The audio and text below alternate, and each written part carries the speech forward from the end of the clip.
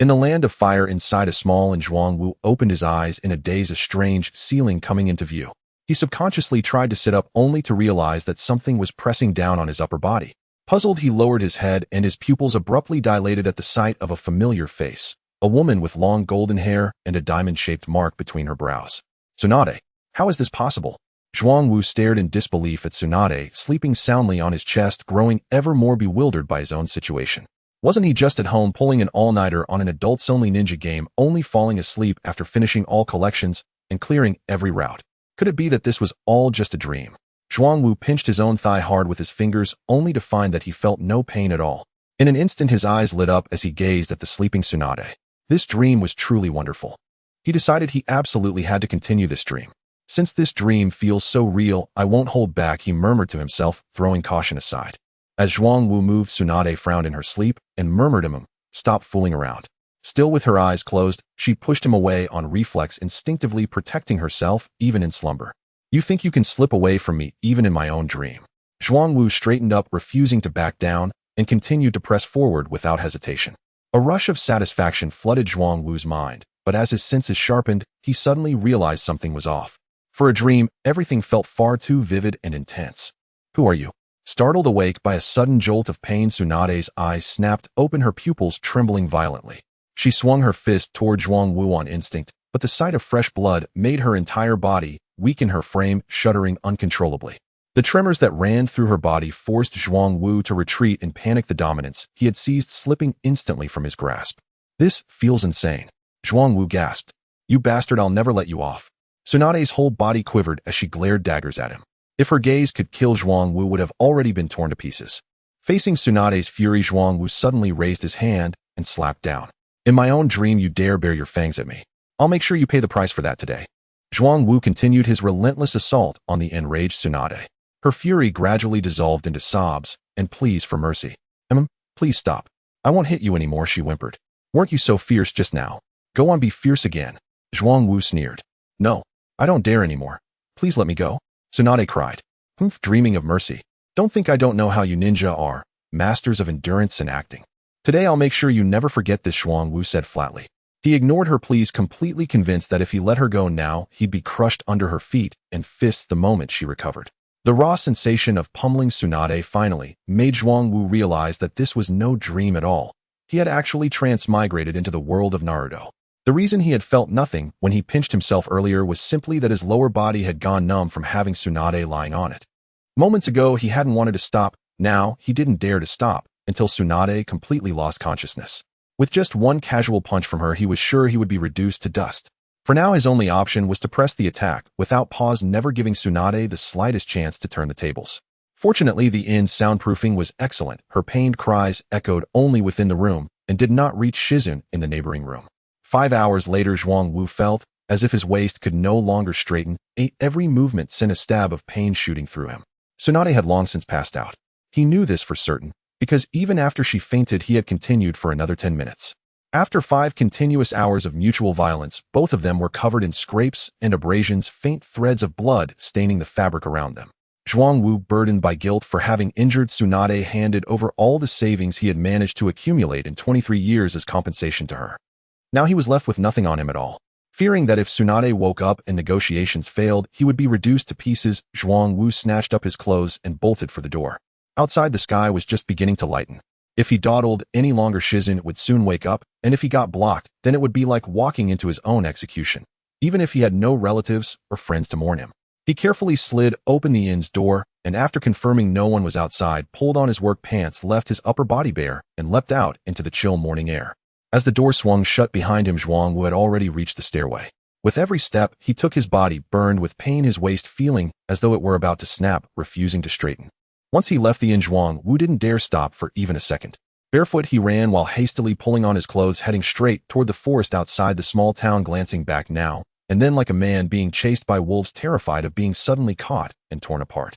Ding! Congratulations to the host for conquering Tsunade. Reward: Sage Body.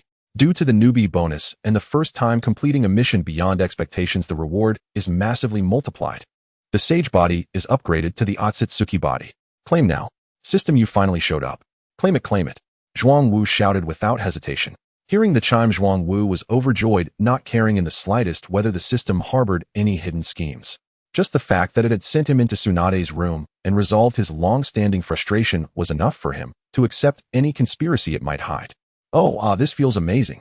As his words of acceptance fell, a warm current surged through Zhuangwu's entire body, so comfortable that it drew an involuntary groan from his throat. His waist no longer hurt, his legs no longer ached, and even his lower body stopped burning with pain, becoming several times more robust than before. His entire frame stretched taller, 8-pack abs, a distinct line, broad chest, a flexible yet powerful waist, and a sweeping back like wings all appeared in an instant. Only 3 things were lacking. His face was still slightly inferior to that of a story's handsome lead. His skin was pale as a ghost, and a pair of sharp horns now jutted from his head. Aside from those, Zhuangwu was quite satisfied. System, is there any way to hide this? I draw way too much attention walking around like this. Ding, yes. As long as the host wills it, this is merely an outward form. Whether you reveal it or not will not affect your abilities, the system replied. As your system, I'll remind you of one thing. Don't go seeking death. Right now your strength is barely on par with a newborn of the Otsutsuki clan. Work hard to capture key story characters to increase your power, it added. Retracting the white skin and horns, Zhuangwu was not surprised by the system's warning. His strength really hadn't improved much. The system had essentially given him only a new physique, nothing more. So I have to capture story characters to grow stronger. The problem is there are only so many women. In the end, I'll still have to rely on my own cultivation, won't I? He muttered, smacking his lips as he recalled the women in Naruto. The thought of cultivating on his own felt rather exhausting. Ding, it's story characters in general. If the host doesn't wish to cultivate alone, you may also capture male characters, the system chimed. What? No way, forget I said anything. Zhuangwu blurted out. The moment the system finished speaking, a barrage of eye-searing images flashed through Zhuangwu's mind, making him spit at the ground 3 times in a row to drive away the bad omens. System, don't ever mention men again. I'll cultivate on my own. Ooh, I love cultivating on my own, he declared. The system's ding-ding sounds carried a hint of teasing, which Zhuangwu deliberately ignored. He looked back at the small town behind him, now shrinking into a mere silhouette, and began pondering whom he should target next. After thinking for a long time, without reaching a conclusion, Zhuangwu unwillingly raised his hand, grasping at the empty air, as if trying to recall the feeling of Tsunade's touch. Tsunade. Senju Tsunade. Uchiha, he murmured. Thinking of the Uchiha clan who were always at odds with the Senju, Zhuangwu's eyes lit up. System, can you act as a guide? Can you lead me to the place where Uchiha Mitsuki is sealed? Ding. Yes, the system responded. Thinking about the sealed Uchiha Mitsuki, Zhuangwu grew increasingly excited. A living weapon of war, obedient, starved for affection, willing to do anything asked, he felt he was perfectly suited for her. Once he found her, he vowed to shower her with love every single day. The more he thought about it, the more exhilarated he became. Amazing, start the navigation. Zhuangwu urged. We finally made it. 8 days. Do you have any idea what I went through in those 8 days? Zhuangwu, clothes in tatters, stood before the cave, where Uchiha Hikari was sealed, tears streaming down his face. If not for the extraordinary physique of the Otsutsuki that let him run so fast, he would never have survived. Zhuangwu had no doubt that he would have already been hacked into 8 pieces by mountain bandits and chopped up for a meal. In this damned ninja world, bandits and commoners who cannot survive everywhere go mad at the sight of a person like lunatics pouncing on any passerby. Host, stop complaining. As long as you successfully capture Uchiha Hikari, you will no longer have to eat beef. You are right, but I am still not satisfied. I will definitely make those bandits pay the price. Uchiha Hikari, here I come. Thinking of the experience of being hunted by mountain bandits, Zhuangwu clenched his fist and dashed into the cave. Fortunately, Uchiha Hikari's sealing location was within the land of fire. If it had been farther, the journey would have been unbearably harsh. Pushing aside the vines at the cave entrance, Zhuangwu stepped into the turning point of his destiny. Bioluminescent plants within the cave provided a faint glow. A straight passageway stretched so far that its end could not be seen, and the earthy metallic stench rushed straight to his head.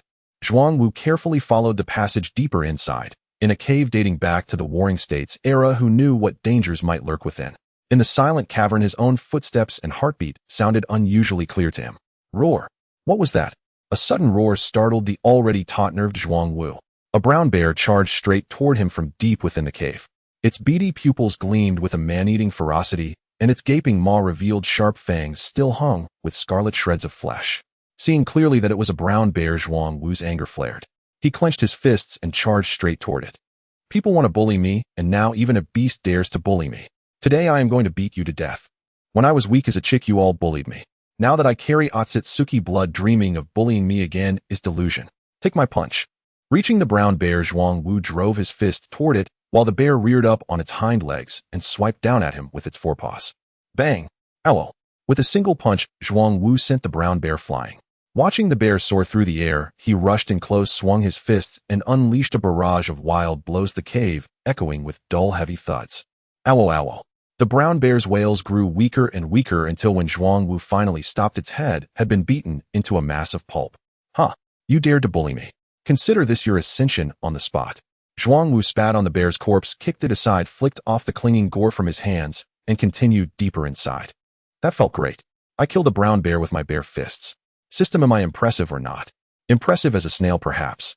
In this world you are just a small nobody. Please do not get carried away, host. System, you are not humorous at all. With my powerful fists, I could easily become a boxing champion in my original world. In this world, you could be beaten into sludge by a random ninja at any moment. System, withdraw. You are too hurtful. Unable to endure the system's mockery, Zhuang Wu decisively chose to cut off communication. Tap, tap, tap. As the sound of footsteps echoed, Zhuang Wu stepped into a circular chamber at the end of the cave. In the center, a woman wearing Warring States-era Uchiha garments was trapped inside a crystal. So this is Uchiha Hikari. How am I supposed to get her out? Receiving no response from the system, Zhuang Wu called out directly, System, say something. Host, did you not just tell me to withdraw? That was then. Now we are dealing with serious business. Why are you acting so slow-witted? Do not compare me to foolish AIs. Smash this crystal and the seal will be lifted. It is that simple. Fine then. Zhuang Wu was astonished by the system's answer, but since it had spoken, he followed its instructions. Walking up to the crystal, he clenched his fist and punched it. Pegasus Meteor Fist. Bang. Crack. With Zhuang Wu's punch, faint cracks appeared on the crystal. Hey, it works, he exclaimed. It works. Time for a barrage of serious punches. Seeing his attack take effect, Zhuang Wu swung his arms freely and launched continuous blows. The crystal kept emitting sharp cracking sounds as fragments were smashed and scattered in all directions. Crack. Boom. With a crisp snap, the crystal shattered completely, dissolving into motes of light that vanished into the cavern's air. Seeing his precious treasure about to fall to the ground, Zhuang Wu hurried forward and caught her in his arms. This was the key to him no longer having to eat beef. If anything happened to her, who knew where he would find another? Zhuang Wu carefully examined Uchiha Hikari cradled in his arms and was thoroughly satisfied. This delicate face, these curves, this peach-like charm, everything is perfect. Uchiha Hikari slowly opened her closed eyes, and the three tomos spinning within her pupils instantly captured Zhuang Wu's gaze. Who are you? Uchiha Hikari, my name is Zhuang Wu. I am the one who saved you. I have need of you. From now on, I am your master, and you are my person. As Uchiha Hikari inquired, Zhuang Wu immediately bestowed upon himself a lofty identity. Very well. Created to exist as a weapon of war, Uchiha Hikari accepted Zhuang Wu's words without the slightest hesitation. For this was the very reason she existed. Hikari, let us go. We will find a place outside to wash up, and then I will teach you what love is. Having successfully coaxed Uchiha Hikari, Zhuang Wu pulled her up and led her toward the cave's exit. Thinking of how he would soon be free from eating beef, he could not contain his excitement. All right. Uchiha Hikari showed no reaction to Zhuang Wu holding her hand, simply following obediently in his footsteps. Hikari, let me tell you, many years have passed since you were sealed. Outside, it is no longer a battlefield of ninja clans, but a world of different villages, among which 5 are the main ones, the villages of Fire, Lightning, Water, Wind, and Earth. Your Uchiha clan is in Konoha village, but it has already been annihilated. Outside, they say it was destroyed by someone called Uchiha Itachi. But I do not believe it. How could a single person wipe out an entire clan? No one resisted, and the village did not intervene. The more you think about it, the more absurd it sounds. After saying so much, all he received were 2 muted acknowledgements. Puzzled, Zhuang Wu turned his head to look, only to see Uchiha Hikari still expressionless, completely indifferent to everything he had said. Hikari, your clan was annihilated. Are you not angry? At his question, Uchiha Hikari changed for the first time, tilting her head slightly to glance at Zhuang Wu. It has nothing to do with me. You are my master now. All right, then it really has nothing to do with us. Looking at Uchiha Hikari's demeanor, Zhuang Wu felt a pang of pity. The brainwashing had clearly gone far too deep. I still have to pour more love into her, Zhuang Wu thought. Resolving himself, he quickened his pace, remembering that there was a small river not far outside the cave. He hurried to wash up quickly, and then returned to the cave to teach Uchiha Hikari what love was. By then she would surely no longer be so expressionless. Saving persecuted girls, he told himself, would begin with him. We are here, Hikari. Wash up right here. All right. I will help you undress. After being trapped for decades, you must have forgotten how to take off your clothes. All right. That tickles a little. If it tickles, that means it is time for a proper scrubbing. Come, let me help you. Front first. It feels uncomfortable. Once you are clean, you will feel better. You help scrub me too, let us finish quickly. All right. Master, tuck that away a little. It is bumping into me. Do not mind such a small thing, Hikari. Let us hurry and finish washing so we can return to the cave, and I will teach you how to taste food. All right. Scrubbing each other, the two washed quickly and were soon completely clean. After washing, Zhuangwu put on only a pair of briefs, while Uchiha Hikari wore just one more piece of clothing than he did. They held all their other garments in their arms as they walked back toward the cave, intending to hang them around the circular chamber to dry. Once all the clothes were hung up, Zhuangwu looked at Uchiha Hikari with sudden seriousness.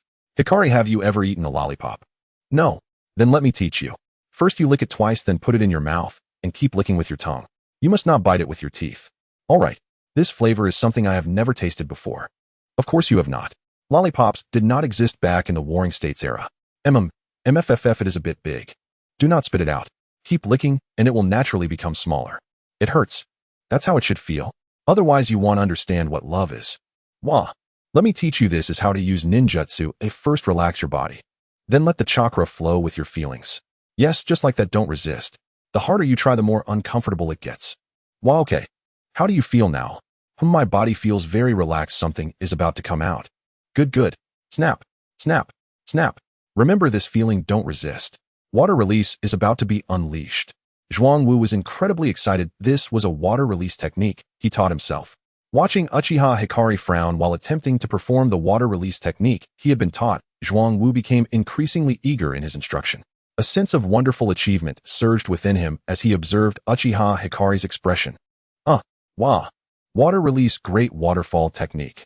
Zhuangwu and Uchiha Hikari unleashed their water release simultaneously, the immense power drenching the ground.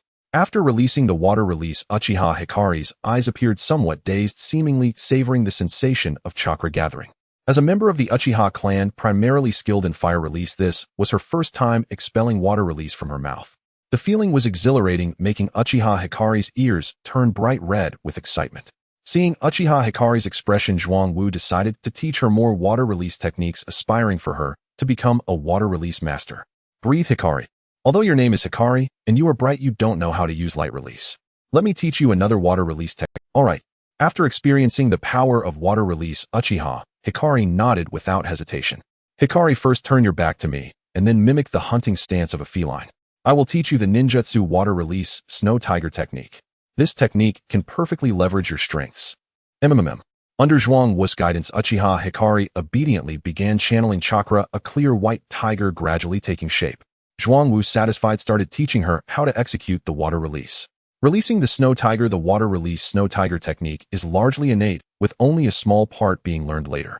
However, it ultimately cannot match the immense power of an innate technique. Snap, snap, snap. Under Zhuangwu's instruction, the sound of Uchiha Hikari's water release snow tiger striking the cave walls echoed continuously. Uchiha Hikari's water release grew increasingly powerful, and Zhuangwu became more excited. If she trained well, he could effortlessly handle countless enemies, leaving everything to Uchiha Hikari.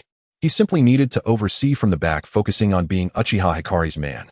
Time flew by as Zhuangwu taught her 18 variations of water release, while both spent half a day and night in the cave utterly exhausted. Ding! Congratulations, host. You have captured Uchiha Hikari, and the reward is the Eternal Mangekyo Sharingan, left eye time stop, right eye divine domain. The chakra level is approximately 3 times that of Kakashi. Zhuangwu, deep in sleep, was awakened by the system's notification. Hearing the rewards, he furrowed his brows. System, is this right? 3 times Kakashi. My natural growth during this time is more than his. I know how to use chakra. Also about the Mangekyo, give me the time stop. I'm a decent person, okay? Who are you insulting? Host, time stop is very legitimate. You are the one being lewd. Do not use your thoughts to speculate on my rewards. If you cannot use it, learn it yourself or capture a character. Lest you end up like now, unable to even learn to climb a tree. Is it that I can't learn? I just managed to control it a bit today, but the next day my chakra increases again and I have to start over. The total amount changes daily. How am I supposed to learn this? Who are you insulting? Host, time stop is very legitimate. You are the one being lewd. Do not use your thoughts to speculate on my rewards. After the system's words, Zhuangwu chuckled to himself, thinking of Yamashiro Aki and Haruno Sakura, both having decent abilities with chakra control. I wonder what era it is now. The bandits I encountered on the way couldn't even read. It's exhausting just to stay alive, and I couldn't even ask. System, speak up. Ding. Host, do not ask me about everything. It is before the Chunin exams. Uzumaki Naruto is currently experiencing the Wave Country incident.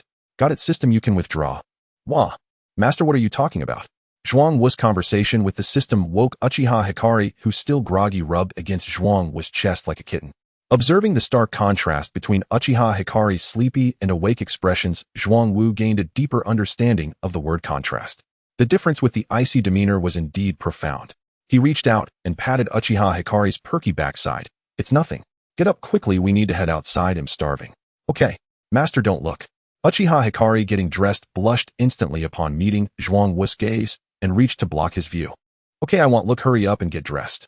Girls have such strange thoughts. Oh, I understood every inch of her yesterday, but today it can't be the same.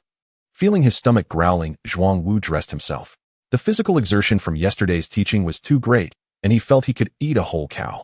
He needed beef to replenish protein when they reached town. Master, I'm ready. Let's go. Zhuang Wu glanced curiously at Uchiha Hikari, who returned to her expressionless state after getting dressed. Did this outfit have a personality-altering effect?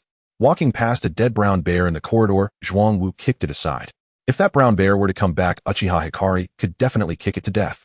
Woohoo! The sun is shining brightly.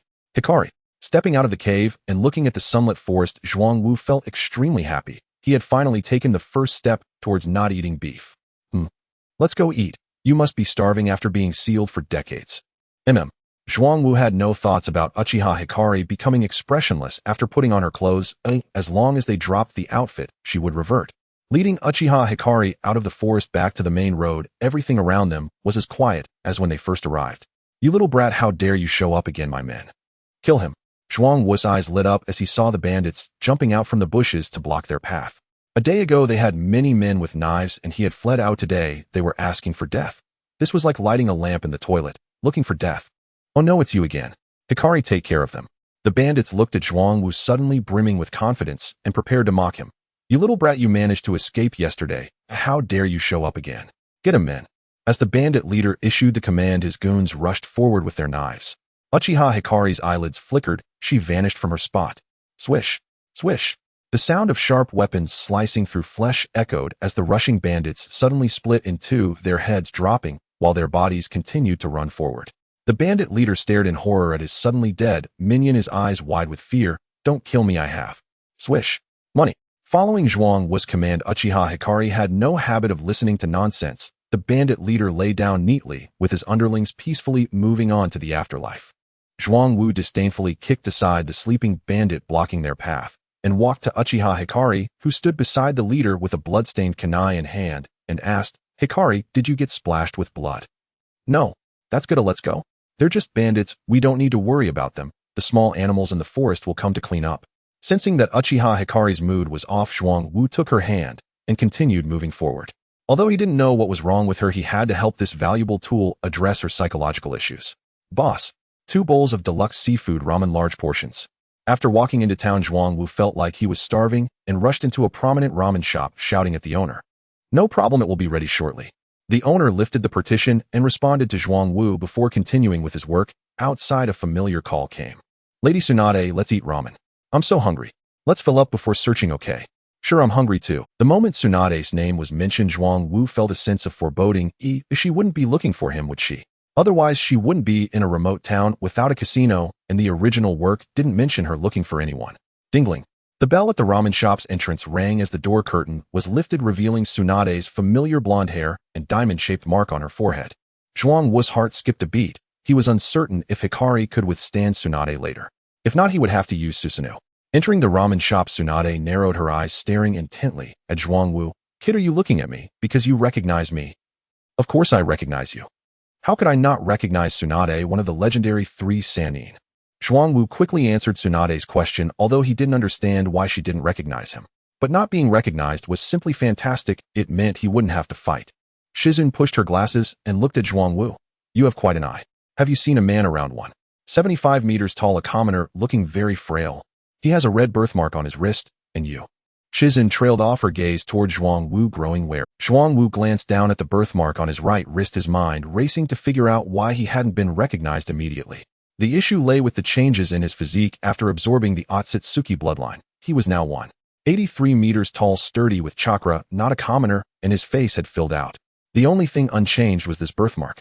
After going through the reasons in his mind, Zhuangwu knew he couldn't hide it now. He confidently displayed his wrist to Tsunade and Shizune.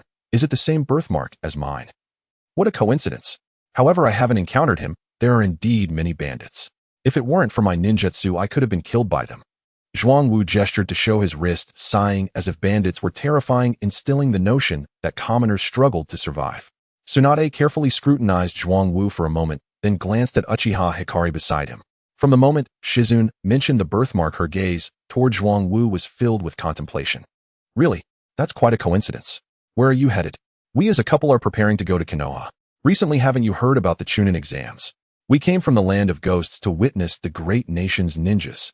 Seeing Tsunade's suspicion, Zhuangwu directly fabricated a lie, pulling Uchiha Hikari closer to him as he spoke to Tsunade. Upon hearing about witnessing the great country's ninjas, Tsunade let out a cold snort. You seem quite interested. We just got married and thought to see the world. Please don't laugh at us, Lady Tsunade. Although Zhuangwu didn't know what he had said wrong, he could only grit his teeth and continue on. After hearing Zhuangwu's elaboration, the coldness in Tsunade's eyes intensified. We are also heading back to Konoha village, so let's go together. Lady Tsunade, we aren't. Shizune, puzzled by Tsunade's words, inquired, but upon meeting Tsunade's icy glare, she instantly lowered her head and fell silent. After Shizune fell silent, Tsunade turned her gaze back to Zhuangwu. What do you think? Sure, of course, no problem. Haha, it's our honor to travel with one of the legendary 3 Sannin, Tsunade. Zhuangwu could tell from Tsunade's demeanor that he was being highly suspected. She was not entirely sure, but was definitely wary. While he verbally agreed cheerfully with Tsunade, he pondered what to do next. As long as Tsunade didn't act immediately, he had to experience the power of time stop by night. A grown man couldn't be threatened by a woman, could he? The ramen shop fell into an eerie silence, as neither side spoke, each harboring their own thoughts. Here are your 2 bowls of deluxe seafood ramen. Hey, what do you 2 want to eat? The ramen shop owner's voice broke the silence as he looked at Tsunade and Shizune and inquired. Zhuangwu didn't look at Tsunade and Shizune pushing ramen towards Uchiha Hikari as he felt their gaze piercing him like knives. Hikari, let's eat. Okay. Boss will have what they're having. Shizune pointed at Zhuangwu and Uchiha Hikari, stating their ramen request. Got it. It'll be ready shortly. Please wait. Smack. Hey, are you done eating? If you're done, let's go. Zhuangwu, who had just finished his ramen, looked blankly at Jing-in, who was banging on the table. First of all, my name is Zhuangwu, not Hehe. Secondly, are you a bit too irritable, beautiful lady? That's how I am, so hurry up. What are you dawdling for? Jing-in, don't be like this.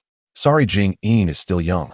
Seeing Jing-in's irritable demeanor, Tsunade approached, grabbing her hands and glaring at Jing-in while apologizing to Zhuangwu. Zhuangwu looked at Tsunade with confusion, feeling something was off. Zhuangwu glanced at Uchiha Light, who had also finished eating, and stood up, waving at Tsunade. It's fine, since we're done eating, let's go. Boss, the money is here. Alright, take care. As they exited the ramen shop, Jing-in squeezed next to Zhuangwu and began to inquire. Zhuangwu, right. What's your wife's name and how old are you this year? Light, in his 20s. Zhuangwu glanced at Jing-in, who wasn't holding a pet pig, and casually replied, What about your pet? Why aren't you carrying it? What pet? I don't have any pets. Are you secretly gathering intelligence on us? Jing-in narrowed her eyes and stared at Zhuangwu as if ready to strike at any moment. After Jing-in spoke, Zhuangwu furrowed his brows, wondering why she didn't have a pet. It shouldn't be possible. They couldn't have not raised one at this point, especially after the Chunin exams. Confused, Zhuangwu pushed Jing-in away, gathering what? I just heard it. Who gathers false intelligence? That makes some sense. By the way, have you really not encountered the person I mentioned? Jing-in nodded in agreement, her elbow resting on Zhuangwu's shoulder. No, I haven't encountered them at all. Alright, then, by the way, where is your land of demons? I've never heard of it. Can you tell me about it? I'd like to visit with Lord Tsunade when I have the time. Hearing Zhuangwu's unchanged response, Jing-in wrapped her arm around Zhuangwu's shoulder and eagerly started asking about the land of demons. As Jing-in spoke, Zhuangwu's mind exploded. Is there really no land of demons? Is Jing-in joking, or is it true? Thoughts raced through Zhuangwu's mind. Considering Jing-in didn't have a pet pig and the contrasting personalities of Tsunade and Jing-in, he decided to play it safe. The world is indeed strange, he would investigate slowly. He just hoped it wasn't an act to extract information. The land of demons is just a small country. It's normal not to have heard of it. It only has a few villages. After watching the Chunin exams, he'll take you there. Zhuangwu smiled as he introduced Jing-in and Tsunade. After his introduction, Tsunade thanked Zhuangwu. Thank you, Zhuangwu-kun. Haha, no problem, no problem. One of the legendary 3 Tsunade is happy to visit our country. Zhuangwu scratched the back of his head, trying to appear harmless. Seeing the gentle Tsunade, he felt a wave of anxiety rise within him as the system kept glitching. He couldn't comfort himself at all. System, something feels off. Are you sure this is the normal Naruto world? Host, this is the Naruto world. I know it's the Naruto world, but is it normal? Why does it feel like the world of limited Tsukuyomi? Didn't you say Naruto was experiencing the Wave Country incident? This is indeed the limited Tsukuyomi world. System, what the heck? You said Naruto is experiencing the Wave Country incident, but this is a different matter. Host, you misunderstood. You asked what period it is, and I replied that Naruto is currently experiencing the Wave Country incident. There is no problem. So you aren't going to mention the issues with the world at all, huh? You didn't ask, host. Get lost. How do I get out of here? Once your strength reaches a certain level, you can break the limited Tsukuyomi and get out. I'm really fed up. If my strength increases slowly, will I have to finish the 4th Great Ninja War before leaving? This is your problem. It has nothing to do with me. My password system, you idiot. Zhuangwu was furious and started cursing the system. Hey, what are you thinking about? You were lost in thought. Jing-yin pushed Zhuangwu, who was gritting his teeth, trying to get his attention. Zhuangwu opened Jing-yin's hand, expressing his dissatisfaction. Nothing much, just thought of an enemy. Jing-yin is Orochimaru. Let's go say hello. Tsunade's slightly happy voice rang out, and Zhuangwu turned to see Orochimaru cosplaying as a life mentor surrounded by a group of children. Although he knew this was limited Tsukuyomi, the scene felt too out of place. Orochimaru had truly become a good person from start to finish. So would Danzo not be— Although he knew this was limited Tsukuyomi, the scene felt too out of place. Orochimaru had truly become a good person from start to finish. So would Danzo not become the 5th Hokage in this world? Zhuangwu quickly dismissed the horrifying thought of Danzo as Hokage. It was just too absurd. Orochimaru, long time no see. What are you up to? As Zhuangwu lost himself in thought, Tsunade had already met up with Orochimaru. Orochimaru, distributing snacks, turned around with a smile upon hearing the greeting. Tsunade. I've established a small ninja village aiming to adopt all the orphans in the ninja world so they have someone to rely on. They're the children I've found out here. Aren't they adorable? As he spoke, he pointed at the children behind him, showing off to Tsunade as if basking in the light. You're really amazing, Orochimaru. Much better than Jiraiya, who only knows how to crawl through sewers. Upon hearing Orochimaru's words, Tsunade immediately praised him without hesitation. Jiraiya, he's just afraid of facing people. Who are these two behind you? Tsunade's question left Orochimaru at a loss for words. They were his companions, so he couldn't just make something up. He had to change the topic, so he asked about Zhuangwu and Light. Hearing Orochimaru's inquiry, Tsunade graciously extended her hand toward Zhuangwu and Light. Halfway through, she paused and pulled Uchiha Light in front of her to introduce him to Orochimaru. This is Light. He is Zhuangwu. Konoha welcomes you both. It's a pity I have something to attend to and can't stay. Orochimaru warmly greeted Zhuangwu and Light, glancing at the children behind him with a hint of regret in his voice. Zhuangwu raised an eyebrow at Orochimaru's demeanor, wondering who would carry out the plan to collapse Konoha. It couldn't be Jiraiya, who crawls through sewers, could it? Lord Orochimaru, your actions in caring for children shine brighter than 1,000 Chunin exams. Anyone who knows will only admire you. Oh, not at all. Zhuangwu, you are too flattering. Here, take this as a thank you for your recognition. Hearing Zhuangwu's words, Orochimaru felt a bit embarrassed and happily summoned a scroll to hand to Zhuangwu. Looking at the scroll being handed to him, Zhuangwu felt like crying, but had no tears. He couldn't even perform the hand signs for ninjutsu, so what use was it? Would he just be a living target? Lord Orochimaru, this is undeserved. You should take it back. Unless there's a reward for performing hand signs, otherwise I can only use Rasengan and clap my hands to shout whatever comes out. Seeing Zhuangwu refuse, Orochimaru appreciated him even more. Zhuangwu-kun, just take it. It's a ninjutsu I created myself. After Orochimaru finished, Tsunade chimed in. Zhuangwu, take it. Orochimaru is known as a master of ninjutsu. He often gives ninjutsu to others. Well, then I'll take it. Thank you, Lord Orochimaru. Zhuangwu glanced at the sincere Orochimaru and the comforting Tsunade before accepting the ninjutsu. You're welcome, Tsunade. Zhuangwu, Jingyin Light. I'm taking the kids away now. See you next time. Upon seeing Zhuangwu accept the scroll, Orochimaru waved goodbye to the four and turned to leave. As soon as Orochimaru left, Jing-yin excitedly shook Zhuangwu, urging him. Wow, Lord Orochimaru gifted you ninjutsu. Quickly see what it is. Alright, stop shaking me. Zhuangwu irritably swatted Jing-yin's hand away and slowly opened the scroll. 8-headed serpent technique. Huh. This is Orochimaru's signature ninjutsu. How could he just give it to you? Jing-yin looked at the ninjutsu recorded on the scroll, her eyes wide with disbelief. Zhuangwu was also a bit incredulous. Orochimaru was too generous, right? Wasn't he afraid others would use the scroll to crack his ninjutsu and come looking for trouble? This Maybe I flattered him too much. I used to flatter him often too, and he gifted me the threefold rising gates. It's strong, but it's not as good as the ninjutsu Orochimaru created himself. Jing rolled her eyes at Zhuangwu, enviously looking at the scroll in his hand. Tsunade stepped forward, pulling Jing to ease the awkwardness for Zhuangwu. All right, Jing, don't make Zhuangwu uncomfortable. Hey, let's get going. Otherwise, we'll have to camp out tonight. Wow, Lady Tsunade really has to sleep outdoors. Shizun looked at the completely darkening sky and saw Tsunade scratching her head. Tsunade surveyed the surroundings. Nonchalantly sleeping outdoors is perfectly normal for ninjas. What do you think, Zhuangwu? She glanced at Zhuangwu, who was sitting beside Uchiha Light. Anything is fine, it doesn't matter. Zhuangwu was indifferent to Tsunade and Shizun's conversation, thinking that it would be better for everyone to camp outside for a few more days, and then separate.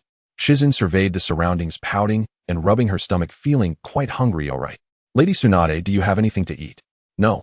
Tsunade, upon hearing this, walked towards Zhuangwu and stopped beside the bonfire, looking a bit embarrassed as she asked Zhuangwu, Zhuangwu, do you have any? I have some dry rations, but it seems insufficient for the situation. Zhuangwu took out 2 pieces of baked bread, waved them, and then handed one to Uchiha Light, spreading his hands towards Tsunade. Here, now I only have my own. All right. Shizun, go hunt some animals for us to roast. Seeing the situation, Tsunade had no choice but to demand, as there wasn't enough to share. Okay, whoosh. Shizun glanced at the baked bread in Zhuangwu's hand, swallowed her saliva, and disappeared into the depths of the forest. Tsunade, seeing this, sat down opposite Zhuangwu, waiting for Shizun's return. Gulu, looking at Zhuangwu and Uchiha Light eating, Tsunade rubbed her belly that was growling, feeling hungrier. Unable to bear watching others eat, while she was hungry, Tsunade decided to chat to distract herself. I'll share a little with you, or else with that look in your eyes, I'm afraid you might eat us. Zhuangwu broke off a piece of baked bread and handed it to the drooling Tsunade. Hearing this, Tsunade instantly brightened up, took the bread, and brought it to her mouth. Thank you. You're welcome. Tsunade took a bite of the bread, her joyful expression instantly turning into a frown. The familiar taste of the bread connected Tsunade's mind to Zhuangwu and the man from a few days ago. The flavor of the saliva was exactly the same. With narrowed eyes, she looked at Zhuangwu, her right hand gathering strength. Bang! What was that sound? An explosion was heard from the depths of the forest, and Zhuangwu stood up, alertly looking towards the flickering firelight in the distance. Tsunade, not having time to trouble Zhuangwu, ran anxiously towards the source of the explosion. That's the sound of an explosive tag. Shizun is in danger. Let's go take a look. Completely unaware that his identity had been discovered by Tsunade because of the bread he ate, Zhuangwu decided to join the fray. Okay. Unable to escape like a ninja, Zhuangwu threw himself to the ground and started moving. Light up in the trees looked at Zhuangwu curiously. With chakra enhancement, Zhuangwu was comparable to a human demolition machine as he ran forward, dust and smoke billowing behind him. My speed now is comparable to a racing car. In less than 5 seconds, Zhuangwu and Uchiha Light found themselves not far from the battle. Aren't those people from the cloud-hidden village? Seeing the male ninja's distinctive black skin and forehead protector, as well as a woman as large as Tsunade, Zhuangwu immediately recognized the identities of those fighting Shizun. As for why only Shizun was fighting, it was because Tsunade was lingering on the edge, her clenched fists revealing her anxious mood, wanting to help, but fearing her blood phobia would hold Shizun back. In the field, aside from the 2 ninjas fighting Shizun, the other 2 were vigilantly watching Tsunade and Zhuangwu with Uchiha Light. Their expressions clearly showed their determination to flee at any moment, as they were aware of the identity of the legendary 3 ninjas. Shizun used a substitution technique to escape from the clutches of the lightning ninja, not looking back, as she shouted to Zhuangwu, Zhuangwu, what are you looking at? Hurry up and help. Not me, I can't fight. Can't we discuss stopping? We have no deep-seated hatred, right? Zhuangwu looked at Samui, who was watching him warily, and waved his hand to refuse. If he made a move, wouldn't that expose his secrets? Aside from his Sharingan ability, Zhuangwu couldn't do anything else. Oh, any move would be too flashy. What are you babbling about? Hurry up, these guys won't stop. Let Tsunade handle it, I really can't. Are you out of your mind? If Lady Tsunade could make a move, she would have already. Shizun, hearing Zhuangwu's words, became extremely agitated, revealing Tsunade's inability to act. The lightning ninja, who had been on guard, suddenly had a glimmer of hope. A passerby charged towards Zhuangwu, thinking there was nothing to fear since Tsunade couldn't make a move. If they could take care of these 3, who wouldn't want the tremendous credit of capturing the legendary Tsunade? No, are you out of your mind? Light, get up here. Zhuangwu shouted at Uchiha Light as he saw the passerby. Whoosh. Light, far superior to the passerby in strength, sent him flying back with a single kick. Seeing this, Samui, wary of Tsunade, stepped forward and engaged Light in combat, trying to relieve pressure from the passerby. Without activating his Sharingan, Uchiha Light couldn't quickly take down both ninjas. Seeing the situation becoming tense, Zhuang Wu dashed to Tsunade's side. Tsunade, why aren't you making a move? Hurry up and deal with them. Although he knew Tsunade had a blood phobia, he thought it wouldn't matter as long as there was no blood. However, as soon as Zhuang Wu got close, Tsunade sent a punch flying towards him. Bang!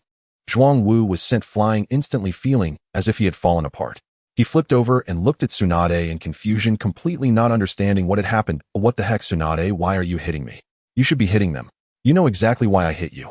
Zhuang Wu approached Tsunade, unable to hold back, as images of the days prior to Tsunade's uncontrollable behavior flooded his mind. When he woke up from unconsciousness, he was in agony from 3 painful spots on his body. If it weren't for worrying about Shizen's safety, he would have acted sooner. Damn, how did you know? Hearing Tsunade's words, Zhuang Wu felt numb. What kind of nonsense was this? Wasn't everything fine before? The situation of Tsunade hitting Zhuang Wu caused those involved in the battle to have mixed thoughts. The lightning ninja, initially shocked, suspected being deceived, but the ensuing infighting made them feel there was still a chance. Uchiha Light frowned as he saw Zhuang Wu being hit, his eyes showing a flicker of his Sharingan, but recalling Zhuang Wu's private request to keep his Sharingan hidden, he could only endure. Shizen, upon hearing Tsunade's words, instantly understood that the guy who had taken advantage of Tsunade was Zhuang Wu. She shot an angry glare at him. She then struck the lightning ninja harder, clearly intending to eliminate the threat to Zhuang Wu. Tsunade, hearing Zhuang Wu's words, was furious, raising her foot to kick. Zhuang Wu, I will never forget the taste of you, you bastard. Heavenly Guardian foot. Tsunade, are you serious? Zhuang Wu quickly dodged. Can you give me a chance? I wanted to be a good person. It was all an accident. Give you a chance. Why didn't you give me a chance? Go die. Boom! The ground beneath Zhuang Wu was kicked out, creating a huge pit. Zhuang Wu dodged Tsunade's attack, shouting to Uchiha Light, take them out, don't hold back. Hearing this, Uchiha Light's eyes immediately revealed his kaleidoscope Sharingan, directly summoning Susanoo. A giant pink skeleton appeared in the area, and the unsuspecting passerby was instantly killed. The Uchiha clan, how is it possible? Tsunade looked at Light, disbelief written all over her face. Wasn't the Uchiha clan down to just 2 members? How could there be more, and with a kaleidoscope Sharingan at that? A giant pink skeleton appeared in the area, and the unsuspecting passerby was instantly killed. The Uchiha clan, how is it possible? As Samui retreated, Tsunade, fearing for Shizen's safety, abandoned Zhuang Wu and charged toward the lightning ninja. The 2 dark-skinned ninjas exchanged glances, and each took out 6 round balls, throwing them at Shizun and Tsunade. Samui, seeing this, looked at her companions with sharp eyes. How could you have brought those things? If we brought them, so what? Hurry and run. Isn't Tsunade strong? I don't believe she can resolve the summoning beast's poison. 8,000 spears. Uchiha Light shouted, and everyone except Zhuang Wu and Tsunade found themselves immobilized. What the hell? Why can't we move?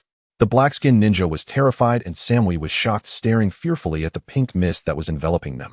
Angrily looking at the 2 black-skinned ninjas, look what you've done, I'm going to be poisoned too. Damn you, why are you shouting? This was prepared for you.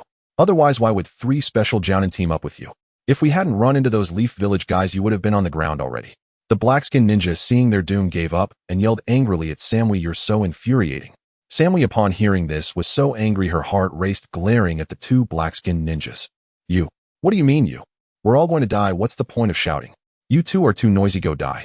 Zhuang Wu, after Light had immobilized everyone, was filled with ambition, raising his fist and charging towards the group not far away, intending to single-handedly take down all of them. As he approached, he heard the black-skinned ninjas and Samui arguing, and he struck down the 2 black-skinned ninjas. Despite their dark skin, their insides were still red. Zhuang Wu spat disdainfully at the dead black-skinned ninjas. Humph, you're all about to die, and still arguing. The village hidden in the mist has gone from being the most united to the most divided.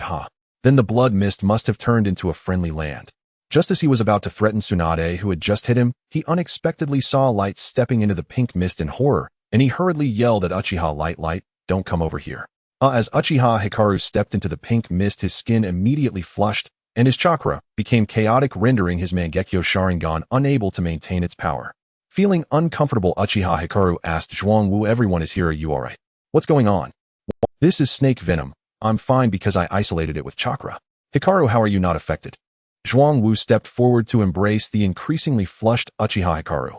The moment he hugged him, Hikaru's body trembled and tears welled up in his eyes, while behind us Zhuang Wu turned around at Hikaru's warning, only to be knocked to the ground. Damn it, Tsunade, Shizen, Samui, get off me. Zhuang Wu, along with Uchiha Hikaru, was tackled by the 3 irrationally readied individuals, unable to push them away. Tsunade's strength was evidently much greater. Aside from feeling like he was pushing against a pile of cotton with no point of leverage, it was utterly useless. Hey, don't tear my clothes. Hikaru, why are you also tearing? Let go. As clothes were continuously shredded into pieces, Zhuang Wu, who was being restrained, was completely immobilized, his hands captured and his head held in place. Zhuang Wu, who had only fought a couple of times, had never experienced such a scene. It was akin to stepping out of a game, slaying 2 slimes, and then encountering a formidable boss. Wahhh Hikaru, don't block my mouth. Tsunade Shizen, let go of my hands. Eat too much water will make me swell. Samui, take it easy, you're going too fast. Damn. Can you all say anything apart from wah? For the first time in his life facing 4 opponents, Zhuang Wu was unequivocally defeated, pressed to the ground and rubbed against it, leaving red marks all over his body, his hands and lips turning pale from the water. He was entirely covered in less than clear water, and as time slowly passed, night faded away only to return again. Eventually, even Tsunade, who had stubbornly resisted, succumbed to unconsciousness with a soft moan. Zhuang Wu pushed away the 4 people on top of him and tremblingly got up after a whole day and night. He felt so numb that he had lost all sensation, struggling to move forward. Even lifting his feet felt a bit awkward. What kind of situation is this? Zhuang Wu sighed in frustration as he walked towards the package that had been thrown away. Or being without clothes felt like running naked, as none of the 5 had even a scrap of cloth. Dressed, Zhuang Wu squatted beside the unconscious 4 women, feeling troubled. Their luggage was stored in a scroll, and there was no way to retrieve it. Zhuang Wu only had 1 set of clothes left in his package, and there was no way to share. Host, don't you remember anything about your Mangekyo Sharingan ability, Divine Domain? The system suddenly spoke up, leaving Zhuang Wu bewildered. Huh, what ability does this Divine Domain have? You only mentioned the time stop, it's just a name, right? It feels similar to Kamui.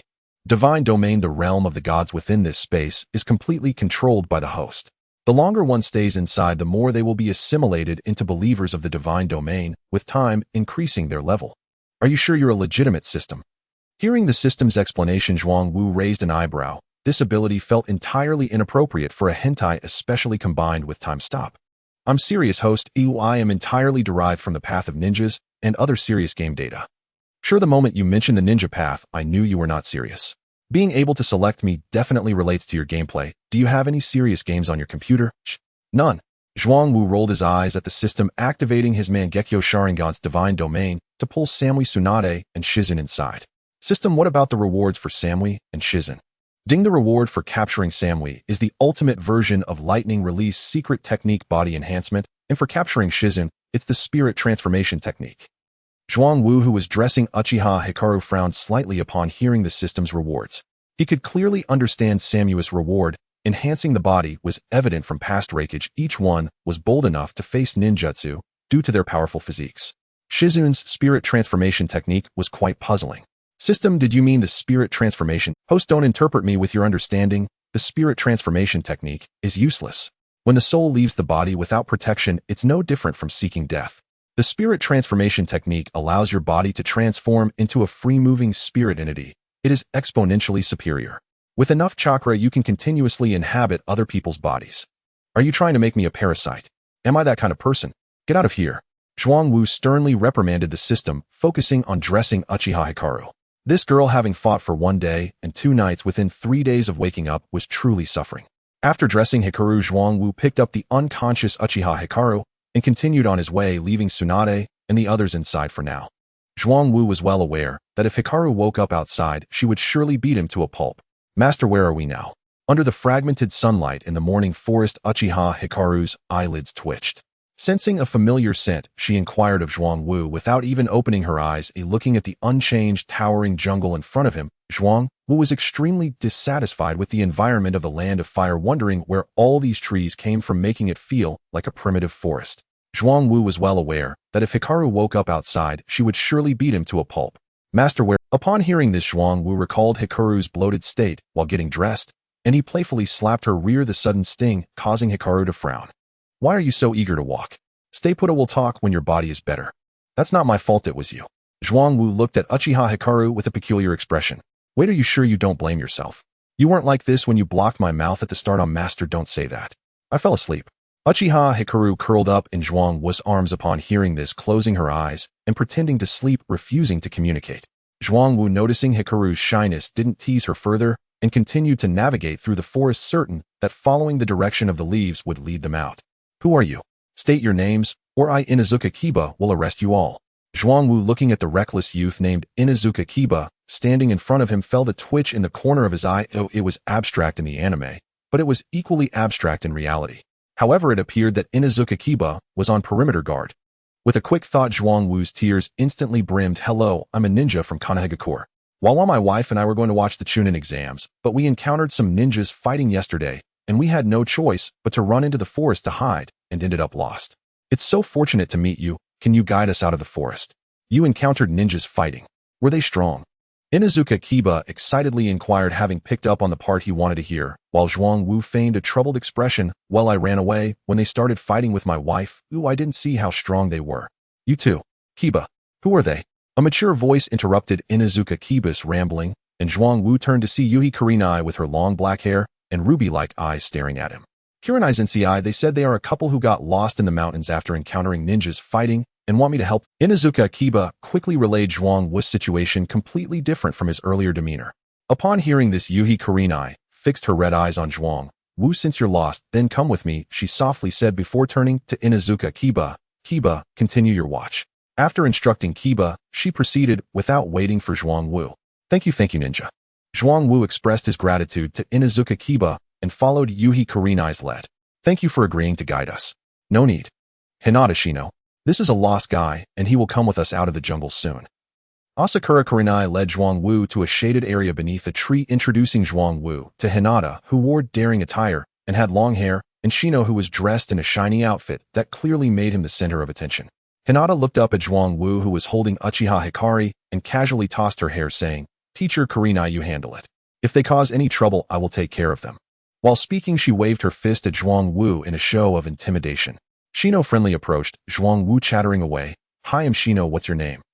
Zhuang Wu looked at Shino, who was completely different from the true invisible man before him, raising an eyebrow. Goodness, the limited Tsukuyumi really shifts from one extreme to another. Compared to the relatively unchanged Inazuka Kiba, Zhuang Wu was straightforward. Hello, Shino. I'm Zhuang Wu, this is my wife. She got exhausted while running away, so I'm carrying her. Wow, you two are quite affectionate. Let me tell you. Boom. Shino, if you keep babbling, I'll punch your head and shut you up. Just as Shino was about to continue her chatter, Hinata punched the nearby tree, causing a shower of falling leaves as a warning to Shino. Seeing this, Shino quickly shrank her neck and made a gesture of regret towards Zhuang Wu before retreating to her original position. Zhuang Wu breathed a sigh of relief, somewhat empathizing with the feelings of Sun Wukong from a Chinese Odyssey, thinking how noisy it was. With a look of slight gratitude, Zhuang Wu nodded at Hinata and wanted to find a place to sit. However, Hinata's voice called out, Hey, come sit over here. Turning to meet Hinata's gaze, he saw her pointing to a spot not far away covered with leaves. Confirming that she was indeed talking to him, he smiled and nodded, Thank you. Sitting there holding Uchiha Hikari, Zhuang Wu glanced at Hinata and was certain of one thing: although Hinata's personality had changed, her fundamental kindness remained. The saying that tolerance is great was indeed true. The strong-willed Hinata, who had always been wealth, revealed her advantages from the very beginning. No need to thank me, what are you all doing here? Hinata asked, casually waving her hand as she inquired about Zhuang Wu's situation. Meanwhile, she curiously looked at Uchiha Hikari, who was in Zhuang Wu's arms, frowning as she noticed Hikari looking comfortable. Zhuang Wu looked curiously at Hinata, who was fixated on Uchiha Hikari, somewhat puzzled by her thoughts. He adjusted Hikari in his arms to avoid Hinata's gaze, and said, We are going to Konoha to watch the Chunin exam, but we got lost due to a ninja fight. Upon hearing Zhuang Wu's words, Hinata squinted her eyes and examined Zhuang Wu's belongings. Are you going to Konoha? Zhuang Wu ignored Hinata's scrutinizing gaze and smiled, nodding yes. I heard the Chunin exam is particularly exciting, so we wanted to join in the fun. Hinata looked at Zhuang Wu's confidence and laughed. Hey, then you won't be able to go. Why not? Zhuang Wu looked at her in confusion. Hinata rolled her eyes dramatically at him, saying, You don't have a gate pass issued by Konoha Village. How do you expect to get in? Gate pass. Hearing Hinata's explanation, Zhuang Wu frowned. No wonder when he mentioned going to watch the Chunin exam at the ramen shop, Tsunade and Shizen clearly didn't believe him. They really are quite the tricksters. Instead of asking about the gate pass, they asked about the land of ghosts. From the very beginning, they were suspicious. I said it, how could two people with business suddenly change their minds? Seeing Zhuang Wu's foolish expression, Hinata burst into laughter. Ha ha, you not even knowing about the gate pass, yet wanting to watch the Chunin exam. Hinata, be careful. Kurenai scolded Hinata upon hearing her, then turned to Zhuang Wu apologetically, saying, I apologize on behalf of Hinata. Through the conversation between Zhuang Wu and Hinata, Kurenai confirmed one thing: Zhuang Wu and Uchiha Hikari were definitely not spies, because no one would send such a foolish spy. Listening to Hinata and Kurenai, Zhuang Wu twitched the corners of his mouth. What is this all about? Feeling dissatisfied, he asked Hinata and Kurenai, "Is there no way to enter even without a gate pass to watch?" He really didn't want to sneak in, or it was too uncomfortable to hide here and there, especially since he had no means of concealment and would be discovered on the first day. No, usually if you're just going in to play around, it's easy. But the Chunin exam is different. Kurenai slowly spoke, interrupting Zhuangwu's hopes. Seeing Zhuangwu's disappointed expression after hearing Kurenai's words, Hinata stepped forward and comforted him by patting his shoulder. "All right, don't be sad. Just stay outside. If you want to go in after the Chunin exam is over, acknowledge me as your big sister, and I'll take you in." Zhuangwu looked up at Hinata, rolling his eyes in disbelief. "After the Chunin exam, according to that beauty, I can get in myself. Do I still need you?" While speaking, he pointed in the direction of Kurenai, indicating to Hinata what he just heard from Kurenai. Examining the accommodating Hinata, Zhuangwu, feeling dissatisfied, added, "Unless you have a way to let us enter the Chunin exam, I will acknowledge you as my big sister." Hinata rolled her eyes at Zhuangwu's fanciful idea, shrugging her hands. "I'm sorry. I can't help you with being the big sister. Unless you can get a recommendation from a famous ninja from Konoha." Upon mentioning a famous ninja from Konoha, Zhuangwu immediately thought of Tsunade in the Divine Realm. Next, he needed to figure out how she could recommend him.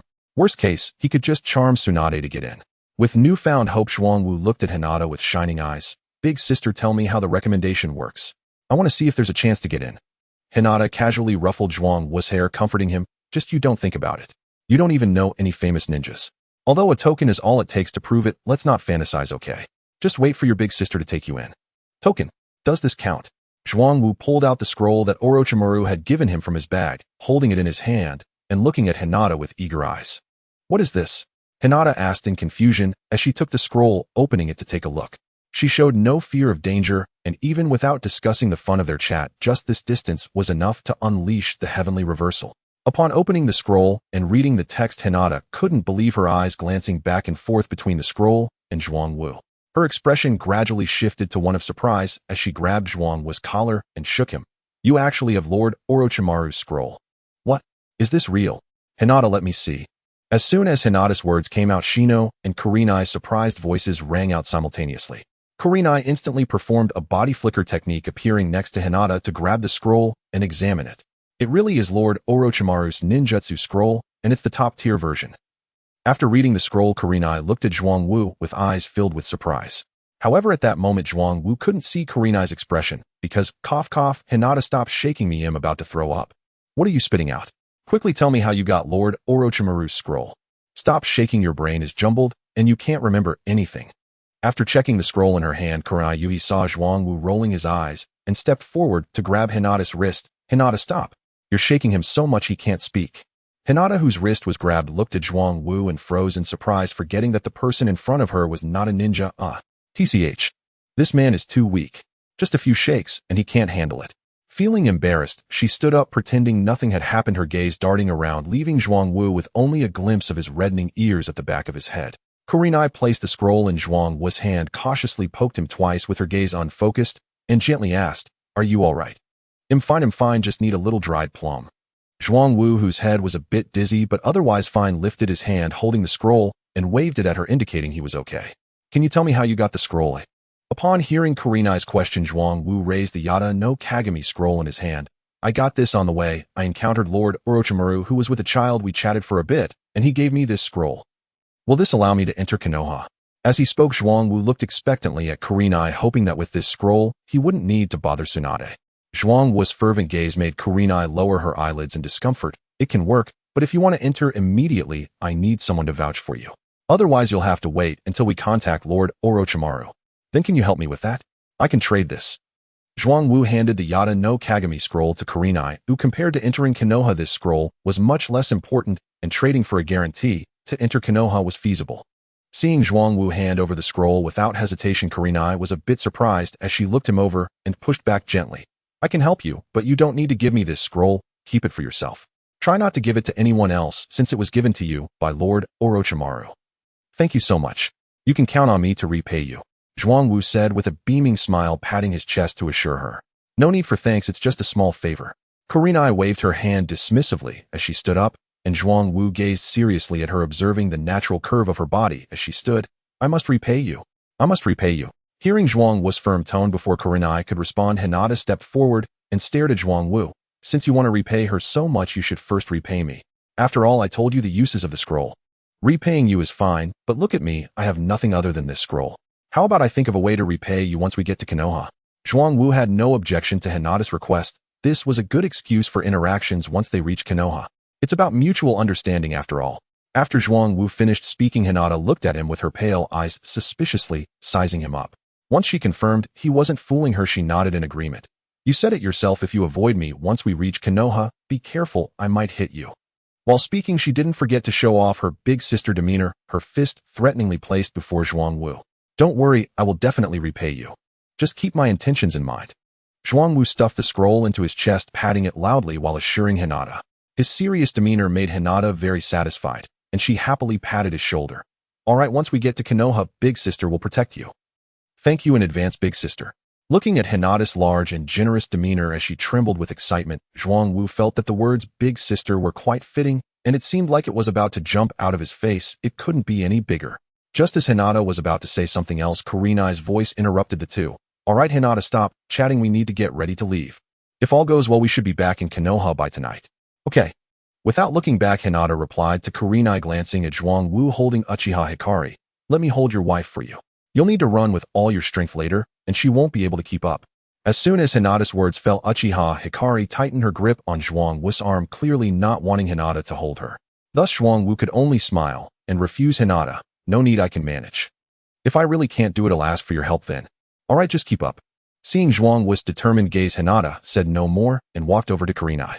Thinking about entering Konoha soon and being able to visit more places, Zhuang Wu was extremely excited. Although it might not be as fast as before, it wouldn't be slow either. Holding Uchiha Hikari, he stood waiting for Kurenai and the others to set off. When the signal was given for Inuzuka Kiba to return, Kurenai leaped onto the big tree. First, Zhuang Wu, keep up. All right. Zhuang Wu intentionally controlled his speed while running on the ground, watching them with their hands behind them, not moving at all, feeling it was quite awkward. Could this really reduce resistance and noise, making it more suitable for a ninja's stealth? The place where Otsutsuki Kagaya slept gradually rose, and following Kurenai's group, Zhuang Wu vaguely saw the outline of Konoha. We're almost there. Zhuang Wu, keep it up. Once we arrive, I'll treat you to something delicious. I'll tell you. As soon as Shino saw the outline of Konoha, she jumped beside Zhuang Wu, excitedly talking to him, vividly describing the food without missing a detail. Gurgle. Shino, can you wait until we arrive to talk? My stomach is protesting after hearing you, and I'm afraid it won't wait for me to get to Konoha. Meeting Zhuang Wu's resentful gaze, Shino directly placed a hand on his shoulder and moved forward with him. Don't worry, I've already promised to treat you, and I will definitely take you to your seat. The rushing wind mixed with Shino's words, and when Zhuang Wu was brought to a stop, he found himself standing in front of the gates of Konoha. The gatekeepers Uchiha and Kodai quickly stepped forward to block everyone, sizing up Zhuang Wu and Uchiha Hikari, and asked Kurenai, "Who are they, U.S. Sensei?" "They are here to watch the Chunin exams. We met them on the way and brought them along." Zhuang Wu, give me Lord Orochimaru's scroll. Kurenai explained to the gatekeepers while turning to Zhuang Wu for the scroll. With his hands occupied holding Hikari, Zhuang Wu looked pleadingly at Hinata. Hinata, could you help me with that? How troublesome.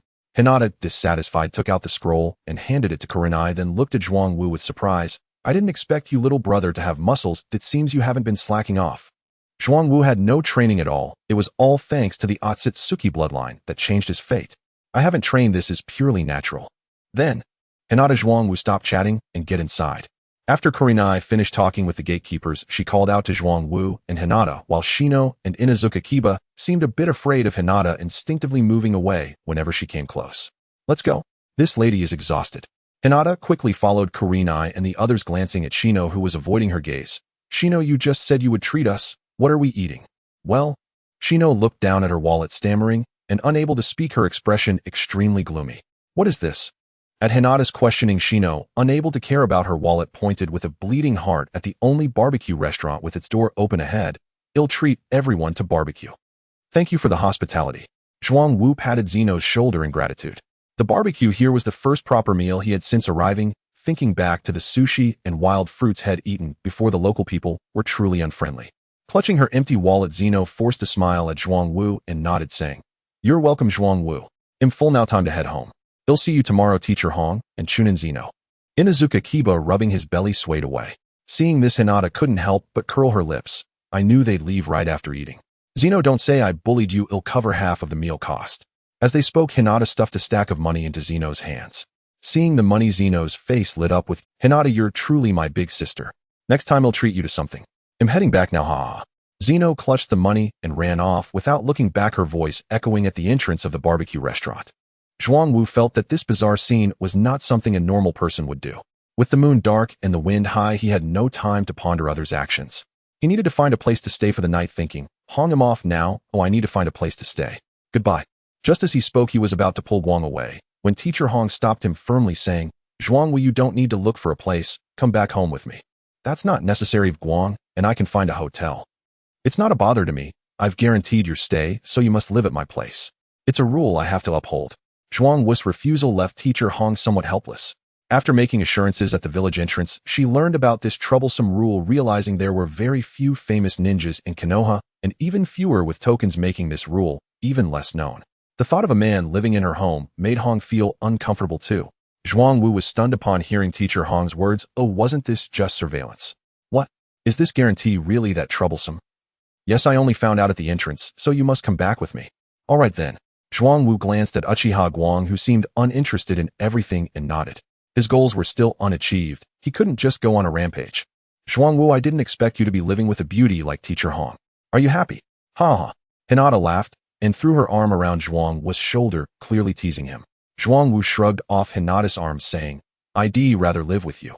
Why don't you switch places with Well, you can dream about that. I can only endure being your big sister and can't help you.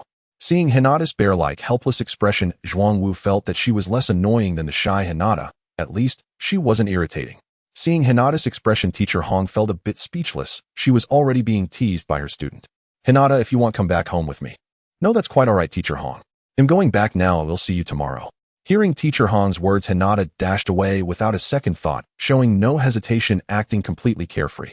Sai Zhuangwu, let's go. With the students having left Teacher Hong's side, and called for Zhuangwu. Uncertain about the situation in the limited Tsukuyami world, Zhuangwu decided to inquire first, what if she was already living with Asuma? He quickly caught up with Teacher Hong, asking, Hong, do you live alone? Occasionally my friends come over to stay, but usually it's just me. Then your friends won't mind, will they? Zhuangwu suspected that the friend Teacher Hong mentioned might be her boyfriend. Zhuangwu's soft inquiry made Teacher Hong's scalp tingle, feeling a chill. Looking at the slightly innocent Zhuangwu, she said, Zhuangwu, what are you doing? Speak properly. Hong, you think too much, or I'm speaking properly. What do you mean properly? That tone of yours was definitely not normal. Teacher Hong shot Zhuangwu a fierce glare. Red Bean won't mind, right? Red Bean. All right then. So you are single after all, who I thought. Huh? Were you just insulting me? Teacher Hong punched Zhuangwu in the chest, cutting off all his words, glaring fiercely at the grinning Zhuangwu. Zhuangwu rubbed his chest, feeling a solid fist imprint left behind. How could these female ninjas be so violent? Looking at the fierce Teacher Hong, Zhuangwu felt innocent, saying, I didn't insult you. You didn't insult me. You call me a dog. Teacher Hong's words left Zhuangwu momentarily speechless. Hearing a popular phrase used to insult someone for the first time felt somewhat surreal. Teacher Hong threatened, pointing at Zhuangwu. Got nothing to say now, huh? Pay attention, if you insult me again, I'll hit you. Understood, let's hurry. It's almost midnight and Guang is tired.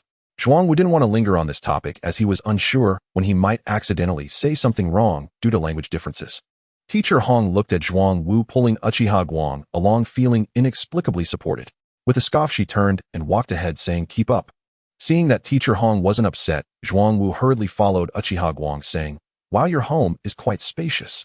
Arriving in front of a standalone house, he looked at the independent villa before him, which was significantly larger than his previous 30-square-meter cramped space. It's all right. Come in and change your slippers. Teacher Hong opened the door, tossing 2 pairs of slippers at Zhuangwu's feet, then took off her shoes and walked inside. Aren't you going to change? It's my home. Oh, why should I change? After changing slippers, Zhuangwu saw Teacher Hong lounging on the sofa, a stark contrast to the cold demeanor she presented when they first met. Seeing this, Zhuangwu seriously suspected that Teacher Hong had a split personality. Wait, weren't you supposed to be the cold type? How come you're like this at home? Outside is outside, home is home. If you dare say anything out there, I'll. Teacher Hong shot a sidelong glance at Zhuangwu, the threat clear. Even if I said it, someone has to believe me. You really don't treat me like an outsider. At least put on a show. Sitting on the sofa with Guang, Zhuangwu also lay back, feeling quite comfortable. Teacher Hong rolled her eyes at Zhuangwu, mimicking her, saying, I'm already exhausted pretending outside. Do I have to keep pretending at home? Who do you think you are? I don't like you pretending. Do you girls only pretend in front of someone you like? Of course. Makeup is the same. If I don't like someone, I can just throw on some random look. Otherwise, it's too troublesome. Alright, your reasoning is quite valid. Zhuangwu nodded in agreement as he thought about his colleagues at work, who often showed up casually, sometimes even skipping makeup and just applying lipstick at their desks. According to them, there was no one at the company worth their effort to dress up for. They'd rather sleep a little longer. Where is your bathroom? Guang and I need to take a shower. Zhuangwu, feeling a bit sleepy, kicked at the calf of the girl opposite him, Shiri Hong. Shiri Hong, who didn't want to move at all, pointed with her hand and continued to lie down. Just get up and you'll see. Alright, you better get up too, hurry and wash up and sleep. It's already morning. Stop nagging, I have my own rhythm. Shiri Hong rolled her eyes in disdain at Zhuangwu, who was pulling Uchiha Guang along to the bathroom, clearly scoffing at his advice. I can't be bothered with you. Guang, let's wash up and sleep. I'm dead tired after not sleeping for days. As Zhuangwu opened the bathroom door with Uchiha Guang, Shiri Hong suddenly sat up, looking at the two with surprise. Wait, are you both going to shower together? What else? Saving water for you, alright? You? Bang. Shiri Hong's speech was directly interrupted by the sound of the door closing, leaving her dumbfounded on the sofa staring at the closed bathroom door. Once the bathroom door was closed, Zhuangwu began to survey the bathroom. There was a bathtub inside with an area of about 8 or 9 square meters, and on the side rack were a few pieces of lingerie. As for the style, let's just say they weren't very revealing. Zhuangwu, who had no knowledge of this, could only recognize the lace. He couldn't name any of the others. Guang, fill the bathtub with water first. Let's soak. I felt like I've been marinated in sea flavor for days. Alright. Hearing Zhuangwu's words, Uchiha Guang's ears turned red as she thought of what she had done.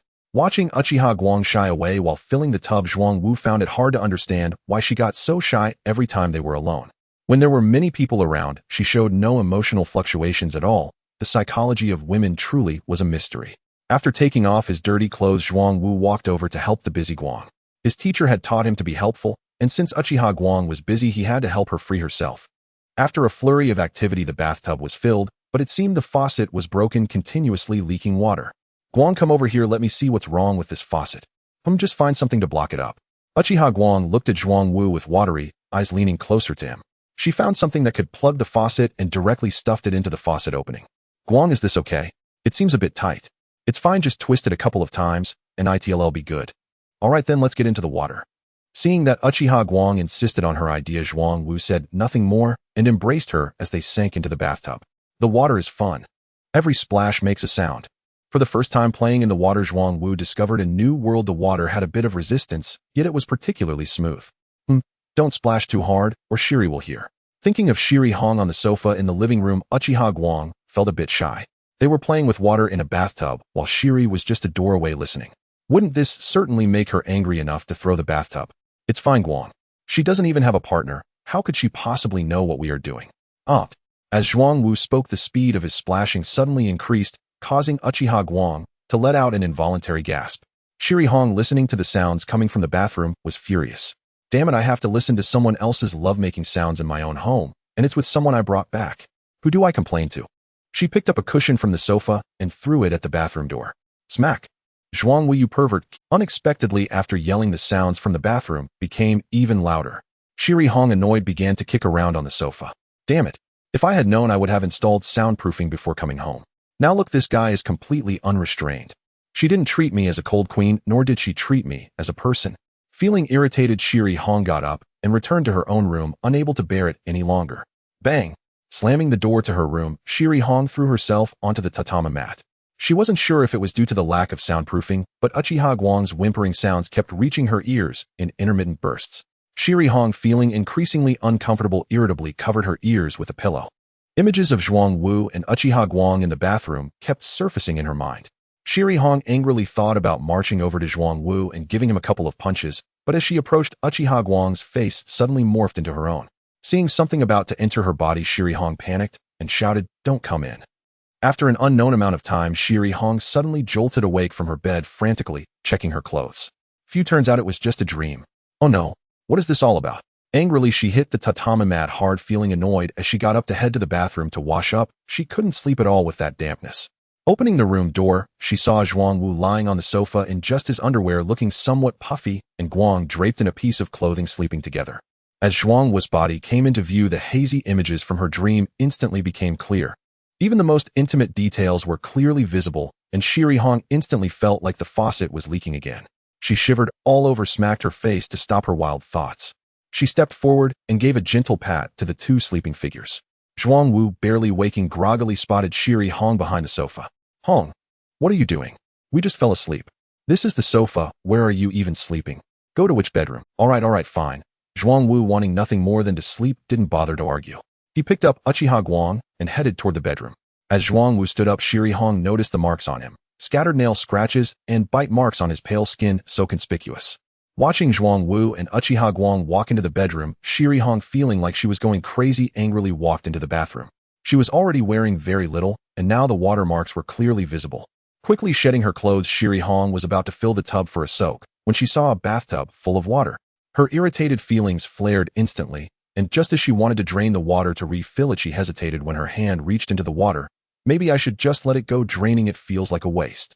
The excuse that came out of her mouth convinced her. Shiri Hong formed a hand seal and released a small fireball, instantly heating the water in the bathtub. She then sank into it, smelling a strange odor from the water. Shiri Hong wasn't sure if it was psychological or if she really smelled it, but the longer she lay in the bathtub, the more comfortable it felt, even though the faucet kept leaking water, which infuriated her. Conflicted, she took a couple of glances and decided to act quickly, starting to scrub her body. Her lack of experience led to her skin becoming red without resolving anything. The sunlight shone on his face, and Zhuang Wu felt a bit itchy in his nose, reaching out to rub it. Guang, stop messing around. I want to sleep a bit more. Sleep? Get up quickly. Shiri Hong's cold, resentful voice mixed with anger came through, instantly waking Zhuang Wu, who met the gaze of Shiri Hong, who had shallow, dark circles under her eyes. Wait, Shiri Hong, why are you in our room? This is my house. I'll go in if I want, and if you have a problem, keep it to yourself. Hurry up and get up. After glaring at the culprit who had kept her up all night, Shiri Hong turned and left. Watching Shiri Hong leave barefoot in her home clothes, Zhuang Wu's eyes widened. Looking at her bare feet and rubbing his itchy nose, Zhuang Wu's expression twisted. Shiri Hong, are you crazy? Stepping on me so early in the morning. This is my home, and you want to sleep in and daydream. Shiri Hong, you will regret this. I am the owner of this place. Bang. Password. Slamming the door early in the morning. Looking at the door that Shiri Hong slammed shut, Zhuang Wu felt irritated as he bounced on the bed a couple of times, then got up in his shorts and walked outside. His clothes were washed and hung outside last night, so he had to wait to see if they were dry before he could wear them. Yawn. Zhuang Wu yawned and opened the door, only to be met with 4 pairs of eyes staring back at him. Zhuang Wuxiang got stuck at the edge of his mouth, unable to come out. Facing the gaze of 4 girls, while wearing only shorts, the feeling of social embarrassment instantly spread throughout his body. Aside from Hinata and Uchiha Hikari, the other 2 were complete strangers. Bang! The movement of his hand was faster than his thoughts as the door was slammed shut. Zhuang Wu, whose toes curled in embarrassment, complained through the door to Shiri Hong. Shiri Hong, why didn't you tell me someone was coming to your house? Bang, bang, bang, stop yelling and open the door. Creak. The door opened a crack and Zhuang Wu grabbed Shiri Hong's arm at the threshold, pulling her in and glaring at her with a mix of anger and despair. Shiri Hong, were you doing this on purpose? Shiri Hong rolled her eyes and pushed Zhuang Wu, whose breath was hitting her face. Get off me. What do you mean on purpose? I told you to wake up, not to come out. Hurry up and get dressed. Stuffing clothes into Zhuang Wu's hands, she opened the door and walked out. Watching Shiri Hong's retreating figure, Zhuang Wu realized he had misunderstood. Shiri Hong was just going to get clothes, but it was still very embarrassing for him. He mumbled to himself, not at all a mature woman, but didn't these clothes just get washed? Why does it still smell like the sea? The faint briny scent emanating from the clothes puzzled Zhuang Wu. Hearing Zhuang Wu's complaints from behind the door, Shiri Hong's ears turned red as she recalled using his clothes as a prop last night. She instinctively curled her fingers. You all wait a moment, breakfast will be ready soon. To mask her own embarrassment, Shiri Hong called out to Uchiha Hikari and the others in the living room before quickly dashing toward the kitchen. Creak. Dressed and standing back in the living room, Zhuang Wu's gaze was fixed intently on Uchiha Hikari, who was sitting with Hinata. Hikari, why didn't you stop Shiri Hong this morning? Zhuang Wu's question left Uchiha Hikari puzzled, clearly not understanding the situation. Trained as a weapon of war since childhood, Hikari only had 2 concepts: enemies and allies. Living together with Shiri Hong meant he considered her an ally. Seeing Uchiha Hikari's bewildered expression, Zhuang Wu felt deflated and could only make do. Hikari, next time you wake up early, remember not to let anyone else into my room. Okay. After responding, Uchiha Hikari quietly sat back down beside Hinata, focused on watching Hinata, Hanabi, and Akamichi playing cards. He was clearly interested in the game, but didn't know how to play, so he could only watch. Hinata, holding a complete set of cards, looked at Zhuang Wu, who was walking over neatly dressed, and a teasing smile crossed her lips. Oh, isn't this the brother who ran around naked? How come you've put on clothes now? You're the one running around naked, okay? I'm clearly wearing shorts. Zhuang Wu was furious at Hinata's tease. How could this young lady still be preserving black history? Oh, right, I have shorts on. Listening to Hinata's dismissive words, Zhuang Wu really wanted to step forward and teach her how to speak properly. Before Zhuang Wu could finish his mental lecture on Hinata, Akamichi's barrage of questions came flying in.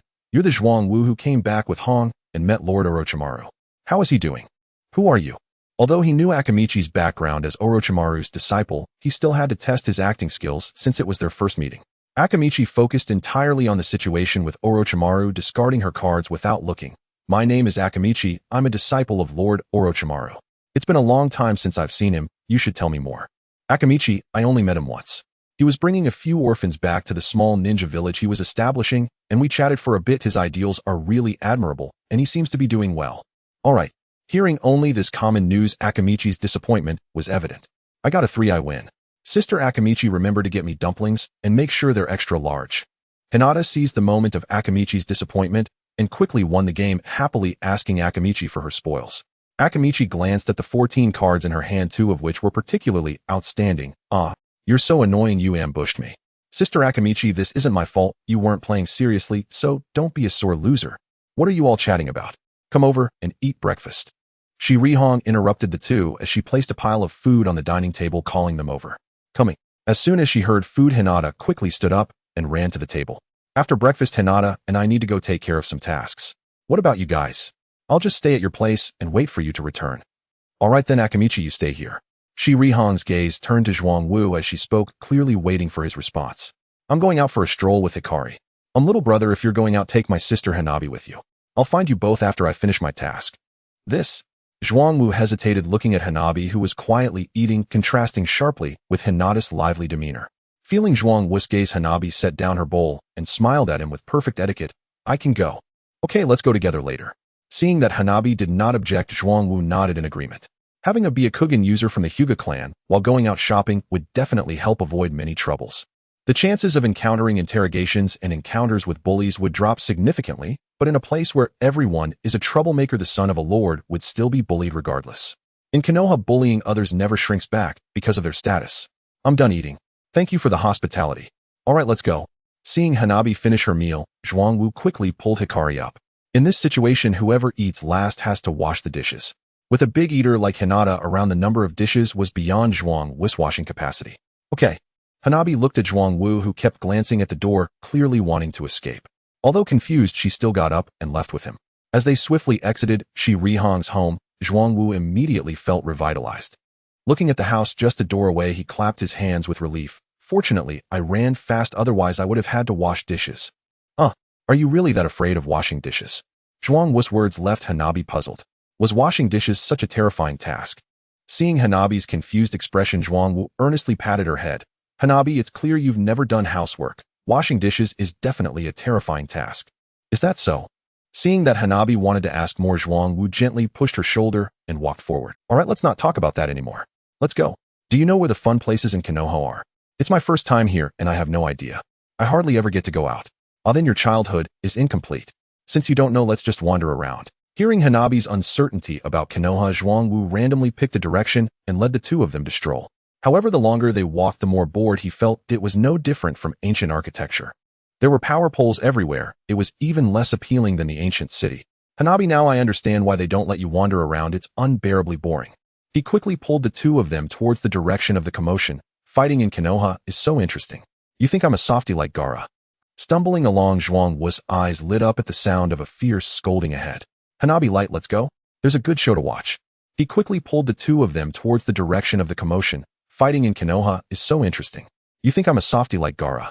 I can't stand people like you who bully others at will. Hell, looking for death, Rasengan. Bang. As Zhuang Wu brought the two over, they saw Gaara being sent flying. The sand gathered to catch him, and Gaara looked at the one who hit him, Naruto Uzumaki, with a noticeably serious gaze. You bastard, it's one thing to bully others, but to resort to violence over a disagreement. You've embarrassed Konoha. Sand shower. Gaara, without dark circles under his eyes, appeared unusually stable emotionally.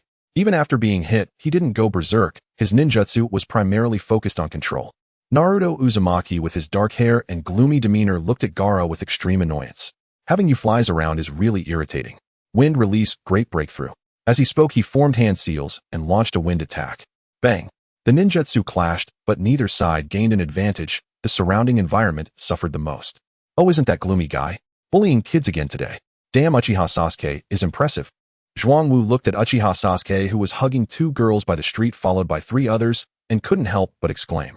In the limited Tsukuyomi, Uchiha Sasuke truly revitalizes the Uchiha clan. Get lost, you scumbag. If you come near me, I'll hit you too. Naruto Uzumaki clearly expressed his dissatisfaction with Uchiha Sasuke, not knowing if it was because Sasuke in the limited Tsukuyomi also stole his crush Sakura. Seeing the standoff among the three parties, Zhuangwu quietly tugged Hanabi's sleeve. Hanabi, what's up with these two Konoha ninjas? Why are they more hostile than the Sand ninjas? I don't know either, but I heard my sister say they are classmates often competing for the top of their grade. The one with 6 whiskers has a crush on someone, but the one he likes is running off with a scumbag, so they're at odds. I can't be sure if it's true. Hanabi first loudly claimed she didn't know, then secretly leaned towards Zhuangwu to gossip. Oh, Zhuangwu nodded in understanding and looked at Uchiha Sasuke. I'm a bit envious of that scumbag. Then work hard. As long as you're not afraid of getting beaten, that scumbag only approaches commoners who don't know ninjutsu, but light. As Hanabi spoke, she gave Zhuangwu a gloating expression, clearly not believing he could realize his dream. Light is fine, I'm worried about others. Right, Light? While explaining to Hanabi, Zhuangwu sought affirmation from Uchiha Light. Hanabi looked at Uchiha Light, who nodded a bit confused, wondering why he wasn't angry. Seeing Hanabi in a daze, Zhuangwu mischievously teased her by patting her head. How about it, Hanabi? Do you want to be with me in the future? I don't wanna. You're already an old man. As soon as Zhuangwu's words came out, Hanabi slapped his hand away and took 2 steps back in disgust. Alright, it seems you're out of luck. After lamenting about Hanabi, Zhuangwu continued to focus on the fighting scene among the few people. In just the time spent chatting with Hanabi, the three had already started a massive brawl. But most of the time it was Naruto Uzumaki getting beaten by the two. This Naruto Uzumaki is a bit annoying. In just a short while, Naruto Uzumaki had several marks from punches and kicks all over him. With the low-level ninjas' chakra and ninjutsu being limited most of the time, it was a clash of physical techniques. This Naruto Uzumaki clearly didn't know the shadow clone technique. Stop. Stop. Don't hit anymore. Quickly stop. Zhuangwu was watching with great interest when Sakura Haruno from the limited Tsukuyomi world ran out shouting continuously not far from the three. This familiar phrase made Zhuangwu instantly look up at the sky. Is it going to rain heavily? Unfortunately, the sky was still clear, and Sakura wasn't the kind of girl who would stop dancing because of rain. She was directly knocked out of the way by Gaara and Sasuke, and as she flew straight towards them, Zhuangwu stepped forward to catch her. Miss Flower, are you okay? Get out of the way. Sakura Haruno pushed Zhuangwu away and shot him a fierce glare without even thinking. Zhuangwu was also annoyed by Sakura Haruno's demeanor and directly pointed at her nose to retort. Seriously, you won't even apologize and you have this expression. What's that about? What's that about? What you just said, don't you know? What did I just say? Didn't I just kindly ask if you were okay? Zhuangwu didn't hold back against Sakura Haruno's punches. He was already this strong, and he wouldn't let her. Hanabi, seeing Zhuangwu so self-righteous, could no longer stand by and pulled at his clothes. Zhuangwu, you just flirted with her. Huh? Flirted? When? I didn't know. Zhuangwu looked at Hanabi in confusion. Was that really flirting and insulting? Language can't be that disconnected. Before Hanabi could answer, Sakura Haruno pointed at Zhuangwu and confronted him. Still saying that calling me Miss Flower and pretending to be innocent, huh? Huh? Is calling someone Miss Flower flirting and insulting? Isn't that a compliment saying you're beautiful? Zhuangwu felt completely innocent. Didn't those beasts during the anti-Japanese war call Chinese women that? How come calling back was flirting and insulting? Seeing Zhuangwu's expression of not pretending, Sakura Haruno furrowed her brows looking at Hanabi. Watching Zhuangwu in confusion, Hanabi had no choice but to clean up the mess. Sakura, Zhuangwu is from a small country and he doesn't understand many things. Maybe someone called them that in his country and he thought it was a normal way to address someone. Fine. Sakura Haruno coldly snorted, acknowledging Hanabi's explanation, and fixed her cold gaze on Zhuangwu. I'll explain it to you once. Calling someone Miss Flower refers to women who are played with and prostitutes. You'd better be careful in the future. It's light of me not to hit you today. After hearing Sakura Haruno's explanation, Zhuangwu quickly apologized. Summa Mason, I didn't know to express my apology. How about I take you out to eat? By the way, he invited Sakura Haruno to dinner. Although in the manga, she wasn't the prettiest, in reality, based on Kishimoto's setting, she was the most beautiful. Her face could still hold its own from every angle. Her skin was fair and tender, her waist was slim, her legs long, and her body was proportionate, though her baby fat was a bit regrettable. But she was still young. They could grow up together like childhood friends. No need, I still have to stop. Sakura Haruno waved her hand at Zhuangwu, pointing towards where Naruto Uzumaki and the others were fighting, but the rest of her words got stuck in her throat. The place where they had just fought was now empty. Only a big yellow dog was lifting its leg to pee, being stared at by several people, and it ran off with its tail between its legs, leaving a trail behind. It seems no one is here anymore. Let me treat you to dinner. Please don't refuse again. Zhuang Wu seized the opportunity to continue inviting her. If he didn't take Sakura Haruno out to eat, when would he have a chance to discuss the origins of life together? For the sake of his brother, Zhuang Wu was very serious about the invitation. Sakura, let's go. Let Zhuang Wu apologize, otherwise if you're angry, he won't feel good either. Although they didn't communicate, Hanabi timely provided support, which led Zhuang Wu to decide to call Hanabi the Sakura Haruno looked at Zhuang Wu's sincere gaze and Hanabi's hope that she would accept. Finally, she glanced at the spot where Naruto, Uzumaki, and Sasuke had disappeared and nodded to Zhuang Wu. Alright, I'll agree. Sakura, why did you stop them from fighting? Sitting in the barbecue restaurant they visited for the second time, Zhuang Wu flipped the meat while asking Haruno Sakura. Haruno Sakura, visibly dejected, rested one hand on her head, leaning halfway on the table, while the other hand incessantly poked at the grilled meat in her bowl. Naruto and Sasuke are my teammates. The Chunin exams are coming up soon, so fighting isn't a good idea, but I saw that neither of them acknowledged you. They seemed almost like strangers. I'm so tired of it. Sasuke is always thinking about girls and Naruto disappears every day. It's hard enough being alone at home, but now I have to deal with them in a team. Especially the team leader, who is meticulous and only gives orders without caring about anything else, and he's always dividing the money. As a member of the limited Tsukudoku world, Haruno Sakura clearly had more to say, perhaps because there was no one to converse with. Zhuang Wu's question made her vent her frustrations, and her words were filled with resentment towards her teammates and teacher. Since Sakura is so frustrated, Zhuang Wu should listen carefully. Is it really that difficult? Yes. I envy other squads, at least they can work together, but my squad can't even find someone to communicate with. Just like today, I just found someone, and they disappeared again. As she spoke, Sakura picked up the tea on the table and took a sip, clearly dissatisfied. Looking up, she squinted at Zhuang Wu. You're Zhuang Wu, right? How old are you? Just as Zhuang Wu was about to continue listening to Sakura's complaints, he casually replied, me. Just over 20. Over 20 is great. Waiter, pack this up. Hearing Zhuang Wu mention his age, Sakura's expression brightened with a smile. She raised her hand to signal the staff. Seeing her sudden decision, Zhuang Wu was a bit confused. We were just eating. Well, why are we packing up suddenly? You'll see in a moment. Hanabi is coming with us to my house for dinner. Sakura pulled Hanabi and Ko ahead, without waiting for Zhuang Wu, who was left with the task of taking the packed food. Sir, everything is packed. Taking the bag handed over by the waiter, Zhuang Wu instinctively thanked. Thank you. Zhuang Wu, hurry up, don't dawdle. It's almost lunchtime. Seeing Sakura calling him from the doorway, Zhuang Wu rolled his eyes. It's lunchtime, so what? We were just eating. Who knows what you're going on about? Right away. Paying quickly, Zhuang Wu followed Sakura, who led the way. Just a few minutes later, they arrived near Sakura's house. Sakura, revealing her intentions, snatched the food Zhuang Wu was holding and smiled at him. Zhuang Wu, can you go buy some alcohol at that convenience store over there? Zhuang Wu looked up and down at Sakura, who was pushing him, surprised that she had such a hobby in the limited Tsukudoku world. You want a drink? Isn't that one of the 3 prohibitions for ninjas? Hurry up. It's not for me, it's for you. By moral guilt, Sakura directly denied Zhuang Wu's question, stuffing her pink wallet into his hand and pushing him toward the convenience store. Stop pushing, I'm going to buy it. Zhuang Wu really didn't expect that Sakura, who hadn't even trained with Tsunade, would have some strength. Hearing Zhuang Wu's words, Sakura let go and cheerfully patted him on the back. All right. Hurry back. Waving goodbye to Hanabi and Ko, Zhuang Wu turned and dashed into the convenience store. In no time, he returned speedily, carrying 3 boxes of alcohol, causing Sakura's eyes to light up. All right, let's go quickly. This stuff isn't light. Hehe, coming right up. Ding ding ding, this is my home, come on in. Responding cheerfully to Zhuang Wu, Sakura inserted her key into the door of the nearby villa and beckoned for him to follow. Looking around, Zhuang Wu noticed that this small courtyard was larger than the Yuhi Kurenai's house, and the decor was more exquisite. Your house is quite big. Yeah, it's okay.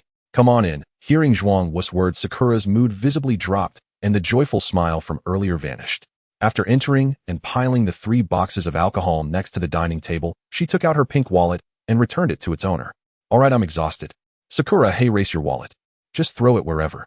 Picking up a box of alcohol and placing it on the dining table, Sakura opened all of them without even looking at the wallet and started pouring the drinks for the 3 of them. Hanabi stared blankly at the alcohol pushed in front of her, repeatedly shaking her head. Sakura, I don't drink. Hanabi, you hardly ever get out. You should try it, otherwise you might not get a chance to drink until you're a jonin. This. Sakura's words clearly shook Hanabi's resistance. As the second young lady of the Hyuga clan, she had always been quite proper, but nobody could maintain decorum all the time. Then it'll just have a taste. Sakura cheerfully stroked Hanabi's hair. That's more like it. The rest for Zhuang Wu will just be for us too. As she spoke, she placed all the remaining alcohol between herself and Zhuang Wu. Zhuang Wu stared blankly at the 1.5 boxes of alcohol, before him wondering if Sakura could really drink that much, or was she planning to drink all of it herself. Sakura, I might not be able to keep up with you. No worries, just drink until you can't anymore. Okay, cheers. Cheers, Zhuang Wu. Let me tell you, I've been an orphan since I was little. I was teased and bullied because of my wide forehead. After finally becoming a ninja, I didn't expect to meet such a bizarre team. We can't even communicate properly. Hurry up and drink. Don't dawdle. Why are there still so many cups? Sakura, who had drunk too much and was teary-eyed, pointed at Zhuang Wu's cup, questioning him. Zhuang Wu looked at the cup in his hand and felt helpless, turning it upside down. Sakura, I'm out. Then why do I see that there's still some in your cup? Watching the drunken Sakura, her cheeks flushed. Zhuang Wu reached out to wipe away the tears at the corners of her eyes. Now it's empty. Really? Hey, that's amazing. Wow, it's back again. Sakura seemed to have discovered a new world, playing with her tears as they flowed and retracted. Seeing that Sakura had finally calmed down, Zhuang Wu turned his attention to Hanabi and Uchiha Ko, who were sprawled out asleep. These two little drunks had passed out after just one cup. He approached and laid them on the living room sofa, tucking them in with a light blanket. Turning around, he saw Sakura swaying toward him. Zhuang Wu, where are you running off to? I can't catch you. He reached out to support Sakura, who was unsteady on her feet, as if she would fall at any moment. Be careful, you'll fall if you're drunk. Don't support me, I'm not drunk.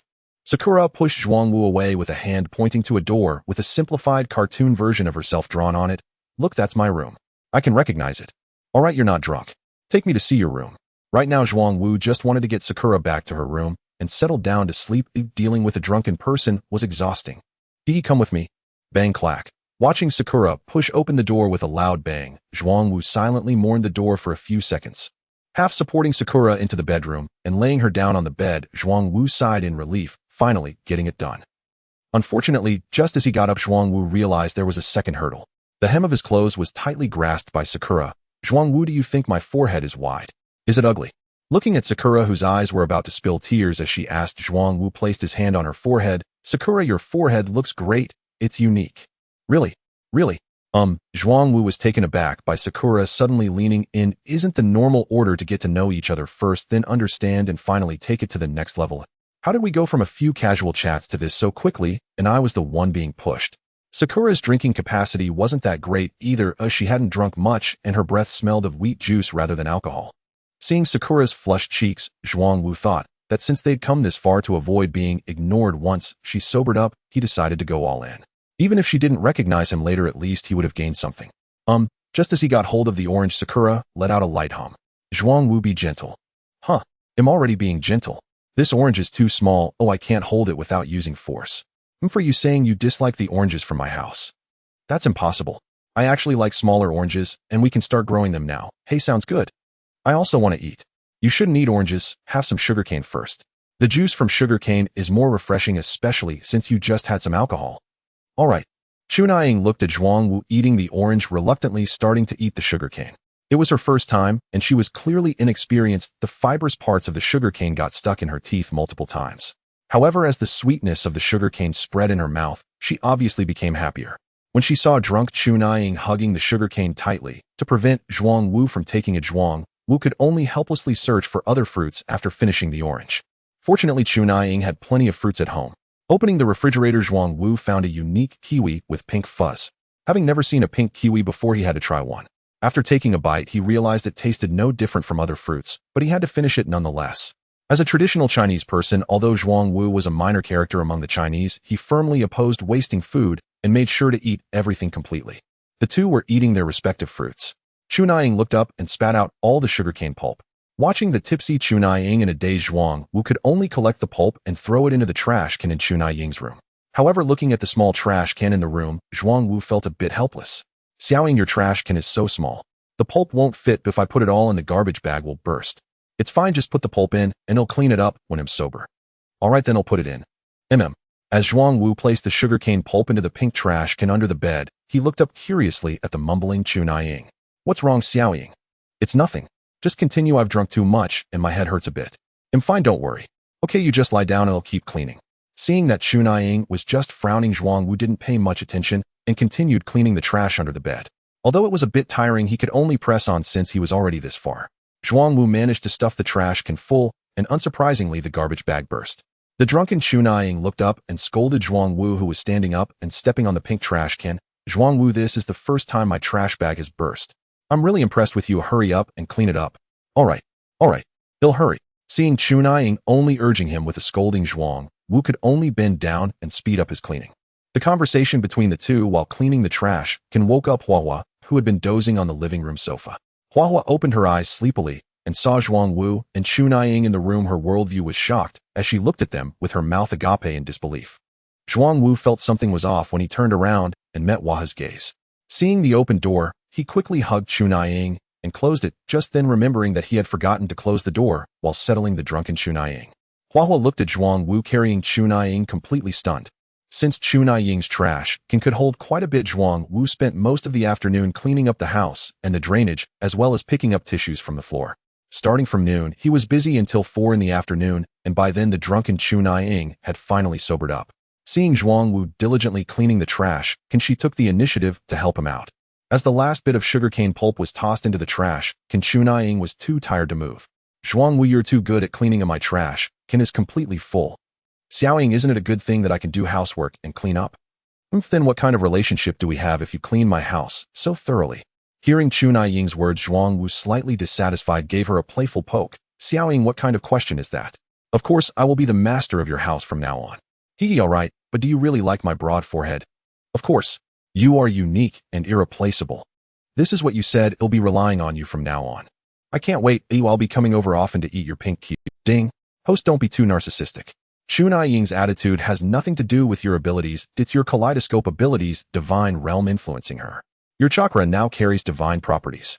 So you're saying that all my hard work this afternoon was already rewarded when Tsunade was eating sugarcane?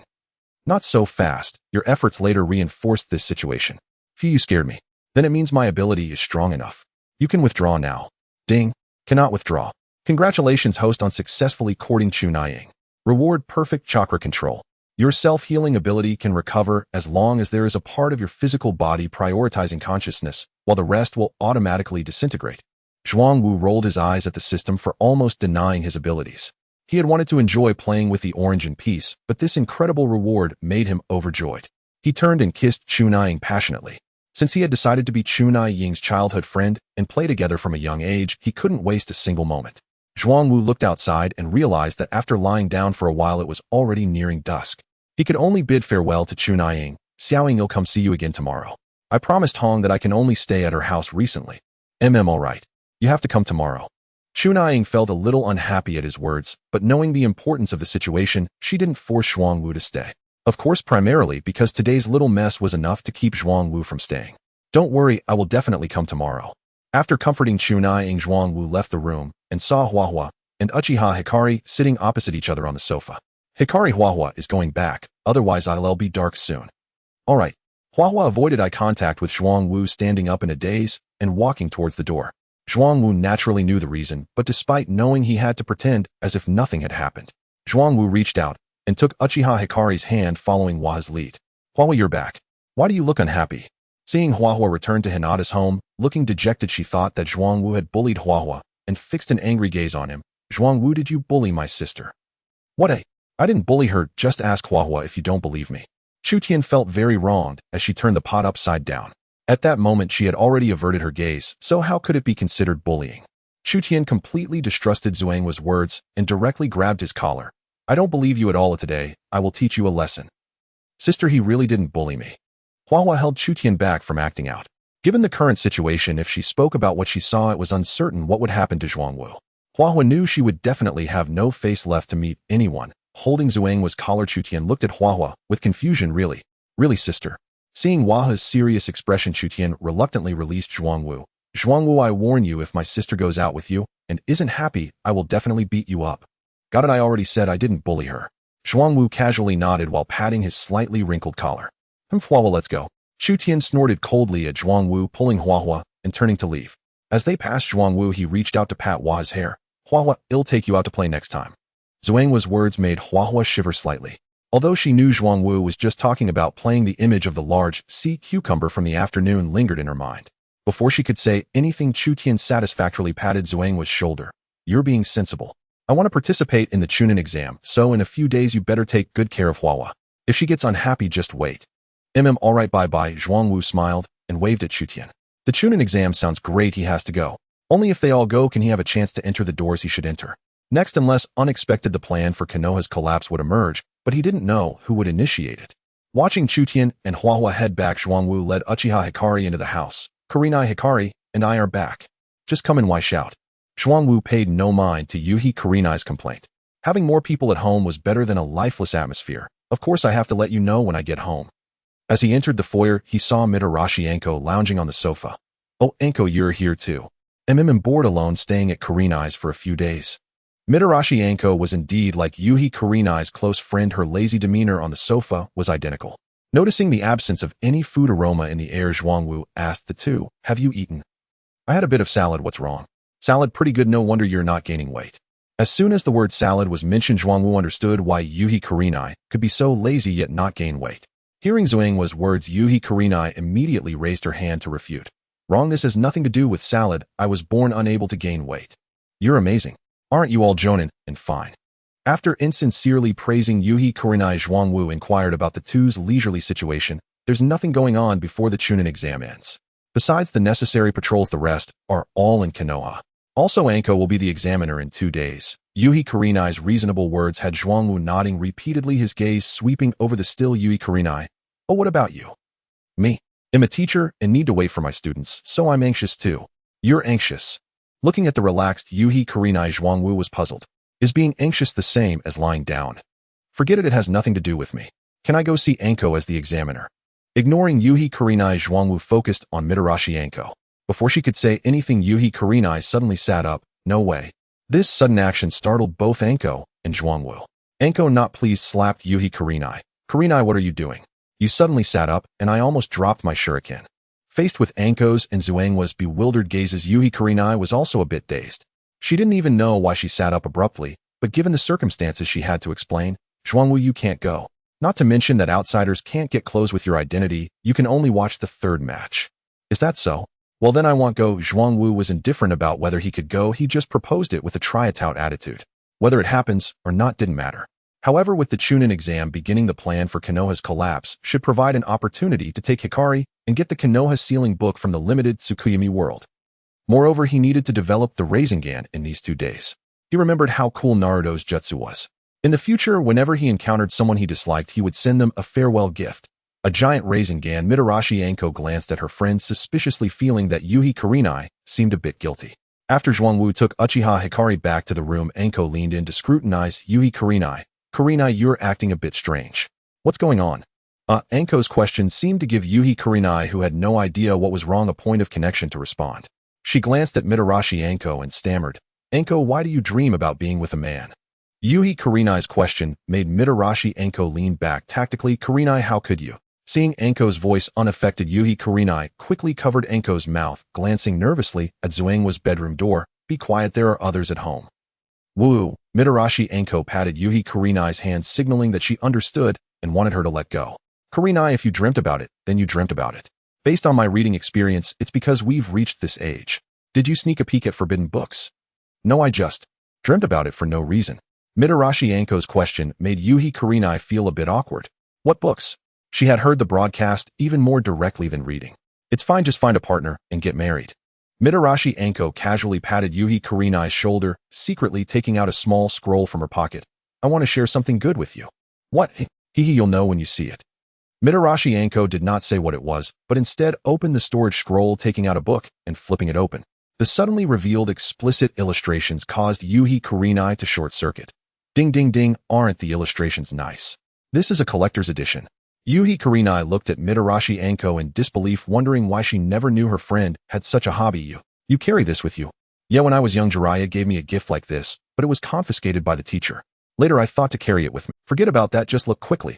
Mitarashi Anko waved her hand nonchalantly, pulling Yuhi Kurenai to look. After flipping through a few pages of text and illustrations, Yuhi Kurenai couldn't focus anymore and turned to Anko. Anko, is that so small? And the time was also very short. This was far less than Zhuangwu lying on the sofa last night, and the writing was what? 10 minutes, 20 minutes, completely incomparable to Zhuangwu, who had been noisy all night. Kurenai, you don't understand this, right? This has already been drawn very large. Most of it is about the same size as a banana. Even someone with exceptional talent can't compare to what's in the drawing. Furthermore, this time is already very long. Let me tell you, based on my experience when I secretly asked the waitstaff at izakayas during missions, most of them only last a few minutes. However, they said the larger it is, the longer it lasts, and the happier it is. I don't know if it's true. As Mitarashi Anko's words came out, Yuhi Kurenai involuntarily thought of Zhuangwa's incredible mechanisms. Seeing that Yuhi Kurenai remained silent, Mitarashi Anko's face revealed the same smile as the man in front of the izakaya, confusedly shaking. Kurenai, what are you smiling about? Your expression is so lewd. Hongdo, are you looking for a fight? Shiri Hong slammed her palm onto Yashuxi Hongdo's distinctive features, her expression brimming with anger. If it weren't for her pointed pink ears, Hongdo would have almost believed it. Seeing the unwillingness of Shiri Hong to admit her guilt, Yashuxi Hongdo rolled her eyes. TCH, if there isn't one, then there isn't. Why are you hitting me? If you break my daily habit of teasing you. Shiri Hong immediately retaliated, launching an attack. I'll strike first. Hong, I'm fighting back. Come at me, I'm scared. Crack. Zhuangwu never expected to find a set of pajamas preparing to go to the bathroom to wash off the scent of Haruno Sakura, only to see Shiri Hong and Yashuxi Hongdo attacking each other's features on the sofa. Faced with such a scene, Zhuangwu could only chuckle awkwardly as he moved towards the bathroom. You all continue, I saw nothing. Continue, my foot, get lost. Shiri Hong raised her hand and threw a cushion directly at Zhuangwu's face. What are you throwing for? If you're going, then just go. Oomph. Zhuangwu retorted defiantly before turning and diving into the bathroom, turning on the shower. You all are making noise here, and then blame me seriously. In less than 3 minutes, he finished his shower and came out dressed. The two who had been fighting were now sitting upright, as if nothing had happened. Seeing Zhuangwu come out, Shiri Hong frowned at how quickly he had showered and patted the small sofa beside her. Zhuangwu, you're done, come sit. What's going on? It's dark outside, time to rest. I stayed up late yesterday, I'm about to fall asleep. Sleep? You're young, now is the time to stay up late. Alright, it's your house, you call the shots. Zhuangwu sat helplessly on the sofa looking at Shiri Hong, who was crossing her arms. What's up? Zhuangwu, you've been in Konoha for a day. How do you feel about Konoha? If it were any other day, Zhuangwu wouldn't have much to say, but after this one day, he felt quite comfortable. Thinking of the pink-haired Haruno Sakura, Zhuangwu silently nodded. It feels good, people are warm and eager to learn. Why do you ask? Eager to learn. Forget it, it's not important. Shiri Hong was a bit taken aback by Zhuangwu's response, casually waving her hand as she looked at him seriously. I want to ask you, do you want to settle down in Konoha in the future? Eager to learn. Forget it, it's not important. Shiri Hong was a bit taken. Zhuangwu held up his hands in despair. After all, thinking of Uchiha Sasuke, the strongest ninja in the world, who still couldn't pay off his mortgage, Zhuangwu didn't think he could afford it. Having changed worlds, he certainly didn't want to be a beast of burden just to pay off a mortgage. Even though this beast of burden would only last for a while before flipping the ninja world upside down. Shiri Hong squinted her eyes at his words and waved her hand dismissively. Don't worry about that. If you want to settle down, there will definitely be a place for you to live. Hearing that, Zhuangwu rolled his eyes in disbelief, looking at Shiri Hong. What are you saying? Am I going to live in your house? I'd be killed by Asuma, the one chasing you. I'm just an ordinary person without any power. Who told you Asuma is chasing me? If I say you can live there, then you can live there. Stop talking back. If Asuma causes trouble, I'll get someone to deal with him. Seeing that Shiri Hong didn't care about Asuma, Zhuangwu naturally agreed to stay. Fine, it's up to you, he said. Good, go back and sleep. Alright, bye. You all should sleep early too, don't stay up late, or you'll get dark circles. Zhuangwu yawned and walked towards his room. As soon as he left, Hongdo looked at Shiri Hong with suspicion. Hong, something's not right with you. Don't mess around. Zhuangwu has a wife. Hongdo, mind your own business. I have my own rhythm. Shiri Hong dodged Yashuxi Hongdo's gaze and quickly returned to her room. Yashuxi Hongdo didn't care whether Zhuangwu had a wife, as nobles often had more than one. However, with her beautiful sisters being ninjas, there was no need to pursue an ordinary man with a wife. Seeing Shiri Hong avoiding her, Yashuxi Hongdo quickly followed. Hong, why don't you consider Asuma? If not, there's always Kakashi, or if it comes to worse, there's Might Guy. Shiri Hong refuted every name Yashuxi Hongdo mentioned, growing increasingly disdainful. This wasn't the main world. Asuma was the son of the Hokage, but without money or power, he was just a rebellious man with a beard and a chimney. Hearing Shiri Hong's remarks, Yashuxi Hongdo's suspicious gaze seemed like it would pierce through her. Hong, something's not right with you. Hongdo, enough already. I'm fine, just go to sleep. Shiri Hong shut the door and lay down on her bed, ignoring Yashuxi Hongdo. In another room, holding the sleeping Uchiha Hikari, Zhuangwu felt that Shiri Hong's reactions were quite strange. Logically, ninjas shouldn't act this way. Their greatest trait was their ability to endure. System, is there something you're not telling me? Otherwise, why does it feel like the women's attitude towards me is off? Host, can you study a bit more? Don't you know that lower genetic levels can develop physiological attraction to higher levels? Ninjas are still human, and their bodies secrete hormones. Is the Otsutsuki gene level really that high? It doesn't seem reflected in Otsutsuki Kagaya or Otsutsuki Kinshiki. Host, do you know the god of Otsutsuki? Your genetic level is higher than his, and no other Otsutsuki can... Is that so? Alright, I understand. Zhuangwu kneaded the soft dough, recalling the rewards given by the system, realizing that each reward seemed to be a strengthened version far superior to the originals. For example, Haruno Sakura's excellent chakra control directly became perfect control, and her learning from Tsunade's creation and regeneration now turned into self-healing. Having figured out the reason for Shiri Hong's attitude, Zhuangwu was a bit curious about what she was doing at that moment. If I had Byakugan, I could check the chakra outlines, but unfortunately, Zhuangwu sighed, and before he could finish, the scene in front of him suddenly became illusory. The two clear outlines on Shiri Hong's bed became vividly apparent before his eyes. This is the awakening of Byakugan. The inherent Byakugan of the Otsutsuki is quite impressive. Looking at the crystal clear Shiri Hong, this was not just a chakra outline, this was Hehe, a benefit. Ahem, do not gaze, do not gaze. Uchiha Hikari was a bit too tired these past 2 days, unable to continue. Suppressing his excitement, Zhuangwu quickly closed his Byakugan. Holding the fragrant Uchiha Hikari tightly, he drifted into slumber. Tomorrow he would start practicing the Rasengan and playing ball, aiming to acquire more conventional combat ninjutsu as soon as possible. Bang bang bang. Zhuangwu, get up. It's time for breakfast. You're sleeping in again. Hong, why do you get up so early every day? Zhuangwu said, opening the door and looking at Shiri Hong, feeling quite speechless. Do the people of Konoha not have the habit of sleeping in? Looking at Zhuangwu, who opened the door wearing baggy shorts, Shiri Hong felt accustomed to it. She glanced at him and turned back to the dining table. It's because you woke up too late. Hurry up and come eat. Got it. Is Hong Do still not up? Zhuangwu glanced at the dining table, which only had Uchiha Hikari, and inquired, while staring at Shiri Hong, who was wearing a pair of hot pants that swayed as she walked. Looking at the nearly half-moon exposure of her hot pants, Zhuangwu glanced at the weather outside, feeling it wasn't that hot, was it? Feeling Zhuangwu's gaze behind her, Shiri Hong squinted her eyes and exaggerated her strides. As a ninja who knows what will happen tomorrow, of course she had to do what she wanted to do. Hong Do has already gone to a meeting. She is an examiner for the Chunin exams and has to prepare in advance these days. Hearing Shiri Hong's words, Zhuangwu curled his lips. Isn't going out so early for a meeting just a way to listen to the leader's lengthy speech? Alright Hong, are you going out later? Compared to Hong Do's whereabouts, Zhuangwu was more concerned about whether Shiri Hong dressed like this was going out to provide benefits.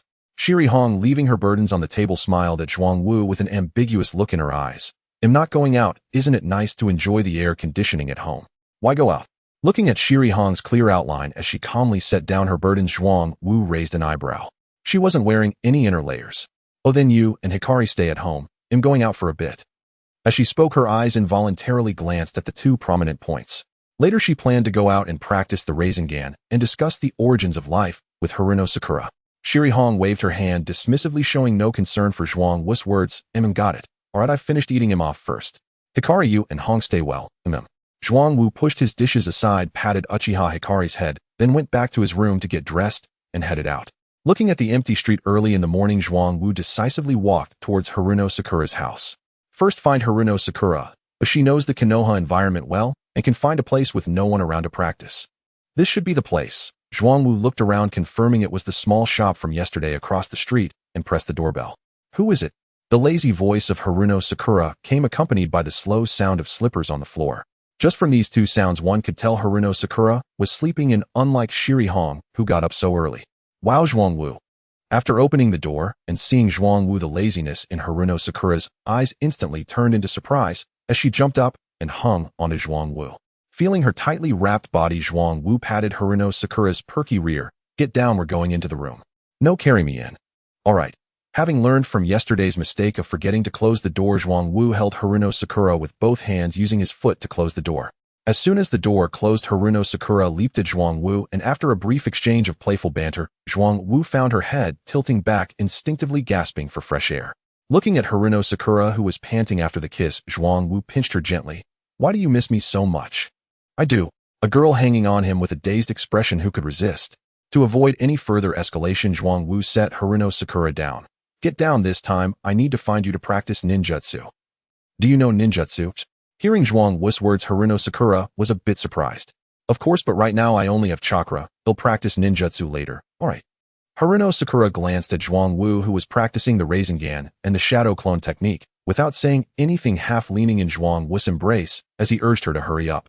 They needed to go out to find a place to practice ninjutsu, but Haruno Sakura turned to look at the sun, clearly reluctant to go out, tightly closing the door and leaning against it, as if waiting for the sun to set before going out. Zhuang Wu looked at Haruno Sakura's side, repeatedly unsure how to criticize her. Sakura, you're really making it hard for me. My practice of ninjutsu is being delayed. What's there to worry about? We'll go after the sun sets.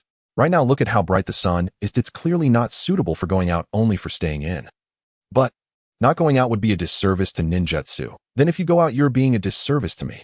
Haruno Sakura rolled her eyes at Zhuang Wu's contradictory statements. While he spoke nicely, his actions were quite sincere. Haruno Sakura looked at Zhuang Wu, who was coming and going at her doorstep, feeling speechless, and turned away to ignore him. Zhuang Wu continued to play around at the door, and suddenly the doorbell of Haruno's house rang. Ding dong, ding dong. Sakura, open the door, I'm here to play.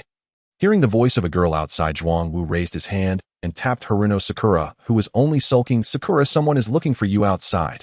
Sakura, hurry up and open the door. As the voices outside continued, Haruno Sakura's expression changed drastically after being brought back to reality by Zhuang Wu. Oh no, it's Ino. She has the key to my house. What? How could she have the key to your house? Zhuang Wu was also taken aback. Shouldn't they be in a quarrel at this time? It seemed completely opposite. She is my best friend. We stay at each other's houses and both have keys. Then quickly call her to make her wait, or else she'll just come in.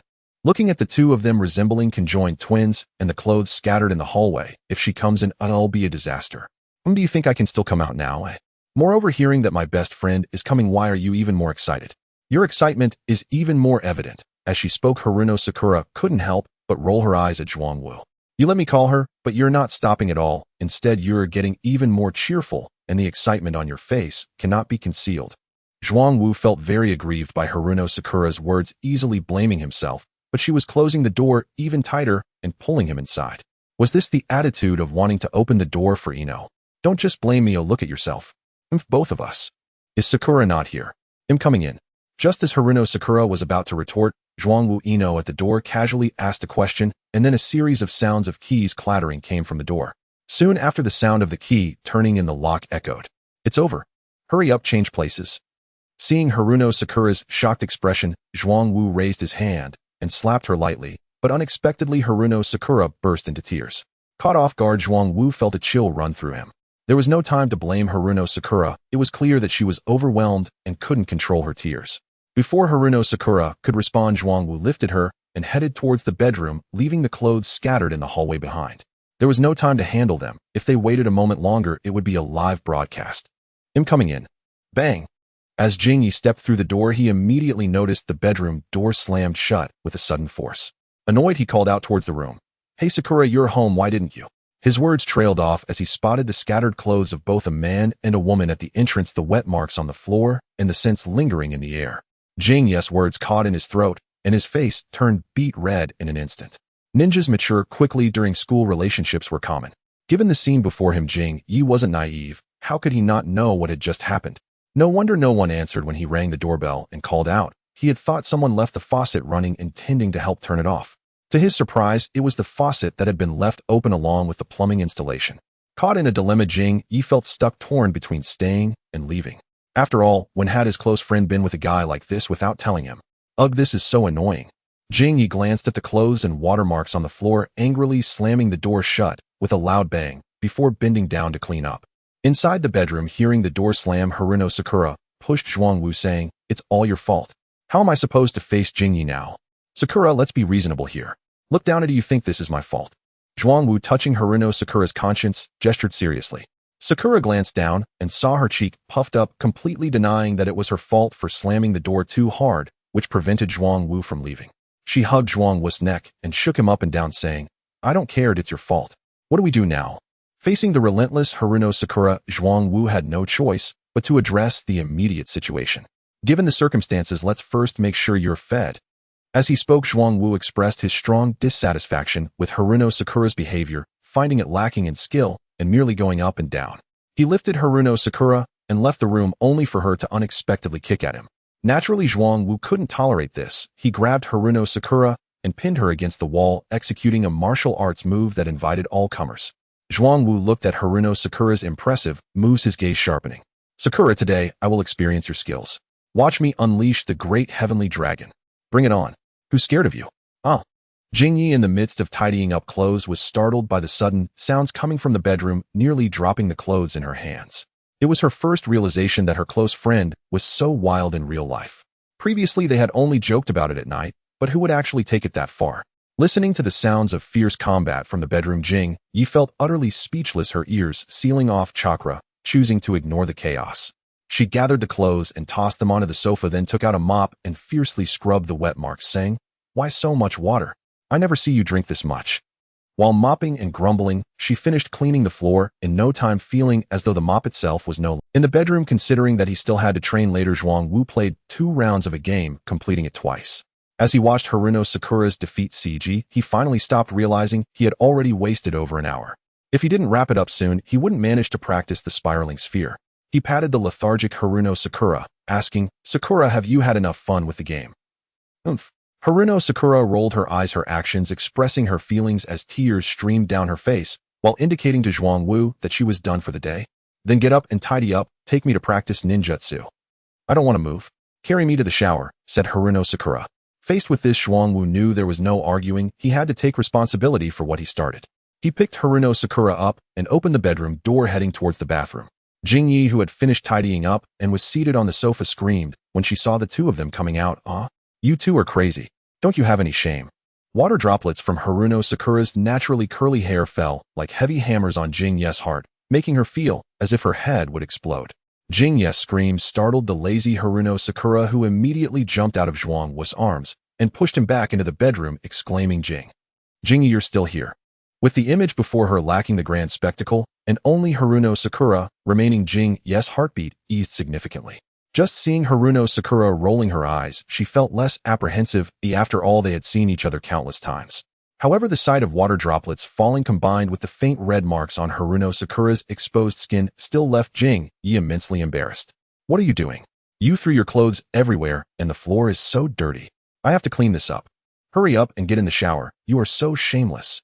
At this moment, Jingyi couldn't bear to look at Haruno Sakura, who just standing there, the water droplets on her body were making the clean floor dirty again. Seeing where Jingyi was looking, Haruno Sakura's sense of shame exploded, and she quickly covered herself with her hand, saying, Jingyi, stop looking. Hurry and go back to your room. He'll call you in a bit." "Humph." Jingyi snorted coldly and walked into the nearby room, leaving the living room only with the embarrassed Haruno Sakura. Hearing the sound of the door closing in the living room, Zhuang Wu cautiously opened the door a crack, confirming that only Haruno Sakura was left before stepping out facing the wind. Zhuang Wu expressed that he didn't want to face the wind either, but all the clothes were on the sofa, where Jingyi sat, making it impossible to retrieve them. Looking at the blushing and embarrassed Haruno Sakura, Zhuang Wu urged, "Sakura, hurry and grab your clothes and take a shower. If Jingyi comes out later, that would be even more embarrassing." Haruno Sakura glared at Zhuang Wu, playfully punching his chest, saying, "It's all your fault. What's there to blame? Hurry and take a shower." Zhuang Wu was not one to feel pressure. He picked up Haruno Sakura, grabbed the clothes from the sofa, and dashed towards the bathroom. The shower was incredibly quick. In less than 3 minutes, Zhuang Wu was out dressed, while Haruno Sakura was still practicing her splits. Sometimes being too greedy was not a good thing. She couldn't stop the urge to spit. As Zhuang Wu exited the bathroom, he found Jingyi sitting on the sofa with her arms crossed, a serious expression on her face. Jingyi glared at Zhuang Wu bluntly, saying, "What are you looking at? What's your name? I've never seen you before." Jingyi had thought he was someone she knew, only to find that the person interacting with Haruno Sakura was a stranger. Zhuang Wu was unfazed by Jingyi's rude tone. After all, in the past, if anyone had seen the little Zhuang Wu in the wind, they would be chatting with their uncle right now. Zhuang Wu, I just arrived in Konoha the day before yesterday." "The day before yesterday?" Jingyi was stunned to hear Zhuang Wu's response. He had only arrived in Konoha the day before yesterday, yet it was clear that Haruno Sakura was not meeting Zhuang Wu for the first time. Otherwise, they wouldn't have started fighting right at the door. No matter how he extended the timeline, Haruno Sakura could only have known Zhuang Wu for 1 day, and they were already at odds. At this moment, Jingyi seriously doubted whether Haruno Sakura had lost her mind or had fallen under an illusion. Looking at Jingyi's incredulous gaze, Zhuang Wu shrugged and nodded, saying, "Yes. You're right. Did you use an illusion on Sakura? She's not some barmaid. How could she fight with you?" Seeing Jingyi's indignant expression, Zhuang Wu was at a loss for words. He couldn't just say that her friend got drunk and had a trial run with him, making her lose her childhood innocence. I don't know any illusion techniques, you misunderstood. It's just that I like her and she likes me back. Zhuangwu spoke with great confidence because after all Haruno Sakura had only been drunk yesterday and not completely out of it. At the time she was still capable of making her own judgments. Ignoring the subsequent effects, at first she had clung to him like candy and had made her feelings clear. Hearing this, Jing Yi stood up in disbelief, her hands forming seals, heart turns. At that moment the bathroom door opened and Haruno Sakura rushed out wrapped in a towel, standing in front of Zhuangwu saying, Jing Yi, don't hurt Zhuangwu, you don't understand him. Is Haruno Sakura awake? As soon as Haruno Sakura's essence was controlled, Ino exploded in anger. The mind transfer technique allowed her to dominate Haruno Sakura, but upon entering Sakura's consciousness, there were no signs of being under an illusion. The only sensation was the satisfying fullness in her stomach. Zhuangwu, seeing Haruno Sakura under the control of the jutsu, quickly hugged her and exclaimed, Sakura, you two don't fight. When Zhuangwu's voice rang out, Ino was too preoccupied to care because Haruno Sakura's body was uncooperative. The moment Zhuangwu embraced her, her heart raced and waves of excitement surged through Ino's consciousness. At this moment, Ino confirmed one thing: Haruno Sakura truly liked Zhuangwu, and it was a physical attraction. This feeling was too stimulating. Looking at Zhuangwu, she felt an irresistible urge to act. Sakura, say something. Why are you just kissing me? Seeing Sakura silent while hugging her neck, Zhuangwu fell into a daze. Suddenly pushed away, Ino quickly regained her senses and released the jutsu. Haruno Sakura's body was now terrifying. Ino had no doubt that if she stayed any longer she would be influenced and end up fighting with Zhuangwu. Vowing to never enter Haruno Sakura's body again, Ino made a mental note. Even after her consciousness returned to her own body, Ino still dared not look at Zhuangwu. She had no doubt that if she looked too long she would inevitably kiss him again. The pleasure from her consciousness showed no signs of dissipating. I'm fine, Zhuangwu. You and Ino wait a moment, I'll change my clothes and we can go out. Haruno Sakura responded to Zhuangwu, and after breaking free from his embrace, cast a meaningful glance at Ino, who was sitting back on the sofa blushing and panting. She then walked into her room to change clothes. Zhuangwu looked at the closed bedroom door of Haruno Sakura and then at the suddenly silent Ino, feeling that something was off. All right, Zhuangwu, Ino, let's go. The quiet living room echoed with Haruno Sakura's energetic voice as she called Ino while hugging Zhuangwu's arm and headed outside. Sakura, can you find a secluded place? I need to practice my jutsu. I think there is one. I remember there was a riverbank where no one would go when I played with Ino and the others as a child, right, Ino? Tilting her head in thought after answering, Zhuangwu, Sakura sought Ino's opinion. Seeing the two of them stare at her, Ino quickly nodded. Yes, that's right. Then let's go there. Sakura lead the way. Since they had a place in mind, there was no time to waste. They needed to finish quickly to rest soon. Okay, let's hurry. Haruno Sakura held Ino with one hand and hugged Zhuangwu's arm with the other, running swiftly towards the forest in the back mountain. One could say that Konoha was neither too big nor too small. Along the way they encountered several familiar faces, such as the gloomy Naruto and the energetic Shikamaru. Shikamaru, wanting to greet Ino, was taken aback when she turned her head to dodge him, completely ignoring him. Until the three of them disappeared from view, Shikamaru couldn't help but pout in discontent. Women are truly troublesome. Encounter a handsome guy, and they forget their friends. Here we are, this is the place we often came to as kids. After running to the edge of a small river, Haruno Sakura proudly pointed at the river before her and the waterfall not far away. The riverbank was lush with vegetation showing no signs of wear, and the branches and leaves of the trees were all intact, clearly indicating that no one had been here. Although Zhuangwu had never attended a ninja school, he had basic observation skills. Looking at the happy Haruno Sakura seeking praise, he unhesitatingly reached out to ruffle her hair. Great job, Sakura. Next I will practice my jutsu, you can learn too. Zhuangwu wasn't stingy with techniques that weren't his own, readily offering to teach. Me. Ino, with a complex mood, pointed at herself in disbelief at Zhuangwu's words.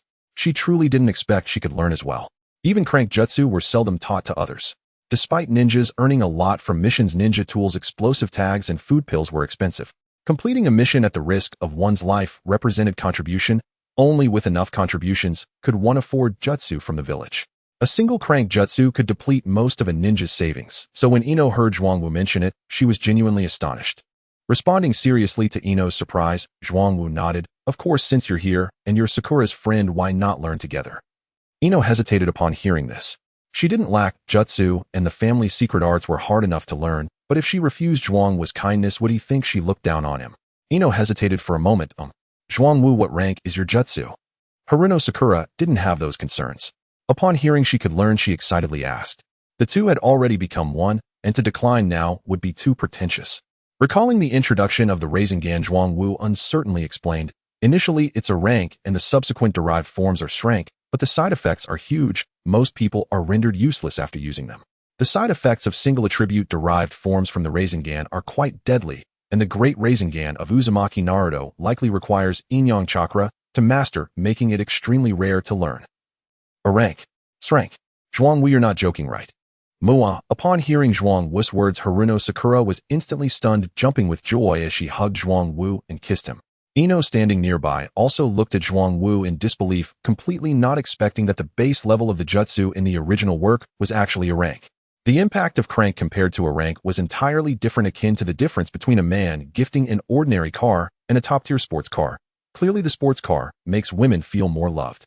Therefore, upon learning the rank of the jutsu, her already racing heart began to race even faster. Zhuang Wu patted Haruno Sakura on her perky rear. All right, get down. I'll practice while you watch. Okay. When Haruno Sakura agreed, Ino also nodded silently beside her.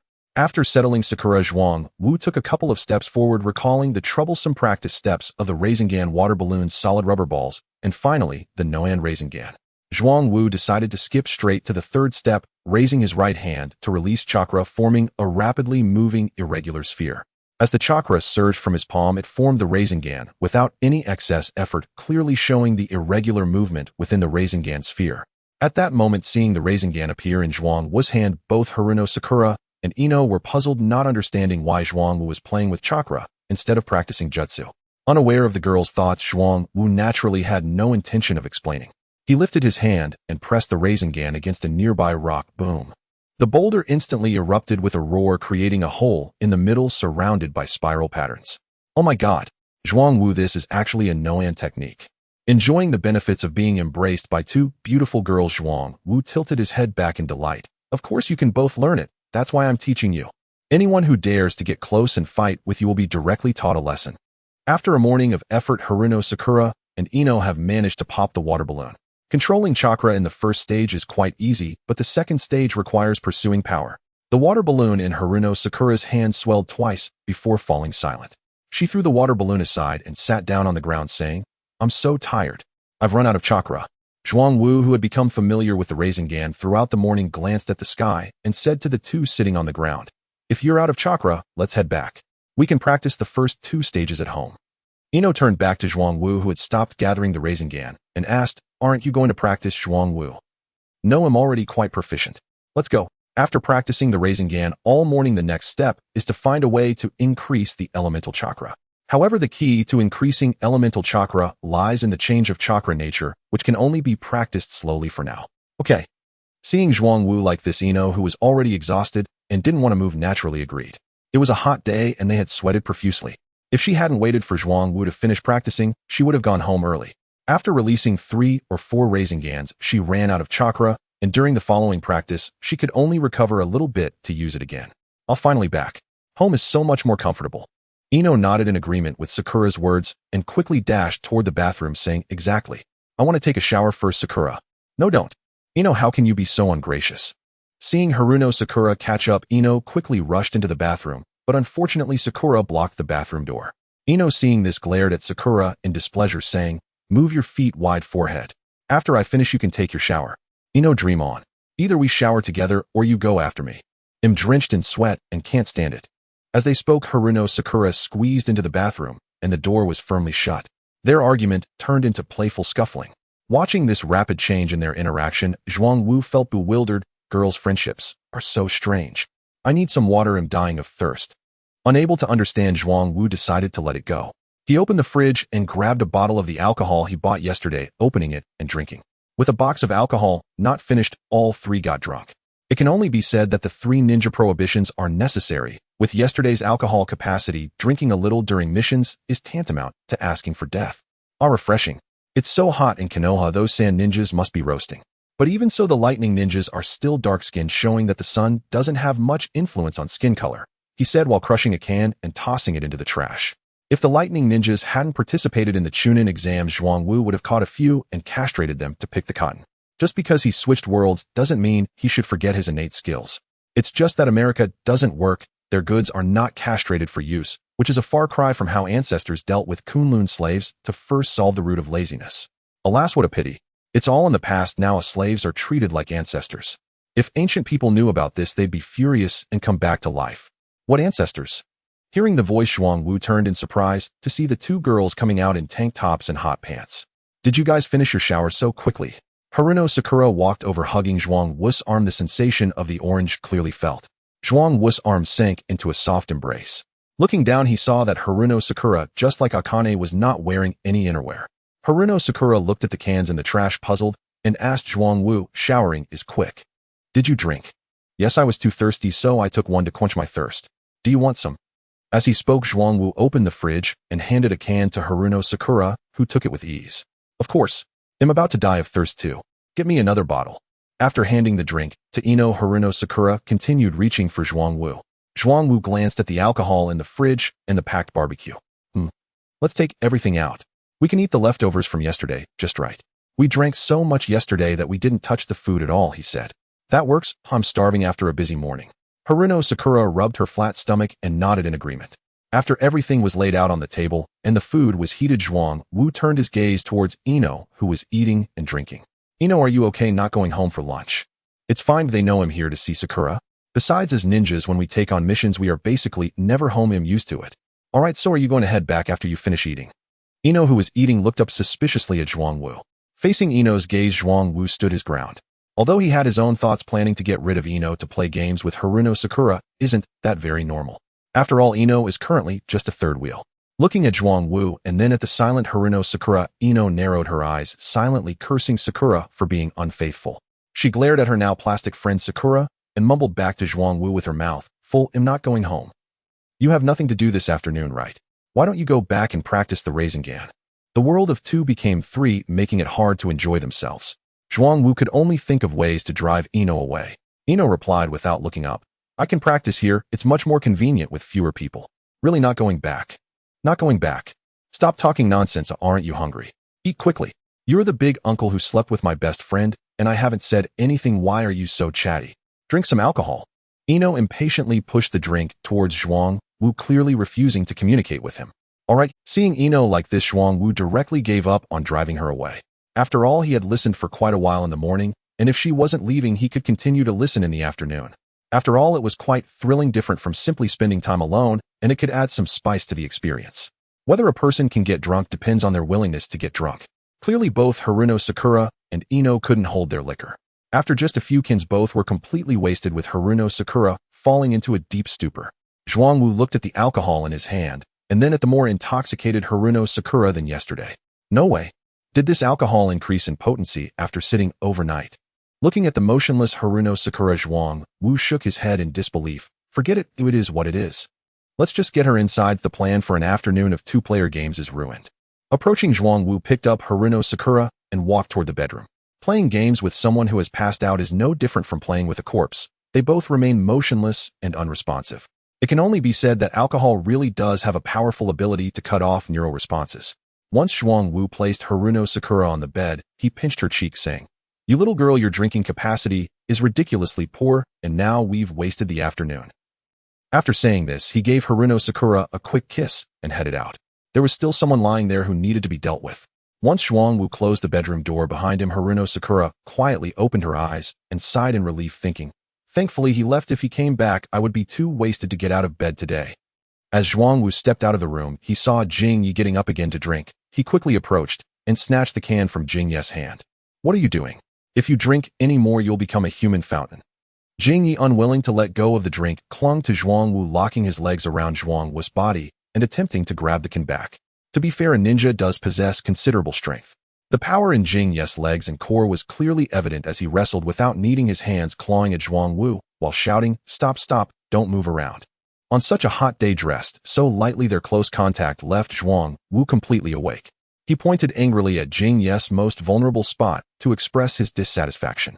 It was one thing to be frustrated, but Jing Yi showed no signs of stopping, continuously bullying Zhuang Wu with persistent demands for more drink. Feeling his words ineffective, Zhuang Wu decisively decided to take action. He reached out to shake Jing Yi, trying to rouse the drunken man and persuade him to sleep. "Jing Yi, wake up." "What do you mean, wake up?" Seeing Jing Yi, who seemed ready to explode, only wanting more alcohol, Zhuang Wu helplessly escorted him back to the adjacent room of Haruno Sakura, where Jing Yi often stayed. Initially thinking moving Jing Yi back to his room would suffice, Zhuang Wu realized that in this situation it was clearly unacceptable to let his friend suffer. He placed the can on the table and stepped into the room, while Jing Yi continued searching for more drink, showing no signs of stopping. Zhuang Wu tossed Jing Yi onto the bed to avoid a messy situation from drunken vomiting. With good intentions, he removed any potentially dirty clothing. Jing Yi, clearly a close friend of Haruno Sakura, lay there with her pink hair, eyes half open, still demanding more alcohol. Watching Jing Yi act like a drunkard left Zhuang Wu truly exhausted. Normally one would expect to black out after getting drunk. It shouldn't feel like this. Looking at the alcohol dribbling from Jing Yi's mouth, Zhuang Wu was puzzled, but decided not to dwell on it. This was perhaps better. He picked up the can filled with alcohol and began feeding it to Jing Yi. The can was too large. Hey, what is this all? It's exhausting to keep expanding every day. Watching Jing Yi silently accept his feeding, Zhuang Wu couldn't help but lament having spent 2 full days in the new world. He lightly patted Jing Yi. Wake up, stop pretending.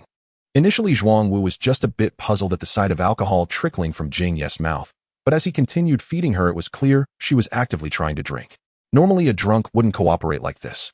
When one feels pain, how could they remain quiet? Even someone awake and injured instinctively shrinks back, but Jing Yi was different. She even knew to change her sleeping position instead of just lying there comfortably. After Zhuang Wu gave her a playful slap, Jing Yi opened her eyes with a pout and said, "I'm going to tell Sakura about your unfaithful behavior." Regarding Jing Yi's accusations, Zhuang Wu showed no signs of conceding. He replied, "Really? Then don't go." Seeing Zhuang Wu getting up, Jing Yi immediately protested, unwilling to let him leave after all that effort to befriend him. She raised her legs and clamped them around Zhuang Wu, then felt a pang of regret for acting too hastily, bumping into something. Her eyes instantly filled with tears. Zhuang Wu, noticing her pain, patted her exasperatedly and said, "What are you doing? Let go, I'll teach you." Originally intending to scare Jing Yi into realizing the situation, he didn't expect her to be so fierce. Jing Yi retracted her legs, pouting as she looked at Zhuang Wu. "Fine, but you can't run away. This is a memorable moment, and I don't want it to be like this. Don't worry." Since Jing Yi insisted, Zhuang Wu naturally obliged. However, Jing Yi could no longer drink, so they had to find another game to play. As an emissary from another world, Zhuang Wu had plenty of knowledge to share, thinking of a game to lighten the mood. After pondering for a while, he realized that to make Jing Yi understand the importance of biblical meanings, he would need to explain continuously. Thus, Zhuang Wu began to narrate biblical concepts repeatedly to Jing Yi. However, Jing Yi's capacity for understanding was limited, and after 3 recitals, she couldn't grasp it anymore. Growing increasingly frustrated, Jing Yi playfully smacked Zhuang Wu and said, "Zhuang Wu, I can't take it anymore. You just keep blabbering. Jing Yi, don't blame me. You said you only wanted to discuss that, so I had to fulfill your request." Zhuang Wu spread his hands, feeling utterly wronged. "If it's all your fault. What you said isn't the same as in the book. Who knew you wouldn't get tired? Now the ground is all turned over and filled with seeds." Jing Yi, feeling uncomfortable, hit Zhuang Wu's chest lightly. "Isn't it said that only a tired ox breaks the ground? How come the ox is still fine? Then I can only say the book is correct, but I am exceptionally talented." Proud of what Jing Yi said, Zhuang Wu reflected on his experiences since arriving in this world. He had been able to play games and defeat challenges continuously for an entire night, clearing 3 game levels. Back then he was so thin you could see his bones, almost like Nagato, and aside from a bit of back pain, he felt fine. After receiving his reward, Zhuang Wu could only say he was strong enough to scare himself. Feeling unbeatable in unknown challenges, Zhuang Wu, in a good mood, reached out to touch Jing Yi's golden hair and said, "Smack." Jing Yi, annoyed, raised her hand and swatted Zhuang Wu's restless hand away. "Don't move around, it still hurts." "All right then." Zhuang Wu regretfully glanced at her golden hair, noting how nice it felt to touch and how relieving it was. After Jing Yi swatted his hand away, she looked at Zhuang Wu, who was standing tall, with some concern. "Is this all right?" "It's somewhat of an issue, but nothing major." Zhuang Wu waved his hand dismissively at Jing Yi, indicating that occasionally feeling hungry wasn't a big deal. Seeing Zhuang Wu's attitude, Jing Yi hesitated and touched her lips. "Let me help you." Seeing this, Zhuang Wu quickly pulled back. "Don't, I haven't eaten yet." Jing Yi had never expected such a maneuver. Zhuang Wu's relentless attacks left her no chance to respond, and she could only retaliate with sharp kicks from her legs. Jing Yi had never— Bang! Bang! Bang! Zhuang Wu was busy searching for small fish with Jing Yi when suddenly the bedroom door was knocked loudly and Sakura's voice came through. "Zhuang Wu, Jing Yi, what are you doing?" Stimulated by the 2 older sisters, Zhuang Wu directly spat out. He had no time to clean the stains on the 2 sisters because the sound of the door turning echoed, and as the owner of the house, Sakura obviously had a key. Jing Yi hurriedly threw a thin blanket over the 2 of them. Zhuang Wu glanced at Jing Yi, whose lips were slightly swollen, and got out from under the blanket to stand at the bedside. At that moment, the bedroom door opened, and Sakura's furious gaze ignited like fire upon seeing the two of them, one standing and one lying down. Well, you both, one of you like someone, and the other is my best friend treating me like this. If I hadn't gone out to drink water, we wouldn't have known how happy you were. The more Sakura spoke, the more aggrieved. She felt her angry eyes filled with tears as she looked at Zhuang Wu, then pointed at the tightly wrapped Jing Yi. I was just drunk, not dead. Jing Yi, is this how you treat me? I truly came at the wrong time. This is my house, and you both are making me. Seeing Sakura's angry scolding and Jing Yi's ashamed eyes, Zhuang Wu stepped forward to cover Sakura's mouth. He pulled her in and closed the bedroom door. They were all new friends. What was there to quarrel about? If there was something, they could discuss it slowly behind closed doors. Zhuang Wu continuously comforted Sakura, easing her burden, as distracting an angry person was the best remedy. After alleviating all of Sakura's burdens, Zhuang Wu released her mouth. Sakura, you came at just the right time. I was playing a game with Jing Yi, but she couldn't play and got tired of it after a while. Sakura, hearing this, was extremely unwilling and tried to push Zhuang Wu away. Get off me, I don't want to play. It's fine if you don't want to play, your sister wants to. Zhuang Wu glanced at Sakura, who was sulking, and deeply understood the hard truth that women often say the opposite of what they mean. He pulled Sakura's younger sister to play instead, putting her aside, then turned to Jing Yi. Jing Yi, come help Sakura. Oh, okay. Seeing her best friend Sakura's stubborn demeanor, Jing Yi obediently helped adjust the game controller parameters for her. It turned out that playing the game was indeed necessary for improvement, and now Sakura was no longer resistant. Seeing that Sakura was enjoying the game, Zhuang Wu breathed a sigh of relief. Distracting her was quite effective. At least Sakura was not angry anymore. As dusk approached, Zhuang Wu was kicked out of Sakura's house by Sakura and Jing Yi, who teamed up against him. After all, Zhuang Wu had been playing games continuously like a weirdo. Now it was fine, he didn't even need to eat dinner as he was already full. Zhuang Wu looked at the door, he almost bumped into adjusting his pants. Sakura, Jing Yi, come see you again tomorrow. Don't come tomorrow, Jing Yi and I are going shopping. Then come the day after tomorrow. It's settled. Shouting back at Sakura, Zhuang Wu turned to leave. He really didn't think he was being lecherous. After all, who could resist the fragrant golden hair and pink hair? Hearing footsteps outside the door, Jing Yi pointed at Sakura's lips and reminded her, Sakura, go brush your teeth. You smell like Zhuang Wu, baby. Sakura irritably swatted Jing Yi's pointing finger away. Jing Yi, where did you get so good? You're covered in it from head to toe. It's all your fault for making a scene during the day. Now look, I don't even need to eat dinner tonight. My stomach is already full. Then if you hadn't come, it would have been fine. Who would have thought Zhuang Wu could hold so much like a dairy cow? This is my house, and you are with someone I like. Why shouldn't I come? If I don't come, who knows if Zhuang Wu would abandon me? Stop, don't say anymore. Go brush your teeth. Knowing she was in the wrong, Jing Yi quickly changed the subject, pulling Sakura toward the bathroom. Sakura shot a displeased glance at Jing Yi. Now you're being picky. You were so eager when you were taking from me. That's different. While Zhuang Wu, who was unaware of the argument between Sakura and Jing Yi, happily munched on some snacks to replenish his energy, he thought, with good self-healing abilities, I can regenerate anything, it's just that I get hungry easily. If my stamina were sufficient, I could bleed like a faucet gushing out. Zhuang Wu was extremely satisfied with his self-healing ability. After filling his stomach, he rubbed his belly contentedly and sighed, another delightful day. The people of Konoha are truly warm-hearted. Of course, everyone in Konoha is a good person. Are you here to watch the Chunin exam? Zhuang Wu truly did not expect that his casual remark would elicit a response, and the speaker warmly inquired about him. Turning to the voice, two particularly prominent pigtails sprang up in front of him. The newcomer appeared to have just graduated, recently dressed in a blue qipao. She had a slim waist and long legs, her figure slightly delicate, but the upper half and middle part of the qipao were puffed out. Overall, her figure resembled a gourd with distinct curves. Zhuang Wu recognized her identity at a glance. It's one of the 12 small strong ones, Tian Tian. But isn't Tian Tian supposed to be wealthy? It seemed she didn't have a private jet at home, and she even knew to carry 2 pairs when she went out. Thoughts raced through Zhuang Wu's mind, but he smiled and looked at Tian Tian. Yes, I'm here to watch the Chunin exam. Are you a ninja? Tian Tian was completely oblivious to Zhuang Wu's gaze scanning her body. Upon hearing Zhuang Wu's question, she cheerfully tugged at her forehead protector to show Zhuang Wu, yes, I'm a genin from Konoha, and am participating in the Chunin exam this time.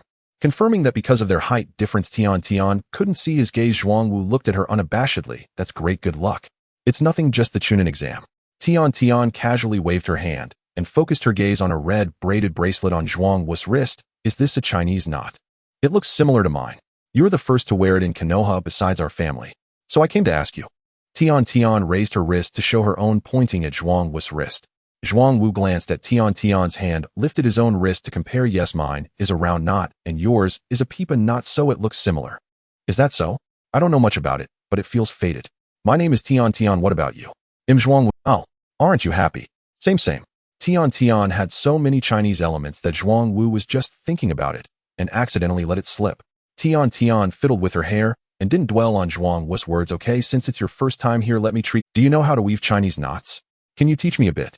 Yes, but it's getting late today. I have to go back. Let's set a time for tomorrow.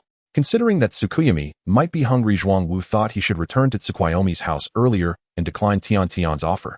Sometimes fishing requires a looser line. Alright, I'll wait for you here at 9 tomorrow morning. I'm back. After parting ways with Tian, Zhuang Wu headed straight home, but after shouting he received no response.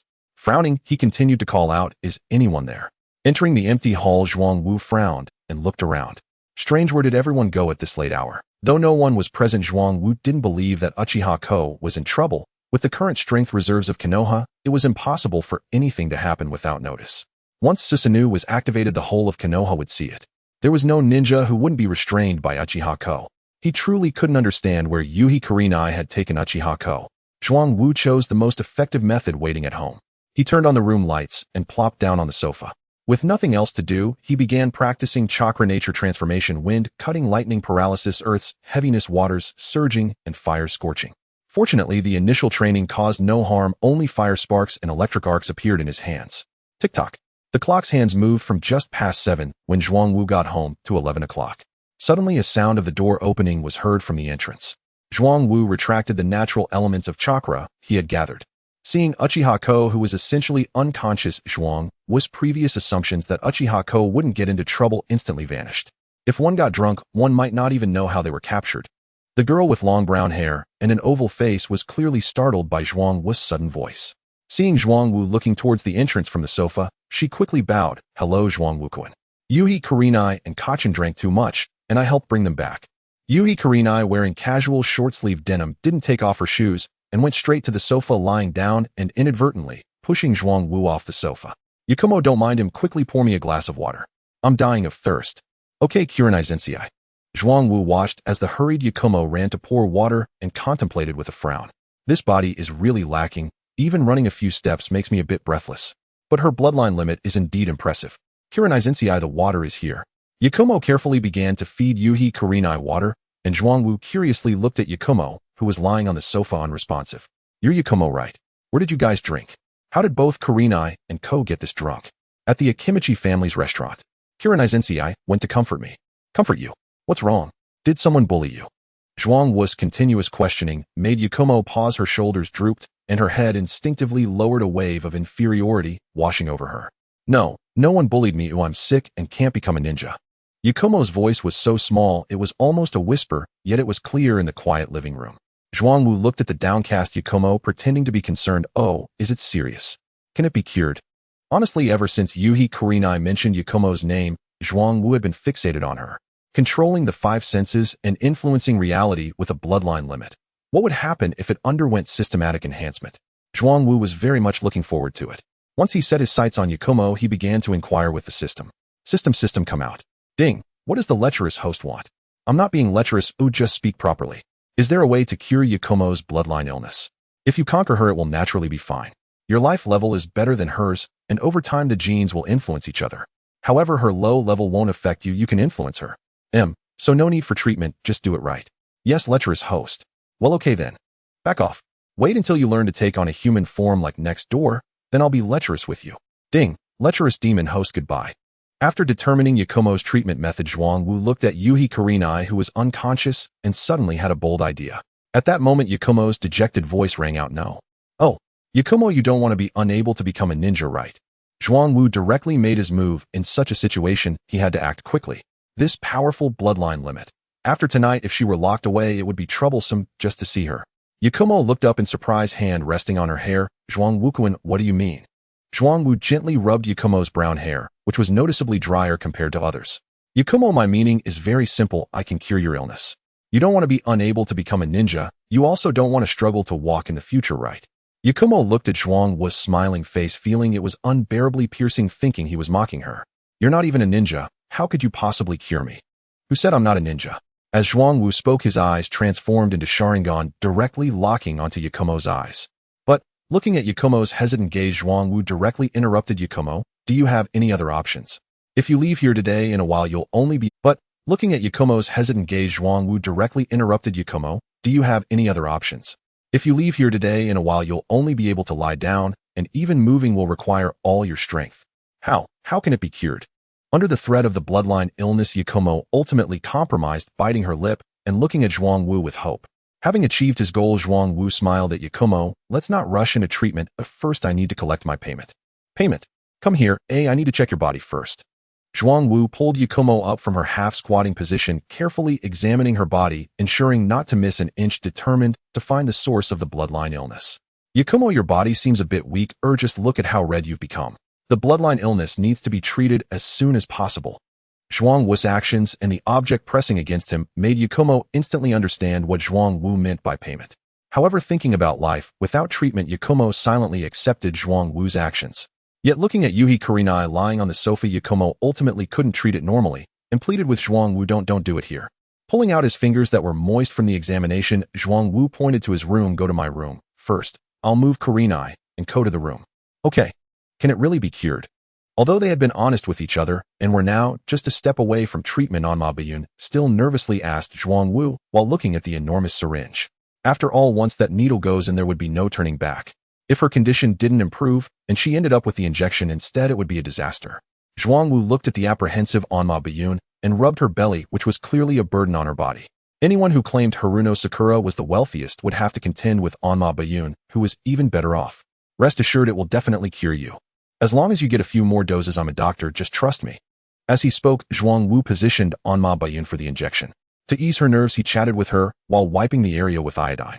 In no time, the iodine was adequately applied, ensuring that the injection site was completely covered. Zhuang Wu inspected the thickness of the iodine and nodded in satisfaction. All set, he said, then pushed the syringe slightly to ensure the needle wasn't blocked. As the medicine began to flow out, he looked up at the frightened and shy Anma Bayun, saying, Bayun, I'm about to start the injection. Don't worry, once the medicine is administered, you will definitely feel better. To relieve Anma Bayun's tension, Zhuang Wu asked, after your blood condition is cured, what do you want to do the most? While speaking, Zhuang Wu watched Anma Bayun's eyes, noting her expression. I want to do. As he ensured her focus was on answering, the syringe suddenly pierced the iodine-covered spot, causing Anma Bayun to cry out in surprise. The pain from the injection made her utter just an ah and nothing more. Feeling the syringe stuck in Anma Bayun's suddenly tensed muscle, Zhuang Wu realized that all his previous attempts to distract her had been in vain. In this situation, he couldn't rush the injection. It was always like this for little girls getting their first shots. It was incredibly difficult. Inserting the needle was no easy feat. Bayun, don't be nervous. You're going to be a ninja. How can you fear the pain of the injection? Take a deep breath and relax. If the medicine in this syringe doesn't go in, your blood condition won't improve. But it really hurts. Is there any other way? Can I avoid the injection? With tears in her eyes, Anma Bayun looked at Zhuang Wu. Although a ninja could endure, this was for treatment, and the needle was just too big. Bayun, we're halfway there. How can we give up now? Giving up now would just make the pain pointless. Be good. Relax. To ensure the injection went smoothly, Zhuang Wu massaged Anma Bayun to relieve her tense muscles. This blood condition was too serious. Look how much pain she was in, indicating her body was extremely weak and overly sensitive. With Zhuang Wu's words and the massage working, the tense Anma Bayun gradually started to relax. Zhuang Wu began to slowly push the medicine, ensuring that all of it was injected. However, seeing the blood seeping from the tip of the needle made Zhuang Wu raise an eyebrow. It seemed like he had inserted it incorrectly, which explained Anma Bayun's pain. But at this point, he could only proceed as a somewhat negligent doctor. After all, he had seen anime where incompetent doctors pretended to be skilled while giving injections to students. Noticing Anma Bayun turn away, unable to look at the injection site, Zhuang Wu sighed in relief. Anma Bayun was having a tough time, afraid of the pain, and worried that her teacher Yugao would hear her. Gritting her teeth, Anma Bayun looked down at the reddened injection site, unable to articulate her feelings. She didn't even want to check her body. She just stared blankly at Zhuang Wu. Zhuang Wu waved his hand in front of her face, asking, what's wrong? The treatment is over. Why are you in a daze? Could it be that you were stunned by the cat outside that meowed for more than 40 minutes? You? Upon hearing Zhuang Wu's last sentence, Anma Bayun's face turned crimson. Remembering the sound from earlier, she glared at Zhuang Wu in embarrassment. What do you mean? The blood condition has already started treatment. Be happy, from now on you can do whatever you want. As Anma Bayun thought about being able to do whatever she wanted, her eyes reddened. But I won't have anyone I like and I can't get married. Why not? Zhuangwu was genuinely curious now. Although he hadn't considered letting her go, he still wanted to know why she felt that way. Have you ever seen anyone in Konoha remarry? No. Zhuangwu thought for a moment and realized that there really weren't any. It seemed that one party always died while the other lived alone. For example, in the original work Yugao Uchiha Izumi's mother and Uzumaki Yuin etc. Then do you think I can still date or marry someone else? Looking into Anma Bayun's eyes as she spoke to him, Zhuangwu stroked his chin, feeling a bit puzzled. Wasn't it true that in Konoha having 3 devoted wives in just 3 days was easy? In the ninja world, finding a wife was not difficult. Although the mortality rate was high, there was no divorce rate. It seemed like the nobility in this world was similar. As long as they were theirs, they would keep them at home. Even if they might have only met once or twice, they would be cared for a lifetime, right? Noble. Seeing Zhuangwu stroking his chin in silence, Anma Bayun's gaze, which originally lacked any hope, became even more subdued. After pondering for a while, Zhuangwu snapped back to reality and saw Anma Bayun silent. He suddenly pushed her down, exclaiming, "Bayun, since that's the case, let me give you a few more injections. First, I'll declare my claim." While speaking, he drew up the medicine into the syringe, ensuring Anma Bayun was in the right position before inserting the needle. Zhuangwu's sudden action left Anma Bayun in shock. "Zhuangwu, what do you mean?" "What do you mean? I want everyone to know that your husband is me, so I need to mark you." As it turned out, injections still needed to be administered in the buttocks for quick absorption of the medicine. Now, due to the previous treatment, Anma Bayun's physique had clearly improved. This time, the buttock injection was smooth and painless. After practicing writing and giving injections all night, Anma Bayun had learned to write 6 characters. In the morning, as Yugao woke up and saw Uchiha Hikari beside her, she frowned. Strange. Did Zhuangwu bring Hikari to his room? And what about Bayun? Oh no. Zhuangwu wouldn't have gotten drunk and made a mistake, would he? Thinking of what might have happened last night, Shiri Hong suddenly sprang out of bed and dashed out of the room. Without a second thought, she kicked open the bedroom door. Bang! The loud noise from the violently opened door instantly roused the 2 people in bed. Hong. Teacher Hong. Arima Bayun looked at the sharp-eyed Shiri Hong at the doorway, his face flushed with surprise as he shouted, "Pop." With a crisp sound, he quickly rolled over and pulled the blanket over himself. Zhuangwu, watching the big bird fly from the warm nest into the cold wind, felt utterly helpless. Shiri Hong froze as she saw the worried scene unfold before her, saying, You too." As her mind cleared up, Shiri Hong didn't know what to say because she remembered that Arima Bayun hadn't drunk any alcohol and Zhuangwu also hadn't drunk any when he returned last night. 2 sober individuals entangled together early in the morning. Whose issue could this possibly be? Zhuangwu looked at Shiri Hong, who was only wearing a black and red lace outfit and trembling as she spoke, and helplessly stood up to walk outside. It wasn't that he didn't want to get dressed. It had rained heavily last night, making the nest too damp for clothes. "Hong, why did you kick the door so early in the morning? What do you want to do?" Hearing Zhuangwu's questioning words, Shiri Hong felt like she was going crazy, pointing at Arima Bayun, who was wrapped in the blanket. "What do you think I want to do?" "That's my student. What did you do last night?" Zhuangwu turned back to Arima Bayun with a smile, blew him a kiss, and then spread his hands, looking at Shiri Hong. "As you can see." "You bastard." Seeing Zhuangwu's nonchalant expression, Shiri Hong was completely furious. Had she known Zhuangwu was such a scumbag, she wouldn't have gone along with it. Now she had a drink and her student brought her home, and look at what happened. "Oh Hong, don't get angry. It's a mutual affection that can't be helped. Stop standing at the door. Let's go out." Seeing the angry Shiri Hong, Zhuangwu wrapped his arms around her shoulders to avoid the awkwardness of his new girlfriend and walked outside. Clack! As the bedroom door closed, Zhuangwu faced Shiri Hong, who was only wearing her inner garment. "Hong, don't you want to go back and put on some clothes?" However, it was really difficult for Zhuangwu to handle seeing Shiri Hong dressed in just 2 pieces of clothing, who would go out of their room in the morning without an outer garment. At this moment, the large birds outside in the woods were transforming into kunpangs, eager to dive into the water and swim. Shiri Hong shot a fierce glance at Zhuangwu and looked down at her inner garment, noticing how close they were that it bumped against her body. "I'm not going. I want to take a shower. I smell like alcohol."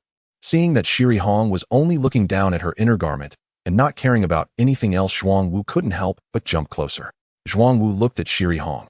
"I also want to wash up. How about we wash together? We can even scrub each other's backs. If you want to come, just come on. No one is stopping you." Shiri Hong felt everything from this morning had collapsed, thinking about how to slowly tempt Zhuangwu into and now, just after 2 days, her home was invaded by a student. What was the point of being slow about it? Today, if Zhuangwu dared to ask, Shiri Hong promised she would give him whatever he wanted. As the bathroom door closed, only 2 breaths remained in the narrow room. The even breaths were interrupted by the sound of water, and the air in the bathroom gradually heated up.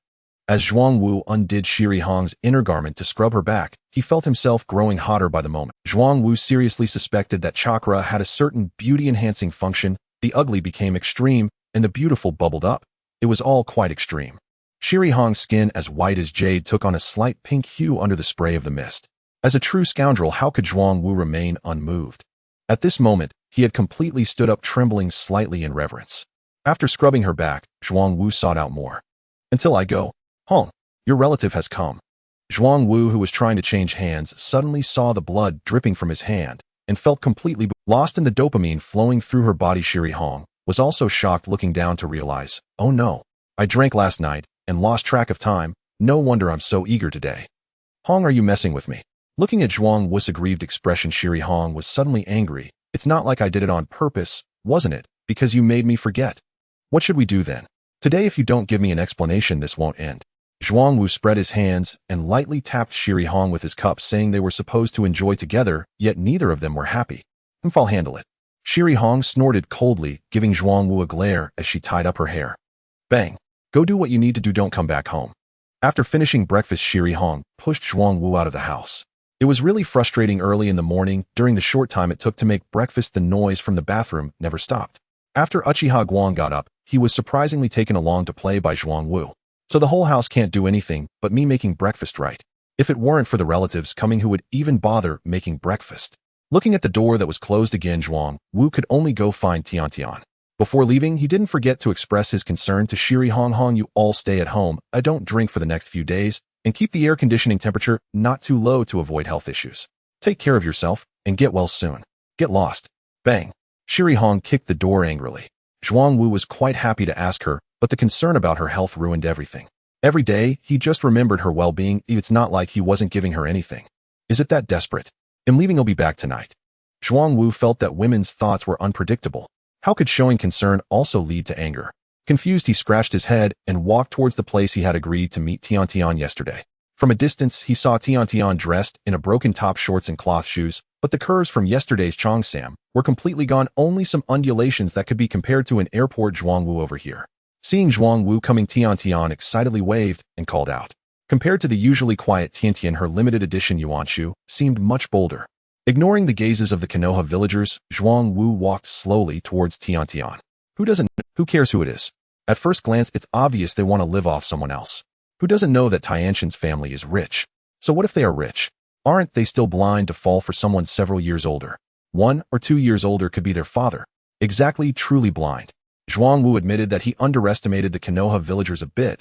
This is bullying, even if he changes worlds. Villagers are just that. Even when reversed, they never forget to bully others.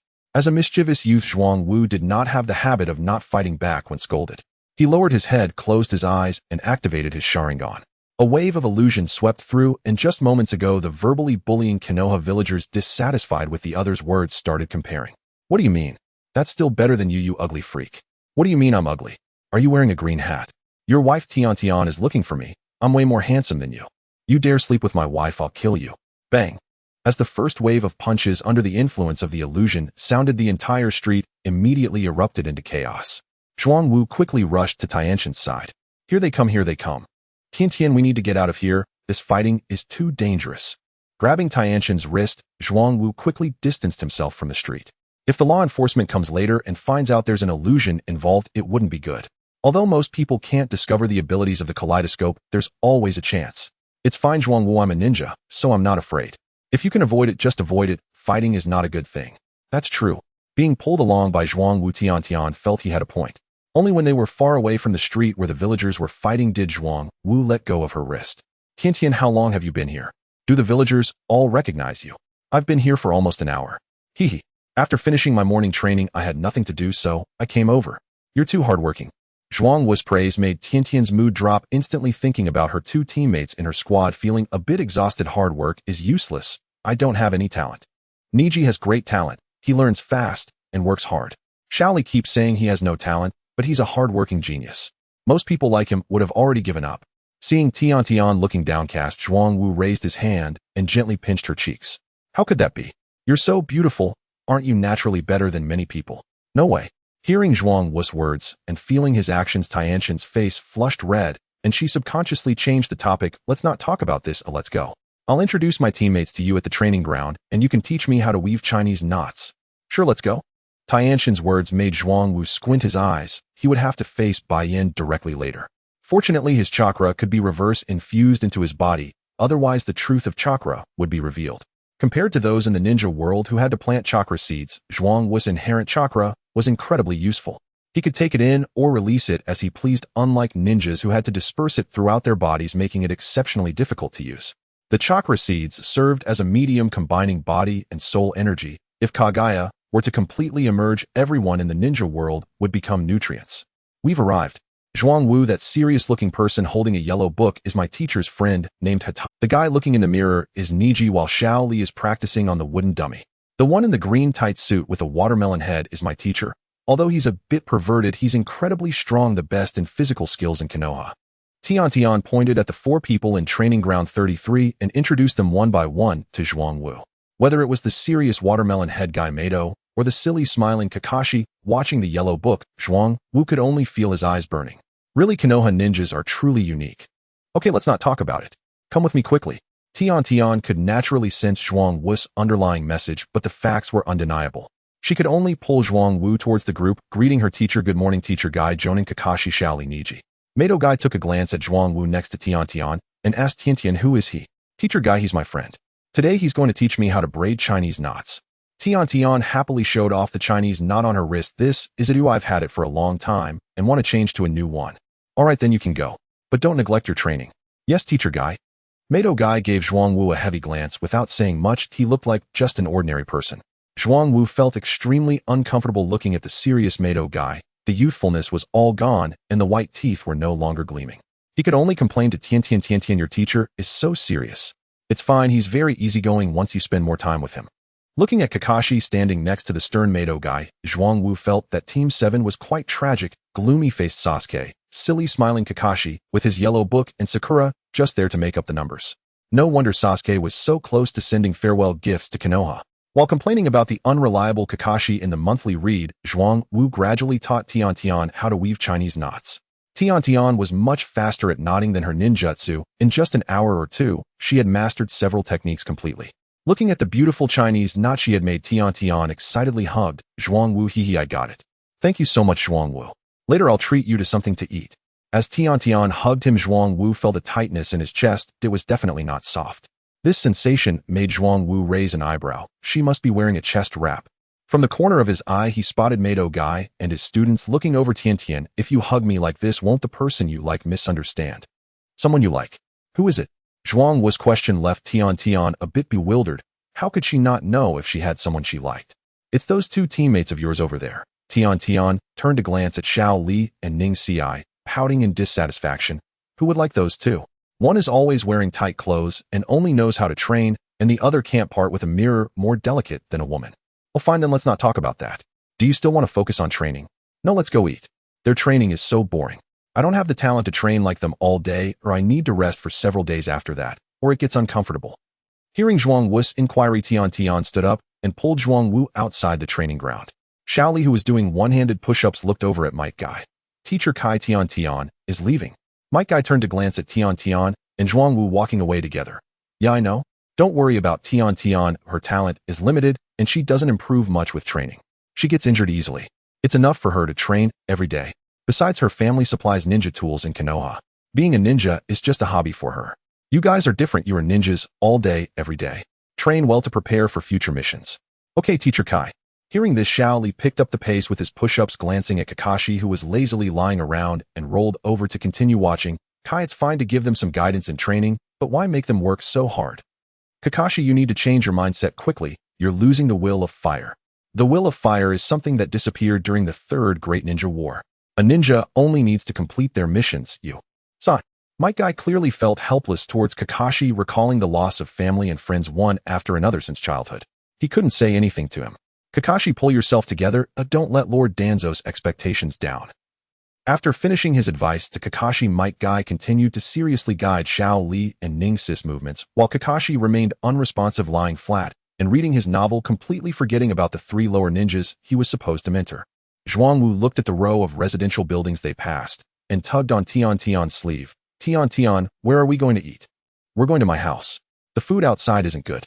My family sent me some ingredients from other countries yesterday. They'll cook for us when we get back. Your house. Aren't you living with your family? Hearing the implications in Tian's words, Zhuang Wu looked at her expression, which remained unchanged. They're quite busy, always out, and the house in Konoha was bought by them for my schooling. Zhuang Wu couldn't help but feel envious of such a wealthy tone. Having money truly makes everything easier, unlike some of the strongest in the ninja world who still struggle to pay their mortgage.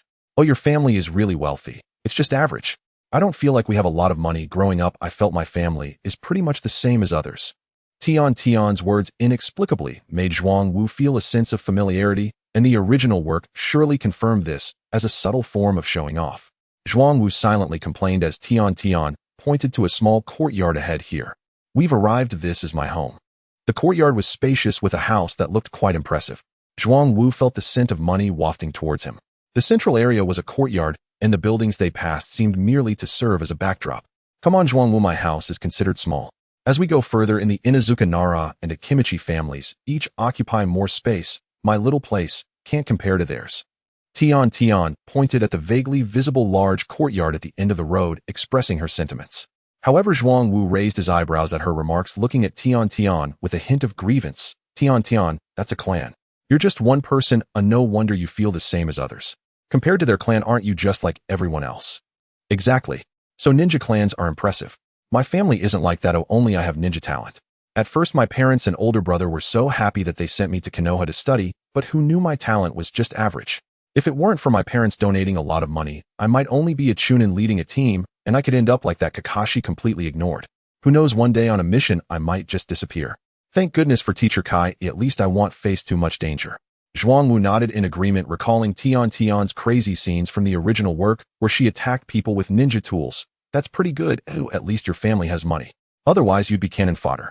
No matter how many ninja tools you have, facing a strong ninja just means you'll be taken out in one hit.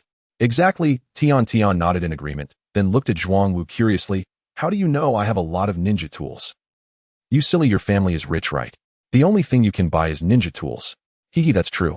Let's not talk about this, sit down quickly. Once inside, Tian pushed Zhuang Wu onto the sofa and poured a glass of water. You wait here while I go cook. This is something I've learned for a long time. Besides making bento, you're the first one I've brought home. Don't you have friends? I do, but that's different. Friends eat out, who cooks? It's tiring. You taught me things, so I'm cooking to thank you. Watching Tian rush into the kitchen, the constant sound of knives hitting the cutting board confirmed Zhuang Wu that Tian could indeed cook. He then wandered around observing until he spotted Ino and Sakura approaching with large bags from the window.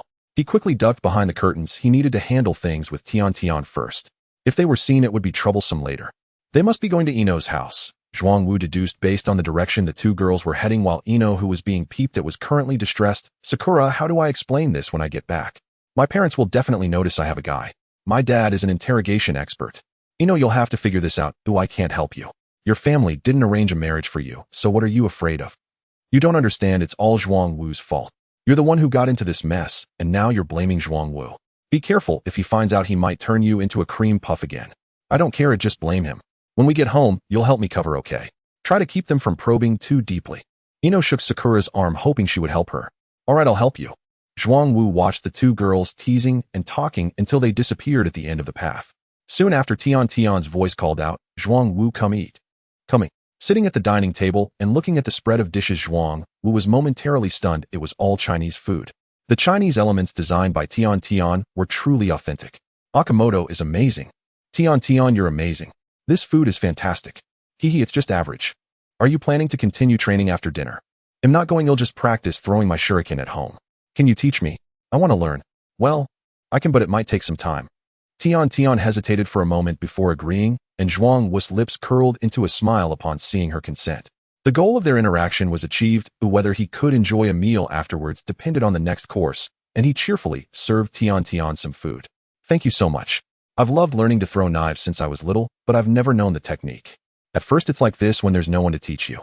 If you let me teach you next, you'll definitely get it, don't worry. Hearing Zhuang Wu's words, Tian confidently patted her tightly wrapped chest. Unlike the booming sound of a man's chest, hers was more of a soft thud, clearly lacking in firmness due to excess softness. Zhuang Wu, first stand firm, and secondly don't throw with too much force.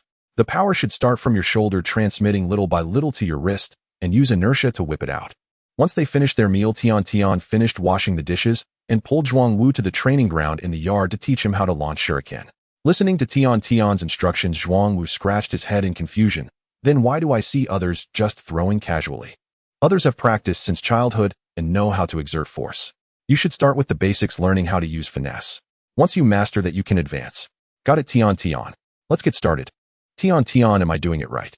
Zhuangwu asked Tian while adjusting his posture, and as expected, she came over to correct his movements. The two were almost pressed together with Tian holding Zhuangwu's hand to guide the motion, feeling the technique of exerting force. The plan is working. Zhuangwu, with a clear purpose, was naturally intentional. It's just a shuriken, nothing too serious. The key was to engage with Tian. As time passed, Tian's face grew redder. The summer fabric was already thin, and under the blazing sun, fine beads of sweat gradually soaked her clothes. Their contact allowed them to feel each other's skin, and Tian began to subtly evade. Seeing her reaction, Zhuangwu felt that it was about time. There was no need to continue practicing shuriken throwing. Tian, it's too hot in the sun, let's go inside. Eager to end the session, Tian wiped a bead of sweat from her forehead and said, okay. Tian, you're amazing. After just a little while of teaching, I can already throw to the 5th ring. That's normal. As long as you grasp the technique of exerting force, you can basically hit that spot, Zhuangwu said, naturally leaning a bit closer to Tian and sniffing the air. What brand of perfume are you using, Tian? It smells nice. I'm not wearing any perfume. Zhuangwu's sudden shift in words caught Tian off guard, and upon seeing Zhuangwu sniffing, her face flushed bright red. Then that's quite a unique talent you have. Don't say such things. What I said is true, and your eyes are beautiful too, Zhuangwu said seriously while looking into Tian's eyes. They could both feel each other's breathing. Zhuangwu casually closed the door, and because they were so close, Tian didn't even notice his movement. Feeling the sensation on her lips, Tian was momentarily stunned, her mind going blank. Before she could even think of resisting, she felt a little fish swimming into her mouth. With a few girlfriends under his belt, Zhuangwu naturally had some experience. When a girl he had known for a short time invited him to her home, the relationship was at a stage between friends and acquaintances. If he didn't take the opportunity to break through, they would remain just friends. When there is mutual affection, one must take the initiative to advance the relationship.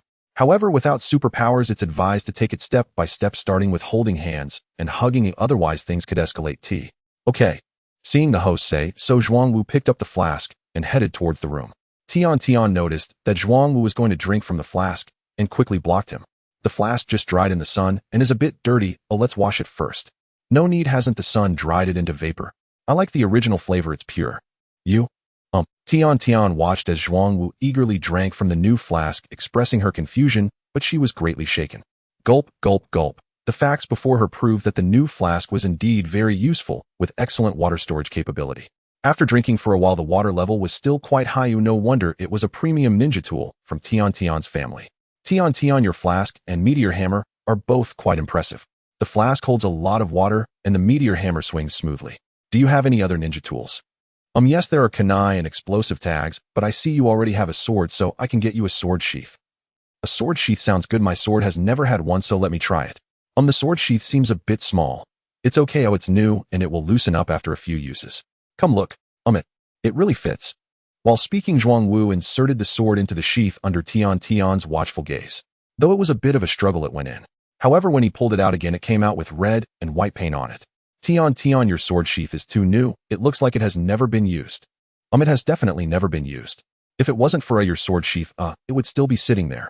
Well, mine has been used well, Zhuangwu said, and to ensure the sword and sheath would fit together quickly, he began to continuously draw and sheath the sword.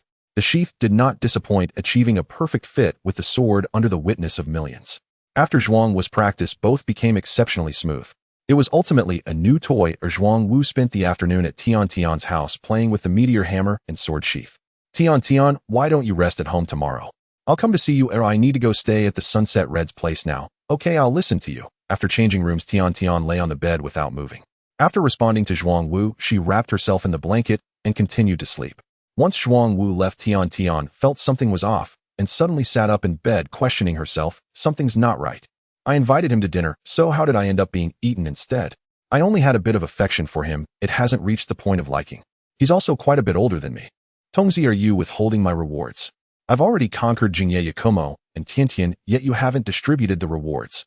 Host, you didn't ask why I was sleeping. Didn't you distribute the rewards after completing the previous ones? What happened this time while you were sleeping? That was then, and this is now. Reward distribution Jingya immunity to control mental enhancement. Yakumo illusion manipulation of the five senses transformation between reality and illusion. Tiantian physical enhancement weapon mastery. Done. I've given everything to you. Host, don't disturb me if there's nothing urgent. From now on, rewards will be distributed automatically. Oh, I need to train newcomers. Nanny. Training newcomers. Are you playing both sides? You're not even responding feeling guilty, are you? Seeing that the system was silent, Zhuangwu commented on the newly acquired rewards. Out of the 6 rewards, only Yakumo's could be directly felt. It felt as if he had gained an instinct for weaving illusions controlling all of others' senses. Even, Zhuangwu raised the flower in his hand, feeling immensely satisfied just as he crafted a small floral illusion by plucking one of the flowers, activating the transformation between reality and illusion, turning the false into the true. The other 4 can't be tested. I feel much more spirited after the mental enhancement, and the physical enhancement seems to have made me a bit stronger, but it's hard to test specifically. Forget it, whatever, I'm heading home first. The Konoha ninjas are like peeping toms, and without a local to guide me, I know very well that even urinating might be watched. Testing would mean showing off to others. I'm back. Well, you came back. What are you making a fuss about? Stepping into the sunset red house, Zhuangwu was not met with Light or Hong's indifference, but rather Hinata's familiar loud voice. Seeing Hinata playing with Hanabi, Zhuangwu felt a bit overwhelmed. Wait, why are you here? Why can't I be here? Hong is my teacher, isn't it natural for me to look for her? Fine, you have a point. You don't need to say that. Facing the tsundere and domineering Hinata, Zhuangwu had no desire to respond. This girl always manages to irritate him as soon as she opens her mouth. Compared to the soft and adorable Hinata from the original storyline, she was a completely different concept. Taking a bottle of water from the fridge, Zhuangwu looked curiously at Hinata, who was calmly preparing food. Aren't you taking your sister back? Isn't it a bit dangerous to be wandering around during the Chunin exams at night? Who dares to have designs on my sister? He'll just smash his dog head directly. As Hinata spoke, Hanabi quickly lowered her head when meeting Zhuangwu's gaze. What are you guys talking about? Hurry up and eat. Yakumo poked her head out from the kitchen to greet everyone. Seeing Yakumo's adorable appearance, Zhuangwu reached out and ruffled her hair. It's nothing, just chatting casually. Oh, okay. After dismissing the curious Yakumo, Zhuangwu frowned as he watched the people cooking in the kitchen. Sitting quietly on the sofa, he scrutinized the Hinata sisters, but there were 3 people in the kitchen, which was obviously odd. Besides a vague silhouette, he saw nothing else. Faced with uncertainty, he decisively ran 2 steps to the sofa beside Hinata and sat down quietly, asking, Hinata, who is that person in the kitchen that I don't recognize? That's a senior named Yuzuki Yukinari. She seems to have a good relationship with Teacher Hong. I heard she completed a mission and came to find Teacher Hong because the Chunin exams are currently being held in Konoha to maintain order. I see, that's fine. Hearing Hinata's words, Zhuangwu's mind conjured the image of the purple-haired Yuzuki Yukinari looking utterly heartbroken. Since she's here, the sadness can be dismissed, but the desire to pout can remain. Hinata, noticing Zhuangwu's contemplative expression, gave him a light slap on the shoulder. What's wrong? Why are you asking about that, senior? Are you planning to betray Hikari? If so, you're mistaken. Ninjas look down on commoners. Haha, you're overthinking it. I just noticed another figure in the kitchen and came to ask you, that's all. Although the thought was significant, how could he admit it? Hinata's volleyball was still something he wanted to play. The concept of others speculating and him admitting it was entirely different. TCH, I wouldn't believe you. I'm going to check the kitchen. You play with Hanabi for a bit. Hinata stood up, pressing Zhuangwu's shoulder as she walked towards the kitchen, leaving Hanabi to stare wide-eyed at Zhuangwu. Unable to bear the quiet atmosphere any longer, Zhuangwu took the initiative to break the silence. Hey Hanabi, it's been a couple of days since I've seen you. How have you been recently? I'm okay. Looking at Hanabi's slightly puffy eyes, Zhuangwu wasn't very convinced, really. Then why do you have dark circles under your eyes? Faced with Zhuangwu's relentless questioning, Hanabi truly didn't know how to respond. She couldn't tell him that the images of Zhuangwu exercising were too vivid, making it hard for her to sleep well these past 2 days. Seeing Hanabi's hesitant expression, Zhuangwu decided to offer some advice. Hanabi, you're still young. You must get enough rest, or else you won't grow tall. Emichum. As Zhuangwu's hand rested on her forehead, Hanabi felt her mind go blank, and she let out a soft hum. Hanabi, what's wrong? It's nothing. Hanabi felt something was off about herself.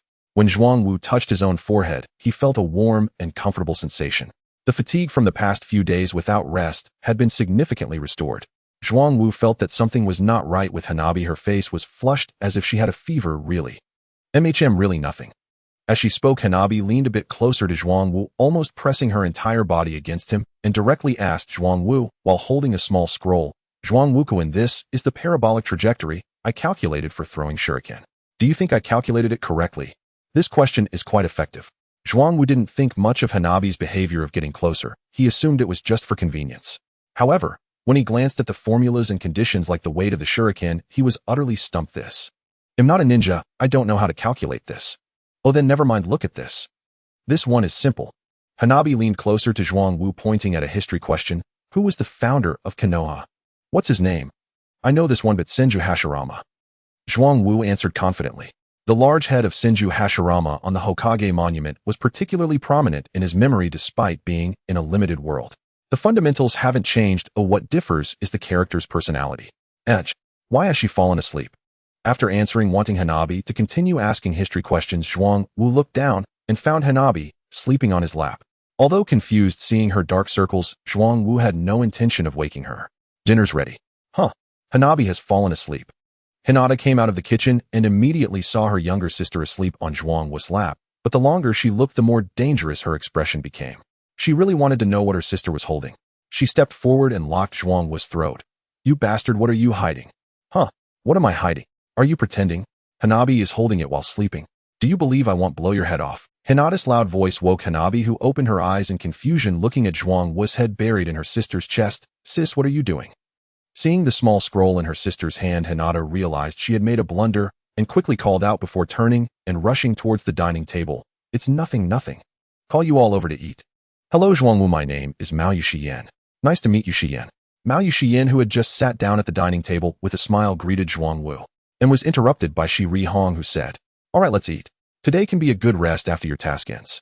Although unaware of the specific task, it seemed that Mao Yuxiyan was not part of the Umbu, but a regular ninja on a mission.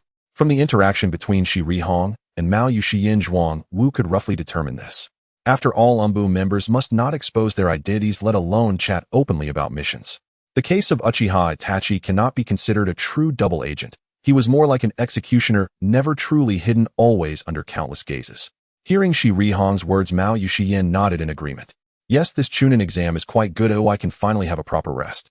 You're right, today is for welcoming you. Would you like to drink some alcohol? Sure. It's not often I have no tasks, so I must drink a little. Hearing Shi Rihong's suggestion, Mao Yuxiyan nodded eagerly in agreement. All right, I'll go get it. Shi Rihong's hasty actions left Zhuangwu speechless, and he stood up to stop her from fetching the alcohol. Hey, maybe we shouldn't drink. Faced with Zhuangwu's determined gaze, Shi Rihong shrank her neck and recalled what she had said in the morning about not drinking. I'll let Xiyan drink. Yes, I will drink. Zhuangwu-kun, do you want to join? Mao Yuxiyan, hearing her name mentioned by Shi Rihong, raised her hand to confirm and invited Zhuangwu to drink together. Let's see. What else could Zhuangwu do? He could only let Shi Rihong be, and whether he drank or not depended on what kind of alcohol it was. If it was a sweet wine, it would be fine. As for other alcoholic drinks, he preferred to avoid them. He could never understand why people would drink something so awful. Here comes the alcohol. The plum wine I saved before, it tastes quite good. Shi Rihong placed 6 bottles of alcohol on the table, proudly showcasing them to everyone. Teacher Hong, Hikari, and I won't drink since we have to go back later. Teacher Hong, you know me, I can't hold my liquor. Hong, don't just look, don't you know her drinking capacity? After Hinata and Yagumo declined, Shi Rihong's gaze fell on Uchiha Hikari. Seeing this, Zhuangwu quickly refused for Hikari. He was worried that if Hikari drank, he would become a drunkard. After Zhuangwu refused for Hikari, Shi Rihong fixed her gaze on Zhuangwu. Then you must drink. We can't let Xiyan drink alone. Then I'll drink. All right, I will drink. Seeing Shi Rihong eager to drink, Zhuangwu had no choice but to join in. It would be strange if this relative came and finished off the alcohol. Mao Yuxiyan looked curiously at everyone present. The quiet girl Hikari had a relation to Zhuangwu, while Kuruma Yagumo occasionally served Zhuangwu food. Hanabi kept stealing glances at Zhuangwu, and her best friend seemed to listen to Zhuangwu a bit too much, thus leaving only Hinata and herself, who were just eating. This was quite interesting, feeling like she had discovered a big secret. Mao Yuxiyan immediately decided to dig for gossip after drinking. All right, let's drink together. Come closer, it's too far to clink glasses. Sure. Now that they had decided to drink, Zhuangwu had no intention of being polite. He picked up his bowl and sat down next to Mao Yuxiyan, and the plum wine indeed tasted good. The flavor was light and carried a hint of plum, but one could easily drink too much. From 8 o'clock to 10 o'clock, Heinet. No way. Today is the opportunity. What if I go on a mission tomorrow? The future is too uncertain. Drink. Looking at Mao Yuxian pouring alcohol confidently, Zhuang Wu confirmed that she was a bit drunk. All right, drink. Good Hong, can you bring more alcohol? Seeing Zhuang Wu finish drinking, Mao Yuxian shook the nearly empty bottle of alcohol and raised it towards Shi Rihong. Zhuang Wu quickly shook his head at Shi Rihong, wondering how late they would be drinking more. Okay, coming right up. However, Shi Rihong seemed to have not seen Zhuang Wu's head shake. She turned around and went to fetch more alcohol.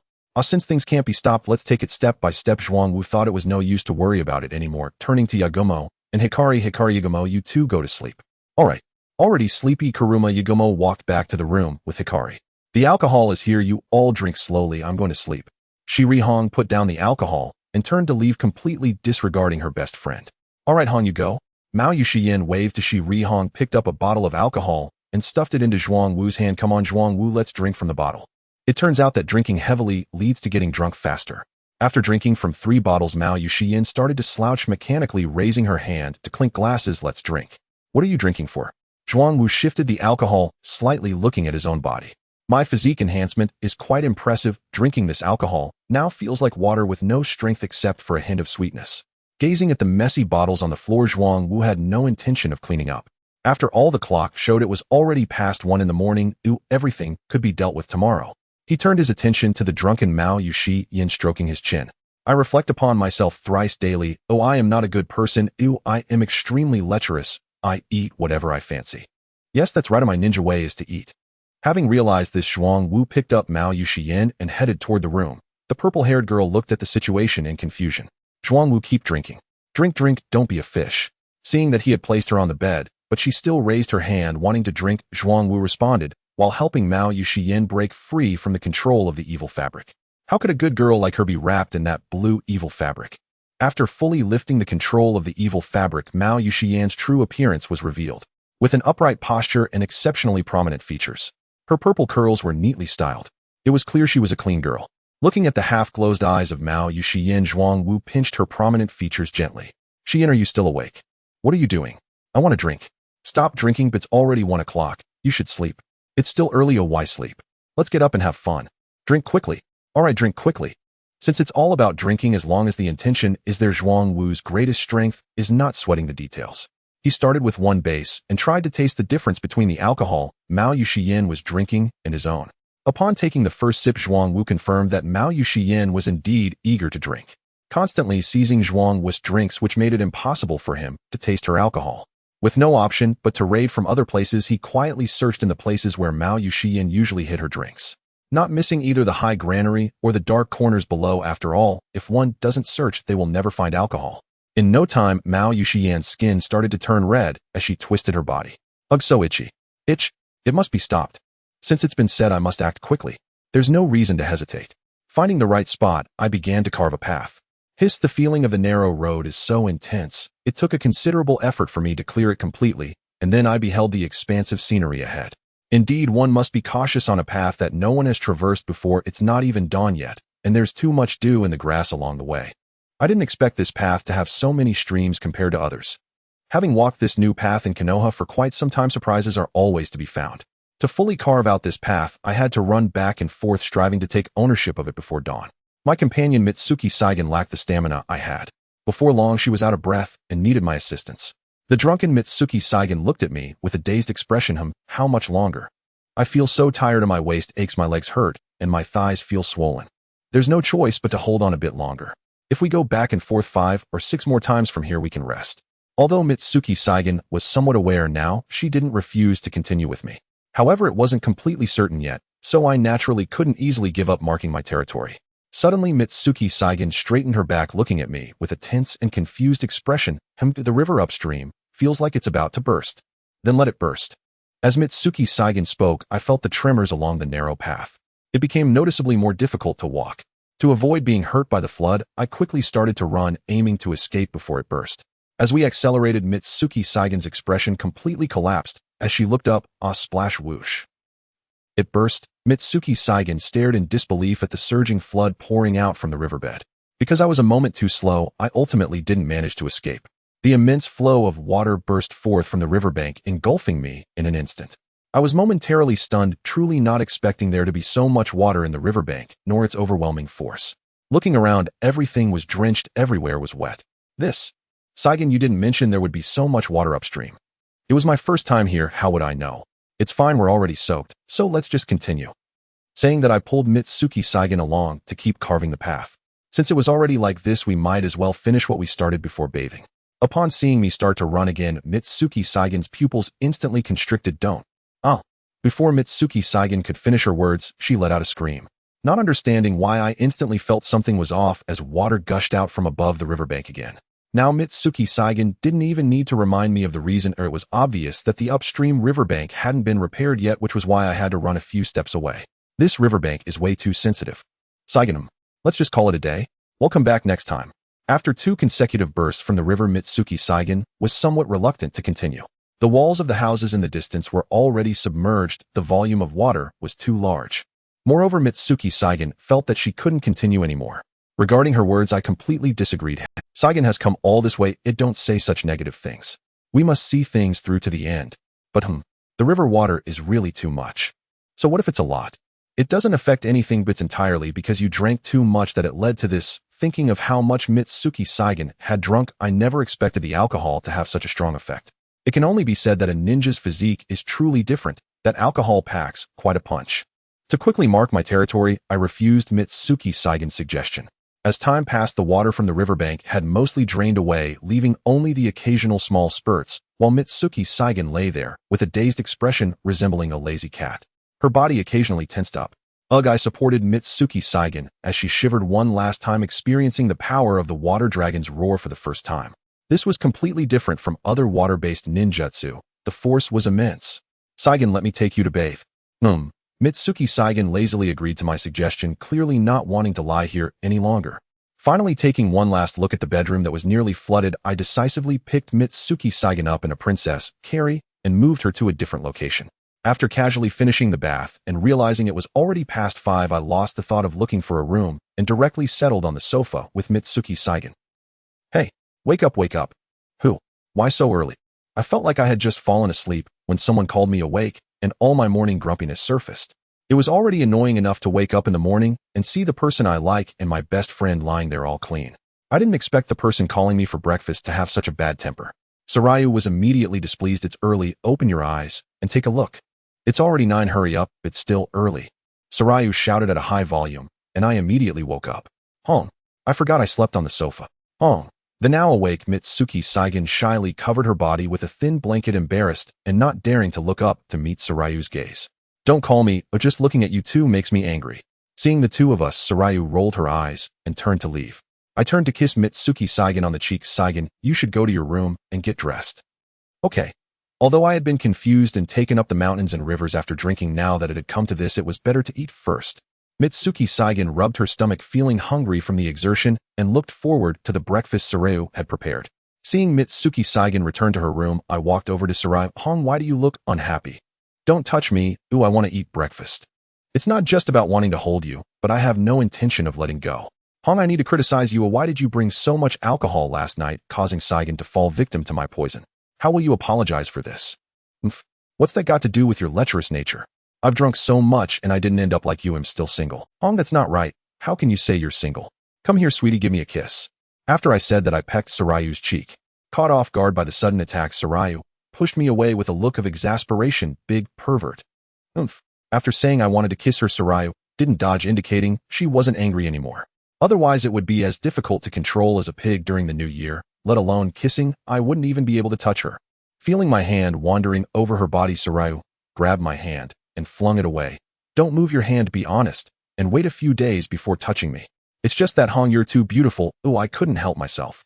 Hearing my words, Sarayu glared at me. I've never seen you be able to control yourself around anyone. This is unacceptable.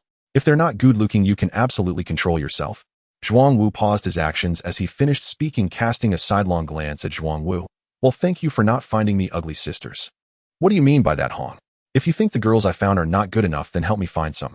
Zhuangwu's shamelessness instantly angered Hong, who shot him a glare. Haven't I already helped you find them? Isn't she in good?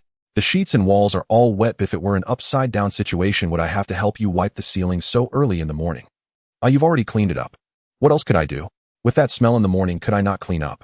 Zhuang Wu felt embarrassed thinking about last night's sins. After all, only the ceiling in the six-sided space had escaped unscathed. Cough cough, Hong. This is truly your fault. Shi drank too much last night, and I didn't expect her body to automatically replenish where it lacked water. This caused the water to keep flowing. Hey, I really owe you one. Shi Rihong was speechless upon hearing Zhuang Wu's words, as if all the blame lay with her. Well, I'll make sure to give you more every day. You shameless guy. Unable to tolerate Zhuang Wu's attitude, Shi Rihong stuffed a piece of bread into his mouth. Just eat your food.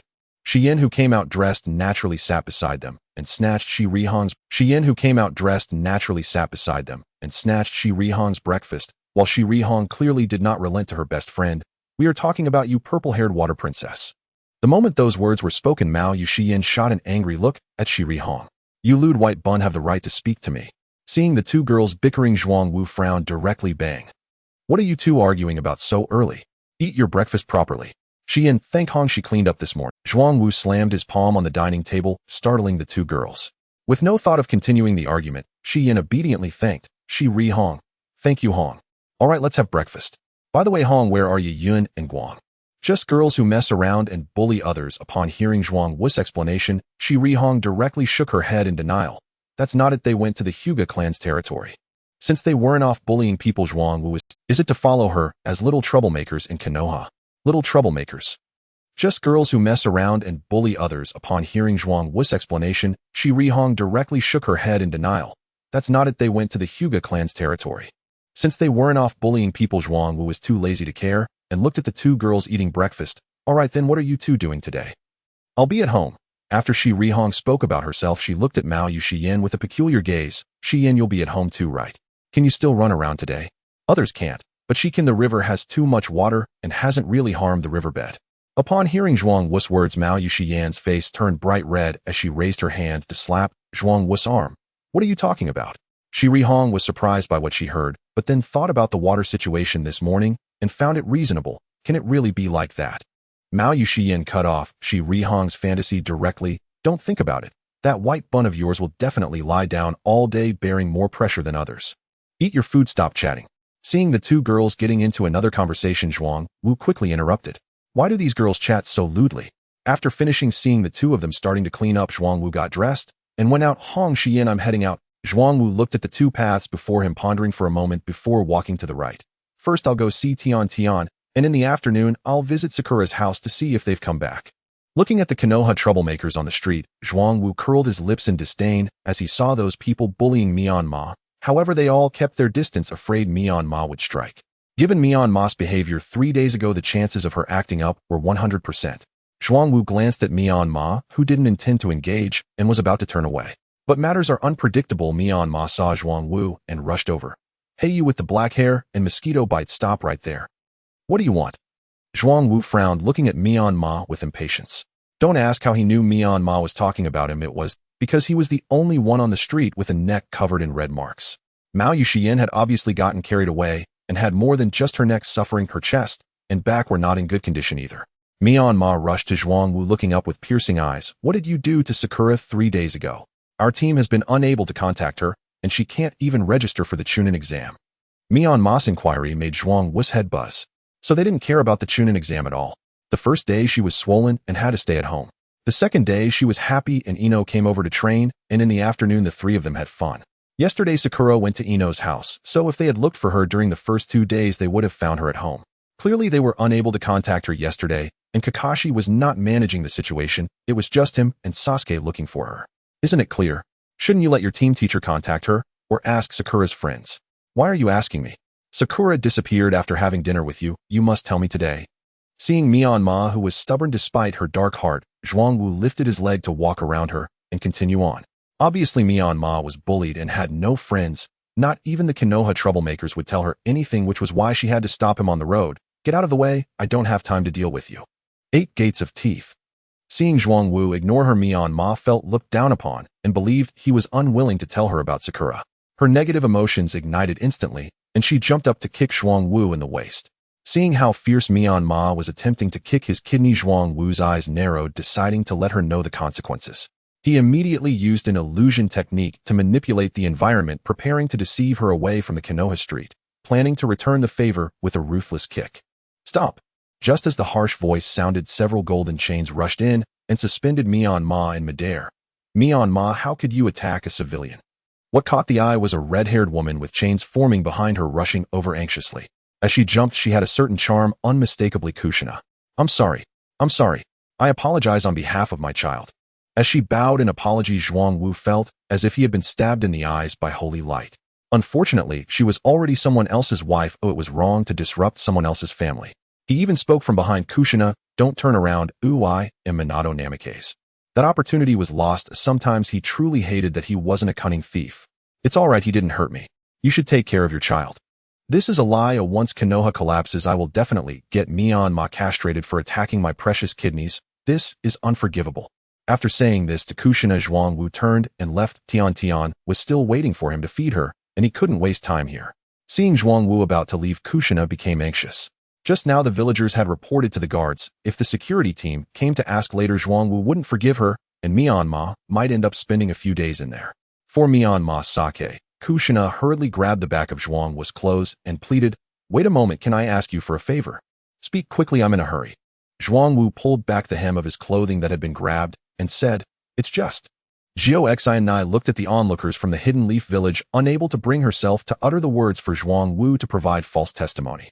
In front of such a large crowd, if Myanmar were to be locked up, it wouldn't come as a surprise. For a moment, Zhou Xianai bit her lip, her expression shifting anxiously. Zhuang Wu raised an eyebrow at the blood-red pepper in front of him, who had become meek due to his son. It seemed that even the most irritable person wouldn't lose their temper when it involved family, but that was none of his concern. It's nothing, I'm leaving. Wait, there is something. Zhou Xianai quickly grabbed Zhuang Wu, who was turning to leave. Can we talk in a different place? Zhuang Wu looked at Zhou Xianai, who had a firm grip on his arm, her strength far beyond that of an ordinary person. Fine, you're a ninja, so you get to decide. I'm just a villager, can I resist? No, you misunderstood. Zhou Xianai hurriedly released her grip on Zhuang Wu's arm, bowing repeatedly to apologize. Please come with me. Glancing at the Sweetwater shop, Zhou Xianai pointed to Zhuang Wu, nodded. Let's go, but keep an eye on your son. I feel like he's going to eat me. Myanmar gritted his teeth, glaring at his own reflection with hatred. Zhuang Wu fought the impulse to punch him in front of the crowd. In the main world, Naruto was carefree and naive, making one want to punch him, while in this limited world, Myanmar was gloomy and merciless, making one want to punch him too. Indeed, he didn't like that guy Naruto regardless of which version it was. Zhou Xianai turned to look at her son's expression, feeling a pang of sadness, and apologized to Zhuang Wu. I'm sorry, I will keep a close watch on Myanmar. Stop with the nonsense, just get to the point. I'm busy. Upon arriving at the Sweetwater shop, Zhuang Wu sat down impatiently and looked at Zhou Xianai. The security team is asking if you can speak on behalf of Myanmar. Just say you didn't have a conflict, that you were just messing around before. Myanmar is about to take the Tsunade exam, and if he gets taken in, he won't have a chance. Myanmar really wants to level up as a ninja. What does that have to do with me? He's the one trying to hit me, not the other way around. Shouldn't he be punished for doing something wrong? Hearing Zhou Xianai's words, Zhuang Wu was unconcerned. It was precisely because of too much pampering that this little rascal had become so unruly. Although Myanmar was bullied by the villagers of the Hidden Leaf, it had nothing to do with him. Zhuang Wu stood up and left, not even waiting for the Sweetwater. Zhou Xianai mentioned, if there's nothing else, I'm leaving. You should keep a close eye on him before he goes in. No, I can pay you. You just need to be a witness. What's a few bucks to me? I don't lack for money, just let go. Once again being stopped by Zhou Xianai, Zhuang Wu felt helpless. He hadn't even sent off the 10 billion he had been meaning to today. There was no mood for bargaining. Zhou Xianai was momentarily at a loss for words. Their family didn't have much money, and solving it with cash was impossible. After a few hesitations, Zhou Xianai truly didn't know what to do. Mom, let go of me. I'll just beat him up and see if he dares not cooperate. Seeing Zhou Xianai being so meek for his sake, Myanmar became furious, struggling continuously to take action against Zhuang Wu. Myanmar, don't say anything. Zhou Xianai shouted angrily at Myanmar and glanced at Zhuang Wu with a flicker in her eyes. I have some chakra metal at home. It's quite valuable and hard to buy. I can use this as payment. Chakra metal. Hearing this, Zhuang Wu instantly perked up. An easy score was a must-have, and he could give it to Hong and the others. Nodding at Zhou Xianai in agreement. Okay, once I get it, I'll testify for your son. Thank you. Zhou Xianai's expression warmed, smiling and bowing to thank Zhuang Wu, but as she lowered her head, her expression became complex. Zhuang Wu, unaware of Zhou Xianai's gaze, naturally stretched out his hand to ask, let's help each other out. Hand over the chakra metal. The metal is at home. Could you please come with me to get it? Sure, let's go. Zhuang Wu stood up and walked outside contemplating how to distribute the chakra metal once he got it. If there wasn't much he would give it to Shi Yan first since she had no weapons. Jiao Xian'ai watched Zhuang Wu's back as he walked towards the store exit, narrowing her eyes and releasing Myanmar. Myanmar'll take him home to get the payment. You go find Sakura and Sasuke to sign up together. I heard Sakura is at Ino's house. Make sure you participate in the exam properly and don't fight. Get lost. I don't need you to tell me what to do. Myanmar pushed Jiao Xian'ai's hand away from his hair and ran off, glaring fiercely at Zhuang Wu as he passed by. Hey, you little brat. In response to this situation, Zhuang Wu immediately hit Myanmar with a delayed genjutsu. Other illusions wouldn't work, but 5 sense manipulation combined with the illusion reality conversion would definitely make him experience the pain of being hit hard. Regardless of whether this world's Kakashi had given him any punishment, Zhuang Wu decided to make up for it. Seeing Zhuang Wu's angry expression, Jiao Xian'ai, who was unaware that her son had already fallen for it, rushed forward to comfort him. Don't be angry, the child is still young. I've forgiven him. Now hurry and take me to get the chakra medal. Zhuang Wu, who had already made his move, naturally wouldn't hold it against her and urged Jiao Xian'ai. All right, follow me. Zhuang Wu watched Myanmar's retreating figure with a cold smile as he followed Jiao Xian'ai's swaying form. He initially thought the front was already ample, but didn't expect the back to be even better. Jiao Xian'ai felt Zhuang Wu's gaze and frowned slightly. After all, she was also a jonin and could naturally sense it, but for Myanmar Sake, she had to endure. Once they got home, we've arrived, come in. Admiring Zhuang Wu's well-rounded figure, he nearly bumped into Jiao Xian'ai. She couldn't react in time, so she just frowned and stepped aside. Zhuang Wu looked up at the unremarkable Bo Feng house. Let's go. Creak. After entering the Bo Feng house, Zhuang Wu began to look around. Other than being somewhat cozy, there was nothing commendable about it. Not seeing Bo Feng Minato's figure, Zhuang Wu looked at Jiao Xian'ai, who had an expressionless face for some reason. Is your husband not home? He's not home. He went on a mission and will be back before the Chunin exam. Jiao Xian'ai answered calmly and continued walking inside. The chakra medal is in the basement. Come over and grab it. Jiao Xian'ai's sudden behavior made Zhuang Wu frown. Although he didn't know why, he didn't care if she had any ulterior motives. He didn't have any small tricks, but he had big ones. Worst case, he would stop time and activate illusion manipulation. One, Jiao Xian'ai splashed some water, and perhaps she didn't want to part with the chakra medal, right? Looking at the basement, which looked like a small living room, Zhuang Wu exclaimed, your basement is quite spacious. However, why were the walls, ceiling, and floor covered with runes? Although Zhuang Wu didn't understand, he could see at a glance that they were sealing runes. Average. The Jiao Xian'ai in front casually replied, then formed seals with her hands and slapped Zhuang Wu. Binding technique. What are you doing? Wasn't it to retrieve the chakra medal? Zhuang Wu frowned at the sudden attack from Jiao Xian'ai, not feeling the slightest bit worried. Since Ino's reward was immunity to control, the binding seal wouldn't work. Zhuang Wu was curious to see what Jiao Xian'ai intended to do. Seeing Zhuang Wu was under control, Jiao Xian'ai withdrew her hand that had released the sealing technique. My family doesn't have chakra metal, so I can only control you. Don't worry, you'll seal your memories with a sealing technique and modify them a bit before letting you go. Damn it, you have no martial ethics. You shouldn't have agreed to this in the first place. Jiao Xian'ai took Zhuang Wu to the center of the basement without caring about his words. It won't matter how loud you shout, there is a sealing technique here that I activated when you came in. Unless it's lifted, no matter how loud you scream, no one will hear you, and no one can come in. Oh lady, your child seems quite young, but you're in big trouble with what you're doing.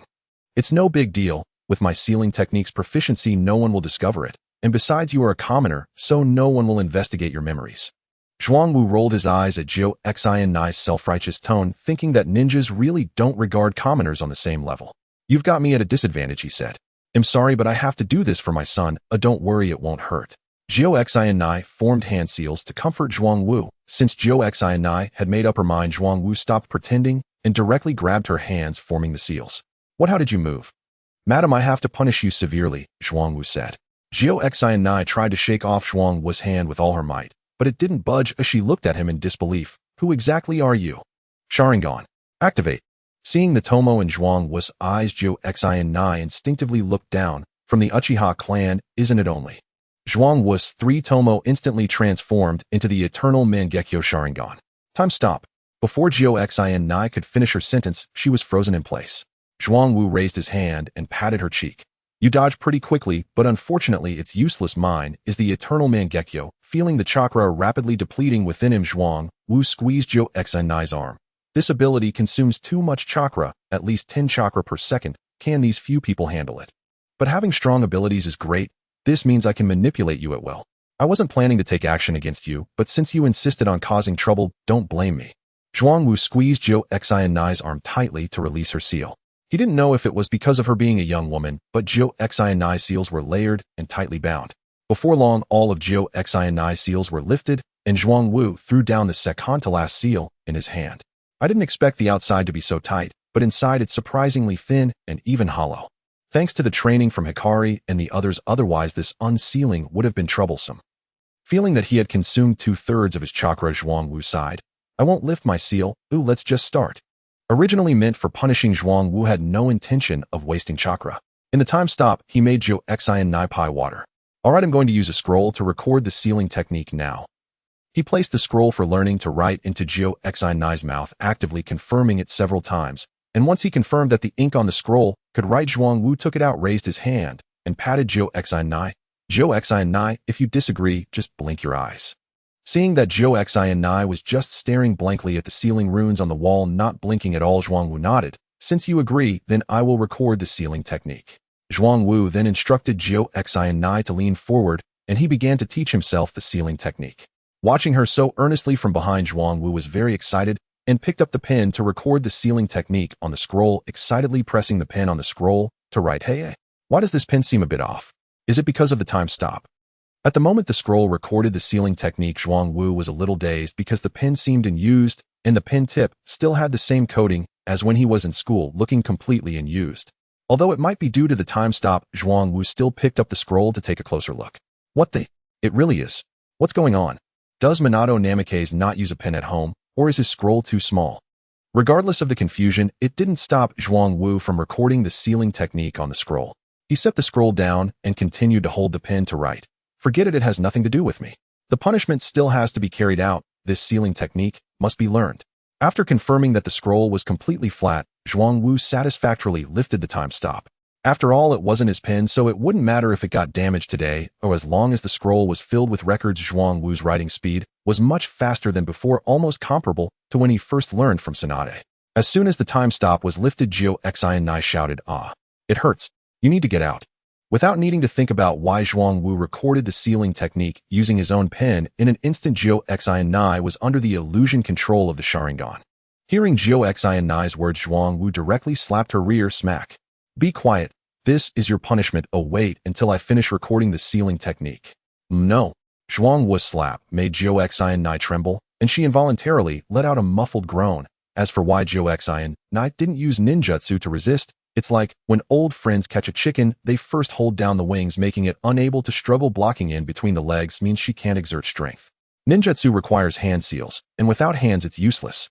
Even with enough physical strength, she couldn't break free. Let me go, I won't modify your memory anymore. Thud. Too late, just focus on teaching me the sealing technique. Don't. My husband. What husband? Even if he comes, you still have to teach. The sealing technique must be completed today. Aunt. Zhou Xian watched Zhuangwu hurriedly writing down the sealing technique, tears uncontrollably falling, not understanding how things had come to this point. Smack. Why are you crying? You deceived me, and now you want to modify my memory today. I must wear this pen out. I've realized my mistake. Smack. Now you know your mistake. Why didn't you realize it earlier? I'm sorry. Don't pout. At least I've done something good. Oh, I've written with your pen, and your husband's scroll is too small. You've wasted all these years. No. It's not. This is my pen. You've only used it. Take it easy, if it won't break. Smack. Still lying to me. Wasn't it your son who wanted to kick me? Hey, yeah, how did your son come to be? Halfway through, Zhuangwu suddenly realized that no matter how bad Minato Namikaze's scroll was, the child would surely disappear if it was gone. The child was picked up by Minato once during a mission. A fox spirit was defeated, and it appeared right there. At that time, Minato used the flying thunder god to bring it home. Take it easy. Picked up? Then how did you get married? Don't you want your own child? Minato, when he was young to save me, he was cut off at the root, and since then he's been showing more feminine traits. More and more downtrodden. I married him to repay his life-saving grace. After marrying him, he improved a lot. After picking up the child, his personality returned to normal, and he was busy with family matters every day. I think this is quite good, and we've just continued living. Take it easy. I've never experienced this feeling before. No. How do you feel about teaching others the sealing technique? I don't know. Zhou Xian clearly didn't want to answer, and seeing this, Zhuangwu also fell silent, proving with actions. Looking at the sealing technique recorded on the scroll, he began to investigate if there were any omissions in what he wrote. Zhuang Wu's sudden rapid investigation left Zhou Xian'ai a bit dazed. Ah, your scroll is too big, this pen can't write anymore. Stop talking nonsense, be quiet. The discussion on the sealing technique ended with a shudder from Zhuang Wu. The only downside was that the violently driven vehicle's chassis was a bit raised, clearly unable to continue on the road. Watching Zhuang Wu prepare to pull up his pants, Zhou Xian'ai did not forget the initial purpose. Can you testify for Myanmar now? You are being overly ridiculous as a fake mother. Even after all this you're still thinking about him. No, I've got this. I'll take the initiative to clean up. He'll help you. Since the opportunity was presented, Zhuang Wu had no reason to let her go, perfectly avoiding the need to bathe at Tian's place. Zhou Xian'ai, are you in the basement? And back, where did Myanmar go? Just as Zhou Xian'ai had just started enjoying her lollipop, Woofing Schumann's call echoed from the basement entrance. Zhuang Wu turned to look at the closed basement entrance, gently ruffling Zhou Xian'ai's hair. While your seal doesn't block the sound from outside. Zhou Xian'ai, are you busy? Hey, you might want to respond, or he's coming in. Borgulu. No, the seal can only be broken from the inside. Zhou Xian'ai spoke without the slightest hint of panic, clearly confident in her own sealing technique. Zhuang Wu pinched Zhou Xian'ai's cheek. Looks like you don't care that much about him. You aren't worried at all. Of this is none of your business. Remember to help Myanmar testify. Zhou Xian'ai didn't want to discuss this with Zhuang Wu and turned around, leaving a smooth back as she dressed herself. Zhuang Wu squatted down in front of her. I can testify, but you wouldn't want your husband to know what happened in the basement, right? What do you want? I think your sealing technique is quite impressive, so I want to learn more in the future. While speaking, Zhuang Wu unceremoniously pinched Zhou Xian'ai. Since it's great to have something of your own like this, the wife attribute is still the first, you bastard. Well, although there is no chakra metal, I also learned some sealing techniques from the Uzumaki clan, so I will let you off. Zhuang Wu patted Zhou Xian'ai's back and turned to leave. As for the method of exit, the reward had just been credited. Conquering Zhou Xian'ai rewards diamond sealing modified breaker of bands. The diamond sealing technique goes without saying, but the breaker of bands can pass through any sealing barrier freely, which is a bug-level ability in the cultivation world capable of ignoring conditions to enter any sect's grand formation or secret realm. As Zhuang Wu reached the entrance, he saw Bluffing Shuemin fiddling with a trident shuriken. Oh, Bluffing Shuemin is actually waiting at the entrance. Looks like I'll have to use some tricks. Illusion technique 5 senses manipulation. Zhuang Wu extended his hand toward Bluffing Shuemin, modifying his senses. Unprepared, Shuemin was instantly caught in the trap. The 5 senses manipulation was more instinctual in Zhuang Wu's hands, with chakra only amplifying its effects. As the illusion took effect, Zhuang Wu swaggered out of the basement entrance. Looking at Bluffing Schumann's blonde hair, Zhuang Wu felt a sudden urge to dye it green, but considering he had never eaten meat, he wasn't even worthy of green. He reached out and patted Bluffing Schumann's shoulder, having initially liked this guy only to find out he suffered such severe injuries in the limited world. Myanmar had truly turned into a fox spirit as originally intended, and this world had formed just like Kishimoto's draft, with only the nine-tailed fox existing and no other tailed beasts. However, it made sense that Myanmar was a nine-tailed fox. After all, how could an ordinary person be born with fox whiskers? Naruto B. Turning a corner outside, Zhuang Wu stumbled upon Myanmar and Sasuke fighting again. He felt that he hadn't checked the calendar before going out today, simply having the worst luck. Myanmar and Sasuke were passionately shouting at each other while kicking that route is a drag. Sasuke, give it. This time Sakura was different, standing by and not bothering to look at the two fighting, lazily yawning beside them. Zhuang Wu approached and patted Sakura's shoulder. Sakura, what's going on? Those two are fighting again. Zhuang Wu mua. Upon seeing Zhuang Wu, Sakura instantly brightened, jumping into his arms and giving him a kiss. Zhuang Wu half embraced Sakura and pulled her closer. Don't make a scene in public. In front of so many people, Zhuang Wu had no confidence in his own composure, and another kiss might lead to Hehe. Alright, Sakura snuggled into Zhuang Wu's arms, looking at the fighting pair. Those two are inexplicably fighting. Today they came to ask me to sign up together. After finishing the forms on the way back, it turned into a fight, because Myanmar wanted to train, while Sasuke wanted to chase girls, so they couldn't act together. Oh, that makes sense. Thinking about these two completely opposite situations, one being disliked, and the other being popular with girls, it was strange if they didn't fight. Where is your team teacher? Isn't he coming to stop them? Don't mention it. Who knows where he ran off to? I've never seen him, except when there's an issue it's like he's fake. Really then? Zhuang Wu wanted to ask Sakura why she wasn't stopping them today, but was interrupted by Myanmar's piercing scream. He saw Myanmar lying on the ground, hands covering her bleeding butt, and it was already turning red underneath. Sakura was stunned upon seeing this. Was it really necessary to fight like this? Sasuke, what did you do? It wasn't me, I was fighting, and then she suddenly became like this. Sasuke's expression was also a bit crumbled. He hadn't even hit yet. and now Myanmar was bleeding from her flower. Who would he explain this to? Compared to the two who knew nothing, Zhuang Wu had absolute authority in this matter. After all, it was his illusion that had taken effect, only he hadn't expected to run into it himself. Now is not the time to discuss whose fault it is. Hurry and get her to the hospital. Right, Sasuke. Quickly carry Myanmar. We're going to the hospital. Upon hearing Zhuang Wu's words, Sakura nodded in agreement, urging Sasuke. Sasuke looked at Myanmar, who was bleeding profusely, with a reluctant expression. Aye, Sasuke, right. Since it's like this, quickly save her. Although she's losing a lot of blood, you're all teammates. And if one person is missing, you can't participate in the Chunin exam. Sasuke looked at Myanmar with a disgusted expression, clearly unwilling.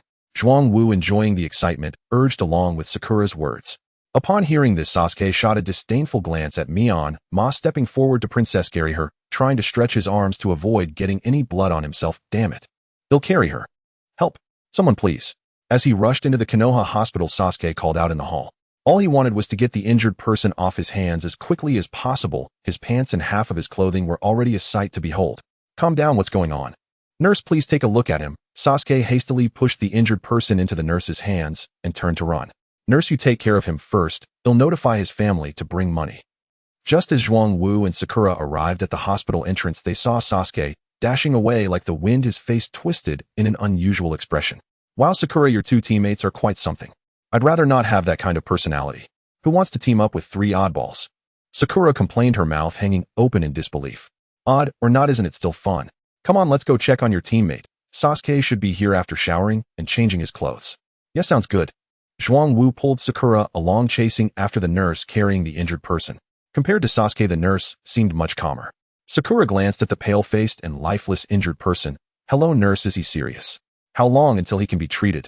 It's not serious. He was just on the brink of death. If the treatment plan is sufficient, he should be able to move normally by tomorrow. It's just that the boy who brought him here played too roughly, causing a rupture in the anal canal and excessive blood loss, which contaminated his internal blood. Other than the hassle of cleaning it up, there's not much else to worry about. The nurse calmly explained to Sakura, and Zhuang Wu, appearing quite accustomed to such situations. Sakura was taken aback and raised her hand to interrupt. No, nurse, it's all right, Sakura, the nurse knows what she's doing. Don't disturb her. The most important thing now is to get the injured person treated quickly. Zhuang Wu grabbed the explaining Sakura, thinking that if she kept talking there would be no fun left afterwards. The nurse nodded in agreement with Zhuang Wu's words. Yes, this young man is right. What's the situation with this child? Hearing the question, Zhuang Wu turned his head to see a woman in her 30s with long golden hair, dressed in a doctor's coat, smiling as she inquired with the nurse. Dr. Yenayu, this child has a rupture in the anal canal and needs surgery as soon as possible. The boy who brought him here ran off saying he was going to notify the family. In that case, let's take him to my operating room. I'll treat him first. Understood, Dr. Yenayu. Listening to their conversation, Zhuang Wu realized the identity of the doctor before him. Surprisingly, she hadn't died and had even become a doctor in Konoha. If Do from this main world found out, he would surely question life itself. Everyone is the same, it's just that without Danzo's persecution, how could one live so well? Sakura expressed her gratitude to Dr. Yenayu. Thank you, Dr. Yenayu, thank you. Although a bit annoying, at least she's a teammate. If something happened to her, they'd have to switch teammates again. Who knows, they might be reassigned back to the Ninja Academy, and it might not be better than these two oddballs. You're welcome. After saying this, Dr. Yenayu turned with the nurse and the injured person, heading into the nearby operating room. Seeing the injured person enter, Sakura patted the now somewhat grown-up Nana. It's a good thing we don't have to pay up front, otherwise it would be a hassle. I only brought a bit of pocket money when I came out. Exactly, we encountered a good doctor. Zhuang Wu nodded in agreement with Sakura's words, but he was also pondering how to figure out the feasibility of dealing with Dr. Yenayu. Given the current situation, it seemed that the wages at Konoha Hospital were not low.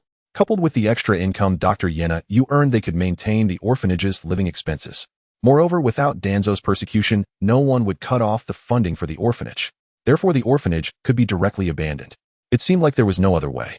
Without Danzo, Do was just an ordinary orphan, unable to act as a bridge. Additionally, he always felt that Dr. Yenayu's smile was a bit fake. Although it appeared warm and welcoming, he couldn't shake the feeling that something was off. Injured person, injured person. Excuse me, do you know where the injured child that was just brought in is? A familiar voice interrupted Zhuang Wu's thoughts. He turned to see the anxious Minato Namikaze asking the passing nurse. Zhuang Wu, that's Minma's father, Sakura explained to Zhuang Wu, and then called out to Minato, Uncle Minato, over here. Sakura, how is Minma? Uncle Minato, Minma is in surgery, he'll be out soon. That's good, that's good. Minato's expression relaxed a bit, but he kept rubbing his hands as he stared at the surgery room pointed out by Sakura. Sakura looked around confused and asked Minato, "Uncle Minato, why haven't I seen Kushina-san?" Kushina practiced sealing techniques today and was injured by a recoil, so she couldn't come. After Sasuke notified me, I came here alone.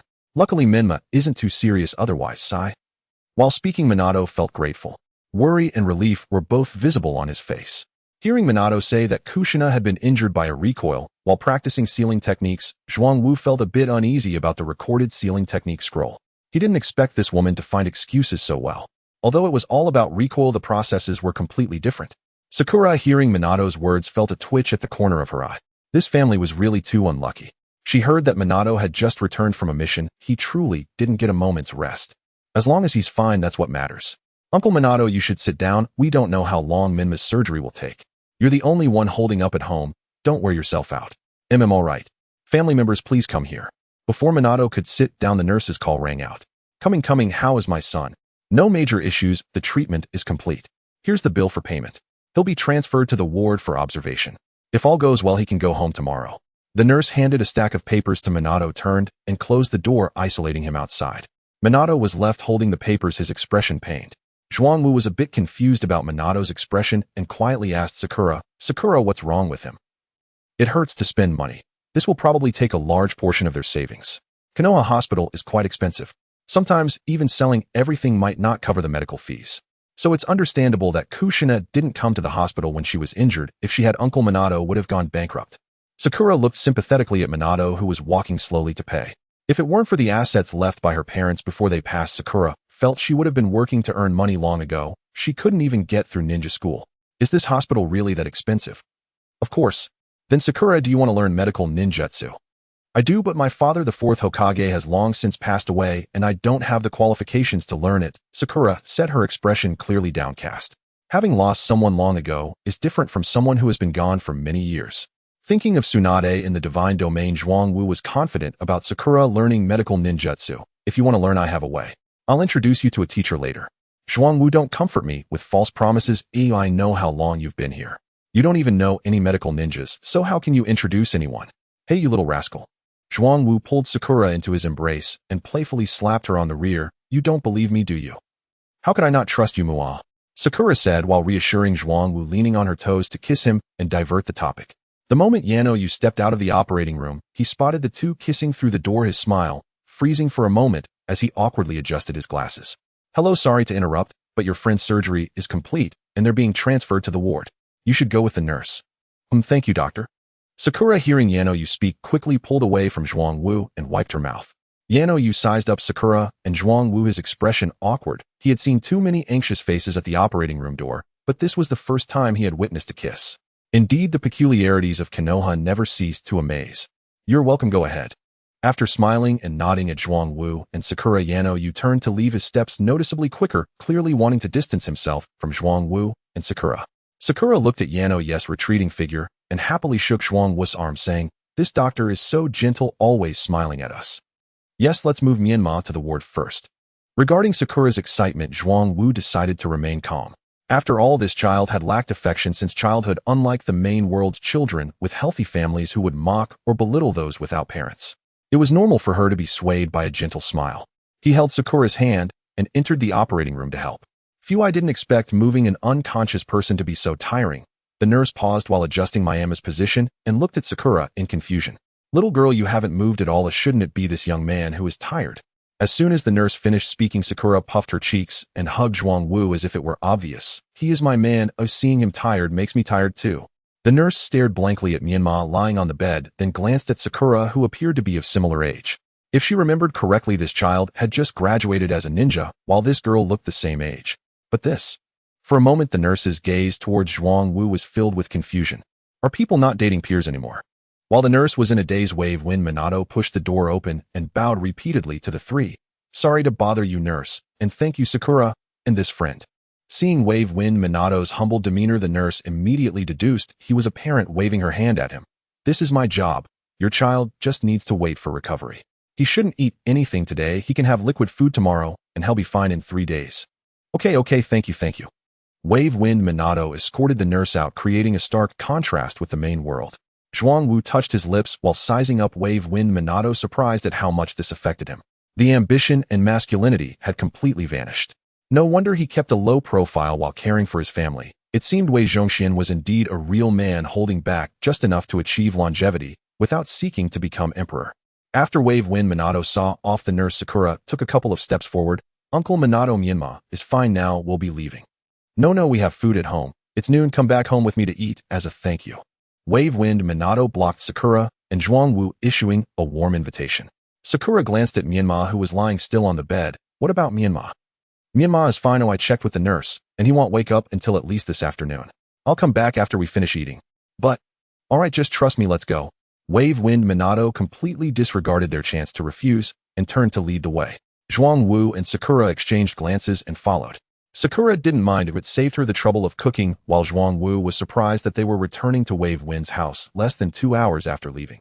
Still being the invited party, he wondered what Kushina would think upon seeing this. Upon reaching the entrance of the Wave Wind house, several members of the security team stood straight, raising their hands to stop the three. You are Wave Wind Minato, right? Your son Myanmar is suspected of attacking a civilian, i.e. please let him come with us. No way, Myanmar. Wave Wind Minato looked at the security team and thought of Myanmar, who was unconscious in the hospital. He really couldn't bring himself to say it, or bringing him back while in a coma would mean he'd be locked up directly. Zhuang Wu honestly didn't expect the security team to show up. This was much better than certain others. He thought of the deal with Kushina and pushed Wave Wind Minato aside. Hey, wait, gentlemen, Ninja Myanmar is suspected of attacking the civilian. That's me. I'm Myanmar's uncle. Oh, we were just playing. Mew. The leader clearly didn't believe him, scrutinizing Zhuang Wu with suspicion. A teammate beside him pulled his sleeve. Captain, it's him. His face matches about 70 to 80 of this picture, and the mark on his neck perfectly matches. The security captain snatched the drawing to compare, looking at the red mark on Zhuang Wu's neck, growing more gritted teeth as he examined it. He slammed the drawing back into the teammate's hands and turned to leave. Let's go. Thank you. The humble Minato bowed, expressing his gratitude to Zhuang Wu fervently again. Minato, we're at your doorstep now. No need to thank us. Come in, Zhuang Wu said as he pushed the door open, leading Sakura inside. It wasn't until they finished changing their shoes at the entrance that Minato noticed Zhuang Wu drinking water on the sofa, finding it odd. Why did it feel like Zhuang Wu was more familiar with the house than he was? Sakura, Zhuang Wu, you two sit for a while I'll go get the food. Okay. As Wave Wind Minato went to the kitchen, Zhuang Wu, feeling bored, decided to check on Kushina. Sakura sat on the sofa and began to doze off, wondering what she and Ino had been up to last night. She clearly hadn't rested well. The house wasn't large, and after taking a few steps, he saw Kushina's room, the whirlpool symbol prominently displayed on the door. Pushing the door open, he saw Kushina lying on the bed. Minato, what's wrong? Hearing the door open, Kushina turned to ask, but upon seeing Zhuang Wu, her eyes widened in shock. Hi, it's me. Seeing Zhuang Wu greet casually, Kushina became flustered, nervously glancing behind him. What are you doing here? Hurry and leave. What do you mean? Zhuang Wu rolled his eyes at Kushina, who was covering her ears, then turned to call out, Minato, is the food ready yet? Almost done. You guys wait a moment. As Wave Wind Minato's voice came from the kitchen, Kushina's expression twisted, as if she saw something dirty, uncomfortably looking at Zhuang Wu. How do you know Minato?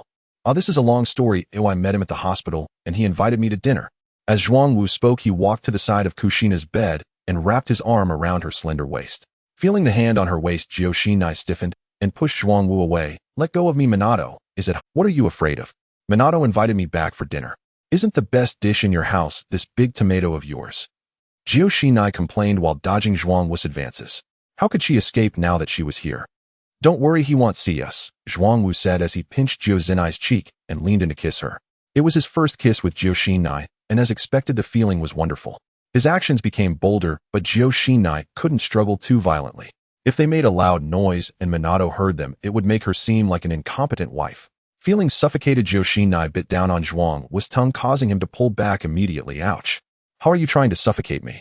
We've been kissing for so long. Zhuang Wu began to pull Joshinai closer again, but a voice from the kitchen interrupted him. Zhuang Wu, Sakura, dinner is ready. Zhuang Wu glanced regretfully at Joshinai. Looks like there's no chance now, we have to go out. He pinched Joshinai's cheek, but she swatted his hand away. You should go. Minato has cooked dinner, hurry up. I hope to see you again later. Zhuang Wu waved goodbye with a smile as he left, while Joshinai felt irritated watching his retreating figure. What the hell is wrong with this guy? Isn't Uchiha supposed to consist of only 2 people? Unable to fight back or report him, she thought about how if she reported him on the first day, the whole of Konoha would know that she was with Minato. After recalling Zhuang Wu's words, Tsunade felt her pain lessen and got up wearing slippers heading to the living room. Minato, I didn't expect your cooking to be this good. It's nothing special, I just enjoy cooking at home. Minato replied his modesty, making Zhuang Wu feel appreciated. However, this harmonious scene made Tsunade frown. Minato stood up to greet Tsunade as she appeared from around the corner. Tsunade, are you feeling better? Come sit. I was planning to make you some food when you woke up. It's fine, I just heard you calling and came out to see.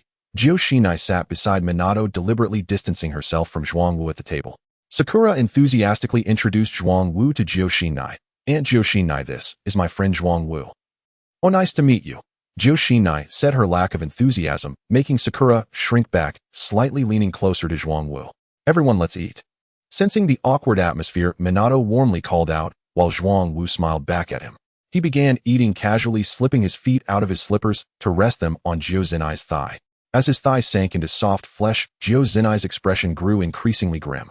She shot a fierce glare at Zhuang Wu when no one was looking. How could Zhuang Wu be so bold? They were at the table with just a thin tablecloth, and he dared to do this in front of Minato. Meanwhile, Minato chatted happily with Zhuang Wu while Zhuang Wu enjoyed his interaction with Tsunade beneath the table. Sometimes the thrill was truly captivating, far more pleasurable than usual. Unfortunately, the good times were fleeting. Lunch ended quickly, and Minato, feeling reluctant, said, Zhuang Wu, it was a pleasure to meet you today. Come by my house more often. Zhuang Wu smiled and nodded, glancing between Minato and Tsunade. Sure, he'll come over to taste the food more often. It's quite delicious. Minato, oblivious to Tsunade's dark expression, continued to invite Zhuang Wu enthusiastically. Great, do come by often. No problem. Nodding in agreement with Minato's invitation, Zhuang Wu withdrew his feet from Tsunade's soft thigh. Minato, we're leaving now. We'll visit again next time. Alright, take care. Minato watched Zhuang Wu and Sakura leave, sighing. Zhuang Wu is such a good person. I always enjoy chatting with him. At the dining table, Tsunade had just propped herself up with both hands when she heard Minato's comment. Feeling uncomfortable, she glared at her nominal husband and turned to walk towards the bedroom, dragging her weak legs through the messy corner. Minato, confused by Tsunade's evident anger, called out, Hey, Tsunade, what's wrong? Until Tsunade's figure disappeared, Minato, unsatisfied by the lack of response, muttered, Women are so fickle, men are much simpler. If only Tsunade were more like Zhuang Wu. Achoo. Achoo. Zhuang Wu, are you catching a cold? Sakura asked worryingly as she saw Zhuang Wu sneeze. Zhuang Wu shook his head and replied, I'm not sick, someone is either thinking about me or cursing me. Is that so? Let's hurry home. When I left this morning, Ino was still asleep at home. I wonder if she's awake yet, Sakura said as she pulled Zhuang Wu towards their home. Did Ino stay over at your place last night? Yes, she had a fight with her parents last night. They said she had to practice the trumpet, so she dragged me home out of anger. Practice the trumpet? That seems fine, her parents are only around 30 or so, Zhuang Wu said. Exactly, but... Just as she continued, Sakura tapped Zhuang Wu's arm in annoyance. What are you saying? Focus on the argument. Arguments are trivial. Once a daughter is married, she's like water spilled. You just consider Ino as already married, Zhuang Wu replied. You always have such twisted logic. Sakura rolled her eyes at him and pushed open the door, calling out, Ino, I'm back. You're back then? Oh, Zhuang Wu. Ino, who had been casually answering Sakura, brightened up upon seeing Zhuang Wu and excitedly jumped into his arms. To prevent her from falling, Zhuang Wu instinctively supported her. Are you that happy to see me? Yes. Ino's response pleased Zhuang Wu, but her actions left him puzzled. Ino, what are you doing? Why did you just take off my clothes? Ino pouted, looking at Zhuang Wu with a pitiful expression. Sakura, seeing Ino directly remove Zhuang Wu's constraint in front of her, immediately disapproved. She brought Zhuang Wu back. How could Ino monopolize him? Without hesitation, Sakura jumped onto Zhuang Wu's back. Ino, you're too sly.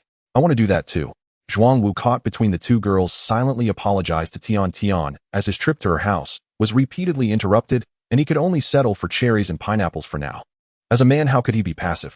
Supporting both girls in front and behind, Zhuang Wu immediately displayed his masculine spirit. You two have improved since yesterday.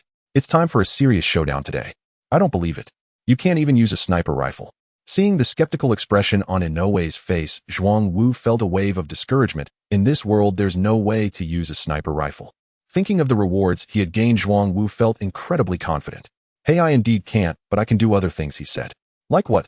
Do you know about the Thunder Armor mode of Yunin Village? Inoue looked at Zhuang Wu in surprise, a bit taken aback. You can do that? Of course. Let's go to the place where we practice ninjutsu, and he'll show you. Upon hearing they had to change locations, Inoue immediately felt displeased. The weather outside was so hot, and she didn't want to bask in the sun. Don't get too hot, just demonstrate here. I'm quite curious. Sakura also nodded in agreement with Inoue's words. Yes, yes, no need to go out, it's too hot. Zhuangwu saw that both girls were quite insistent and could only nod in agreement, starting to perform the secret technique of Yunin village. Watch me perform the one-book convergence.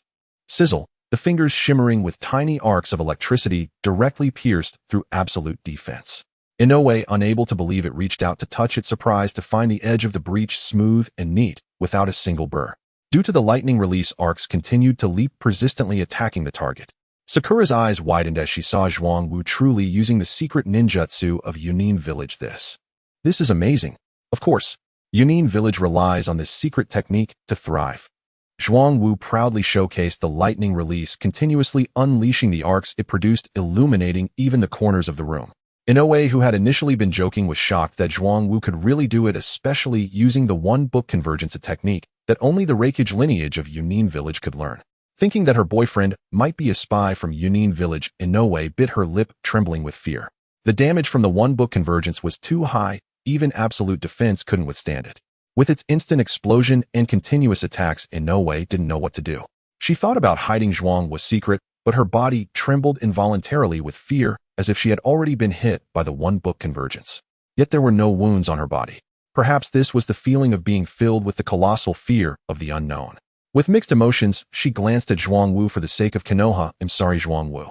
As soon as, of course, it's not hard at all. Looking at the satisfied smile on Zhuangwu's face, Inoue kept silently apologizing in her heart. For the sake of Konoha, I must find a way to exhaust Zhuangwu's chakra. If necessary, I won't hesitate to sacrifice Sakura. As Inoue made her resolution, Zhuangwu had already begun to perform the one-book convergence. One-book convergence. One-book con. Seeing Zhuangwu continuously performing ninjutsu, just because of her words, Inoue dared not look at him anymore, fearing she might burst into tears. Zhuangwu, who was vigorously performing ninjutsu, noticed that Inoue had suddenly turned her head away, not looking at him, and asked with concern, Inoue, what's wrong? Is it because I didn't perform the one-book convergence well? No, it's not. Listening to Zhuangwu's concern, Inoue could no longer hold back and cried out, Wu, I just feel like crying for no reason. Then I want to perform the one-book convergence. Oh, please don't cry. Hearing that Zhuangwu wanted to stop, Inoue hurriedly stifled her cries. For the sake of Konoha, she must seize Zhuangwu today and not let him have a future. No, you continue. I want to see you perform the one-book convergence. Well, okay. Seeing Inoue's insistence, Zhuangwu hesitated for a moment and could only continue performing the one-book convergence. The blue arcs of electricity were continuously released in the room, flickering between light and darkness. During the performance of the ninjutsu, Zhuangwu avoided Inoue's gaze and signaled Sakura to come over and ask what was going on. Sakura nodded upon seeing this, stepped forward to help Inoue sit on the sofa, and quietly asked her. Zhuangwu, while performing the one-book convergence, leaned in to eavesdrop. However, all he heard was a series of vague murmurs with no information coming out at all. To clarify the situation, Zhuangwu called Sakura over to ask, Sakura, I've been performing the one-book convergence for so long, why does Inoue seem sadder? I don't know either. Maybe you should perform it a few more times. Looking at Sakura's puzzled expression, Zhuangwu felt a wave of discouragement upon seeing Inoue sobbing on the sofa.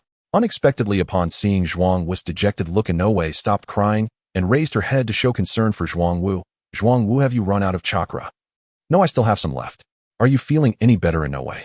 Upon hearing that Zhuangwu still had chakra, Inoue frowned and turned to look at Sakura. Sorry, girlfriend, but I must drag you into this. Sakura, do you want to see Zhuangwu perform? He knows other ninjutsu too, why not take a look? Sure.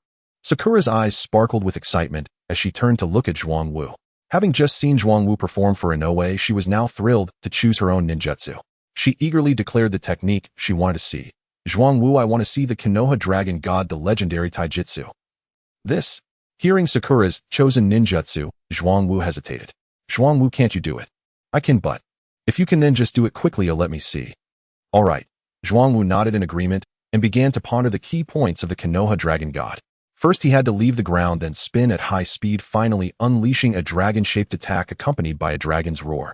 Confirming everything was fine, Zhuangwu locked onto Sakura and instantly lifted her off the ground while executing the one-book convergence, then began to spin at high speed. Fortunately, Zhuangwu was tall enough that there were no collision incidents. Sakura was thrilled to see Zhuangwu performing ninjutsu for her. Wow, that's amazing. Inoue watched Sakura spinning rapidly while performing the one-book convergence, frowning as she felt she had lost out. She had only let Zhuang Wu continuously perform the one-book convergence and hadn't anticipated he could play like this. As the dragon-shaped attack was unleashed, the sound of a dragon's roar echoed. Sakura dazed made a peace sign at Zhuang Wu, not expecting the Konoha dragon god to be this powerful. Seeing Sakura's satisfied expression, Inoue stepped forward and requested Zhuang Wu to perform for her again. This time, she wanted to see the Konoha dragon god. To make Inoue happy, Zhuang Wu had no choice but to continuously perform the one-book convergence and Konoha dragon god at Sakura's home. He even developed the front and back Konoha dragon god and the Heine Konoha dragon god. Hours passed, and feeling that it was enough, Zhuang Wu glanced at the two girls with puffy eyes, shook his head, and left. Inoue watched Zhuang Wu walking away, feeling extremely unwilling. It's alright, we can try again next time. Zhuang Wu, stepping out of the house, stretched while looking at the sun still in the sky. Though the plan was disrupted by four mouths constantly babbling, I should go see Inen. Oh, I wonder what that girl is up to. Looking at the two masks in his hand, each with a round hole, Zhuang Wu casually stuffed them into his pocket. They must be discarded since they couldn't be worn anyway. The mouth would be exposed if worn, and that definitely couldn't happen. Who knows who would pick them up, so he thought to burn them later. Zhuang Wu, what are you doing here? Zhuang Wu was strolling leisurely down the street, not expecting anyone to recognize him. Turning around, he discovered it was none other than the future owner of two red pulse cards, Hongdo. Hi Hongdo, I'm just passing by, planning to visit a friend's house. Friend? You already have friends after just 4. Hongdo looked at the lazy Zhuang Wu in surprise. After thinking for a moment, apart from Hong, the 6 people he saw every day, he nodded confidently. Of course, I've already had 6 friends after 6 encounters. Wow, you're impressive, Hongdo gasped, giving Zhuang Wu a thumbs up. I've been in Mai for over 20 years, and I don't have as many friends, mostly just colleagues. It's just average. Friends are made through interaction. Facing Hongdo's praise, Zhuang Wu humbly waved his hand, then curiously asked, what are you up to? How could you stop me? I just finished inspecting the exam venue, and tomorrow we start the exams. It's the last day, so I need to rest well. I was on my way to get some fish balls when I bumped into you. Thinking about the workload these past few days, Hongdo complained as she stretched lazily. Her eyes visibly lit up at the mention of fish balls. Oh, then you go ahead. I'm heading to a friend's house too. Seeing that Hongdo was only passing by to say hello, Zhuang Wu was about to turn towards Tian's house. Aren't you staying? They'll treat you to fish balls. You can visit your friend's house later. Looking down at Hongdo's arm resting on his shoulder, Zhuang Wu raised his head, feeling frustrated. Hongdo, I don't like fish balls, they're too sugary and will make me gain weight. Oh, come on. A little treat occasionally is fine. Hongdo clearly didn't give Zhuang Wu a chance to refuse. Pulling him closer, she led him to the fishball shop. Unable to reveal his strength, Zhuang Wu resorted to verbal teasing. Why are you treating me, Hongdo? Aren't we unfamiliar? Shouldn't you treat Red instead? Hong, don't worry about it, I'm treating you today. Originally observing Zhuang Wu's situation for Red, Hongdo would not let him go easily. After learning 2 days ago that her best friend Red wanted to be with Zhuang Wu, Hongdo became increasingly perplexed. This guy was handsome, but not as charming as a reader, and his strength was weak. He had no apparent merits. She couldn't fathom why Red liked him. Today, after finishing her tasks, she happened to encounter him, so she had to investigate further. If he turned out to be a love scammer, it would need to be resolved quickly to help her best friend return to normal. Alright, but can you let go of me? The way you're holding me is drawing unwanted attention from those around us. Although the sensation of being held by Hongdo was somewhat stifling, the gazes from others were indeed bothersome. Zhuang Wu had seen enough of this to not feel like he was being objectified, but it was uncomfortable to be treated like a spectacle. Humph. Hongdo scanned the crowd of nosy my citizens, tugging at Zhuang Wu's head. Why should I care what you think? It's just that you haven't showered in days, you smell like sweat. What do you think I'm concerned about? At Zhuang Wu's words, Hongdo's face instantly flushed with embarrassment and anger as she pushed him away. Get off me. If I smell bad, where does that leave you? You reek of a mix of heather and sea. It's way worse than me. Is that so? Fine, whatever. After Hongdo spoke, Zhuang Wu instinctively sniffed his clothes and confirmed that there was indeed an odor. He waved his sleeves a couple of times, pretending to resolve the situation. The smells from Kushina to Tian, and possibly even from last night's Xian, had long blended into one. He felt no embarrassment, even if others commented on his scent. With every gain there is a loss. Enjoying happiness made it reasonable to temporarily lose a normal scent. Watching Zhuang Wu's nonchalant attitude, Hongdo couldn't help but chuckle. Ha, you're really strict with others. Of course. If I don't hold others accountable, how could I bear it myself? Zhuang Wu felt he had a say in this. If he were strictly disciplined, he would probably have ended up in the belly of a bandit. Hongdo rolled her eyes and stuffed a fishball into Zhuang Wu's mouth. You're right, now eat this. Okay, thanks. After handing Zhuang Wu the fishballs, Hongdo switched to a more serious tone, starting to inquire about Red. No need to thank me. Do I have to ask you, when did you and Red get together? Get together? Upon hearing Hong Do's inquiry, Zhuang Wu looked at her with confusion and firmly shook his head. We're not together. I'm just living at her place and haven't even befriended her yet. Oh, okay. After Zhuang Wu's response, Hong Do seemed to short-circuit. How was she supposed to explain this situation? Was her best friend in love unilaterally? The other party doesn't even know. Seeing Hong Do lost in thought, furrowing her brow as she nibbled on a bamboo skewer, Zhuang Wu gently nudged her. Hey, Hong Do, what are you thinking? Oh, nothing. Coming to her senses, Hong Do waved her hand dismissively, then glanced at the fish balls to change the subject. Do you want to try any other flavors? Just pick 2 at random. All right, boss, I'll take this one, and that one plus the purple. Just as Hong Do was about to grab the purple rice fish balls, a figure dashed out and snatched them away. Boss, I want those purple rice ones. Could you let me have them, please? There's only this one left.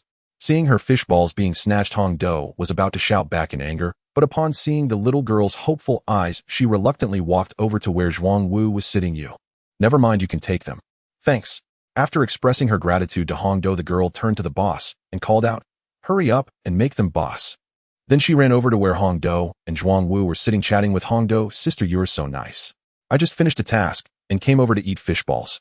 I wouldn't normally snatch, so don't misunderstand. I'll pay for your fish balls later. It's fine, I'll pay for myself. What's your name? I'm called Takahashi Izumi. Oh, just call me Izumi. How about you, sister? I'm Yuzuki Hong Do. All right. Zhuang Wu looked at the girl chatting with Hong Do, feeling she looked increasingly familiar, especially after hearing the name Izumi. This was Uchiha Izumi. In this world without the chaos of the Nine Tails, her father didn't die, so naturally she wouldn't either. Raised by her mother in the Uchiha clan, she seemed to be living a normal life. However, he wondered if her Sharingan had awakened. If not, it would be a shame not to let her utilize her talents. Given her impressive physique, it would indeed be a pity if she didn't unlock her abilities. Hello. After calling out a couple of times without receiving a response from Zhuang Wu, Izumi waved her hand in front of him. As her hand crossed in front of him, Zhuang Wu hurriedly looked up, thinking he was blocking his forehead, worried that his little secret had been discovered. What's wrong? I'm Takahashi Izumi. What's your name? My name is Zhuang Wu. Nice to meet you. Zhuang Wu's outstretched hand made Quan pause for a moment, looking at him in confusion. This is the etiquette of my family. We shake hands with new friends. Oh, okay. When Quan's hand met Zhuang Wu's, a flicker of light shone in Zhuang Wu's eyes as he distinctly felt the calluses on Quan's hand. She must have trained quite hard. The calluses on her fingertips and palms were quite thick. If this hand were to take Zhuang Xiaowu flying, it would definitely have a strong grip. While Zhuang Wu was lost in thoughts of the future, Hong Do abruptly pulled their hands apart. Hey, how long are you two going to keep shaking hands? If you want to shake hands, go find a place without people. Hong Do, what are you doing? You are interrupting my chance to make friends. Zhuang Wu shot an unhappy glance at Hong Do, who seemed completely unaware of her position. As he sensed an argument brewing between them, Quan quickly stepped in to mediate. Don't fight. Hong Do, I'm just making friends with Zhuang Wu in the way of his hometown. Haha, sure, I see he just wants to get close to you because you're pretty. When I met him, he didn't have this way of making friends. Hong Do disdainfully glanced at Zhuang Wu with a look that said she saw through him. Before Zhuang Wu could respond, Quan's face turned as red as a monkey's bottom, her eyes flickering as she avoided Hong Do's gaze. Although she was just overly excited moments ago, could she admit it? She couldn't. Hong Do, stop slandering him. You didn't see what happened the first time we met. How was I supposed to shake hands? Remembering the first time they met, when Zhuang Wu was only wearing shorts and was being stared at, Hong Do's expression faltered. She turned her head and started eating a rice ball. Who knows? Just hurry and eat your rice balls. Quan, don't mind her. Your rice balls are ready. Seeing Hong Do back down, Zhuang Wu pointed to the rice balls just brought by the shopkeeper, and Quan nodded shyly. Okay. Quan, are you going to participate in the Chunin exam when you return? I won't be participating as a Chunin, but I will assist the examiners in maintaining order during the exams. Quan's answer was somewhat unexpected, yet reasonable. With her hard training and decent talent, it would be a waste if she couldn't reach Chunin. That would mean Konoha was wasting her potential. Oh, then you should be with Hong Do, right? She's the examiner. Oh. Quan looked surprised at Hong Do. Really, Hong Do, you're the examiner? Yes, this guy isn't wrong. I am the examiner for the second round. Awesome. I've been assigned to the second round too. I look forward to your guidance. I must say the culture of bowing is wonderful. While speaking, Quan bowed to Hong Do, causing Zhuang Wu, who was behind, to admire her greatly. Quan was wearing somewhat fitted pants, and as she bent over, they clung tightly. In contrast, Sakura's homegirl Ino was struggling with her cat-like pounce because she hadn't shaped up, leaving her gasping for air. Zhuang Wu felt a deep sense of regret.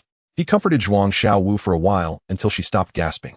The regret of not being able to fantasize just moments ago was immediately compensated by Quan.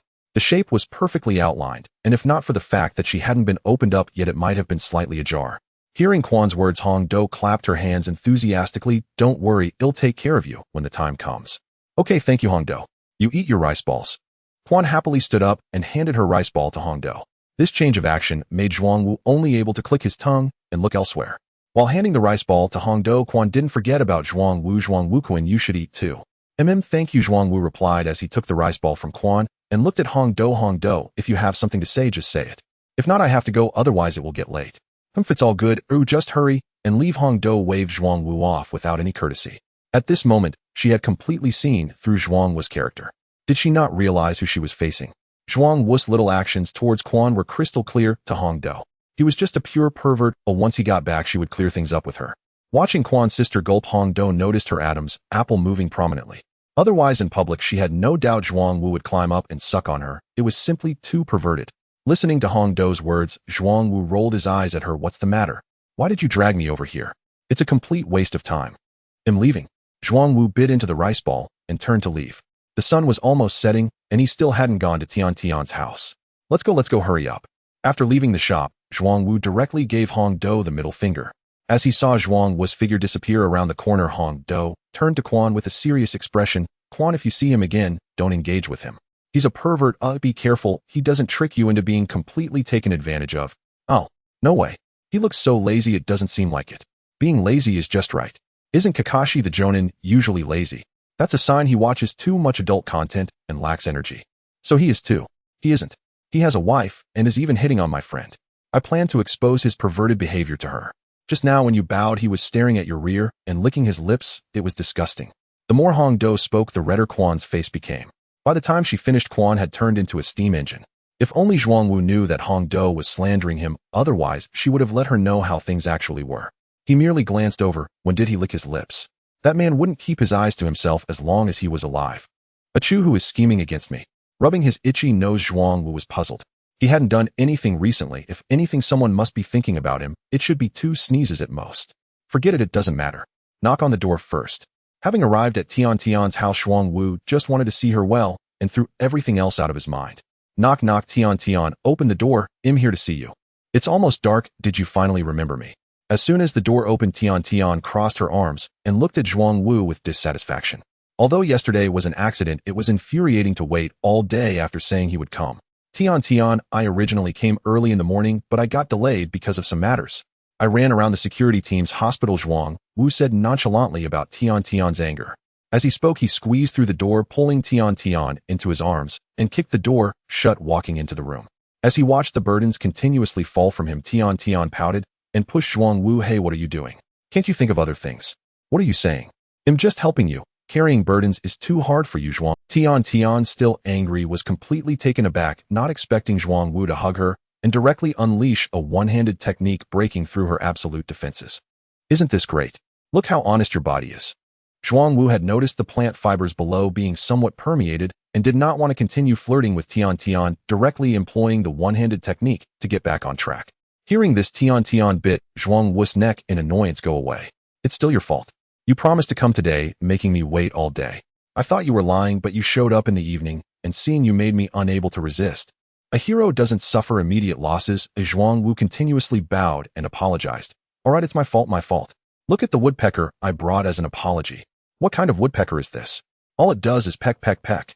There's nothing I can do, but it's a woodpecker, that's how they are. Well, fine. The pecking sound was too loud. You need to control it, it's still at the door.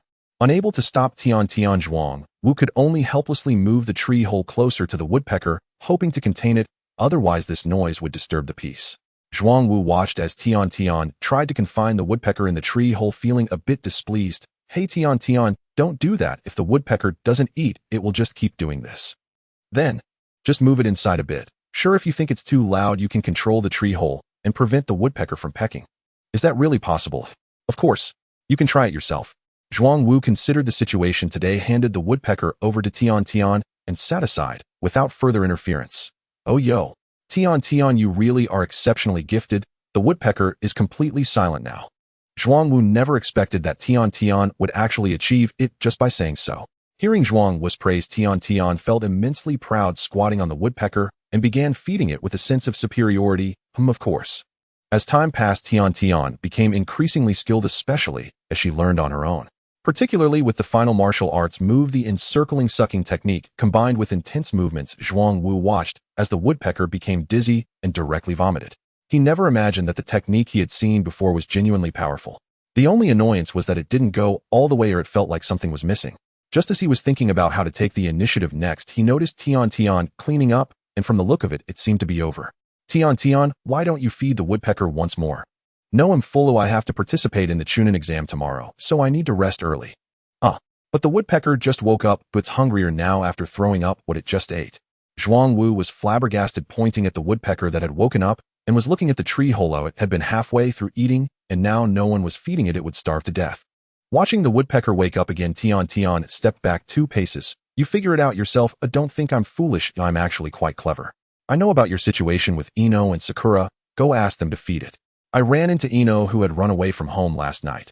Although Tian had figured it out, Zhuang Wu was completely unbothered. After all, this was just normal conversation. Participating in the exam tomorrow. Then they have to participate too. That's not my concern. Don't you see what you've become around your neck? If you hadn't come today, I would have ignored you after tomorrow. Now don't disturb me while I prepare for the exam. All right. Zhuang Wu hadn't expected that as soon as he nodded, Tian would push him out. Don't push me. I can't keep you here. If you stay longer, you'll just cause more trouble. Anyway, I'm full, so hurry up and leave. Come back after the exam is over. Okay, wait for me to get dressed, or else my man will get caught by the security team when he goes out. Get dressed at the door. Everything is unpredictable. Under the twilight, looking at Tian's door, Zhuang Wu truly did not expect to be tricked. He had eaten well and no longer cared for others' hunger. Had he known he would feed the woodpecker, how could she possibly have the chance to stop? Zhuang Wu glanced at the woodpecker, which was still straight with hunger. Forget it, I'll head back. I hope Xian Guang and Baiyun are alright. It feels really uncomfortable to be hungry. As I walked along, Zhuang Wu tried to stick to the wall, finding shadows to shield the woodpecker. If concealed from the prying eyes of Konoha's citizens, rumors about the teddy bear would spread throughout the village by tomorrow. Zhuangquan, what are you doing? Hearing the familiar voice, Zhuang Wu inwardly cursed his bad luck, smiling as he turned to look without fully facing the person. Hi Izumi, what are you doing here? My home is over here. Izumi pointed to a house not far away, curiously asking Zhuang Wu, Zhuangquan, why are you facing the wall? For a long time. Upon hearing Izumi say for a long time, Zhuang Wu felt something was off.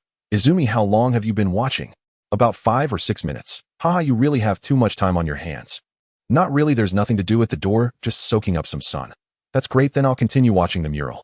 Zhuang Wu casually responded to Izumi, wanting to shake her off. However, Izumi, noticing Zhuang Wu's awkward demeanor, furrowed her brow and scrutinized him. Zhuangquan, are you hurt?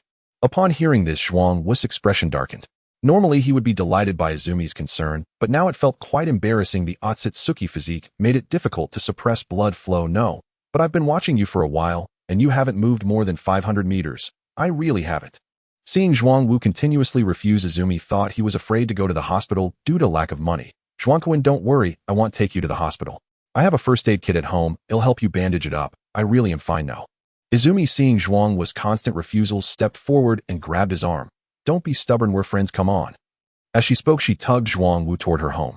To avoid the woodpecker being seen stiffly, Zhuang Wu bent down to match Izumi's pace. Once inside, Izumi pushed Zhuang Wu onto the sofa. Alright, wait for me. I'll go get the first aid kit.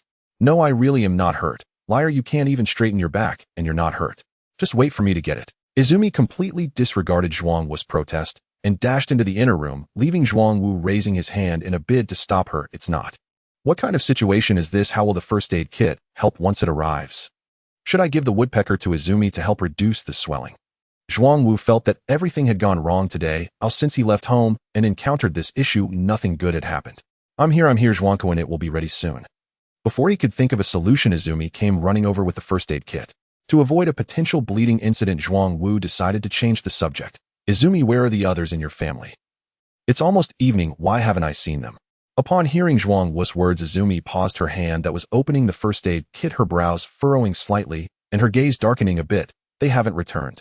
Seeing Izumi like this, Zhuang Wu immediately knew he had hit the right topic. As long as they discussed this, Izumi wouldn't focus on treating him anymore. When will they be back? They won't be back. Huh, why not? Thinking it was just an argument, Zhuang Wu never expected that they wouldn't return.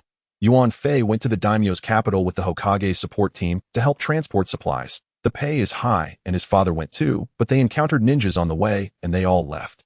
Watching Izumi calmly explain the reason, Zhuang Wu felt utterly guilty for bringing up her sore spot. He really wanted to slap himself. Smack. Hey, why are you hitting yourself?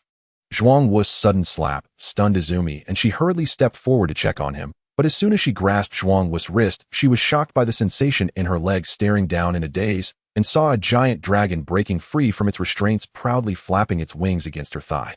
Izumi's gaze froze, and Zhuang Wu's heart tightened at once. Oh no.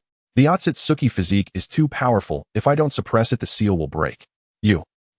This sudden shock left Quan completely stunned, his mind blank and unable to articulate a response. To prevent Quan from getting angry and unleashing a fiery spell to roast the big bird, Zhuang Wu swiftly grasped Quan's hands. Quan, it's an accident. I was swollen before coming to your house. That's why I bent down. You? How did you get swollen? Zhuang Wu's explanation made Quan hesitate, unsure whether to believe him. The injury was indeed swollen like his arm, and the purple hue resembled an injured area. Furthermore, based on what he had learned, such a significant swelling shouldn't occur.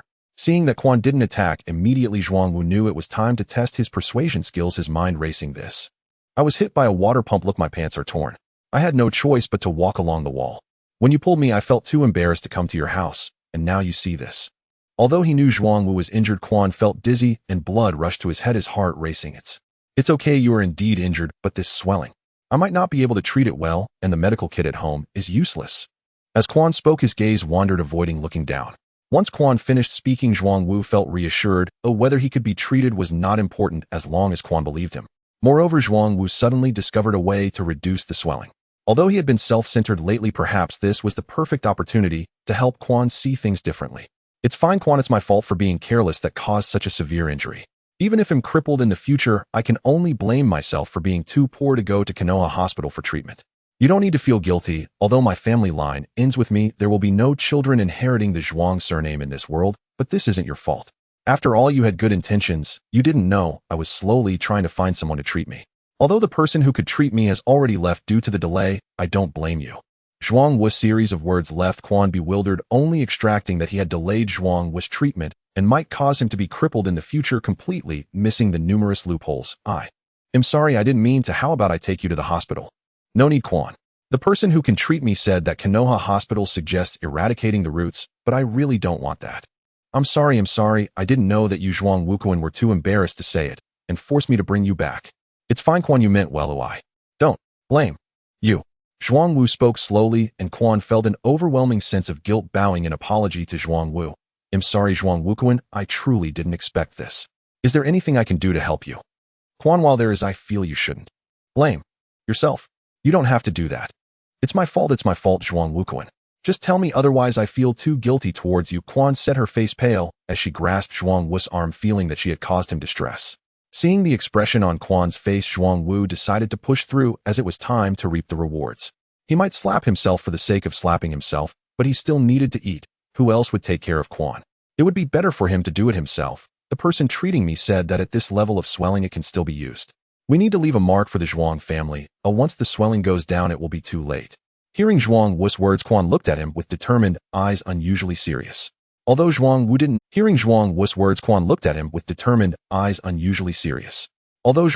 know how she found out about his wife, he realized there was no way out of this house before they had eaten. He raised his hand to shield his eyes and covered his face as he cried, "Wu, my wife. She is gone. I woke up from a dream and never saw her again. I'm sorry, I didn't know. It's okay, I don't blame you." Listening to Zhuang Wu's forced calmness and stubborn attempts to comfort himself, Quan felt a deep inner conflict. She had never been in a relationship, nor did she have someone she liked. Currently, the only one who could help Zhuang Wu with his offspring seemed to be herself, especially since she felt responsible for causing his inability to pass on his lineage. However, seeing Quan's conflicted gaze, Zhuang Wu decided to fuel the fire. Quan, I don't blame you. Let the immortals from the Pure Land come find me. Once Zhuang Wu's words were spoken, Quan's heart sank, biting her lip as she looked at Zhuang Wu, her fingers intertwined like a tangled knot. He'll help you. Quan, don't make it hard on yourself. No, I'm not making it hard, but what should I do first? Watching Quan's flickering eyes, Zhuang Wu decided to take advantage of her eagerness before she could backtrack and quickly have her treat his injuries. Quan, just sit down. As Zhuang Wu spoke, he patted his thigh. After all, he hadn't activated the Sharingan before, so a bit of a prelude was still necessary. I'm okay. When Quan sat down, Zhuang Wu could distinctly feel her trembling, tense body and couldn't help but complain about the education in the ninja world. It was too bad for them to be in romantic relationships at such a young age. He had to correct this today. Quan, relax, let's solve this first. Okay. Seeing that Quan nodded, Zhuang Wu naturally took the opportunity to treat his injuries, leaning in to kiss her lips, which were biting down. As time passed, Quan's body gradually relaxed, and Zhuang Wu released all his seals. Quan crossed her arms, looking at Zhuang Wu awkwardly. Zhuang Wukuan today at the dumpling shop Hondo said you were licking your lips while looking at Fuku. Is that true? You don't want to lick it, do you? Hearing Quan's words, Zhuang Wu directly waved his hand in denial. Slander, blatant slander.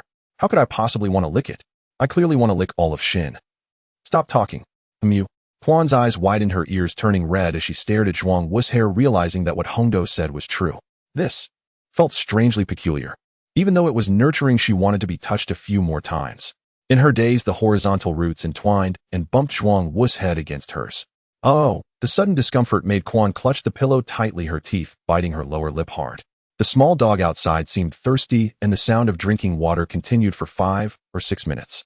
Awu. Until the contented whimper of the little dog echoed at the door, Zhuang Wu finally stood up and patted Quan. It's time to let go now. We need to treat your injury. The longer we delay, the worse it gets. Quan looked up at Zhuang Wu, her eyes unfocused, as if her soul had flown away. Okay. Then let's begin. As they pressed against each other, Quan suddenly snapped to attention, pushing Zhuang Wu backward. It wasn't that she couldn't push the injured area, she was just afraid that pushing would make it worse. Zhuang Wu looked at Quan in confusion as she suddenly stopped him. Quan, what are you? This won't do. What if my mom comes back? Quan said softly, her face flushed. Zhuang Wu was taken aback. Then let's go to your room. While speaking, a hand lifted the limp, Quan gathering all her scattered clothes and also taking some from the first aid kit. Although he didn't treat her injuries immediately, Zhuang Wu decided it was better to be cautious given the current situation. He initially thought Quan's parents were not around, but it turned out her unfortunate father had left first. Under these circumstances, Quan needed extra comfort. Quan's room was like most girls, mostly dark red in color. The bed was a standard single bed with a desk opposite it. The items on the desk were best left unmentioned. Casually tossing the first aid kit and clothes onto a chair, Zhuang Wu closed the door, with his foot feeling quite skilled at it already. Although he confirmed that Quan next to him was fine, he still wanted to maintain the atmosphere of treating her injuries. When Quan once again became lost in her thoughts, Zhuang Wu knew it was the right moment. The sudden pain left Quan speechless. Zhuang Wu was being so rude, his movements too rough, causing her head to hit and bleed. Quan tightly grabbed Zhuang Wu's arm, looking at him discontentedly. How can you hit me so hard? It hurts so much. Quan, it's better to have short-term pain than long-term suffering. Look, isn't the wound less painful now? As Zhuang Wu spoke, he gestured for Quan to look down. After she glanced down, she rolled her eyes at him in dissatisfaction. You're right, but it's still your fault. Why didn't you remind me earlier? Right, it's my fault. Just let go. We need to treat the wound quickly. There's too much blood flowing. All right, then I'll let you go. Quan thought for a moment, nodded, and released Zhuang Wu. Seeing this, Zhuang Wu began to comfort her. It's fine. Quan, it's okay, just treat my wound first. After it's done, I'll bandage yours. All right. Listening to Zhuang Wu, Quan could only nod in agreement. After all, she had put him in this situation. Now she needed to treat Zhuang Wu's injuries quickly to resolve today's issues. Otherwise, if something happened to him, the Zhuang family would be doomed. Zhuang Wu, please hurry and treat the wound. All right. Zhuang Wu had no choice but to continue. This was Quan's first time treating someone, and she had absolutely no experience. With no other choice, Zhuang Wu took charge, asking Quan to stay still. Throughout the entire process, he could only treat her in one position. After a long time applying medicine to the wound, he felt numbness in his own body. He had to use his hands to support 2 pillars above him to maintain balance.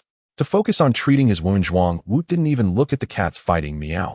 Hearing the cats, Zhuang Wu thought he might have a chance to see once his injuries were treated. While treating the wound, he occasionally pinched Quan's side to stabilize her, or else she kept wobbling. I'm going to run a tab now. Quan instantly frowned as the medication was finally finished. This feeling of the medicine being applied must be right. Phew. The medicine is finally opened. Thank goodness I finished before Mom comes back. Quan, what if it's not enough? Maybe you should have him deliver more since he's already here. But is that okay? Your injury. Hearing Zhuang Wu's words, Quan's expression showed obvious hesitation.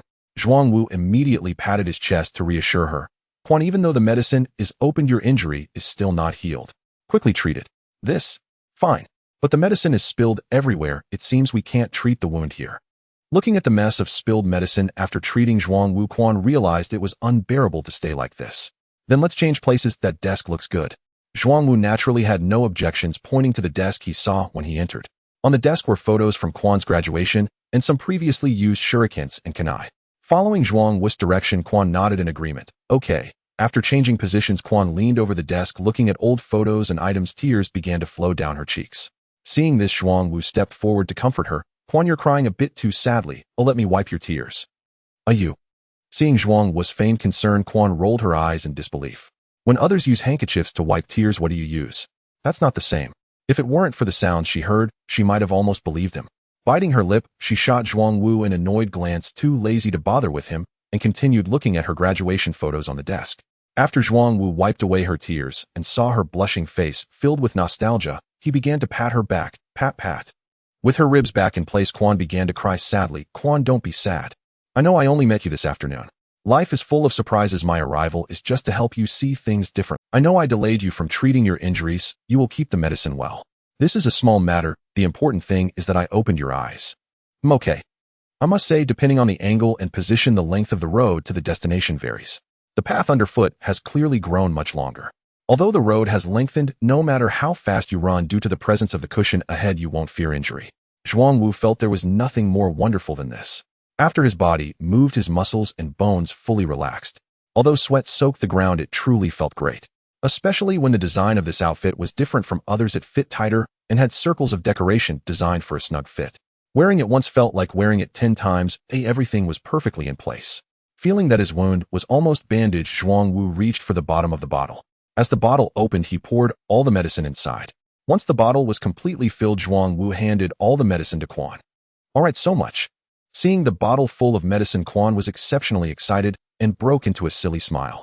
Afterward, she looked at Zhuang Wu with a relieved expression. This time, it should be fine, right? That's not important. If it's not enough, I'll bring you more next time. Looking at Zhuang Wu's indifferent attitude and his words about coming again next time, Quan felt like she had been tricked. What? Don't you say that once your injury is healed you can't? Right, it only works when you're injured. Then why do you mention next time? Mid-sentence, Quan suddenly realized that it seemed like no one could avoid getting injured. Thinking of this, Quan instantly became furious and jumped up. You jerk. Pervert. I'll bite you to death. No, Quan, wasn't your injury quite serious before? Didn't I just help you heal it? Zhuang Wu, you're such a liar. I'm not lying. What do you mean by lying? You're happy, I'm happy, that's called a win. Just as Quan was about to continue berating Zhuang Wu, a gentle voice suddenly echoed from the living room. Quan, you're back. What are you doing? Oh no, my mom is back. If she sees me, I'm done for. The pendant hanging around Zhuang Wu's neck was in a panic, stopping its attempt to bite him. Zhuang Wu calmly reached out to support Quan's tearful eyes from jumping, looking at her knowing she was deceived, but not worried at all about the old Zhuang family being cut off. A large part of the gift had already fallen to the ground. What are you panicking about? The door is closed, your mom can't come in. Is it a matter of whether she can come in or not? How can I face her? If it's hard to face, then don't face it. Let's pack up the stolen goods and leave. Zhuang Wu looked around the room at the speckled floor and bed. It was indeed impossible to face normally. Quan shot Zhuang Wu an annoyed glance, holding on to the thought that it would definitely work, but who knew Zhuang Wu was deceiving himself. I can't get out, ouch. Now it's bad. The injury is too severe, it hurts every time I move, and I feel a bit dehydrated. Zhuang Wu counted twice, and Quan had already calculated at least 7 or 8 times all the water she drank that day had been spewed out. It's okay, I'll carry you.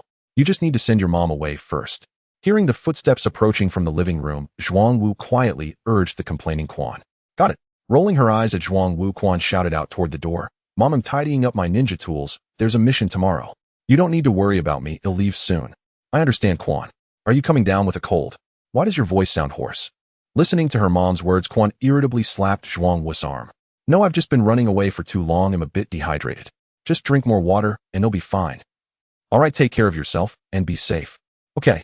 Hearing her mom's footsteps fade away, Quan completely relaxed and slumped onto Zhuang Wu. Hurry up and pack, we need to leave.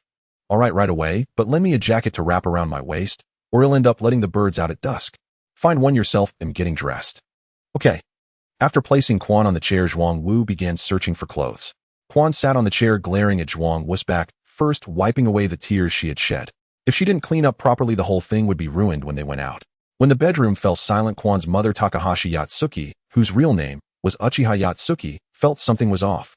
Upon entering, she seemed to have heard a man's voice, and in confusion, she plopped down on the sofa. The cool dampness instantly soaked her pants, surprising Yatsuki as she shifted positions, touching the wet spot on her pants. Why is the sofa wet? How careless is Quan to spill water everywhere? Just as she was about to grab a cloth to wipe it down, a familiar scent rushed to her head. This. Yatsuki was directly stunned. It smelled exactly like her own scent during those late-night moments. For a moment, she stared blankly at Kwan's room. Kwan, has she really got a boyfriend? Considering Kwan's age, Yatsuki didn't think much of it. It's quite normal at that age after all. She quietly picked up a cloth to clean up her daughter's traces, murmuring softly, "This is good too. Once Kwan gets married, there will be a pillar in the family to take care of both of us, and we won't be bullied anymore. But I wonder if his character is good and if he can handle it." Yatsuki's murmurs about Kwan and Zhuangwu went unheard because at that moment Zhuangwu was already carrying Kwan to the Hong family's door. However, hearing the sounds coming from the living room, Zhuangwu eased his movements as he pushed the door open. Perhaps due to being at home, Hong and Hongdo weren't too alert and didn't notice the sound of the door opening. Hongdo continued talking loudly. "Hong, you were right to listen to me. That Zhuangwu is a pervert. You don't know what he did today." "What did he do?" Hong's response was unusually gentle, clearly not very curious. But as soon as she asked, Hongdo went all out. "I met him today and treated him to meatballs. Guess what? He was staring at a little girl's backside, licking his lips. He's just a big pervert. It's disgusting." Oh, what? Hong, you must not be charmed by him. You must stay away from this kind of pervert. I did a good deed today and exposed his true colors to that girl. Otherwise, she would have definitely been deceived, thinking Zhuangwu was still decent. Zhuangwu is indeed pretty great. Hong, can you listen to me? Zhuangwu is just a... Hongdo's words became increasingly excessive, and Zhuangwu couldn't bear it anymore. He cleared his throat twice to interrupt Hongdo. Ahem, Hong him back. Hongdo was startled by Zhuangwu's voice, suddenly turning her head to see Quan on Zhuangwu's back. Her expression instantly collapsed. Her eyes widened in disbelief as she pointed at Quan, her mouth opening wide enough to fit 3 meatballs. You. Hi, Sister Hongdo. Quan awkwardly greeted Hongdo. She now strongly agreed with Hongdo's words, as Zhuangwu was indeed a big pervert and a liar. But the timing was a bit late. It had already passed the point of no return. Taking a deep breath to suppress her shock, Hongdo, with a hint of luck, asked Quan, how did you get carried back by him? Were you injured? Quan completely didn't know how to answer. Being injured was one thing, but this injury was a bit hard to mention. It wasn't her teeth, but her mouth that was injured. Quan was too embarrassed to say, but Zhuangwu had no such scruples. He patted Quan's ample area and turned sideways to showcase her to the 2 women. Hongdo, let me introduce you, Takahashi Quan, my girlfriend. After a while, she'll be one of my wives. What? You only just learned each other's names this afternoon, and now it's already dusk. Hongdo was directly stunned by this news, her chest rising and falling rapidly as she pointed at Zhuangwu, her fingers trembling, unable to believe her voice cracked, sounding unusually sharp. Zhuangwu nodded affirmatively at Hongdo, showing a look of conviction. You should thank Hongdo for this. If it weren't for you speaking ill of me to Quan, she wouldn't remember me and wouldn't have greeted me later. Then we started chatting, and although it was less than 4 hours ago, we became good friends who know each other well. After hearing this, Hongdo instantly broke down, clutching her chest and gasping, "Oh my goodness. It hurts my chest. Quan, you really got to know each other well." As a ninja, Hongdo's intelligence hadn't even reached the level of a wise person. Moreover, even Zetsu, who knew about the situation, was aware of the implications. How could she not understand the meaning? It hadn't even been 4 hours. How could it be like this? I wanted to do a good deed, not push someone into a pit. Sister Hongdo, we did indeed get to know each other well in this regard. The roots haven't been fully clarified, but the depths have been reached. Quan responded to Hongdo with embarrassment, only to say that a ninja's capacity for acceptance was indeed strong. In less than 2 hours, they were directly led astray. Knowing that she had poured salt into Hongdo's wounds, upon hearing this, Hongdo immediately covered her chest and slumped onto the sofa, extending a hand toward Hong for help. Hong, save me. I'm having difficulty breathing. Hong rolled her eyes at Hongdo, who was causing trouble by adding a share lollipop to herself. Wasn't this just increasing the chances of eating lollipops for herself? Truly my good best friend. Hong approached and slapped the trembling Nene, who was shaking with anger, smack. Stop pretending, hurry up and get up. What you've done is amazing. Woo in pain. I didn't expect things to develop this way. Hongdo felt wronged. This was a good deed done for Zhuangwu. Seeing Hongdo uncomfortable made Zhuangwu feel good. Serves you right for speaking ill. Quan, who had been silent, climbed down from Zhuangwu's back and rolled her eyes, letting Zhuangwu figure it out for himself. After thinking about the items she brought, it seemed there were only those that needed washing. Zhuangwu handed his to Quan. All right then, you packed. Why are you asking me? Quan, who had been silent, climbed down from Zhuangwu's back and rolled her eyes, letting Zhuangwu figure it out for himself. After thinking about the items she brought, it seemed there were only those that needed washing. Zhuangwu handed his to Quan. All right then, use mine first. Quan, looking in the mirror, glanced at the unmoving Zhuangwu. Aren't you going out? I need to. Casually replying, Zhuangwu turned on the shower in the stall, and while testing the water temperature, he took off his dirty clothes. You? Forget it. Originally wanting to rush, and Quan reconsidered the situation and gave up. Since it was like this, let's just save. Just right to have someone to scrub her back at home. Her mom always helped her with that, but now she wouldn't need it anymore. Otherwise, seeing it every time would make her feel a bit inferior. Quan shook her head, dismissing two thoughts about durians from her mind. Don't look in the mirror anymore, hurry up and wash up. While speaking, Zhuang Wu helped Quan remove the restrictions and pushed her under the shower. Ah, you're really something. The water is a bit cold, isn't it? It feels really hot. Zhuang Wu raised his hand to check the water temperature. Confirming it was fine, he looked at Quan with confusion. However, his gaze was no longer on the shower. Quan, there are two rather heavy handprints here. Quan tilted her body and looked at her well-rounded backside, two red handprints imprinted like wings. Seeing this situation and recalling the last push, Quan rolled her eyes at Zhuang Wu. The last bit was your good deed. Why are you surprised? Cough, cough, it was just a moment of passion. Ew, I didn't expect your skin to be so tender. Remembering how he had been rather rough with the medicine, yet the nature of this thing was such that it was hard to control. Apologies aside, he would still come again next time. Who wouldn't want to finish with a bang? My skin's fine. Oh, it's my mom's that's tender. She turns red when she gets excited and leaves. No, wait. Why am I telling you this? Hurry up and scrub my back. I have tasks tomorrow. Okay. As he began scrubbing Quan's back, Zhuang Wu was very curious about what she was flowing. From Quan's family situation, her mother was single. He might have the chance to meet her, and that wouldn't count as breaking up a family. As Quan's man, Zhuang Wu decided it was necessary to be the pillar of the family to support their empty hearts. After all, Yu was only around 28 or 9, the age to enjoy life. Additionally, he needed to understand what she was flowing, otherwise if there was no communication between the mother-in-law and son-in-law, the family wouldn't be harmonious. Given that Quan was no longer able to accept gifts, Zhuang Wu finished scrubbing her back properly. Click. Opening the door, he saw Hong Do, who was depressed on the couch. Hey, Hong Do, you haven't left yet. It's my best friend's house. Why should I leave? Hong Do glared at Zhuang Wu, especially upon seeing Quan following closely behind him. Her irritation was reaching a breaking point. Zhuang Wu completely disregarded this comment, as if anyone else wasn't the master of this house. Although this is your best friend's house, it's also my future wife's house. If you have nothing to do, you shouldn't linger too long. His Quan, why are you pinching me? As soon as he finished speaking, before Hong Do could respond, Quan stretched out her hand to pinch her waist, locking eyes with Zhuang Wu, and retorted back with dissatisfaction, humph, him pinching a pervert. Looking at Quan's expression, Zhuang Wu directly reached out to hug her and pecked her. Oh, Quan, I'm not helping you find a sister to fight alongside in the future. You were dehydrated today, so I'm getting you some water. I knew you were changing the subject. You. In this situation, Zhuang Wu could only keep quiet. Continuing to talk would lead nowhere. Woo-woo, Quan angrily patted Zhuang Wu and pushed him away. I won't say anything, but if you keep coming on too strong, it'll bite your tongue. My goodness, could you all not pay attention to your surroundings? I'm still here. Hong Do felt she was about to snap. Clearly she was the one arguing, yet in the end, she was witnessing others entangled in a lip lock. Where was this leading? If you don't want to see and don't want to leave, just go inside. We aren't stopping you. Why would I go inside when you're... Zhuang Wu, don't irritate Hong Do. Tomorrow she is my superior. Originally, Hong Do was somewhat in agreement with Quan's first half of the sentence, but her face fell at the latter half. You two are truly a match made in heaven, equally infuriating.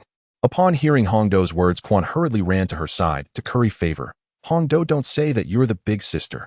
Isn't what I'm saying right? If you don't want me to say it, then you should first put away that smile. Hehe, okay. Seeing the two girls chatting, Zhuang Wu looked curiously at the open bedroom door and walked towards Hong, who was cutting fruit in the kitchen. Hong, haven't Guang and Baiyun returned yet? They won't be back. Tomorrow they'll go cheer for Hinata with Hanabi. Cheer? Isn't the first day the written exam and the Death Forest trial? Where's the place for cheering? Hearing this, Hong looked at Zhuang Wu with confusion. How do you know? The ones taking the exam don't even know it. Does Hong Do know what Zhuang Wu said? While speaking, she turned to confirm with Hong Do, who also didn't know. Only Hong Do, who was the examiner, was aware. Pervert, how did you know? I only found out this afternoon that I'm the examiner for the second round in the Death Forest. Hong Do's eyes widened like saucers. How could outsiders know the exam content better than insiders? Had the information in Konoha leaked so badly? I guessed, after all, the exam consists of just 2 parts, written and practical, nothing unusual. Watching Zhuang Wu's insincere and dismissive demeanor, Hong Do's brows knitted together. Just as she was contemplating whether to report the situation, Hong walked directly in front of her and grabbed her shoulders. Hong Do, Zhuang Wu is just guessing. What do you think? Meeting Hong's serious gaze, recalling Zhuang Wu holding her teacher's scroll and sitting down. If she thought there was something wrong with Zhuang Wu, wouldn't that imply there was something wrong with her teacher too? Right, he guessed. I'm back. Hong Do, you're here too. Zhuang Wu turned to see Xiyin walking in with luggage, looking quite cheerful as she greeted Hong Do. Xian, why did you bring luggage with you? From now on I'll be living with the Hong family. Although puzzled about why Hong Do didn't respond, Xian quickly brushed it off casually, pushing her luggage aside, and jumped on Zhuang Wu, feeling the firmness of his thigh. Zhuang Wu felt like he was becoming a support frame. This scene happened every time they met. However, he couldn't deny, he quite enjoyed it, reaching out to support Xian's descent and pulling her in close. Meanwhile, Hong Do, who had been feeling down after Zhuang Wu mentioned the exam content, felt like a clown in a sewer, her features twisting in disbelief. My password, Xian, what's going on? Didn't you just finish your mission yesterday? Hong Do found it hard to believe the scene before her, wondering what the situation was with her best friend's best friend. Hearing Hong Do's words, Xian retracted her tongue and licked her lips. Oh, Hong Do, you're reacting. I just asked why you weren't speaking. I'm not speaking because I'm thinking. What's going on between you two? You came in and immediately started kissing.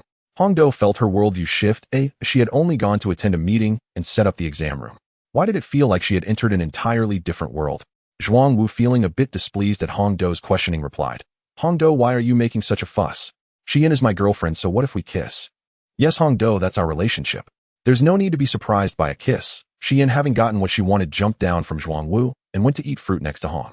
Quan furrowed her brows and leaned closer to Xian. Zhuang Wu glanced at Quan and knew he had not done enough. If he had done more, there wouldn't be any discomfort. But today was not the day. He needed to rest after taking on a task.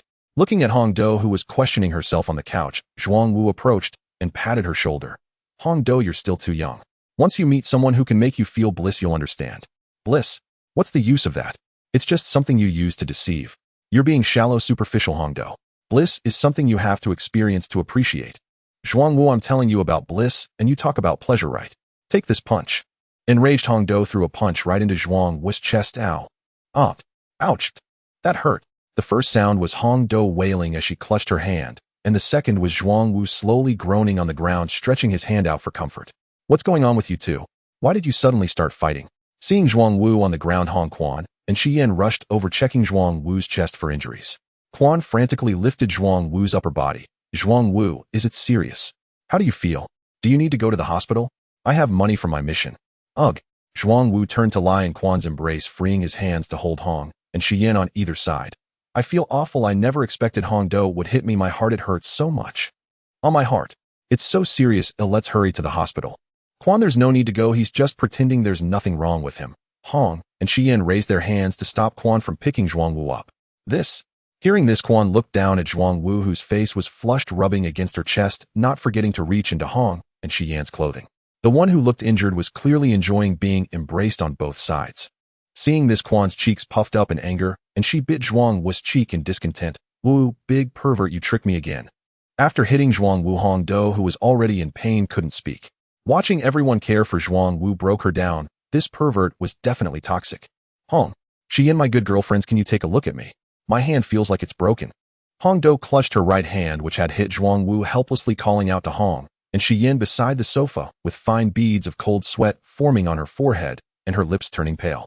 Seeing Hong Do's miserable appearance, Hong and Xian were startled and rushed towards their friend.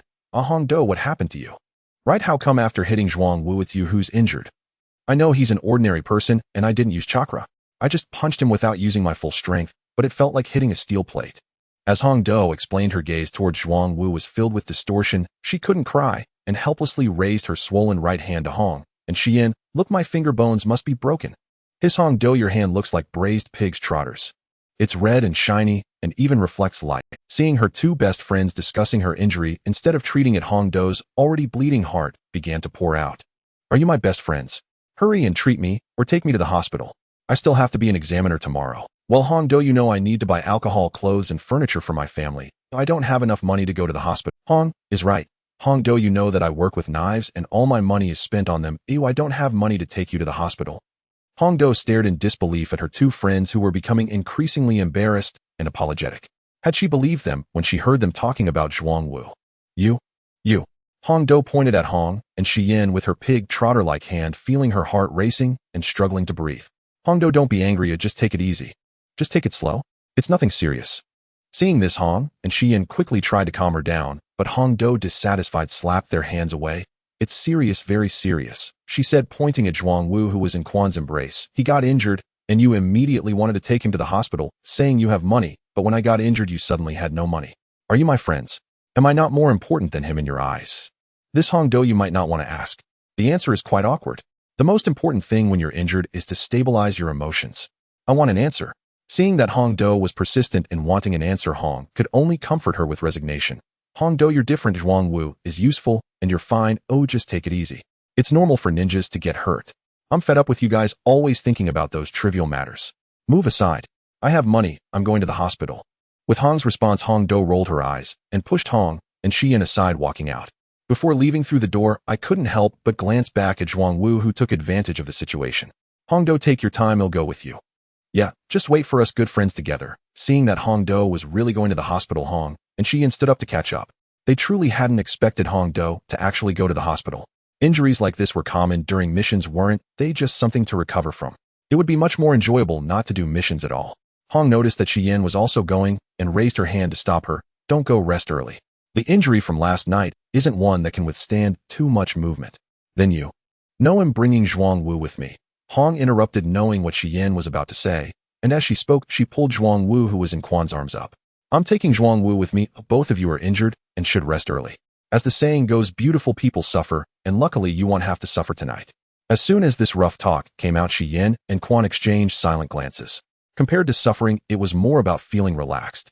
Suddenly pulled away from her gentle surroundings by Hong, Zhuang Wu was somewhat unwilling. Having been injured, she still had to help watch over the treatment. Oh, what kind of operation was this? Hong, I haven't agreed yet. Even if you don't agree, you have to go. Are you really going to let me, a weak girl, go out alone at night? As she looked into Hong's sparkling eyes, feeling her arm being pulled into a tight space, Zhuang Wu remained unmoved. She was no longer Xiao Chunin, as such small tricks had no effect on her. Hong, stop joking. You are a Jonin, not weak. As she spoke, she tried to pull her hand back, but Hong wouldn't give Zhuang Wu a chance, holding on tightly and threateningly staring into her eyes. Zhuang Wu, if you don't go tonight, my relative will never be able to leave. My younger sister gets occupied every day. You'll never get to eat my buns. Hiss. Hong, you're so venomous. Threatening me with this. Do you think I'm scared? As Zhuang Wu spoke, the angrier she became, pointing at Hong and scolding. I tell you, if I must go, what's the big deal? Today I must drive your relatives away. Then let's go. Seeing Zhuang Wu say the most cowardly words in a firm tone, Hong pouted proudly, pulling Zhuang Wu as they headed out, following the direction of where Hong Do went to the hospital. Oh, my Hong Do is walking quite fast. She's already at the hospital entrance, and I haven't even seen her back. Now at the entrance of the Konoha hospital, Zhuang Wu sighed, and Hong, hearing this, looked at the silly Zhuang Wu with annoyance. She is a ninja. Oh, of course, she used the ninja body flicker technique. I brought you here by running, and my speed is just that of an ordinary person. It's strange if we could catch up. That's true, catching up to Hong Do would be too much effort. Pulling Hong along, I entered Konoha Hospital with familiarity. I had been here in the morning, and unexpectedly I came again in the evening. I casually stopped a nurse in the lobby. Hello, nurse. Did a female ninja with a swollen right hand come in for treatment? As the female nurse turned around, Zhuang Wu realized it was a familiar face, the one who assisted Ye Naneu in treating facial numbness in the morning. Oh, hello again, nurse. Hello. As the nurse nodded in response and noticed Hong, her brows raised, instinctively elongating the end of her hum. With a probing gaze, she looked at Zhuang Wu. Are you referring to a ninja named Yuzuki Hong Do? Yes, she's my girlfriend's best friend. Oh, your girlfriend's best friend. The nurse suppressed the curve of her mouth as she assessed Hong, turning to lead the way. Then come with me, today Dr. Ye Naneu is on duty and she is handling the treatment. The injury isn't serious. With a ninja's recovery ability, it would be fine in 5 or 6 days without coming to the hospital. My best friend has a mission tomorrow, so she can't wait. Although unaware of what Hong Do was really thinking, Hong still found an excuse for her. Coming to the hospital for such minor injuries would cost a lot, and if her colleagues found out, they would laugh to death. No wonder she looked quite anxious and seemed in a hurry. All right, just in here. The nurse pointed to an office, signaling Zhuang Wu and Hong. Okay, thank you. You're welcome. You both can come in together. As the nurse spoke, she opened the office door and waved for the two to come in. Dr. Ye Naneu, her friend has arrived. If there isn't enough money, you can let her make it up later. Before Hong had even entered the door, she was hit with disbelief, looking incredulously at Hong Do, whose hand was bandaged up. Hong Do, didn't you say you had money? Well, I thought it would be enough, though I didn't expect it to be so close. Hong Do couldn't bear to look into Hong's eyes, lowering her head to count the non-existent ants on the floor. You? My savings. I went to pay. Casting a glance at my good friend, Hong turned and walked out. Seeing Hong go to pay, the nurse turned and smiled at Hong Do. All right, Hong Do the ninja, you can go to the ward now. After using the subsequent medicine, your injury will be fine by tomorrow morning. Okay. Following the nurse's footsteps with her head down at this moment, Hong Do couldn't dare to look up at Zhuang Wu. She felt like she was dying of embarrassment. Marching out to get treated, she found that she didn't have enough money and needed her best friend to pay the whole time the person who had attacked her was watching. Now Hongdo just wanted to go back 15 minutes to when she would rather not have come to Konoha Hospital. Until the figures of the nurse and Hongdo disappeared from view, Zhuangwu curiously looked at Ye Nanao. Ye Nanao, your hospital's corruption seems quite serious. Having witnessed two ninjas being emptied of their savings, Zhuangwu concluded from her prior experiences that there must be someone profiting at Konoha Hospital. Nurses and doctors shared the spoils. The nurses clearly understood the situation, and the names of the ninjutsu used in the treatment were well established. After Zhuangwu finished speaking, Ye Nanao's smile remained unchanged as she pushed her glasses with her hand. Sir, you may have misunderstood. It has always been like this. The hospital has never enforced consumption. Dr. Ye Nanao, your expression is too stable, but I am not from Konoha, so I can't be bothered. However, illusion technique 5 senses manipulation hypnosis. After demonstrating the illusion technique to Watergate today, Zhuangwu found that illusion and hypnosis were similar, both leading people into confusion. Thus, for those of weaker strength, it was simpler and more effective to hypnotize them directly. Seeing Ye Nanao's gaze fall into confusion, Zhuangwu snapped her fingers. Snap. Now I ask you, answer. Okay. Who is profiting in your hospital, and how much do the doctors and nurses It's Yuan Fei assisting. He is the head of the hospital, the leader of the Roots. He claims to give 30% to collaborators, 10% to doctors, and 1% to nurses, while the rest is divided among families. But in reality, he takes 80%. The doctors and nurses' families share the remaining 20%, and all the money he takes goes to feed his family. This old monkey, even in a different world, doesn't forget to secure benefits for his family. Is he not afraid of the third Hokage Hiruzen Sarutobi finding out? Not afraid. He has already reached an agreement with Jiraiya, who is of a similar nature, to prepare for the Chunin exams and kill the third Hokage to become Hokage himself. Zhuangwu wasn't curious about the cooperation between these two. After all, there were precedents. She was more curious about how Ye Nanao knew so much. How do you know so much? There are people from Yuan Fei assisting in the hospital. Their sense of secrecy is very poor. It's not just me who knows, but everyone in the hospital knows. However, no one manages it because everyone is taking the opportunity to profit within their responsibilities. Anyway, we are just doctors and nurses. Higher-ups changes do not affect us. Whoever dies next, the hospital's bills will vanish. This is the profit-seeking intent that Yuan Fei has conveyed to us. Profit-seeking intent. No wonder he is able to recruit more ninjas than the entire Uchiha clan. This intent is truly impressive. It is known that if Sasuke finishes school a little later, his family will be gone. This shows that combined there are probably no more than 1,000 people. Excluding the elderly, children, and ordinary people without ninja qualifications, the Uchiha ninjas do not exceed 200 or 300. Yuan Fei's family can easily produce a bunch of ninjas, so who is truly the #1 family in Konoha?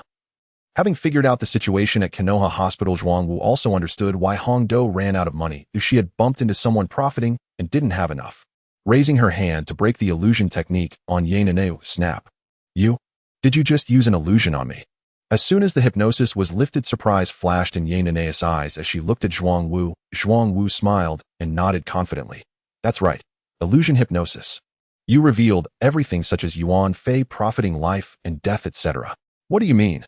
Ye Nanao was certain that Zhuangwu had some ulterior motive, otherwise she would have reported it long ago. Zhuangwu took a couple of steps forward and pinched Ye Nanao's chin. Dr. Ye Nanao, surely you wouldn't want Yuan Fei and Sasuke to know that you leaked his secret about assassinating the Hokage, right? Zhuangwu unabashedly fixed his gaze on Ye Nao's lips, and Ye Nao's eyes filled with panic, her smile fading completely. What do you want to do? I want to do. As words and actions unfolded together, Ye Nao was startled by the strong hand pressing down on her heart. In an instant, her chakra scalpel formed in her hand, swinging towards Zhuangwu, who immediately dropped his soft hand and seized her wrist forcefully, pushing her onto the chair. Bang! With a harsh screech, the chair scraped against the floor, and Ye Nao's chakra scalpel dissipated into the air. Zhuangwu lifted her chin slightly to face him. Dr. Ye Nao, do you really have any chance to resist against me? You can't even withstand a single illusion. It seems you've chosen to let me inform Yuan Fei and the third Hokage. Mockingly, he stroked Ye Nao's lips with his thumb, stood up, and walked out, saying, It seems the children at the orphanage will go hungry from now on. Ye Nao's expression crumbled immediately. If Yuan Fei found out she leaked his secret, he would surely retaliate before defecting. Thinking of the potential consequences, Ye Nao stood up and grabbed Zhuangwu's arm. No, I won't resist anymore. What are you talking about? It sounds like I'm threatening you. Zhuangwu's expression of reproach stirred resentment within Ye Nao, who felt that Zhuangwu was treating her like nothing had happened. The kind of scum that could be cultivated made her want to retch. Despite her inner turmoil, she maintained a standardized smile, though her eyes showed a hint of distress. No, I'm doing it willingly. Zhuang Wu chuckled and pinched Yanao nose. I really can't do anything about you, greedy little one who made me educated enough not to go against a woman's will. Come on. As he spoke, he quickly pulled Yanao into his embrace, about to kiss her. Yanao immediately blocked him. Wait, the door is open. That's just a small detail. He kissed her before she could protest, and as for the door, Zhuang Wu's skill in closing it was no joke. He kicked it shut and locked it. The sudden slippery sensation made Yanao's eyes go wide. The little fish she had raised was being toyed with, as if it were fake, and it was even sucked away. Letting go of the little fish, Zhuang Wu looked at Yanao, who was in a daze, with a smile. Not bad, Dr. Yanao, but you really lack technique. Yanao didn't want to answer such a ridiculous question, she just wanted to finish quickly. If you want to do it, just hurry up. Once it's done, we can go our separate ways, and don't threaten me again. As she spoke, she angrily raised her hand to take off her doctor's white coat, treating the situation entirely as a chore. She disdainfully glanced at Zhuang Wu's thigh. It'll only take 2 or 3 minutes anyway, don't waste time. Oh really? But Dr. Yanao, you don't take off what you need as a doctor. He pressed down on Yanao's partially removed doctor's outfit, completely ignoring her disdainful gaze. Zhuang Wu knew she would soon understand what a perpetual motion machine was. Hearing his words, Yanao shot him a scornful glance at his glowing eyes. Hey, you're really a pervert. Of course I'm a pervert, but your words are really making me furious. Huh. Not understanding the meaning, Yanao was pressed down to the ground by Zhuang Wu's single hand. With the sound of a buckle unfastening, Yanao felt as if she had been hit with a baseball bat. She touched her face in disbelief, looking at the bat that hit her, which was no different from her forearm. This. A flash of her medical knowledge crossed her mind, and Yanao realized she was likely doomed. No matter how strong her resilience was, she couldn't handle this the first time. Zhuang Wu, unaware of Yanao's thoughts, directly took action when she froze. What's this? Let's start. Cough. The sudden food in her mouth made Yanao cough repeatedly. Dr. Yanao, what's wrong? You need to eat slowly. Hearing Zhuang was teasing, Yanao silently rolled her eyes and lightly bit into the food, laughing so hard. She didn't dare to bite too hard. It wasn't a lethal injury, so it wouldn't affect her escape to inform others.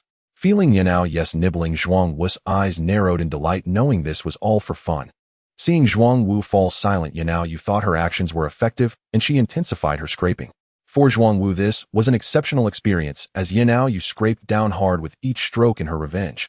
Yanao truly lived up to her reputation as a renowned doctor. She had an exceptional talent. After initially using her hands to eat and getting choked once, she became completely adept. However, considering they were in a hospital, Zhuang Wu didn't let Yanao continue eating. With people coming and going, they needed to hurry. It was better to handle serious matters. He pushed Yanao away and stood her up, looking her in the eye. The marks left at the corners of her mouth from eating were glaringly obvious, especially since she was still raising her hand to wipe them with a handkerchief. Yanao, it's time to get to the point. Come on. Yanao glanced regretfully at Zhuang Wu's thigh. She felt she had just found a way to retaliate, but Zhuang Wu couldn't take it and pulled her up. If there were enough time, she would have definitely scraped off a layer of skin. Seeing Yanao's gaze, Zhuang Wu squeezed his chest, saying, You greedy little one still want to eat. I'll give you more later. Now it's time to get serious. As he spoke, he pushed her, and before Yanao could react, she found herself sprawled over her desk. Then she felt a chill at her backside, and without needing to look, she knew her privacy was exposed to the air. Wow, this is amazing, Dr. Yanao. I didn't expect your little landscape to be a beautiful sight. Yanao was completely bewildered by Zhuang Wu's comment about the beautiful sight, not understanding what he meant. Look at this little landscape. The mountain peaks are prominent like summits. The mountain walls have strong, upright lines. Definitely a beautiful sight. As Zhuang Wu stroked the landscape on the desk, Yanao quickly understood what he was implying. It was just that what he studied was completely absurd. Who even summarizes things like that to name them? How many have you seen to say that? You. Forget about you. I'll look at how you don't cherish it. Let me take good care of it. However, it was good that the small stream in the landscape on the desk was quite normal. Looking at the little stream in the landscape, Zhuang Wu confirmed one thing: even doctors were human, and when doing relevant things, they couldn't control their bodies. No matter how reluctant he felt inside, he still cooperated verbally. Satisfied, he patted the base of the landscape. Dr. Yanao, your situation has saved me the trouble of fetching water beforehand, so I'll just get started. After Zhuang Wu finished speaking, he took his tools and wiped them a couple of times before starting the construction on the landscape. Oh no. Yanao felt that the garden landscape on the table, which he had been dismissive of, seemed to have been directly ruptured by the tools Zhuang Wu had repaired. Thud thud. Yanao, the patient is ready. Do you want to take a look? As the knocking sound came from the door, Zhuang Wu sensed Yi Neiyu's overwhelming nervousness, as if he were stuck by surgical clamps, completely frozen, while performing surgery on himself. Zhuang Wu clapped his hands. Clap. Come on, you're a doctor. How can your psychological quality be so poor during surgery? Yi Neiyu glared fiercely at Zhuang Wu, who could treat such a major operation calmly. I'm not going. What are you doing? Feeling Zhuang Wu's erratic movements, Yi Neiyu slapped him hard, firmly restraining the wound and preventing Zhuang Wu from moving any further. Zhuang Wu looked at Yi Neiyu innocently, his hand slipping inside his white coat to touch the Nangua red bean. Isn't this just a reflex reaction? Aren't you also moving? You? What's wrong, Yi Neiyu? Just as Yi Neiyu was about to retort, Zhuang Wu, the nurse at the door, asked again, Are you okay? Responding to the inquiry, Yi Neiyu realized he was completely unable to restrain Zhuang Wu, the patient, and could only respond rapidly. I'm fine, just a little tired, dozed off in the chair for a moment. You go ahead. Ow. Oh, okay. The nurse, hearing Yi Neiyu's voice, assumed he was so tired that he was yawning, so she left without saying anything further. Listening to the footsteps of the nurse leaving, Yi Neiyu let out a sigh. Hiss. Zhuang Wu smacked his lips, looking at the serious Yi Neiyu, who was focused on the surgery. It seems there are still many patients in the hospital. We need to finish this surgery quickly, don't you think, Yi Neiyu? Just hurry up with what I said. To avoid the awkward situation of the nurse knocking again, Yi Neiyu shot a sideways glance at Zhuang Wu and actively began the surgery. For a moment, only the sounds of surgical instruments clashing remained in the operating room. It must be said that a renowned scene is indeed remarkable. The smoothness of this operation was extraordinary. As Yi Neiyu extracted the last 10 drops of blood, the surgery was completed in about 30 to 40 minutes. Phew, it's finally over. Yi Neiyu, you're amazing. We should communicate more in the future. Yi Neiyu, wiping the surgical instruments, froze at Zhuang Wu's words, looking at him in confusion. What do you mean? Didn't you say it would be over once the surgery was done? I never said that you said it. While speaking, Zhuang Wu raised his hand to pinch Yi Neiyu's chin. This secret of yours, I will carry it with me for a lifetime. Yi Neiyu, upon hearing this, completely broke down. Does that mean the pain he just endured was for nothing? Facing an enraged Yi Neiyu, Zhuang Wu immediately changed the subject. What are you talking about? Just clean up your surgical instruments and get lost. Yi Neiyu looked at the bloodied cloth in his hand, wanting to throw it directly at Zhuang Wu. But thinking that it was already done one time was no different from countless times. After all, he wasn't the one at a disadvantage. Who knows who might enjoy this more? Suppressing his anger with an AQ spirit, Yi Neiyu instinctively started eating, and by the time he realized it wasn't food and wanted to spit it out, it was already too late. Zhuang Wu's large hand covered his hair. Hiss. Didn't expect you to be so good at this, Yi Neiyu. I was thinking of having you use the cloth. Boo-hoo, bastard, let me go. Zhuang Wu, thinking Yi Neiyu wanted to deal with things quickly, increased his scrutiny, leaving Yi Neiyu unable to speak. Boo-hoo, you bastard. After the cleaning was done, Zhuang Wu patted Yi Neiyu's perky backside in satisfaction. See you next time, Yi Neiyu. After saying that, he turned and walked out of the room. Yi Neiyu watched Zhuang Wu's departing figure, his teeth clenched in anger. As the door closed again, Yi Neiyu quietly loosened the restraint and prepared to use his mastery of the celestial arts. I knew it would be bad, and sure enough, it swelled up ridiculously. That bastard is both big and persistent. As the swelling disappeared, Yi Neiyu patted himself in satisfaction. Phew, it's good to know the celestial arts, otherwise I would have been unable to walk for half a day. Just as he relaxed and continued to restrain himself, Yi Neiyu suddenly froze, as if thinking of something terrifying. Oh no, did that also recover? If it did, won't I have to suffer again next time? While muttering to himself, Yi Neiyu quickly stretched out his hand to test, placing his finger inside the garden landscape. A smooth and unimpeded sensation came through, making Yi Neiyu breathe a sigh of relief. Thank goodness. Next time he'll just enjoy. Just wait until I drain him dry, daring to threaten me. While speaking, Yi Neiyu adjusted his round glasses, which reflected a dazzling white light under the lamp. I'm already over 30, seriously considering finding someone to marry. You brought me to the door, and with such a perfect size, it's just wonderful. Good people truly are rewarded.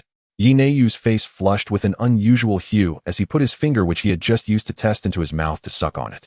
The relationship between hunter and prey is not just as it appears. My chakra is now intertwined with you. Little pervert, you can't escape. But first, let's tidy up the office. Yi Neiyu cleaned the salad dressing off his fingers, looking at it before stuffing the handkerchief into his pocket. He stood up and opened the window to ventilate while dragging the mop across the floor. Looking at the state of the floor, I drank quite a bit of water today. Unaware of Yi Neiyu's performance after he left, Zhuang Wu was searching for Hong and the red beans on the inpatient floor, completely oblivious to the fact that he had become a top-tier prey in Yi Neiyu's eyes. What is going on? Which ward was the red bean assigned to? Zhuang Wu, who had been pressing against the glass of the ward for a long time without seeing anyone, became anxious. I should have just asked Yi Neiyu back then. Nurse, it's this pervert. He was peeping at me through the glass. I'm so scared. If he barges in, I won't be able to resist.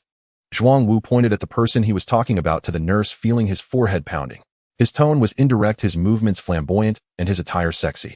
The key issue was that the gender was wrong. The person saying this was a man, and his parts were almost pressed against the nurse. The nurse instinctively took a few steps back, suppressing her feelings of disgust, and began to comfort him. Don't worry, we will kick him out right away, and definitely won't let him disturb you. You must punish him severely. Definitely, definitely. The nurse replied perfunctorily, approaching Zhuang Wu and grabbing him. You pervert, come with me today, you're going to get punished hard. Zhuang Wu was shocked by the nurse's stern demeanor as she pulled him into Yi Neiyu's office. Is reporting this really that effective? The nurse, pulling Zhuang Wu away, whispered, don't worry, it'll take you to find your girlfriend and her best friend. If you want that guy to punish you hard, you can go back. Remembering that person, Zhuang Wu quickened his pace, actively dragging the nurse forward. No. Just take me away. No need to rush, they won't run away. It's mainly to avoid that man. This is the third time I've met you, and I still don't know your name. I'm Hong Lian, and you. Hearing Hong Lian's name, Zhuang Wu paused and turned to look at her. Upon hearing her name, Zhuang Wu immediately knew who she was. The one who would use the crystal escape technique under Orochimaru in the authentic timeline, now unexpectedly found at the Konoha hospital. Gong Lian nodded in agreement. Zhuang Wu. Nice name. It's quite ordinary, unique only in the ninja world. My surname is Zhuang. Zhuang Wu felt a sense of pride in having a surname that was exclusive to the ninja realm. After all, he was the only descendant of the old Zhuang family in this world. Horan rolled her eyes at Zhuang Wu, tch, self-absorbed. But really, how did you end up working as a nurse at Konoha Hospital? Rather than engaging in meaningless banter, Zhuang Wu was more curious about why she was in Konoha. Horan proudly tilted her little head. Because I want to make money.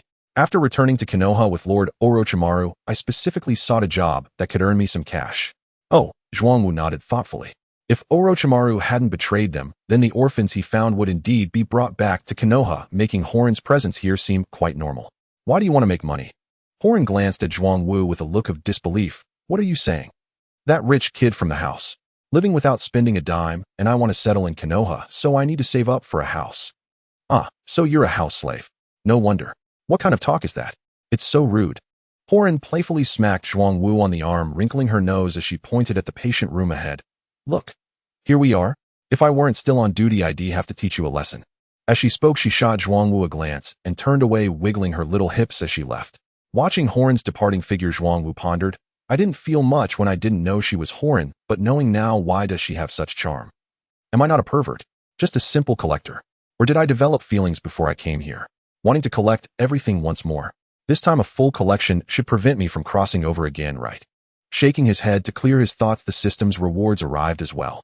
Strategy for Yano Yu rewards include automatic fusion of natural energy and master of disguise. I understand the first one, but what use is the second one, master of disguise? Your transformation into others is undetectable, but it only applies to humans. There are no bonuses. Then ill fusion it. After claiming both rewards, Zhuang Wu distinctly felt energy continuously drilling into his body. This feels just like a full body massage. It's quite enjoyable.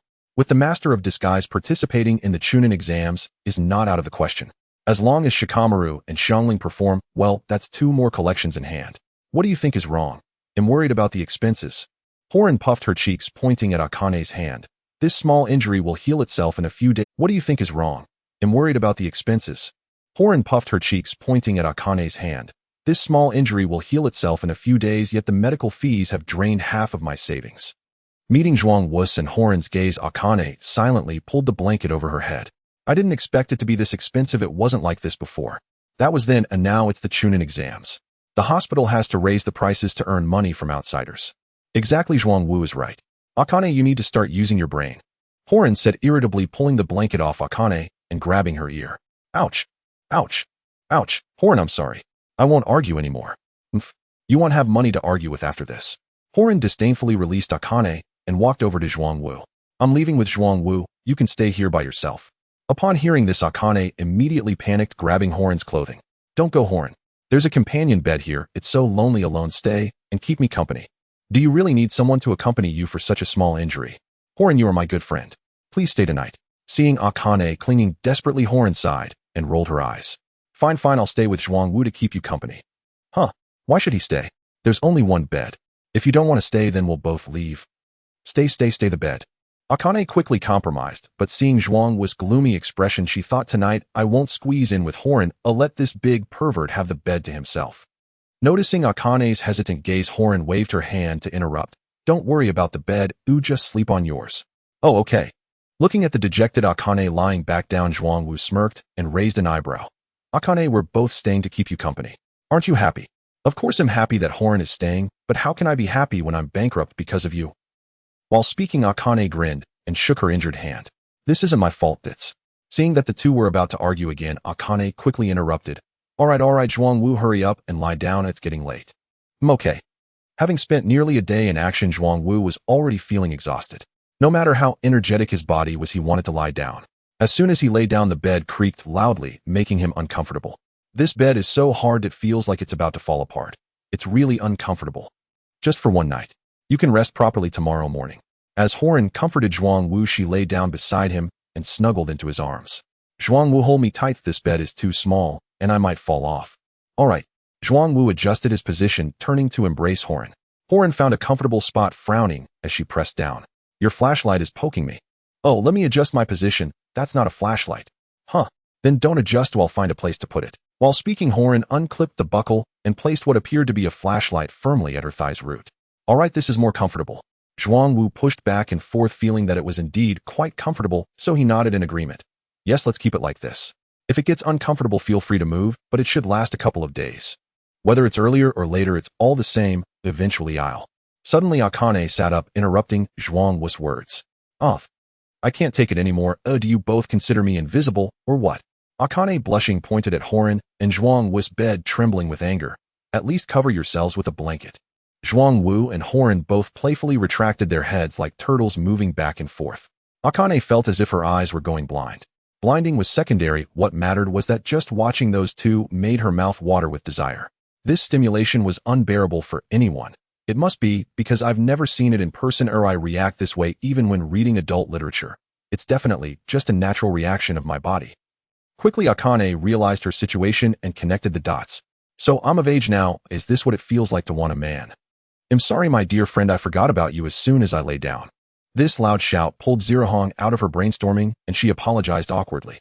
Looking at Zirahong, who was waving her hand in apology, Yashuxi Hongdo felt a throbbing in her forehead. You should make the big pervert stop before you apologize. Well, if you want me to stop, let me cover up with the blanket. As she spoke, Hong pulled the blanket over herself, but Yashuxi Hongdo noticed the mischievous smirk on her face, and without a hint of apology, Zhuang Wu's expression turned from anger to irritation as she glared at the shameless girl. However, looking at the bedside where Yashuxi Hongdo was, she clearly felt the saliva in her mouth increasing. At this moment, her mask was beginning to feel a bit chilly. Out of sight, out of mind, Yashuxi Hongdo turned to avoid the direction of the bedside and prepared to close her eyes to sleep. Knock, knock, knock. A knock at the door interrupted her, followed by the nurse's inquiry. Hello, is everything all right? Why are you shouting?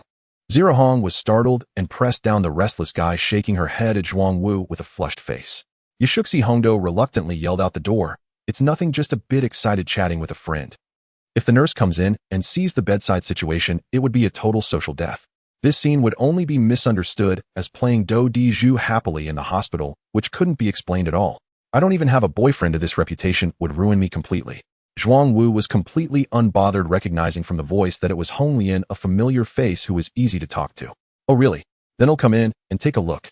As her words echoed, Hong Lian unlocked the door from outside and pushed it open.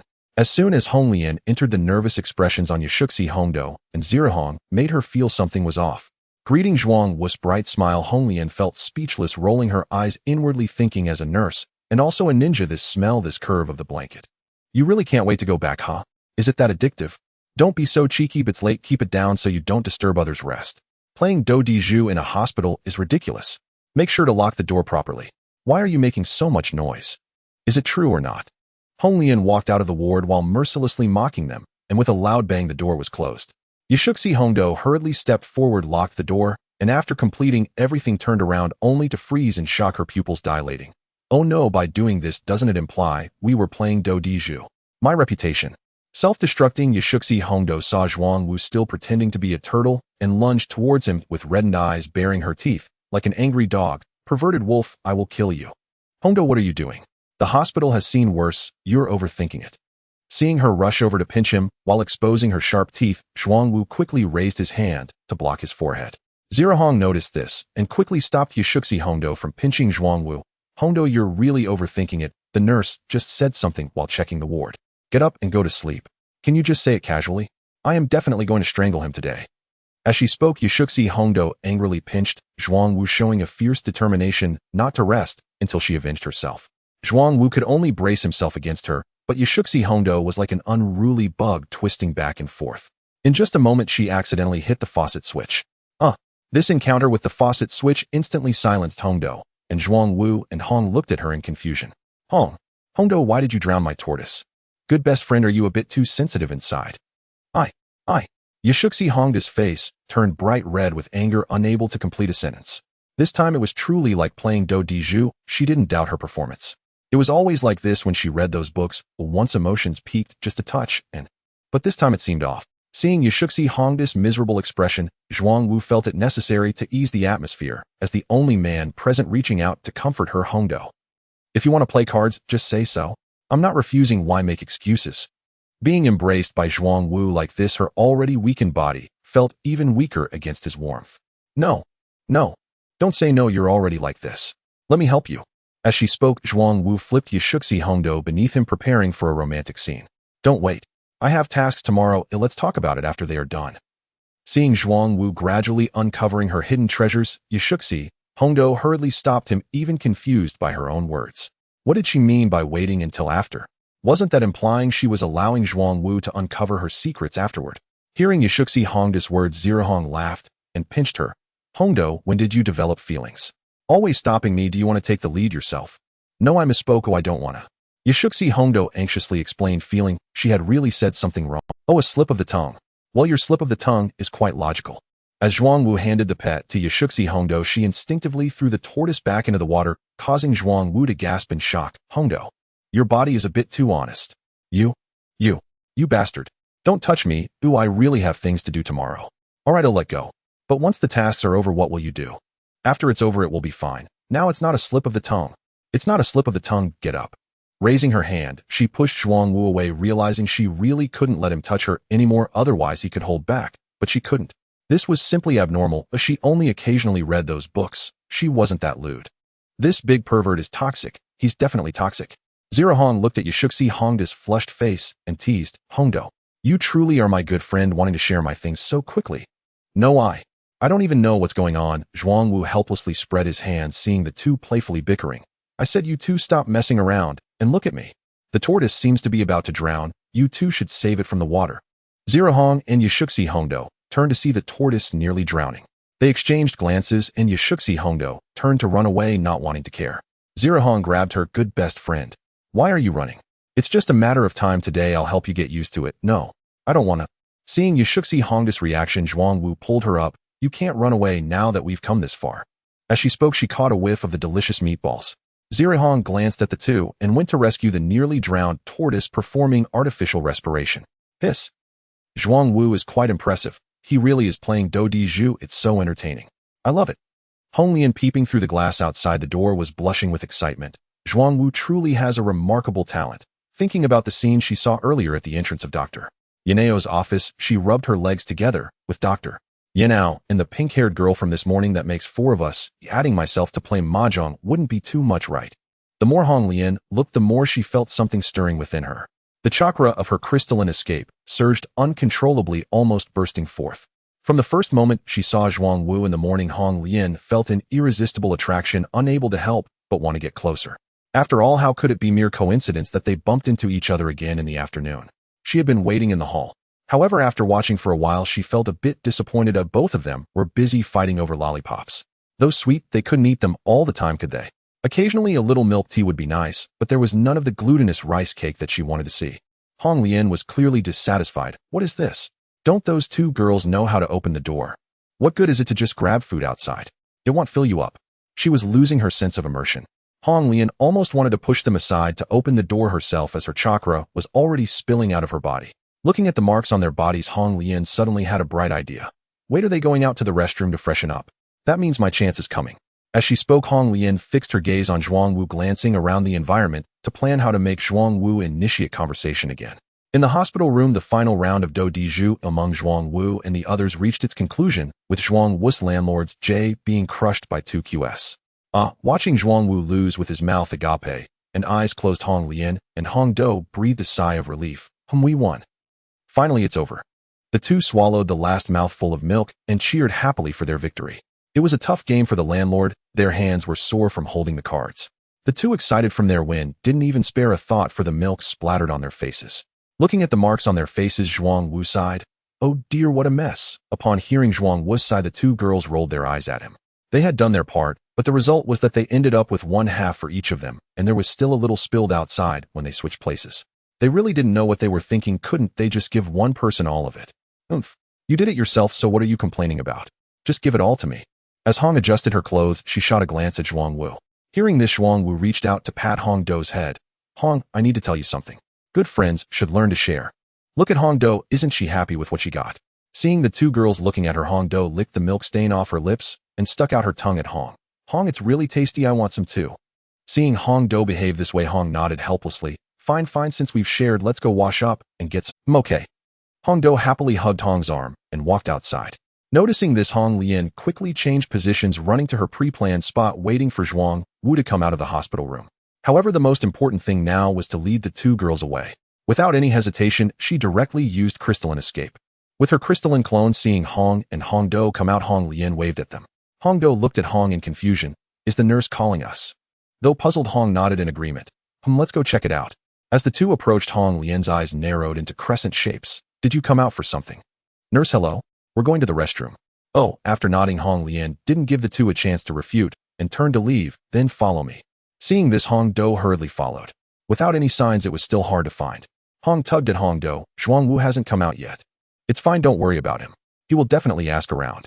Seeing Hong Do's demeanor, Hong thought for a moment and nodded. That makes sense. After the two girls left, Zhuang Wu stretched lazily. Though it wasn't comfortable, he had no choice. They were both not able to do anything today, so he had to endure. Sigh. He got out of bed, put on his shoes, and walked toward the washroom. Though he hadn't done much, he still had some traces of human life on his hands and needed to wash up. As soon as he stepped out of the hospital room, he found that Hong and Hong Do were gone, and he helplessly threw up his hands. Why are they running so fast? I don't know where to wash up. Looking at the empty corridor, Zhuang Wu felt a headache coming on. It wasn't like the previous hospitals where there were signs everywhere. Finding the washroom feels a bit difficult. I should ask someone. Wandering through the dimly lit hospital corridor, Zhuang Wu pursed his lips in irritation. I feel like I've been pitted against the nurses today. I've been asking since morning with no one in sight. I still have to find a nurse. Seeing a nurse walking with her head down not far away, Zhuang Wu quickly called out, Nurse, hello, could you please help me? What is it? Hearing Zhuang Wu's call, the nurse turned around looking puzzled. Zhuang Wu, recognizing her, beamed. Hey, Hong Li, yes, of course it's me. You have something to say, scoundrel. Internally turbulent, yet outwardly calm, Hong Lian looked at Zhuang Wu with a hint of appropriate suspicion mixed with disdain for the scoundrel. Zhuang Wu was taken aback by Hong Lian's sudden change in expression. What the heck is a scoundrel? A slight smile curved Hong Lian's lips. This morning you were with a girl with pink hair, and in the evening you're with Dr. Yinai, and that girl with red eyes.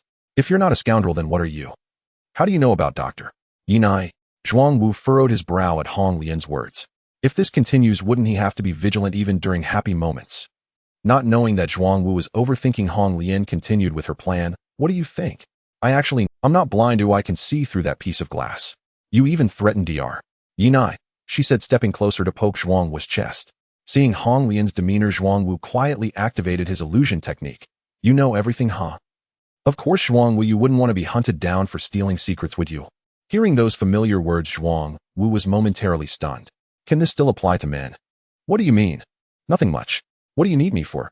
Seeing Hong Lian directly change the subject, Zhuang Wu was completely confused about what she wanted to do. I wanted to ask how to get to the washroom. Oh, then follow me. After saying this, Hong Lian grabbed Zhuang Wu's sleeve and led him to the place they had planned to gather milk. Not understanding the situation, Zhuang Wu followed behind Hong Lian without resistance. However, he felt that Hong Lian walked awkwardly, as he could always hear a slight squishing sound. Soon Hong Lian brought him to a room that didn't look like a washroom at all. Where is this? My office. The restroom is over there, go ahead. With a casual gesture, Hong Lian pointed to the restroom while manipulating her chakra to press against the wall. A layer of crystal spread from her palm and quickly sealed the entire room, leaving Zhuang Wu completely bewildered. What are you doing? You wash up, why are you asking? Fine. Seeing that Hong Lian didn't want to explain, Zhuang Wu said nothing more. From her lack of guard against him, she must have seen part of it outside Yinayu's ward. During the earlier illusion, she hadn't seen anything at all. He turned around and stopped paying attention to Hong Lian, who was busy washing up. Once the room was fully covered by the crystal escape, Hong Lian crossed her arms with satisfaction and said, "Not bad, now the sound won't leak out." Dr. Yinayu probably didn't even realize how loud he was calling out. If it weren't for this girl helping, the whole hospital would have come to watch. Having completed her preparations, Hong Lian looked down at her outfit and pouted in dissatisfaction. "Too conservative, I have to change." She glanced at the closed washroom and quickly adjusted her clothes, tossing everything aside except for her nurse's coat. Looking at the soaked mask in her hand, which was as useless as if it had been in water, she squeezed it in displeasure, causing water to leak through her fingers. TCH didn't expect so much. "If I can't wear the mask, I won't wear it. I'll have to take it off when I sleep anyway." Casually tossing it aside, Hong Lian, now in a vacuum state except for her nurse's coat, began to think about how to make Zhuang Wu take the initiative. Click. Zhuang Wu opened the door and glanced at the dripping drain pipe inside, looking puzzled at Hong Lian. "Hong Lian, your washroom drain seems a bit clogged." "Yes, that's why I called you to fix it, but that's for later," she casually replied, beckoning Zhuang Wu with her finger. "Now, come, what is it?" Zhuang Wu approached, confused, looking at the drastically changed Hong Lian. Wasn't she just a conservative girl? How had she turned so flirtatious while washing her hands? And was that nurse outfit really that alluring? Looking at the vague outline and the clear curves, how had he not noticed before? "Zhuang Wukuan, if you don't want to be hunted down, do as I say. Call me sister now." Hong Lian suddenly pulled him by his collar, bringing him face to face with her, leaving Zhuang Wu speechless as he felt her breath. "Huh? Are you crazy for wanting a younger brother? Am I older than you? Why should I call you sister? Am I not older?" While speaking, Hong Lian proudly puffed out her chest and rebutted Zhuang Wu's words. "Of course I'm crazy for wanting a younger brother, otherwise what am I doing? Call me sister." Zhuang Wu, who had been rebutted, had to admit that Hong Lian was right. She was indeed quite mature. "What's wrong with you? What's wrong with me? Hurry up and call." Hong Lian directly interrupted Zhuang Wu, pushing him down onto the ground. Zhuang Wu looked at Sister Hong Lian, who he had seen as a little sister. Now being forced to call her sister felt a bit strange. But facing this sister, Zhuang Wu couldn't help but swallow hard, feeling a bit inclined to call her. After all, he hadn't eaten anything from the two little sisters earlier and was still not full. He needed to clarify the situation. Zhuang Wu didn't want to be in the same boat as others. After all, he was the only one with a personal vehicle and the only one who had ever owned a car. The envious Yi Yu had been single for 10 years. As a man of the spring, he had to take good care of it. Looking at Sister Hong Lian in front of him, Zhuang Wu took a step back, looking at her curiously. "Hong Lian, I can't speak, and you're still crying. Did someone call you sister just now?" Smack. As soon as Zhuang Wu finished speaking, Hong Lian slapped his arm, glaring at him angrily. "What do you mean? What do you take me for? It's your fault I look like this. You've been enticing me since morning. You came in the evening and played with Dr. Yinayu, then played cards with those two. I saw everything. What else could—" Zhuang Wu was speechless at Hong Lian's words. She was the one who was peeping, and then blamed the one being peeked at. "Hong Lian, is this my fault? If you hadn't been peeping, nothing would have happened, and your behavior of pulling me here makes me really fear you may getting wet. See for yourself." Hong Lian, looking displeased, pushed her sister in front of Zhuang Wu, forcing him to look closely. Seeing the scene in front of him, Zhuang Wu was genuinely startled. It was completely different from what he imagined. "This cornea is quite beautiful." Hearing this, Hong Lian proudly ruffled Zhuang Wu's hair, pushing her sister even closer. "Aren't my eyes beautiful too?" "They are beautiful. Who could say they aren't? Looking like a butterfly. I'll give you that. Now call me sister." While speaking, Hong Lian sat on the table, pushing her sister toward Zhuang Wu while using her foot to nudge him closer to her sister. "Oh, my nose, Hong Lian, can't you be gentler?" Zhuang Wu accidentally bumped his nose against his sister when Hong Lian pulled him, causing her to cry immediately. "Stop talking nonsense and call me sister quickly." Hong Lian had been holding back all day and didn't want to hear Zhuang Wu's nonsense anymore. She had to fulfill her obsession with having a younger brother.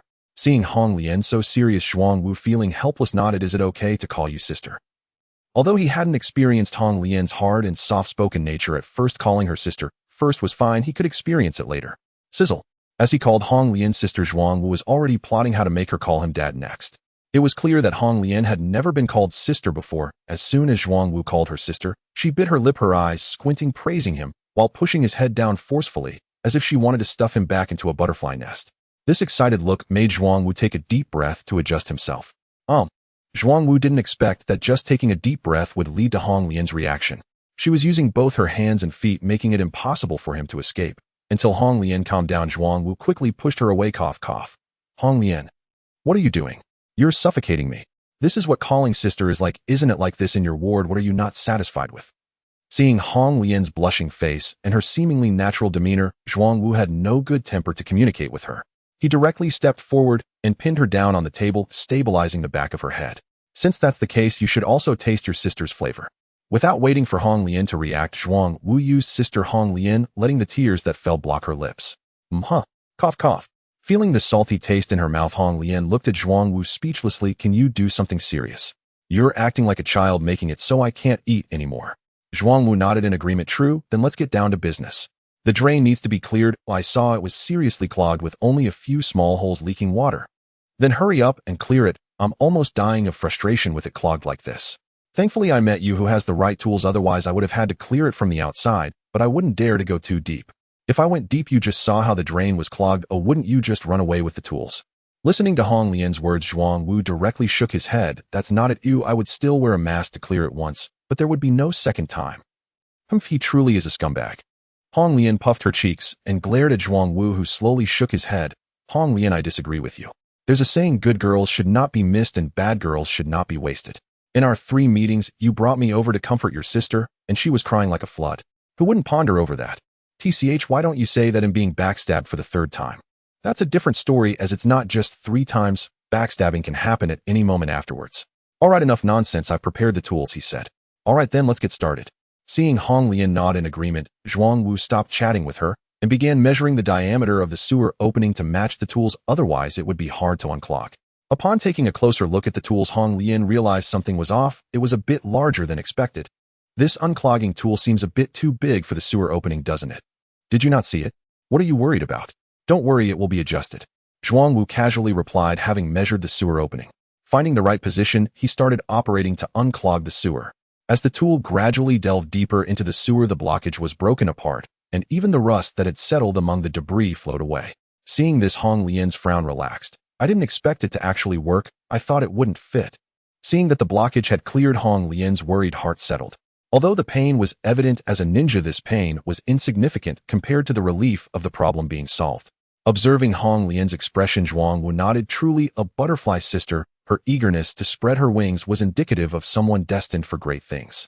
Her capacity to accept challenges was extraordinary. The 2 butterfly wings enveloped her body completely. At this moment, she flapped her wings, fluttering gracefully. Zhuang Wu had not anticipated how beautiful her wings would look in motion. However, he was slightly concerned about the pink wings. If they were exposed to sunlight for too long, they might age and turn black, which would not be appealing. Unaware of Zhuang Wu's thoughts, Hong Lian, noticing his increasingly slow movements, raised her hand to pat him. What are you doing? Hurry up and unclog the sewer. You're almost at a standstill. You don't understand, I'm worried. What if the butterfly gets sunburned and its wings turn black when it ages? Hong Lian rolled her eyes at Zhuang Wu in exasperation. Stop thinking about useless things. For the butterfly's wings to turn black, they would have to be exposed to sunlight for a long time. Can't you see what I'm doing? I'm a nurse. Taking care of it should be easy. Oh, otherwise, do you think butterflies are so beautiful? As she spoke, Hong Lian exerted herself and pushed the tool fully over. Hong Lian, what are you doing? You kicked my tool into the sewer. Zhuang Wu looked displeased at Hong Lian. That kick had caused the tool to get stuck inside. He pulled it a couple of times, but it wouldn't budge, staring at Hong Lian in disbelief. What the heck, Hong Lian, how much strength did you use? Why can't it come out? Not much. It must have hit a bend in the back of the sewer. Don't use too much force or you'll damage the sewer. Try a different position. All right. With the situation at hand, Zhuang Wu could only change positions. The tool wouldn't rotate, so he had to reposition himself. Fortunately, ninjas are trained in physical techniques. A high kick grazed Zhuang Wu's nose as Hong Lian, who had been sitting with her hands behind her, transformed into a frog and landed on the table as if performing a frog technique. Hiss, good.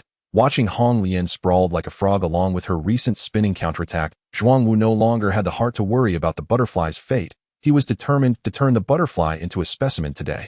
Little butterfly, come here and take your life. Anger surged within Zhuang Wu as he lifted his hand to strike, determined to squash the butterfly on the table. Bang! Bang! Bang! The sound of the table moving mingled with faint high-pitched shouts echoed from the room where Hong Lian had deployed her crystal escape ninjutsu. Zhuang Wu intended to shut Hong Lian's mouth, but as the calls grew louder, he found himself invigorated, working harder than before. Remembering Hong Lian's earlier words asking him to call her sister, Zhuang Wu's brows furrowed as he clapped his hands toward Hong Lian's smack. Disobedient daughter calls for daddy.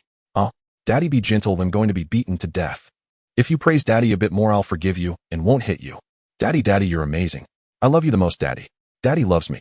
Zhuang Wu raised his hand and tousled his hair, looking at Hong Lian with satisfaction. Good daughter, really great. I'll give you more rewards. Okay, Daddy, I love your rewards the most. Hearing Zhuang Wu's words, Hong Lian turned around to look at her father.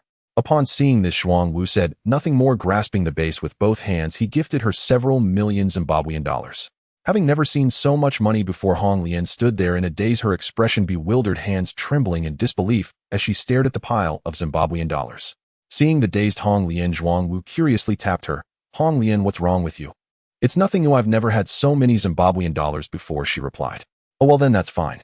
I'll give you more in the future. Okay, Daddy. Daddy, I want to eat lollipops.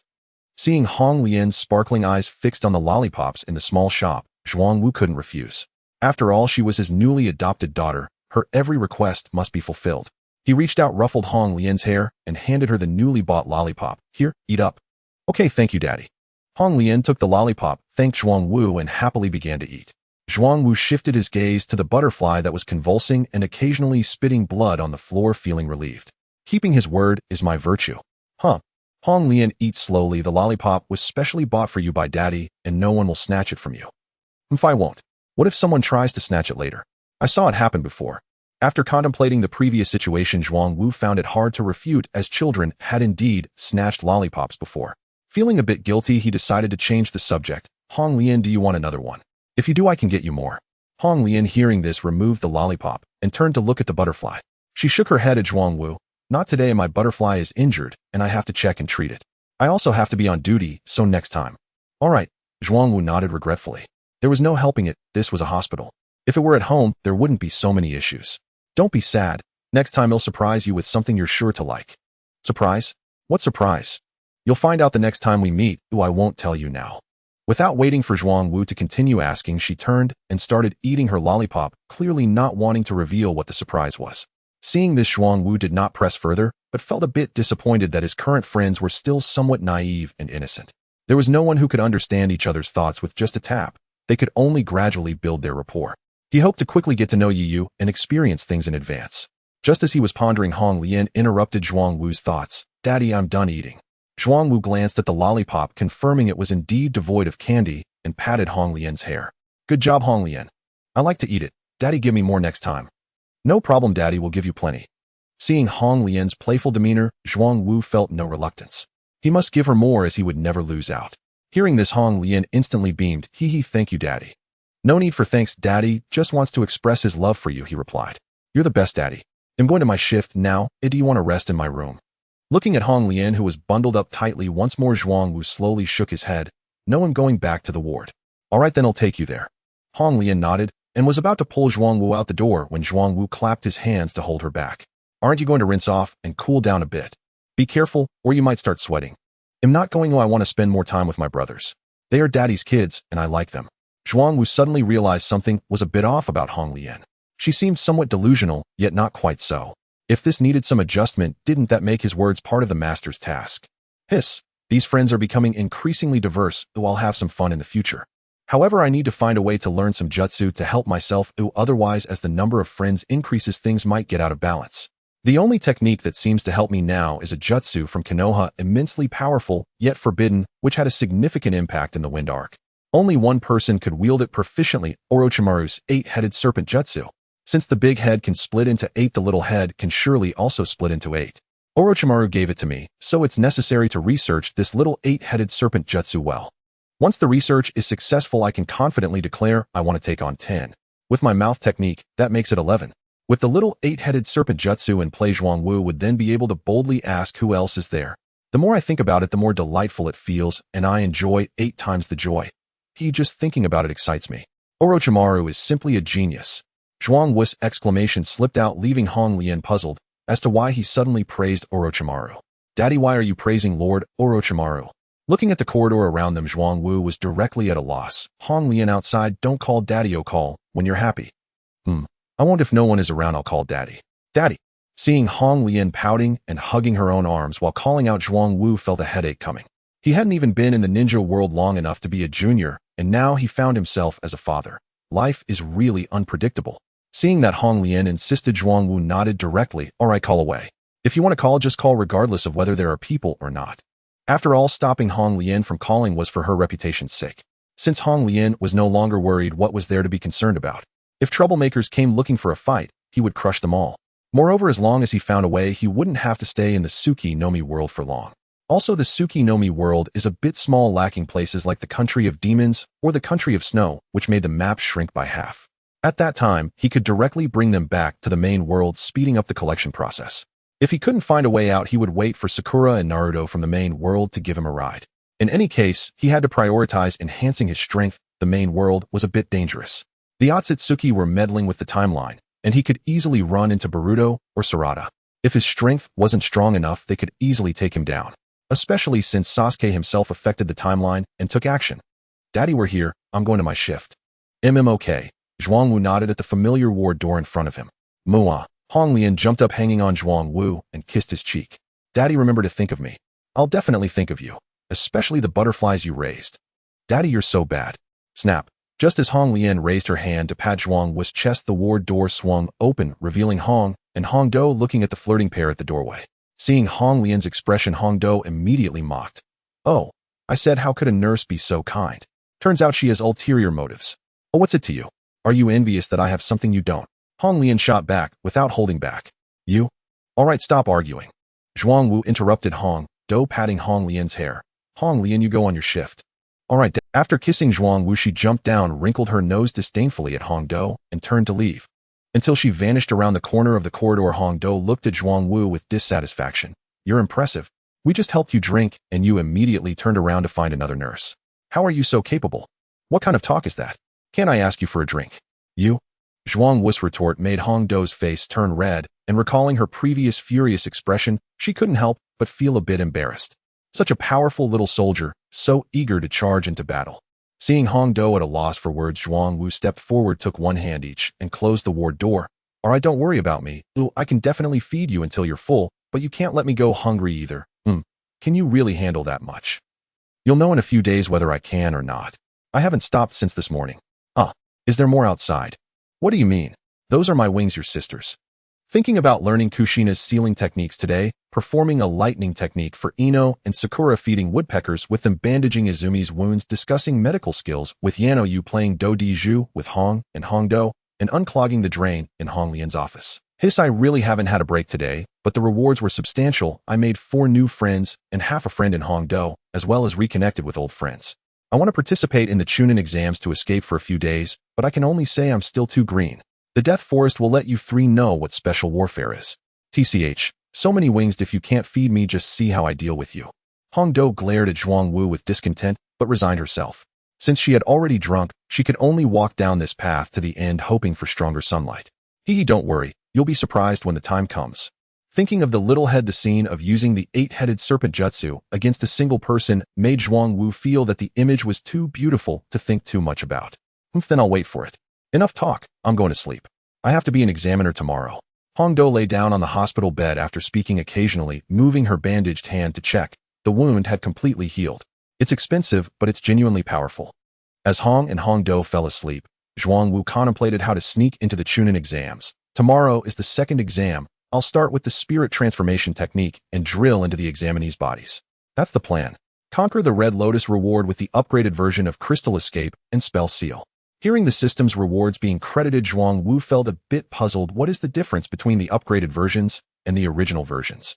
The upgraded version of Crystal Escape has greater hardness and toughness than Diamond, and the Spell Seal automatically absorbs natural energy to strengthen the body. With time, it will automatically master the immortal mode. When planting the Spell Seal, you can infuse it into your cells, and after death, you can be revived from the Spell Seal. Isn't this stronger than Otsutsuki's wedge? However, I am basically immortal already. This is of no use to me. Feeling that it was a useless reward for him, Zhuangwu lay flat, holding on to Hong and Hong Do, preparing to sleep, while waiting for a chance to study whether he could modify the Spell Seal pattern into a succubus mark. Knock knock. Is Dr. Yinayu there? Come in. Yinayu stood up from the recliner, puzzled, looking towards the door. Who could it be at this late hour? Hong Lian pushed the door open and greeted Yinayu with a smile. Good early morning, Dr. Yinayu. Seeing Hong Lian close the office door after entering, Yinayu was quite puzzled. Hong Lian, aren't you on duty in the inpatient department? What brings you here? Dr. Yinayu, I need to talk to you about something regarding Zhuangwu. Yinayu frowned at Hong Lian, unable to understand how his prey, the little wolf dog, was involved. His matter? What about it? Dr. Yinayu like you Zhuangwu has opened up the sewer system, I saw it. Hong Lian smiled as she sat down across from Yinayu, who adjusted his glasses while looking at her. Oh, so what do you want to talk to me about? Dr. Yinayu, you are passive while I am active. From now on you have to cooperate with me, and we can play landlords together. Passive? How where did you see that I was passive? You must have put in a lot of effort to be active. Ew, I can be passive quite easily. Yinayu dismissed Hong Lian's words while she frowned and looked at him oddly. Aren't you threatened by Zhuangwu? A threat only works if I am willing. If not, do you think Yuan Fei can threaten me with his pitiful intel? Besides, I am a doctor in my 30s performing surgeries. I can tell what kind of man he is at a glance, not to mention Zhuangwu's situation is easily seen if he just doesn't look down too much. Seeing Yinayu's disdainful expression towards Yuan Fei, Hong Lian suddenly realized, so you just went with the flow. You have to eat directly. Aren't you the same? I don't believe you haven't felt the impulse to integrate as you get closer to him. There is that feeling, and after integrating it feels like I have become much more substantial. It feels strangely as if I have turned from void to reality. Seeing Hong Lian lost in thought, Yinayu raised his hand and patted her forehead. So who do you think should take the lead in our cooperation in the future? Of course it should be me. I have crystal escape. If it weren't for me, the whole hospital would have been watching you winning with your loud shouts. Regarding this point, Hong Lian knew that Yinayu was better than herself at the game, but she showed no signs of backing down. Yinayu saw this and had no intention of continuing. All right, you do you, but doesn't matter as long as there's something to eat. If you want to play landlords next time, I agree. I really can't compare to your skill. While speaking, he raised his hand and handed a few tissues to Hong Lian. Zhuangwu's offspring came out. Wipe your nose and eyes. Hong Lian lowered her eyes and took the tissues Yinayu offered. TCH, at least you know what's good. They'll take you along next time. Then I'm looking forward to it. You should go back to your duty. I want to sleep now. Nurse Hong Lian. After saying this to Hong Lian, he lay back on the recliner, while Hong Lian, feeling a bit exasperated, glared at Yinayu before standing up and leaving. Zhuangwu, are you really going to watch the exam? Hong pulled Zhuangwu's arm, reluctant to ask, because not only was Zhuangwu going to watch, but he also had Shiyin stay home. Raising his hand to pinch Hong's cheek, Zhuangwu nodded affirmatively. Yeah, I'm going to take a look, participate in the second exam experience. But, seeing the worried look on Hong's face, Zhuangwu directly interrupted. Haven't I already showcased my strength? Don't worry, I'll be fine. All right. Reluctantly nodding at Zhuangwu, Hong looked at Hong Do beside her. You try to keep an eye on Zhuangwu, don't let him get hurt. My good best friend, I know that. Besides, what we are doing is enough to be considered traitors. Instead of worrying about him, you might as well hurry back home to pack. If we get discovered, we won't be caught off guard. Thinking about how one examiner leaked intel to outsiders, Hong Do felt very uneasy, feeling like she could be discovered and have to flee the village at any moment. I know we'll pack when I get back. With Shiyin helping, I'll be quick. You two be more optimistic. If you don't say anything, I won't say anything, and no one will know. Hong, you should head home now. Zhuangwu hugged Hong and kissed her before pushing her in the direction of home. Okay, I'm going back. After Hong waved goodbye and left, Zhuangwu held Hong Do, who was looking downcast. Hong Do, try to keep a normal expression. Everyone can tell there's something wrong with you. I want to, but who cares? If anyone asks, they'll just say I injured my hand. Who said a person in pain can't be in a good mood? They'll just beat them to death. Yes, you're the best. While pulling and tugging with Hong Do, they arrived at the first exam site. Since Hong Do had to supervise the candidates in the first exam, they simply waited for the first exam to end. Looking at the candidates around the exam site, Zhuangwu began to search for his target. Knowing that there were grass with sand and rain, he directly ruled out wood, and both grass and rain were acceptable. He would target whoever was alone later. Hong Do, you go busy yourself. We'll see what's going on here. If I can't find you later, just don't worry about it. Okay. Hong Do took a deep look at Zhuangwu before turning to walk towards the floor where the examiners were located. After Hong Do left, Zhuangwu began to move around. Shori. Xiang Ling. Hey, is that Yi Song? Seeing the sand ninja with hair that looked dyed, Zhuangwu immediately recognized this woman who could turn people into mummies. She was a very fiery woman. Having survived until now, considering the situation with the limited Rasha, seems quite reasonable. After all, here, he was a lover king, and it was impossible for him to sell out people from his village. However, he didn't expect her to be leading the team this time instead of Maki. He just didn't know which ninja village Yuan Fei and Jiraiya allied with this time. It couldn't be Rasha again, right? Yi-song, I need to use the restroom. Go ahead. A small sand ninja's conversation with Yi-song interrupted Zhuangwu's thoughts. Watching the unremarkable small sand ninja head to the restroom, Zhuangwu followed without hesitation. This child appeared to be the kind no one was paying attention to, just right for control, quietly following behind. How long do I have to wait for this test in this cramped place? I'm already bursting. The small sand ninja glanced at Zhuangwu entering from the doorway, but thought nothing of it finishing up and going to wash his hands nearby. Smack. Illusion. Hypnosis. Zhuang Wu stepped forward and patted the small sand ninja who was frozen in place. Right now, dealing with these lower ninjas feels like a dimensional strike, but it seems only elite upper ninjas can withstand it. Just like when Mike Guy hadn't opened the doors, a single illusion was enough to deal with them. He glanced outside the restroom, where people were already passing by, and the chakra within Zhuang Wu began to flow. Time is of the essence. Let's get down to business. Spirit transformation technique. As the spirit transformation technique was unleashed, Zhuang Wu's entire body transformed into a milky, white, translucent form. He examined his own palm. This state is somewhat reminiscent of the third layer of reverse life.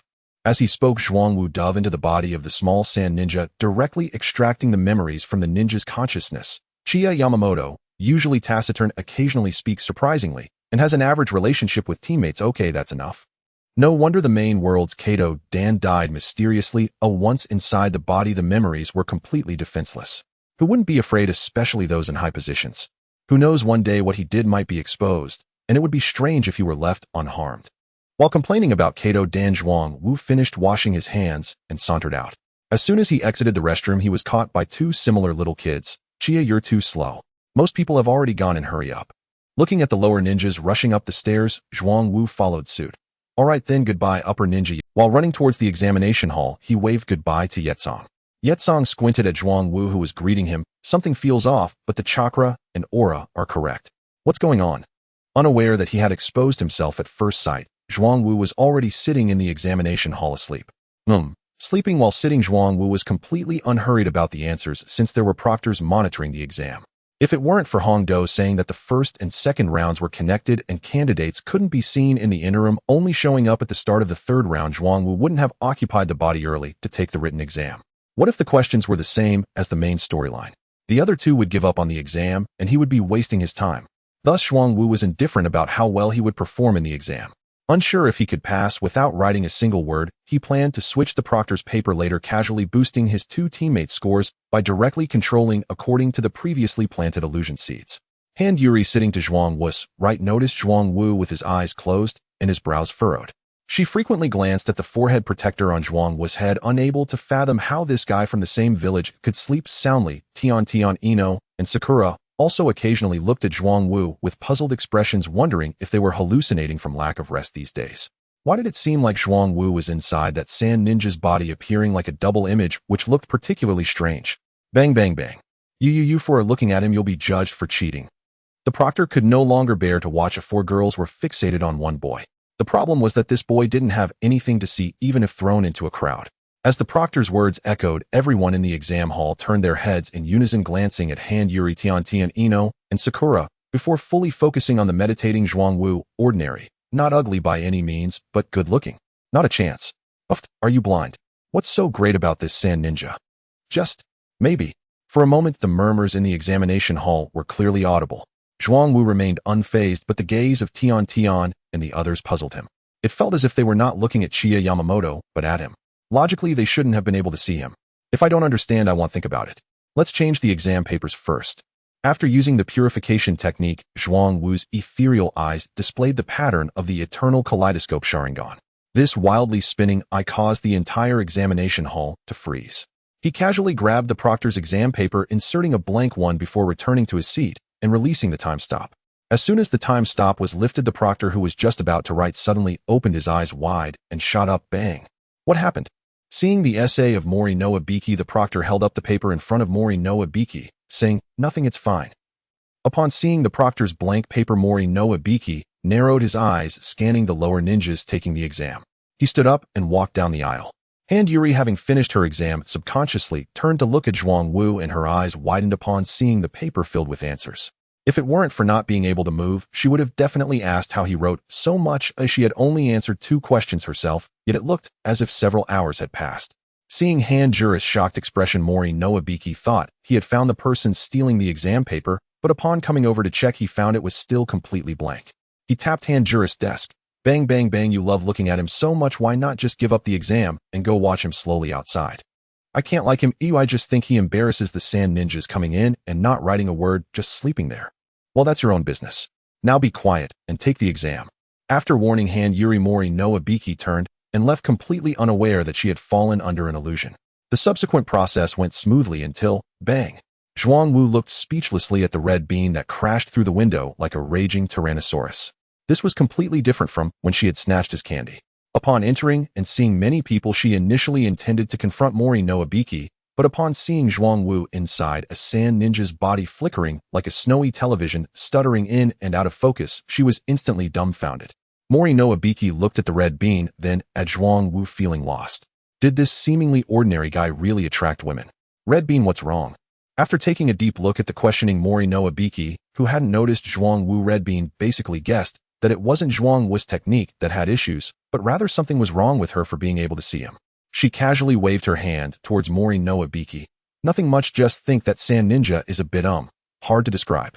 She turned to the lower ninjas in the examination hall. I am the chief examiner for the second round, now everyone come with me. After speaking, she turned and walked towards the classroom door. This action left Mori no Abiki and the familiar examiners astonished. Hiss. Red bean actually changed her demeanor and went out the front door. Perhaps, maybe it's due to being injured. Alright, it has nothing to do with us. Let's clean up the examination hall and report the situation. Mori no Abiki waved her hand to interrupt the whispering examiners and led the way to collect the exam papers from the desks. Until she picked up Zhuangwu's paper, her expression changed. This kid is not right, he's not a lower ninja. In the Death Forest, Zhuangwu's two temporary sand ninja teammates urged him as he remained stagnant after entering the forest. Chia, what are you doing? We need to hurry. We need to go, but we can't. You should continue being lower ninjas. What do you mean, Yamamoto Chia? Zhuangwu was too lazy to explain to the small sand ninjas. Once in the Death Forest, he no longer needed them. Staying inside someone else's body was utterly uncomfortable. Snap. With a snap of his fingers, the two were caught in an illusion, frozen in place. Zhuangwu stepped out of Chia Yamamoto's body, releasing the spirit transformation technique. Nothing feels better than my own body. While complaining, he grabbed a small sand ninja in each hand and tossed them out of the Death Forest, not even sparing the original Chia Yamamoto. Next, the transformation technique should come into play. Oh, first I'll transform into Chia Yamamoto and then adjust according to the situation. With a firm resolution, he transformed into Chia Yamamoto and proceeded deeper into the forest. By the way, am I replacing Orochimaru in the main storyline, causing trouble for the lower ninjas? Who cares? First I need to find Hand Yuri and see how the village flower feels. Bang. Bang. Go brother and sister, hurry. He'll hold them off. Zhuangwu, who was running, immediately felt a surge of excitement upon hearing the voice. Ah, this is the sound of my mother protecting my beloved Luo. After searching for 2 or 3 hours, I finally found it. Without any hesitation, he turned and dashed towards the direction of the sound. Now, as a sand ninja, he felt a strong obligation to save the safety of the village flower. After just a few steps, 2 figures appeared in front of him, and Zhuangwu asked, what happened to Kanjuro and Shigeru? Shigeru and Kanjuro glanced at the unremarkable sand ninjas, showing no intention of stopping. Stop wasting time, run. Can we even run away? Leave the scroll. Upon hearing this arrogant declaration, he turned back to see Niji and Tintin. Tintin was stunned to see Zhuangwu fleeing alongside the sand ninjas. Why is this different from before? No more shadow clones, now he's wearing a mask. Niji, having finished showing off, looked at the motionless Tintin in confusion. Tintin, what are you doing? Attack with the summoning tools. Attack? What are you talking about? Do you think summoning tools are free? With her man ahead, Tintin had no intention of attacking. If he got hurt, the one losing would be her. Upon hearing this, Niji leaned back strategically. When did you start caring about money, Tintin?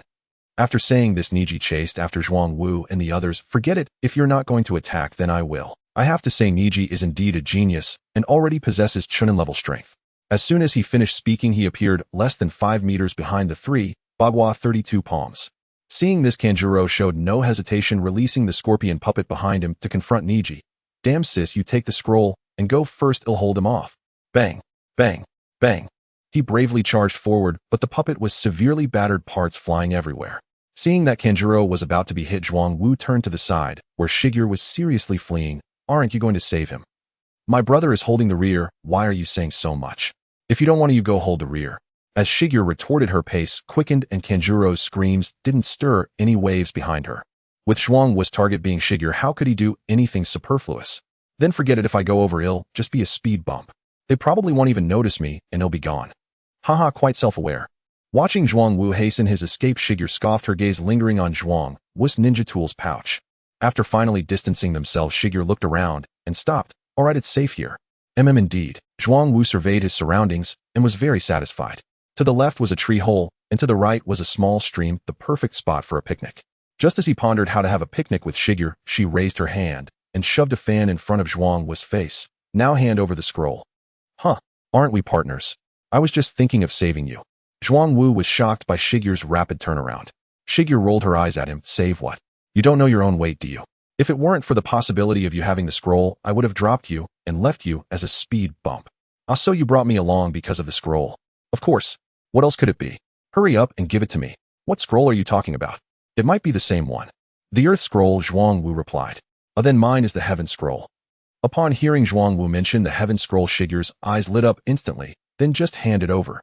Since Zhuang Wu couldn't use the scroll anyway, he casually took it out from his ninja tools pouch and tossed it to Shigeru, who was now beaming with joy. Here, take it. But you have to give me something in return. TCH, what are you thinking? Given your courage and obedience, I might consider giving you something. Shigeru was quite satisfied with Zhuang Wu's newfound bravery. After all, he had the guts to rush in to save someone. The scroll was given on a whim, and as the daughter of the Wind Shadow, Shigeru felt she should be generous, but, Zhuang Wu, what are you staring at me for? Zhuang Wu felt quite uncomfortable under Shigeru's scrutinizing gaze, as if he had been stripped bare. Meeting Shigeru's frowning expression, Zhuang Wu smiled and said, Shigeru, I've made my choice. Oh, you've made a choice. What is there to choose from here?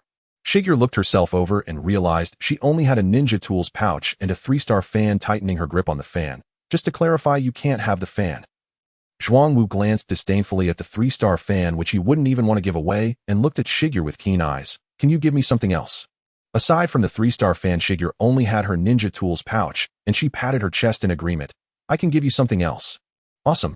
Shigeru, you're such a goddess. Let me experience just how smooth the daughter of the Wind Shadow is. Seeing Zhuang Wu speaking lewdly while licking his lips, Shigeru became enraged and swung her fan at him. What?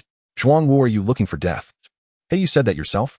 Everything except the fan is fine, and it's too late to backtrack now. Zhuang Wu activated his transformation technique, moving forward as Shigeru's fan passed right through his body. Who are you?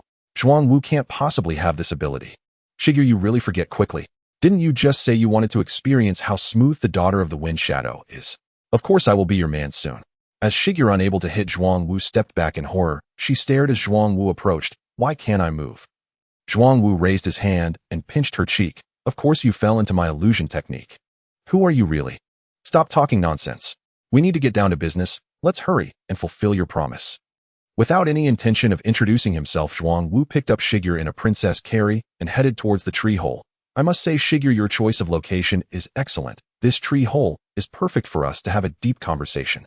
As they drew closer to the tree hole, Shigeru's resistance and fear intensified. How could she just casually mention a reward and end up putting herself on the line? You bastard, let me go. Otherwise my father won't spare you. Bang. Behave yourself, you agreed, and it's too late to backtrack now. Besides, do you know who I am? Your father won't spare me. The sudden sensation on her rear left Shigeru utterly bewildered. It wasn't because of the hit, but because the feeling was at least 10 times stronger than usual. After that slap, her body reacted. She looked at Zhuang Wu in panic. What did you do to me? Hearing Shigeru's words, Zhuang Wu, who knew that his momentary whim had activated the illusion techniques, 5 senses manipulation, and enhanced tactile sensation, rubbed Shigeru's rear with satisfaction. Just a little application of illusion technique. This illusion is quite good. You'll soon experience its benefits. Zhuang Wu couldn't help but admire his own high eroticism, always able to find a way for ninjutsu to come into play. 8 Gates of Dilemma. Pervert. Let go of me. At this moment, Shoju felt that she was done for. Her body was completely out of her control, and after just a couple of rubs, everything that needed to come out had emerged. Shoju, how can you go back on your word? I must correct your fickle mindset. While speaking, Zhuang Wu cast an illusion at the entrance of the tree hole. The illusion transformed, making the entrance look indistinguishable from natural tree bark. As for the darkness, you are from Yunin Village. Seeing Zhuang Wu, who was illuminated by blue arcs of electricity, revert the dark tree hole back to its original form, Shoju recognized that this was a secret technique from Yunin Village. Zhuang Wu, without raising his head, said, What is this cloud hiding? You. How can you generate electricity everywhere? After Zhuang Wu removed his clothes, Shoju was dumbfounded by the massive thunderbird emitting electric arcs. To Shoju's confusion, he replied, Of course, one must practice diligently without missing a beat. Watching the denser currents than before, Shoju felt her heart racing. If she fell into the sea, wouldn't she instantly become an electric-cooked abalone? Just thinking about that scene made her scalp tingle. I promise. I will keep my promise. You just need to collect the electricity. After all, with such a generous Buddha today, it would be better for her to avoid suffering. A handful of electricity entering her body would be a death sentence. Oh, I didn't expect you to be so eager. Then I shall satisfy you. Zhuangwu completely did not expect that this thunder escape technique could also be used as a threat. Clearly in no way Sakura liked it very much, but it seemed that people's interests differed. Seeing Shoju closing her eyes and ignoring him, Zhuangwu instantly recalled a video, "I'll just pretend I was bitten by a dog." After saying that, Li Ruotong spread her legs and lay down in a big character only to be stunned by a slap to the face. However, she was not that old man, so she could only satisfy her mouth's cravings, reaching out to open Shoju's scroll one by one, tossing aside the fabric that wrapped the scroll. Hiss, the drawings on this earth scroll depict a lush forest. I never expected it to be so dense. Zhuangwu gazed at the painting, feeling emotional. He didn't care about the mountains, it was specifically this forest that stretched from the valley to the plain that he was seeing for the first time in a painting. Previously, the paintings he had seen either had no trees or sparse patches of grass, or just a small tidy clump of trees. This was something Zhuangwu didn't know how to evaluate, but he had to admit it had a unique beauty. Moreover, due to the high-quality material of this scroll, the trees in the painting felt incredibly smooth to the touch. With this sensation, Zhuangwu suddenly had an idea and took out his treasured thunder escape technique, a handful of electricity. He began to embellish the forest depicted on the scroll, slowly smoothing out the messy trees.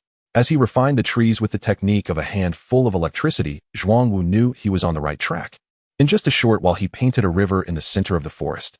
His practice of thunder escape, a handful of electricity, also became more resilient. "Shoju, does your country have a lot of water?" Shoju, upon hearing this, gave Zhuangwu a speechless glance and retorted, "How much water can a desert have? If you have nothing to do, just shut up." However, as the retort went on, her voice gradually grew softer and the bravado completely faded. Before she could finish her words, Shoju's face turned crimson, not daring to look at Zhuangwu anymore. This was the overwhelming power of the illusion. Yes, that's it. It wasn't her true intention. So there's not much water, no wonder. While speaking, Zhuangwu regretfully glanced at the river.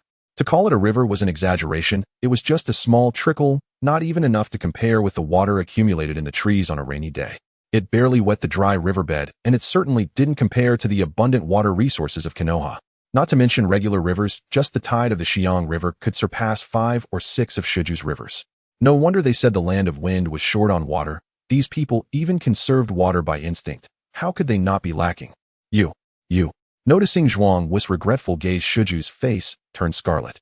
"You jerk, it has nothing to do with you that I lack water. Really has nothing to do with me."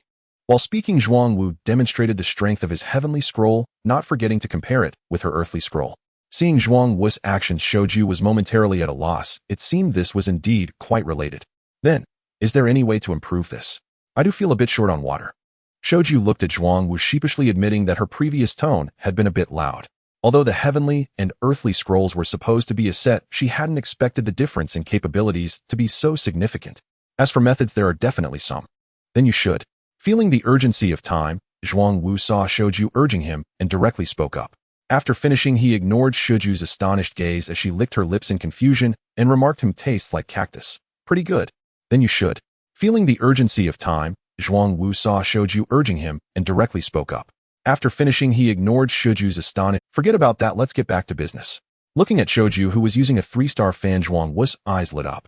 This girl truly hadn't realized she could move. Was she pretending to be still here? However, whether it was real or fake, her movements with the 3-star fan were quite proficient. Zhuangwu had to admit that the village flower was indeed a genius. In no time, she learned how to combine hand, mouth, and tongue to perform ninjutsu against the technique of a handful of electricity. To prioritize the matter at hand, Zhuangwu reluctantly interrupted Shoju's ninjutsu. "All right, Shoju, this is enough." "Oh, no. Then what do you want to do? Otherwise the water will evaporate." Shoju, feeling annoyed, lay back down, thinking she had lost out. Just as she lay down, she suddenly sat up. "I can move." "Of course. You've been moving for a while now." Zhuangwu raised his hand and pushed her back, confirming that she really hadn't realized it before. After being suddenly pushed back, Shoju, with her hands propping up behind her, looked at Zhuangwu with dissatisfaction. "Why did you push me? Isn't it what you said? Although I denied it, I can let you experience it." "Oh, what?" Shoju, hearing this, didn't react in time and was suddenly startled by the small fish released into the river, letting out a noise as she looked up. After tossing the small fish into the river, Zhuangwu stood up, facing Shoju. "All right, let's get down to business." "Oh, is that it? What else should I do? Look, what is this?" While speaking, Zhuangwu picked up a bent branch and handed it to her. "Ah, this." Shoju stared at it, speechless. The forest was too dense, it didn't seem like a good thing. "Then, let's get to business." Due to the lack of water in the land of wind, Zhuang Wu couldn't waste time. He began digging wells in key areas of the sand-hidden village in the land of wind. His showed you the temperature difference in your country due to the desert is quite large. What do you mean? Shoju bit her lip and frowned, looking at the contemplative Zhuang Wu with a puzzled expression. Zhuang Wu confirmed the tool was in the right position, and after successfully digging the well, looked at the confused Shoju. It's because of the desert in your land of wind. The temperature difference is significant, which means that although the surface seems the same, the temperature inside the well is several degrees higher than in other countries. Families in the desert areas have wells that are different. It's exhilarating, isn't it? Feeling that scorching warmth, Zhuang Wu became even more curious about the temperature of the burning leaves. But that's a story for another time. First, let's get this well opened before discussing further. He focused on securely fixing the edges of the well, cranking the drilling head to the maximum, which made a popping sound. You, be gentler. Looking at the mud produced by the drill, Shoju felt anxious. The joy of opening the well surged in her mind as the drill continued its work. Shoju sensed that things were getting out of hand. This rascal's illusion was too strong. As the drilling progressed, she found herself somewhat entranced, and Zhuang Wu did not agree with her words at all. Xiang Ling was still unaware in that corner of the death forest. Shoju, the kingdom of wind, is in desperate need of water. We must hurry to drill the well. We're in an exam now. Do you want to relax and wait until the exam ends? I am going to die. I don't want to wait until the exam ends. Hearing Shoju's words, Zhuang Wu raised an eyebrow and forcefully drilled the machine into an unseen place, stopping the drilling action and lifting his hand to pinch the cactus that Shoju brought. Oh, you don't want to? Then I want drill this well, you bastard. How can you stop halfway through drilling the well?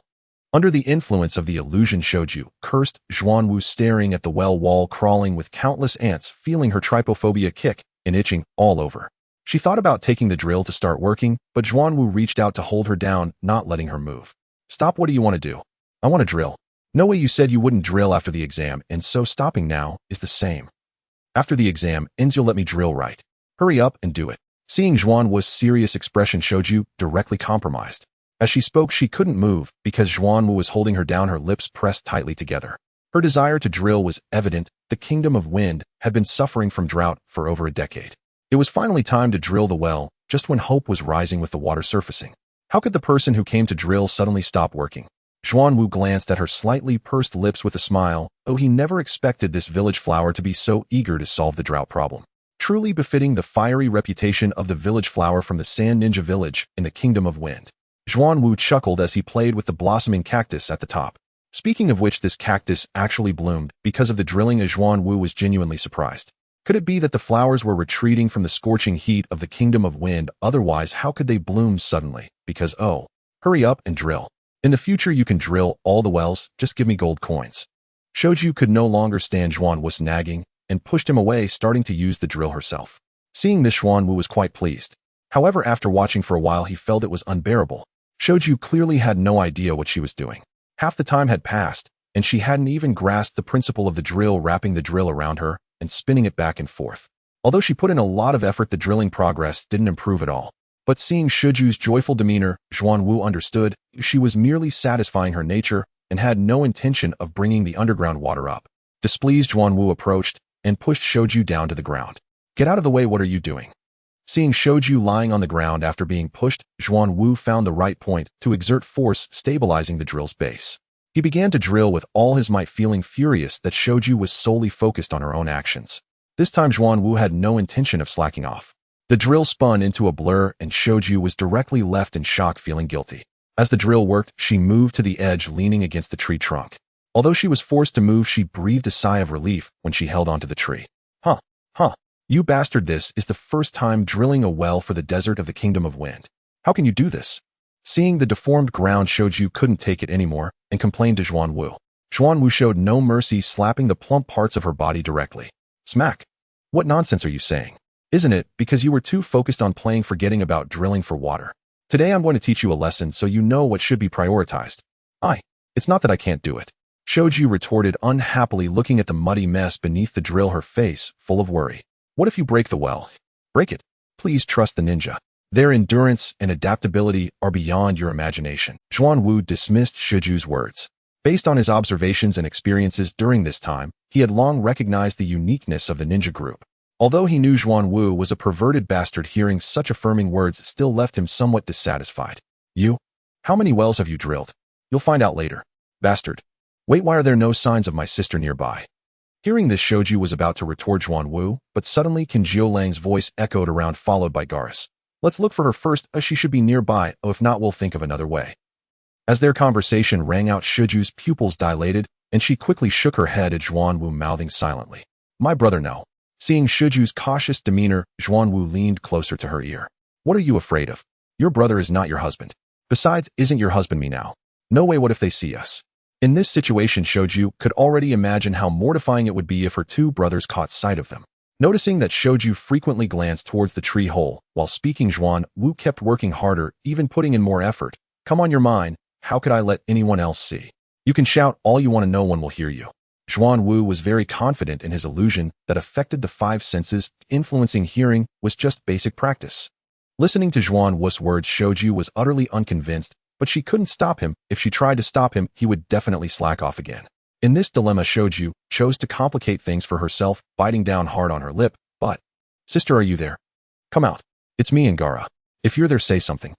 As Qin Jiolang and Gaara called out, Shoju's heartbeat quickened. Her body temperature rose rapidly, and her pupils dilated even more. Unlike the anxious brothers who were worried about their sister, Zhuan-Wu's urgency was all reflected in his actions. Like a swift wind, he moved like lightning, silent as shadows, and the drill roared like thunder, continuously making sounds. I'm going to die. I'm going to die. It turned out that being a ninja couldn't solve the problem. Shoju was completely gasping for breath, grabbing onto Zhuan-Wu for help. Unable to endure any longer, Shoju decided to let go, realizing that her brothers were not important at this moment. If they found out, it was no big deal. She could just introduce them to this bastard brother-in-law. However, after shouting for a long time, there was no response. The two brothers were still searching outside, and Shoju could hear their movements against the tree trunk. In this situation, Shoju completely let herself go, soaring through the clouds 5 or 6 times, as this roller coaster was simply too exhilarating. Only after being blasted by the high-pressure water gun did Shoju finally calm down, slowly stepping down from the roller coaster and collapsing to the ground, resembling a dreamless fish with vacant eyes. She felt she might have been overly stimulated, her mind now completely blank. Zhuan-Wu approached and patted Shoju's cheek. Don't just stand there, hurry and eat the ice cream before it melts. The water is dripping on the ground. Shoju looked at the ice cream being held up to her mouth, rolling her eyes at Zhuan-Wu. Seeing that Shoju didn't want to eat, Zhuan-Wu prepared to take it back. Not eating. I will eat. Shoju glared fiercely at Zhuan-Wu, took the ice cream, and started licking it. Why wouldn't I eat what I worked hard for? Although she was a bit reluctant, the aroma of the ice cream was inexplicably enticing. Since it had come to this, what reason did she have not to eat? While eating the ice cream, Shoju looked up at Zhuan-Wu and said, have you developed some chaotic ninjutsu? Otherwise, with my personality, I would have already knocked you out when I could move. No, just the thunder escape secret technique and illusion technique enhancements. Shoju, while eating the ice cream, was full of disbelief at Zhuan-Wu's words. Impossible, I'm not liking Wahhh. How could it be so easy? Believe it or not, your feelings indicate that we are highly compatible, all right. Although he knew the reason, Zhuan-Wu had no intention of explaining. Highly compatible indeed. Shoju let out a dissatisfied snort, recalling the earlier situation and reluctantly agreeing with Zhuan-Wu's words. After finishing the ice cream, she pushed the cone back, saying, slurp, it's all gone. Keep the cone away. She wiped her mouth and leaned on Zhuan-Wu to stand up. You need to transform back into Sanjuro, we should be leaving. If I transform back, won't you get confused? Zhuan-Wu watched as Shoju walked aside to drink from the spring and teased her, not surprised by her behavior, since she wasn't the first one to do it. After all, the allure of Gao Wei's liquid was quite strong for them. Gulp. Only when Zhuan-Wu spoke did Shoju realize what she had done, her ears turning red as she swallowed the liquid and turned to glare at Zhuan-Wu, forcing herself to divert her attention. This behavior was just too outrageous. What the heck, don't you know you're different from others? After finishing, the closer we are, the stronger the urge to merge becomes. If anyone else got too close, I would just punch them. As she spoke, Shoju raised her fist, casually wiping it off. She put on her clothes while looking at Zhuan-Wu with a resentful gaze. After getting dressed, Zhuan-Wu looked at Shoju, who suddenly became still with a puzzled expression. What's wrong? Shoju became even angrier at Zhuan-Wu's expression. What do you mean, what's wrong? I told you to be gentler, but you didn't listen, and now I can't exercise vigorously. How am I supposed to take the exam now? Who said that? It was your brother who accelerated the roller coaster after he arrived. Zhuan-Wu thought of the scene of their previous collision and refused to take the full blame. Although he knew he had his part in it, that situation was genuinely thrilling. Who could endure it? I don't care, you started it first, so help me. Shoju fully played the role of a stubborn girl refusing to take any blame. Fine, I'll help you. Shoju hung her 3-star fan on Zhuan-Wu's back, pointing towards the tree hole entrance. Let's go. Transform into Sanjuro first. I won't let you run away this time. As she spoke, Shoju tightly grabbed Zhuang Wu's arm. Although she could walk fine, whoever carved it was responsible. I'm not running away, I'm just looking forward to when you wash up and we can taste the black forest pastries again. While speaking, Zhuang Wu kicked the fake tree bark he had made away. In the time it took to say those few words, his hand, like a navigation system, managed to grasp the black forest pastries. Shoju helplessly patted Zhuang Wu's arm. Are you trying to get us killed? We need to wait until we get out. What are you touching now? Isn't it just touching?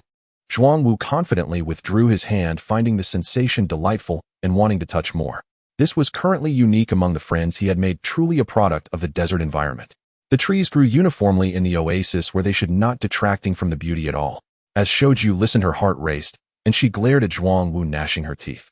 You jerk. Just then, Kinju Lang and Gara, who had rushed over upon hearing the commotion, interrupted Shoju's embarrassment and anger. Sister, why didn't you respond when you were here? Right? Gara and I searched for a long time. Facing her two younger brothers, Shoju unleashed her maternal dragon template. What are you shouting for? I sprained my ankle and was resting over there, and you all woke me up. Oh, I'm sorry, we didn't know. Gara quickly apologized, showing a stark contrast to his usual angry demeanor. Well, if Shoju had been in the main storyline, she would probably be scared out of her wits. Although she had just wet herself, it was a completely different matter. Alright, it's over now. Let's find a spot by the river to set up camp and rest. Okay. Seeing Kinjo Lang quickly run to the riverbank to find a spot, Gara cautiously looked at Shoju, saying, Sister, how about I help you? No need, just let Sanjuro carry me. You and Kinjo Lang are strong and should keep watch. I'm okay. Gara nodded in agreement and quickly followed after his brother Kinjo Lang. Shoju, being an angry sister, was not to be trifled with. After seeing Gara and the others run away, Zhuang Wu crouched down. Come on, Black Forest. You trying to get me killed? Don't say random things, Shoju said as she climbed onto Zhuang Wu's back, dissatisfiedly pinching him. Zhuang Wu stood up and tested her weight. You don't want people talking about the forest you've filled the canyon and half the plain with. Besides, I really like it. Shut up. Don't say random things outside. If you like it, feel free to play with it. When we get back, Shoju bit Zhuang Wu's earlobe in dissatisfaction. However, hearing Zhuang Wu's words made her quite happy, as she had realized during her time in the Suna village hot spring that she was the only one feeling inferior. Other oases had sparse shrubs, while this oasis was filled with dense trees. She really didn't dare to show it. If it weren't for the desert's lack of water resources, she wouldn't have come here. Especially compared to the gradient-colored leaves of Teacher Tsang, the neatly arranged triangular bushes of the oasis seemed like the sky had fallen. A golden forest overshadowed others 5 or 6 gradient-colored bushes. But starting today, she would no longer feel inferior because a certain jerk liked it. What are you grinning at? You actually hit me, I'll bite you to death. Feeling Zhuang Wu's neck being bitten, he rolled his eyes directly, not feeling her teeth, but the soft tongue and the sensation of sucking strawberries were very clear. Undoubtedly, he would have a red mark later. Alright, get down. I'm okay. When they reached the spot Kinjo Lang had set up, Shoju slid off Zhuang Wu's back and prepared to control the puppets with 3 lines of operation, handling the tasks of setting up camp, fishing, and grilling fish with great enthusiasm. A sharp cry for help echoed from across the stream, startling a flock of birds in the forest. Oh my god. Strategy for Shoju rewards include magnetic escape and life absorption. Just as Zhuang Wu was about to check the recently announced rewards, he was startled back to reality by the sudden cry for help, hearing Shoju exclaim in surprise, What the hell? It's late at night, why shout so loudly? What do you mean shout? Someone is in trouble. Upon hearing Shoju's words, Zhuang Wu realized she was still too excited to regain her composure, otherwise she would have picked up her weapon and been on guard. No wonder women become less intelligent after falling in love, losing their senses in the heat of the moment. He casually retorted at Shoju while rising and leaping over the small stream. I'll go check it out. The combination of the stream, a girl, a cry for help, and the death forest made it very likely to be Uzumaki Xiangling, so he had to take a look. Watching Zhuang Wu leap over the stream, Shoju pouted in frustration, like a pufferfish, muttering, Big idiot, what are you looking at? Isn't it just hearing a woman's cry for help? Kanjio Lang retracted his puppet and looked eagerly toward the opposite side of the stream. Sister, why don't we go take a look? We might just find the corresponding scroll. As soon as Kanjio Lang spoke, the angry Shoju found a vent for her frustration. What are we going for? We already have the scroll. You roast your fish, we're about to starve. Yes, sister, will be right. Seeing the fierce expression on his sister's face, Kanjio Lang immediately conceded, squatting by the fire to roast fish. After all, Shoju had the scroll, and if she said they had it, then they had it. While roasting fish, Kanjio Lang prayed for Zhuang Wu to return quickly, as he noticed his sister was relatively quiet around Zhuang Wu. Zhuang Wu, come back quickly. Unable to receive Kanjio Lang's inner thoughts, Zhuang Wu was crouched in the bushes watching the battle a few meters away, where one girl stood out. Wow, this red hair, these glasses, it really is Uzumaki Xiangling. However, Zhuang Wu found the scene a bit incomprehensible as the ninjas from Grass Hidden Village were desperately protecting Xiangling, and when an attack from rain ninjas seemed to hit her, they flew in to block the attack. Forget it, whatever the reason, at worst, it would just change from a medical kit to a village treasure. Even that won't change much, Zhuang Wu thought as he saw the grass ninjas being beaten like dead dogs. He couldn't be bothered to think too much and decided to save them first. Watching the rain ninjas shoot thousands of kunai, Zhuang Wu realized Shiju's reward was indeed very useful. Today I'm going to cosplay as Magneto. Raising his hand, he stopped the kunai shot by the rain ninjas in midair, strutting out of the bushes with a swagger, summoning the kunai to circle around him. Everyone give me some face and stop this, how about it? The rain ninjas stared at their attacks, now turned into Zhuang Wu's toys, their expressions serious as they slowly retreated. Anyone not a fool could tell they wouldn't win this fight. Stealthily escaping was the way to go. But this world is full of fools. Seeing Zhuang Wu come to support, Xiangling arrogantly raised her head and ordered Zhuang Wu, "Hurry up and kill them all, or else you'll see what I can do." Zhuang Wu frowned at Xiangling's demeanor, realizing she had truly evolved from a timid pushover into a spoiled princess. How did Grass Hidden Village cultivate such a personality? Looking at Xiangling in disbelief, Zhuang Wu asked, "What did you just say? I didn't hear clearly. Are you deaf?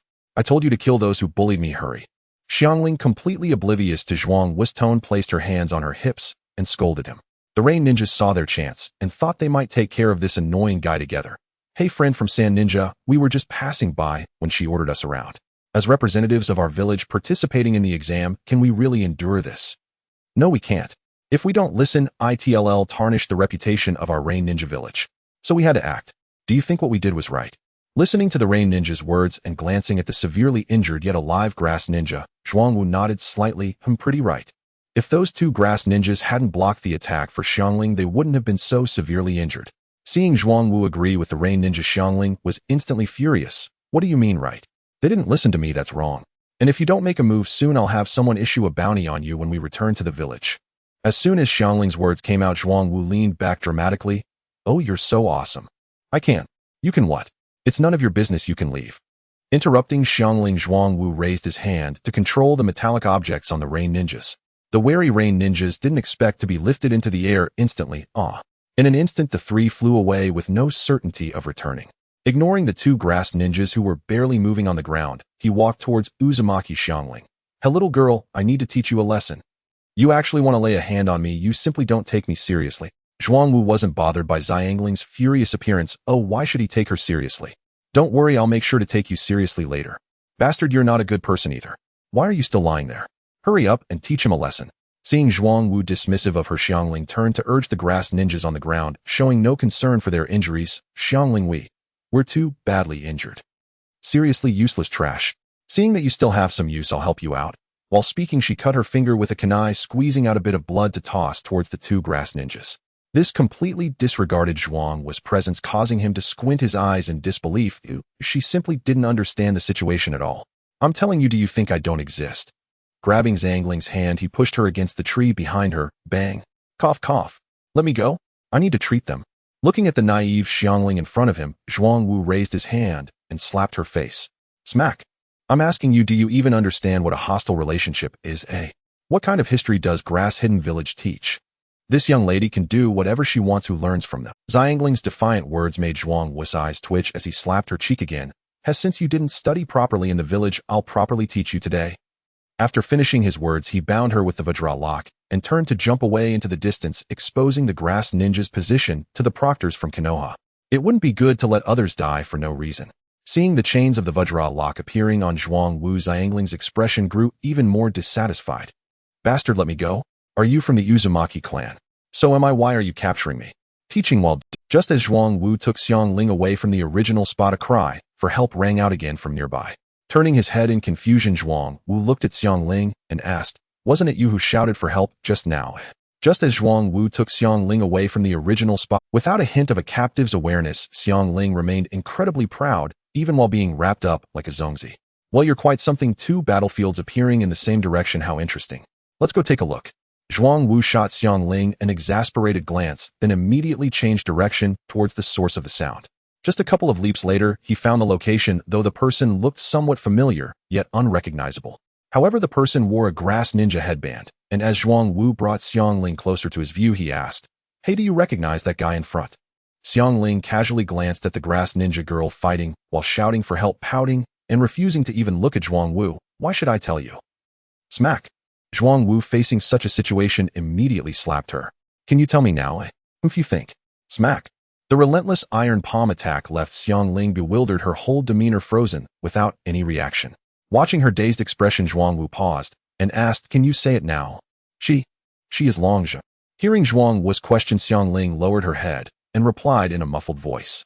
Zhuangwu looked at Xiangling, who suddenly wasn't as arrogant, realizing that this young lady seemed to fear getting hit. Longzhe, does she have a bloodline limit? I don't know, I haven't paid attention, just know there is such a person, Zhuangwu said. He then took Xiangling aside and continued watching the battle in the arena.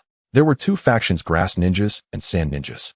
The grass ninja was getting beaten up while the sand ninja was arrogant. One grass ninja had already been cut in half and fell asleep, while another was barely holding on. Only Longzhe remained standing, but she was in a passive defensive position. Fire-style Ghost Lantern. As soon as this jutsu was unleashed, it was evident that Longzhe's movements slowed down. It was clear this was due to a lack of chakra. Sure enough, as Longzhe unleashed the fire style, she turned and fled without hesitation. What about her teammates? What teammates? There were only 2 corpses left. Staying alive was the priority. After shouting for quite a while, there was still no sign of the Konoha examiner or anyone passing by to interrupt the sand ninja's attack. At this moment, apart from running away, there was no other way. However, Zhuangwu hesitated as he watched Longzhe run towards him. She wasn't ugly, but with her tan skin and outfit, she just didn't look as attractive as his friends. At least his friends were all fair-skinned, making him somewhat conflicted about whether to save her or not. Smack. Feeling his thoughts drifting, Zhuangwu raised his hand and slapped himself. Damn it, I'm being sentimental. The master said to kill the ugly, and besides, she wasn't ugly, she just had a healthy skin tone and a fashion issue. In the future, she could just learn to dress better. Since she was already at the door, Zhuangwu had no reason to let her go. He jumped down from the tree and caught her. Looking at Longzhe, who was trying to stab him with a shuriken, Zhuangwu shook her off and disarmed her completely. I say you just attack without even looking hot. You're one of the sand ninjas, Longzhe exclaimed, realizing Zhuangwu had been eyeing the sand ninja headband. What about sand ninjas? Did they eat your rice? Hearing Zhuangwu's bold demeanor, Longzhe's eyes burned with anger. You killed my teammates. Zhuangwu looked at Longzhe with disdain. Once you become a ninja, don't get hung up on life and death matters. It's ridiculous, isn't it? Tomorrow you might end up killing them yourself. You? Yamashita Tetsuya, you give her back to us. We've been fighting for a long time, and now you show up to pick up the pieces. 3 sand ninjas approached Zhuangwu, the leader, looking displeased as he gazed at him. It was unclear whether he was acting or being genuine. Zhuangwu's chain and Xiangling behind him were ignored as they looked at Zhuangwu, demanding Longzhe. Zhuangwu shrugged. What do you want her for? The leading sand ninja replied dismissively. Yamashita Tetsuya, we're participating in a competition, of course we want the scroll she has. True, I almost forgot. Zhuangwu, who didn't need to search for scrolls, but only wanted to get the things from the sand ninjas, had completely forgotten about this matter. Nodding in response to the 3 sand ninjas, he recalled the rewards he had received from Shumaru, of which one he hadn't tried yet. However, he had a bad feeling about its name, so it was better to clarify the situation first. What's your relationship with Gaara? What do those 3 have to do with us? They are the children of the Kazekage, while we are just commoners. Yamashita Tetsuya. As he spoke, the leading sand ninja and his 2 teammates began to retreat, their expressions growing more wary. Zhuangwu smiled and shook Longzhe. Why are you suddenly retreating? Didn't you want her? Stop pretending. You've been wanting to attack for a while now. It's obvious you're not Yamashita Tetsuya. Do you think the Uzumaki clan's secret technique is invisible to others? And knowing you still dare to come and ask for her back, you're quite courageous. I bet you're just maintaining the identity of Yamashita Tetsuya, not making a move. But you've lost the bet, and since you've lost, leave your life behind. Since the decision to fight had been made, Zhuangwu struck without holding back. With an illusion technique, he instantly sealed the senses of the 3. 3 chains emerged from behind him, and the 3 had no ability to resist, quickly getting tied up. TCH, dealing with these weaklings is really a piece of cake. While feeling proud, a vortex began to swirl in the palm of Zhuangwu's hand. He pressed it against one of the sand ninjas who had been dragged over by the chains. The sand ninja visibly aged until he became a dried corpse.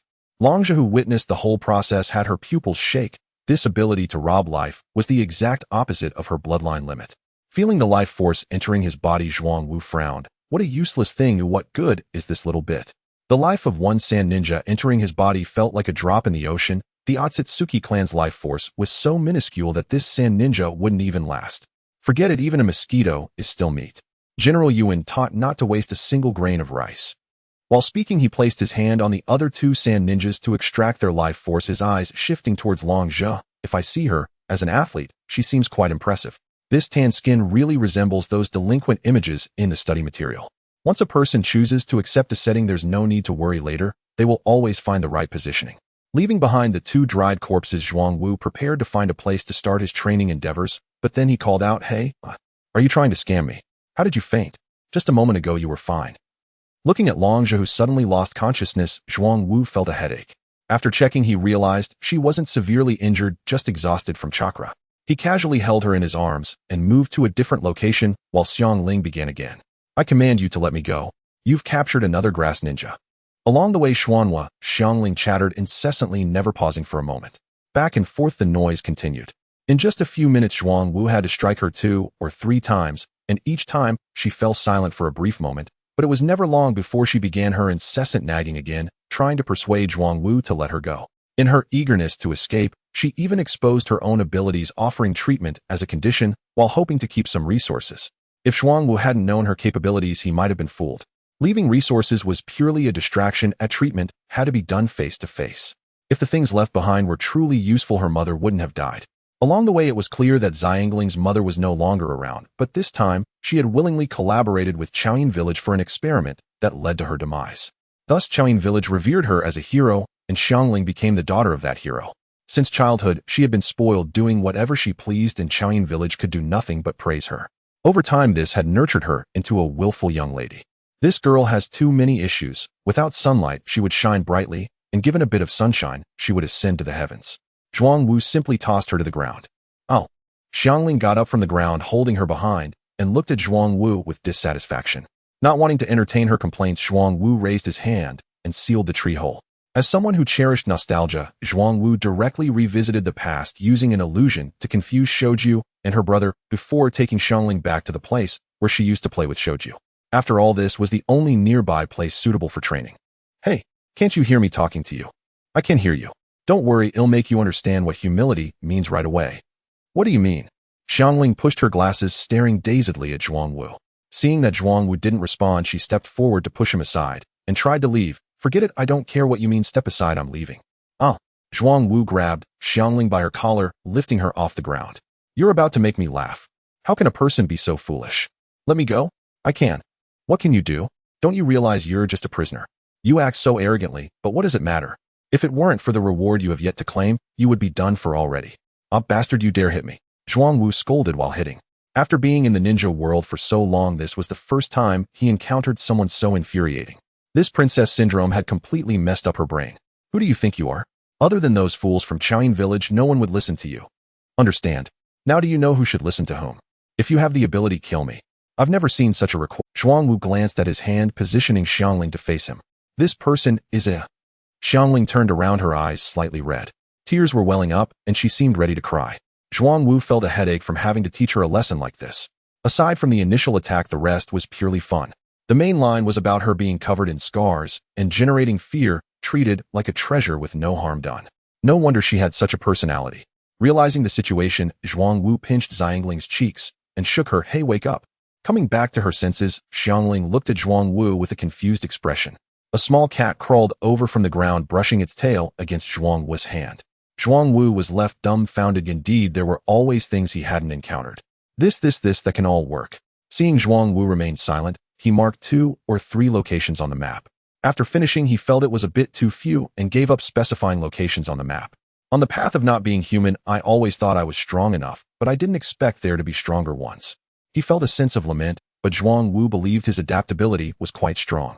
As the Rulai Divine Palm was unleashed, Xiangling fell directly to the ground. But this person seemed as if they had been drinking, showing no signs of injury, instead appearing a bit dazed. "I don't like hitting people. Oh, I'll take you to play something else." While speaking, Zhuangwu squatted down and pulled her into his embrace. There were no romantic moments, just in the blink of an eye Xiangling felt pain and tears began to fall. She clutched Zhuangwu tightly, emitting sounds of distress. Zhuangwu looked at Xiangling's expression, and a smile appeared on his face as she fell under the control of the illusion technique. Seeing Xiangling controlled and her eyes reflecting a pleading look, Zhuangwu released the illusion. "I've let you go. Do you understand now?" "I understand." Zhuren.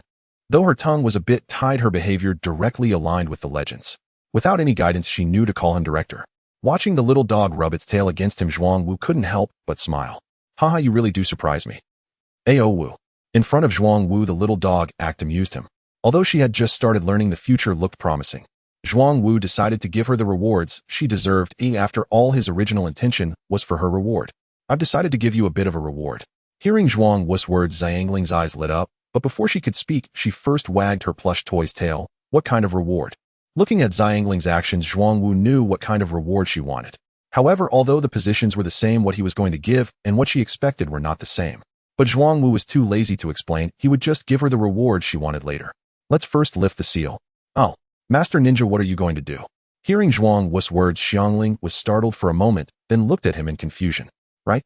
Seeing Xiangling dawdle and having no idea what to do, Zhuangwu directly took action to release her seal. Xiangling clearly looked like someone who had been bullying others all day, completely unaware of the consequences. After learning with good friends, Zhuangwu became skilled at unsealing. In just 5 or 6 breaths, Xiangling's seal was completely lifted. It seems that the hair color of the Whirlpool clan is quite similar. Unless there are none, they are all red. Facing Zhuangwu's gaze, Xiangling, though confused, instinctively tried to shield herself. Master Rin, could you not? Watching Xiangling's behavior, Zhuangwu realized that the effects of the previous had worn off a bit.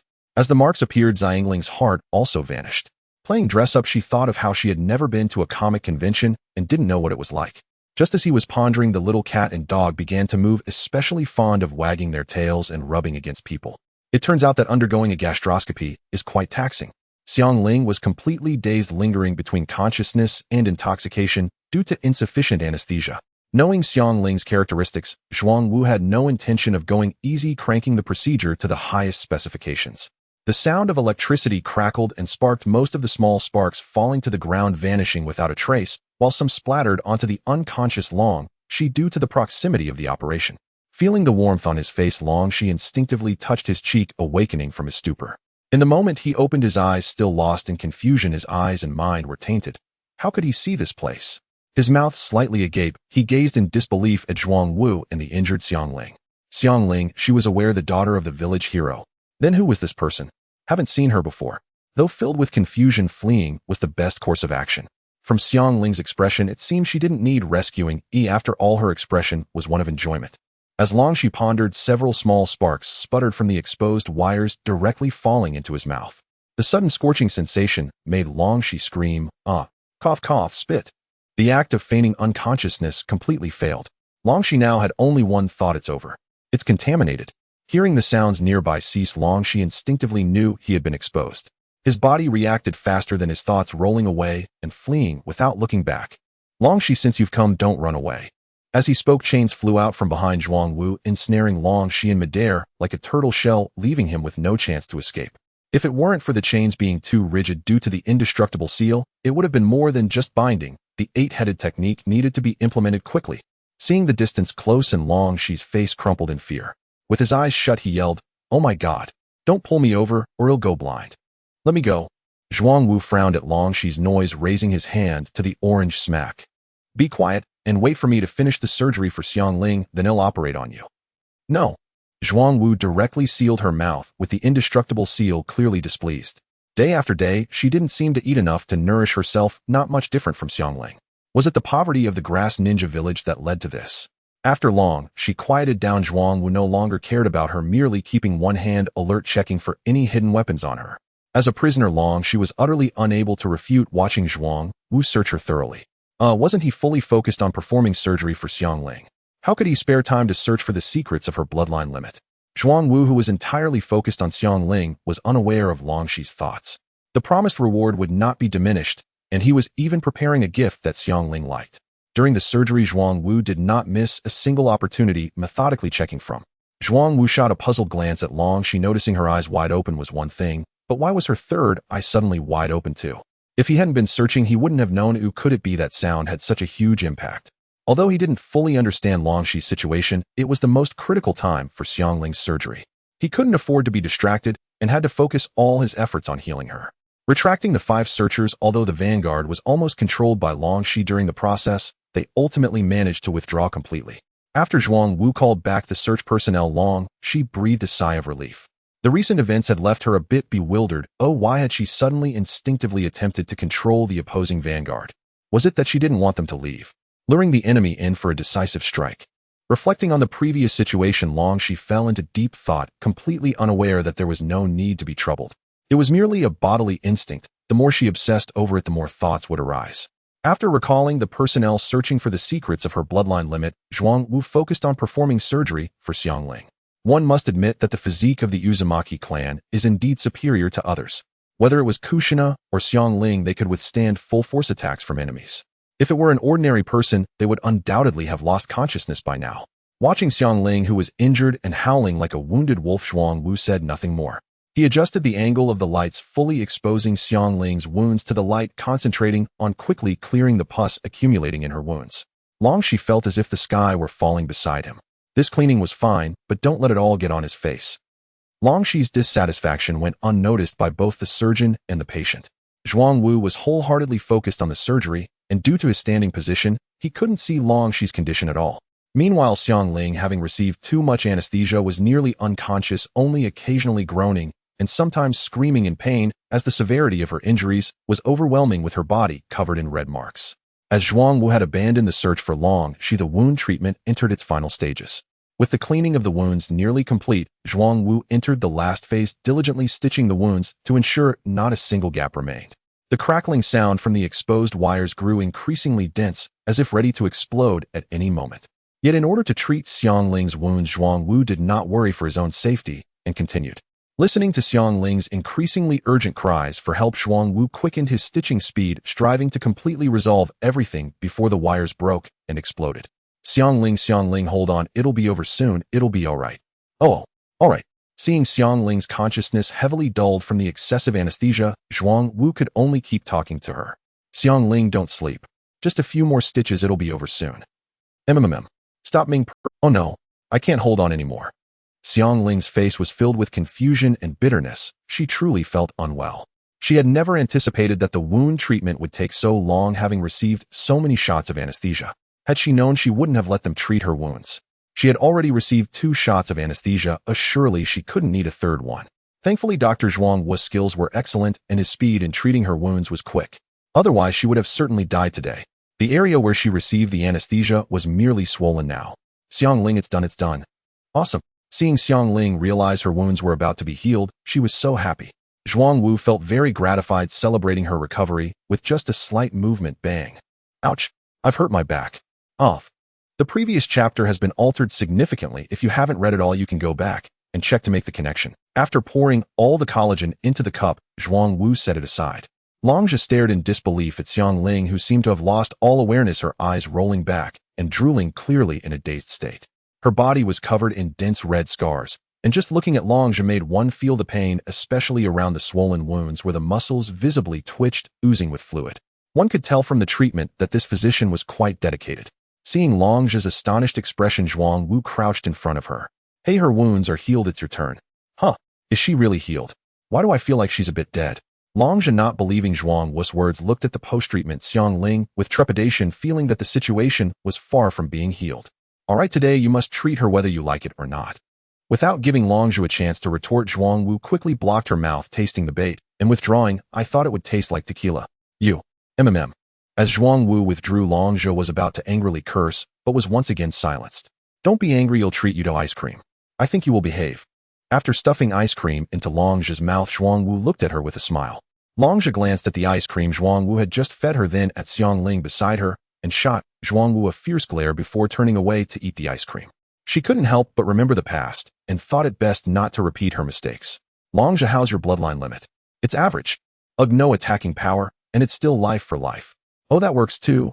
There won't be any chance for you to trade your life for another from now on. What do you mean? Longzhi spat out the ice cream, watching Zhuang Wu cautiously.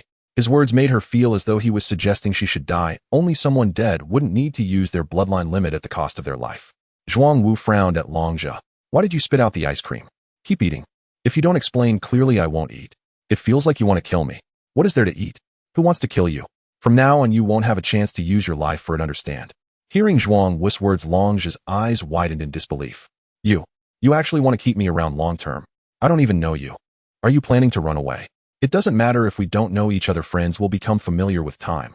While saying this, Zhuang Wu handed the ice cream back to Long Zhe without saying anything further, clearly indicating that leaving was not an option, but she had to finish her ice cream. In order to keep Long Zhe, Zhuang Wu decided to uncover the secret of her bloodline limit. After retracting the diamond blockade, he embarked on a journey of exploration alone. He first lifted the outer barrier, ignoring Long Zhe's attempts to pull him back. He carefully observed the legacy site of the bloodline limit. Hiss, this is a bit unexpected. It's rather surprising. The legacy site appeared circular, surrounded by bronze plating, empty at first glance, with no vegetation around and no roots underground. Not hesitating at this site, Zhuang Wu headed straight for the legacy site, but something felt off. A specific method was required to reach it. Long Zhe, you go 6, I'll go 9, and well advanced together. Long Zhe, increasingly entranced by the ice cream, agreed without a second thought. Good. She didn't even understand why the ice cream continued to taste better as she ate it. After finishing the outer layer that melted, the remaining part was incredibly delicious. What was that outer layer? In her contemplation, Long Zhe glanced at Xiangling, raising an eyebrow. What a calamity, you passed out so neatly, expecting me to clean up after you. Unaware of Long Zhe's thoughts, Zhuang Wu had already reached the legacy site. As he delved deeper, he discovered that the legacy site was impressively grand. The ancient bronze door was tightly shut, requiring a key to open. Seeing this, Zhuang Wu directly asked Long Zhe for it. Long Zhe, have you finished your ice cream? Once you're done, hand me the key. I need to open the legacy site. Huh. Oh, here you go. Reluctantly, Long Zhe returned the key to Zhuang Wu while still enjoying the ice cream. Although hesitant, she understood that opening the legacy site was more important. She knew her mindset was shifting too quickly, but there was no helping it. The ice cream was too delicious. To ensure she could enjoy more in the future, Long Zhe had no choice but to return the key to Zhuang Wu, who raised his hand and pushed against the ancient bronze door. Bang bang. The door emitted a muffled yet crisp sound, completely unexpected to Zhuang Wu. Long Zhe, this door is quite interesting. I'm about to unlock it. Do you have any requests? Ultimately, the legacy site belongs to the Long Zhe family. She should be more aware of any taboos. Hearing Zhuang Wu's inquiry, Long Zhe pondered for a moment and shook her head slowly. No, I don't think so. I've never opened it before, so I'm not sure. Bang bang. Hearing this, Zhuang Wu knocked on the door a few times with the key. In that case, he'll just insert the key to unlock it. Go ahead. Seeing that Long Zhe agreed, Zhuang Wu hesitated no longer. He inserted the key into the lock of the ancient bronze door to the legacy site.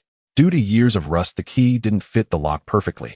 Zhuang Wu had to adjust it bit by bit, and when he squeezed out the rust, the key finally inserted into the lock. It was acceptable. At least it opened, but in the future it would need to be used more frequently like any other normal lock. If it were left and used like Long Zhe's legacy site, it would be completely meaningless. After opening the lock, Zhuang Wu looked up at Long Zhe only to see her brow furrowed, her lips slightly pale. Zhuang Wu felt a pang of pain at the sight. Long Zhe, are you okay? It's nothing. Keep going. Alright, seeing Long Zhe's condition, Zhuang Wu decided to resolve it quickly. It wasn't like Xiangling could endure 3 sets of legacy knowledge on her first time. Long Zhe, just accept 1 set of the legacy. Roar, roar, roar. Seeing Long Zhe biting her lip in agreement, Zhuang Wu refrained from saying more and began to prepare for the legacy. The legacy primarily consisted of 2 parts, the transmitter and the receiver. Because the transmission required a considerable amount of time, Zhuang Wu first practiced the spiral sphere and the 1,000 birds technique. The spiral sphere involved rolling and shaping into a circular form to make it rotate, while the 1,000 birds technique was about speed, capable of instantaneous transformations and position shifts, especially the bird calls it produced, which chirped incessantly. The sounds of sizzle, sizzle, sizzle echoed continuously as the 1,000 birds technique took shape. Long Zhe, who had been sunbathing for too long, felt dazed, as if floating on clouds. She suddenly understood what Xiangling was experiencing. It was truly indescribable. Roar, roar, roar. 1 storage. Here it comes, the water is coming. I finally stored it inside. Roar, good roar. Give it to me. I want it. In her eagerness for water, Long Zhe directly grabbed Zhuang Wu and refused to let go. Zhuang Wu struggled twice, but couldn't break free and had to give her all the water. Clap, clap. After equipping, looking at the dazed Long Zhe, Zhuang Wu clapped his hands and patted her perky rear. Wake up, don't reminisce, I've given you all the water. Ongbo, as Long Zhe regained her senses, she voluntarily released Zhuang Wu and crouched down, watching her eat the cream ice cream. Zhuang Wu couldn't help but lean back tactically. Although he didn't understand why Long Zhe loved ice cream so much, she had already taken the ice cream to eat now. But as a newly formed friend, since she wanted it, he would give it to her. He raised his hand and waved to Xiangling beside him. Xiangling, you 2 go to Tianjin and Handan respectively. Okay, master. Xiangling glanced at Long Zhe, who had already dashed off to Tianjin and went to Handan on her own. Looking at the 2 people from Chaoyin Village, Zhuang Wu was filled with emotion. Chaoyin Village truly lives up to its name. Everyone excels at grass escapism. With Xiangling and Long Shi as examples, Zhuangwu understood the will of the grass from Chaoyin village very well. They were much more proactive than the people from other villages mastering various techniques without a teacher. To conquer Long Shi reward with life link, and the reincarnation-born technique to conquer Xiangling reward with healing and the divine music eye. He patted the heads of both girls and focused on the rewards. The reincarnation-born technique can't just be given to Long Shi because she has round eyes, right? Life link can connect life to others, the main link does not die, and the sub-link is immune to death. If this is paired with life drain, wouldn't it be a perfect combination? Life drain would completely lack vitality.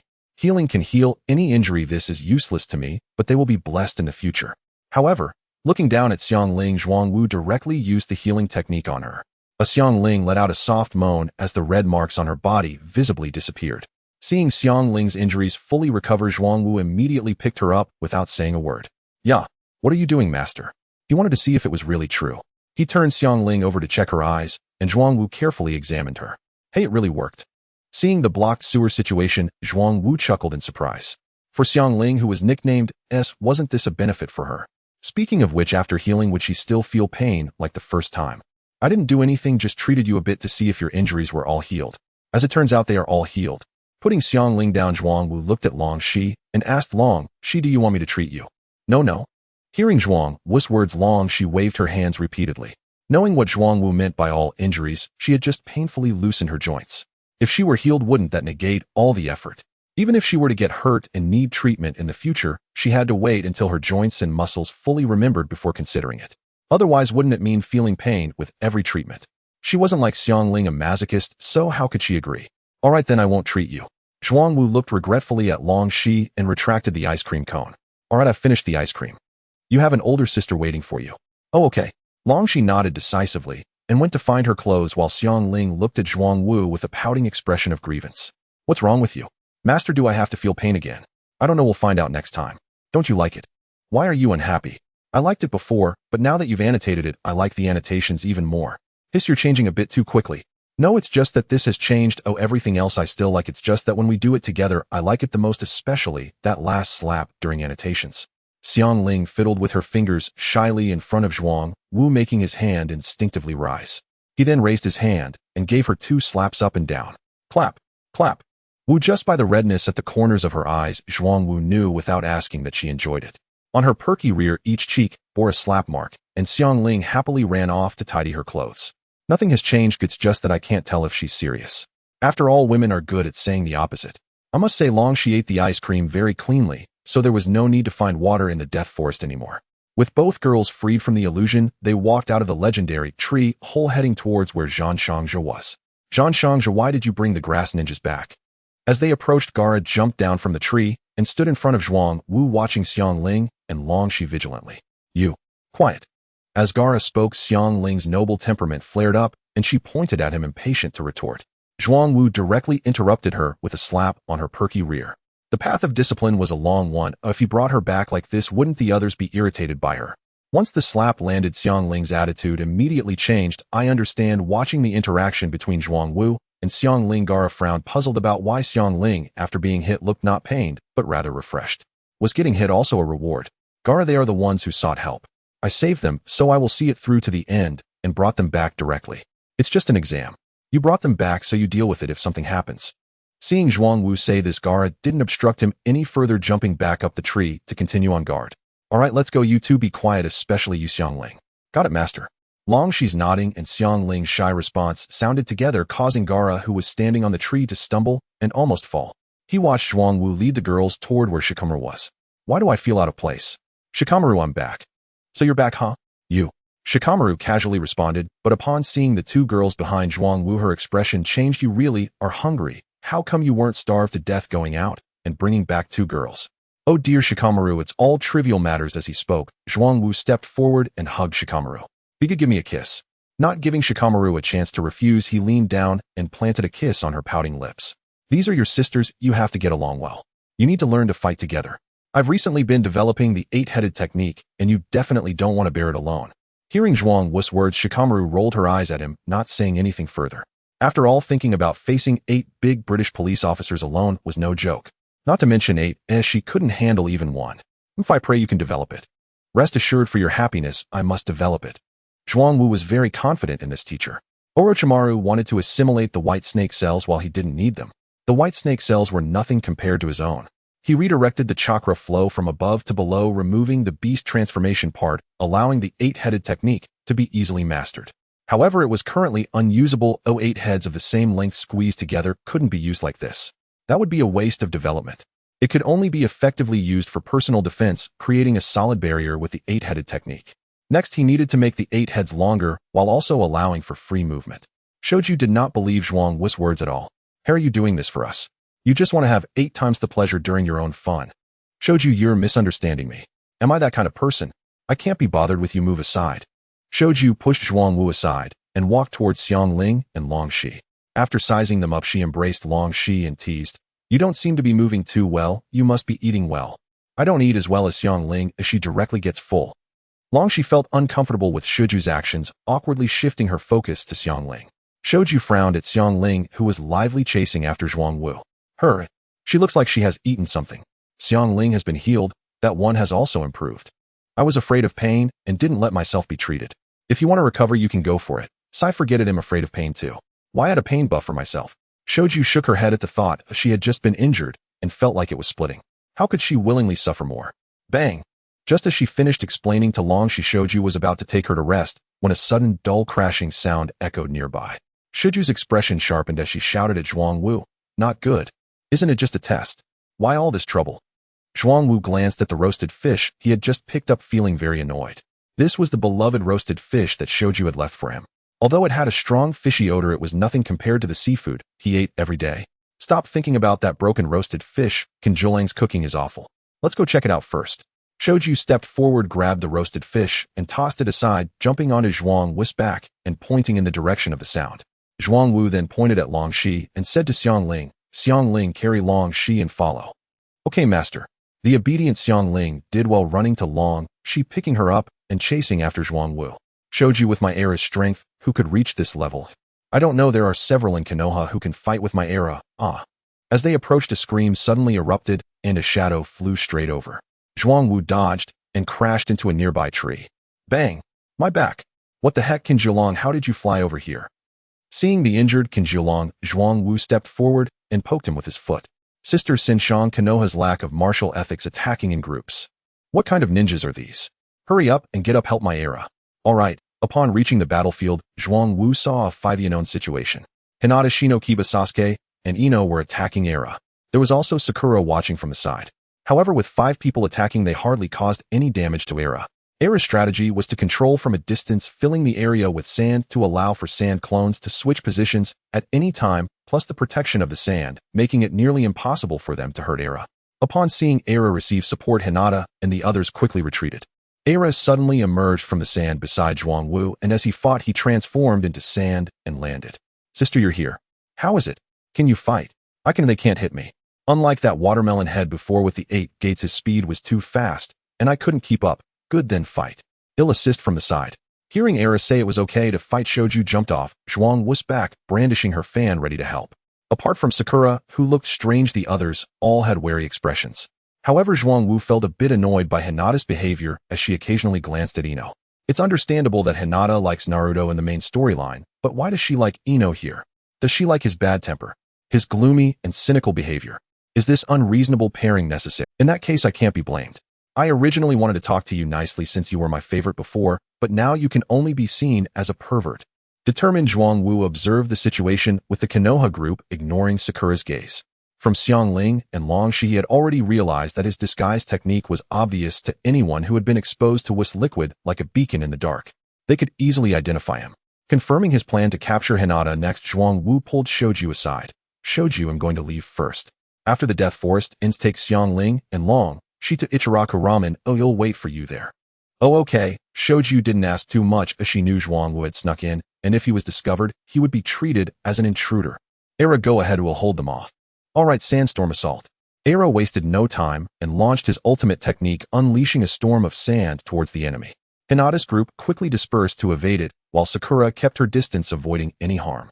Seeing this, Shoju directed her wind technique at Shino, blowing away the insects, while Kinjulong used his puppets to entangle Kiba, believing he would be the easiest to deal with. Zhuang Wu wasted no time and charged at Hinata, determined to complete the capture of Hinata's downfall today. Otherwise, once they left the Death Forest, it would be difficult to act when Hinata was in the clan's territory. Those who could float should eat early and enjoy it. As Zhuang Wu approached Hinata, who was attacking him, coldly laughed. Who is this little brat daring to attack me? 8 trigrams, 64 palms. Facing Hinata's 8 trigrams palms, Zhuang Wu couldn't be bothered to block. Being hit felt no different than a massage. Bang, bang, bang. After 3 strikes, Hinata frowned. Her hands were tingling from hitting something as hard as steel. The chakra did not penetrate his pressure points, and her hand was caught. Frowning, she looked at Zhuang Wu. You're not human. Not a ghost. Get lost. Zhuang Wu grabbed Hinata's hand and suddenly swung her backward, sending her flying away. Seeing Hinata retreating swiftly, Zhuang Wu quickly followed. Seeing Zhuang Wu's actions, Sakura and Shoju puffed up their cheeks again with the women. You'll soon be drained dry. At full speed, Zhuang Wu easily caught up to Hinata and grabbed her by the neck. Hinata struggled, trying to pry Zhuang Wu's hands off. Cough, cough. Who exactly are you? You can't be a genin participating in the exam. You'll find out who I am soon. Today I must taste the flavor of the Hyuga clan's eldest daughter. What do you mean you? Hinata was startled and kicked at Zhuang Wu diamond lock. Chains instantly wrapped around Hinata, turning her into a rice dumpling with only her head exposed. Bastard, if you dare touch me, the Hyuga clan won't let you off. Directly forming a ball with the chains to block Hinata's mouth, Zhuang Wu smirked. How I dare to do it, so why fear the Hyuga?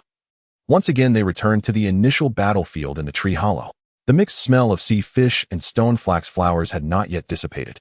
Zhuang Wu sealed the entrance of the hollow, retracting the diamond lock chains and looking at Hinata. Come on, let me see how the esteemed eldest daughter of the Hyuga clan is like. Bastard, I will never let you touch me. Seeing Hinata despairingly stab herself with a kunai, Zhuang Wu stepped forward and grabbed her. Rest assured, even if you want to die, it will be difficult. My healing technique can fix anything, even if your head falls off. As he showcased his healing technique, Zhuang Wu restored his appearance, causing Hinata's expression of despair to turn into anger, glaring at him with crossed arms. Zhuang Wu, are you sick? Why are you scaring me? Scaring you? I did not scare you today. I must taste. I'm still taking the exam. I don't have time to mess around with you. I won't tell anyone about the ninja's business. As she spoke, Hinata stood up and patted Zhuang Wu on the shoulder, about to turn and leave. Zhuang Wu quickly grabbed her clothing, pulling her into his embrace instantly, using the universal seal release technique. Hinata, I said today, I must taste. As she spoke, Hinata turned into a generous bodhisattva, leaving only her fishnet stockings and mask along with the forehead protector around her neck, while everything else fell to the ground. Looking at her chilly body, Hinata fumed like a pufferfish. Zhuang Wu, am really angry. I said I wanted to take the exam. Today I'm just checking your qualifications and making annotations. Bastard, I hate you. Shut up, you don't even like me. Huh. With you like this, who would like you? Oh, it hurts. Wow, I hate you.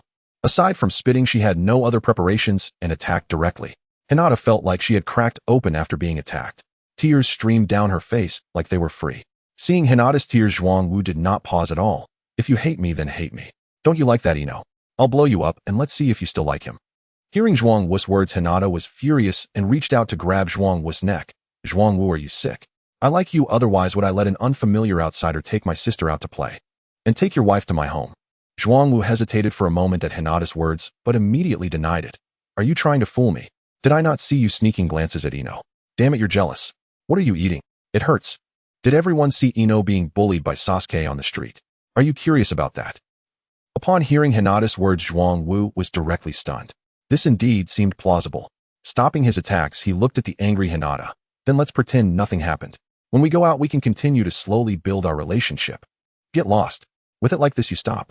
It can only be said that this version of Hinata was indeed the big sister type, exposing her true nature in her scolding without hesitation. Zhuang Wu raised his hand to press the hot air balloon down. Then let's continue. Continue. If you don't satisfy me today, I'll drain you dry. Hinata, you possess extraordinary talent. Oh, I shall henceforth call you the best caregiver of Konoha. Zhuang Wu couldn't help but exclaim. After all, this is Hinata, who has always been well-fed since childhood, outperforming her peers by at least 2 levels. Just imagine what she will become in the future. It's too frightening to contemplate. By then, I might not even be able to keep up with her during our mountain climbs. Even the most experienced climbers can get lost in the mountains. Oh, you just realized. I remember you were often sneaking glances at me when we first met. This just shows I fell in love at first sight when we met. Hehe, you don't believe me. I'm for you out of your mind. We're in the Death Forest. Why are you in such a hurry to dig up the Hehe Wu? Hinata was at a loss for words. Climbing the mountain was already quite exhausting, and Zhuang Wu was hastening to extract the Hehe Wu. What if the other candidates overheard?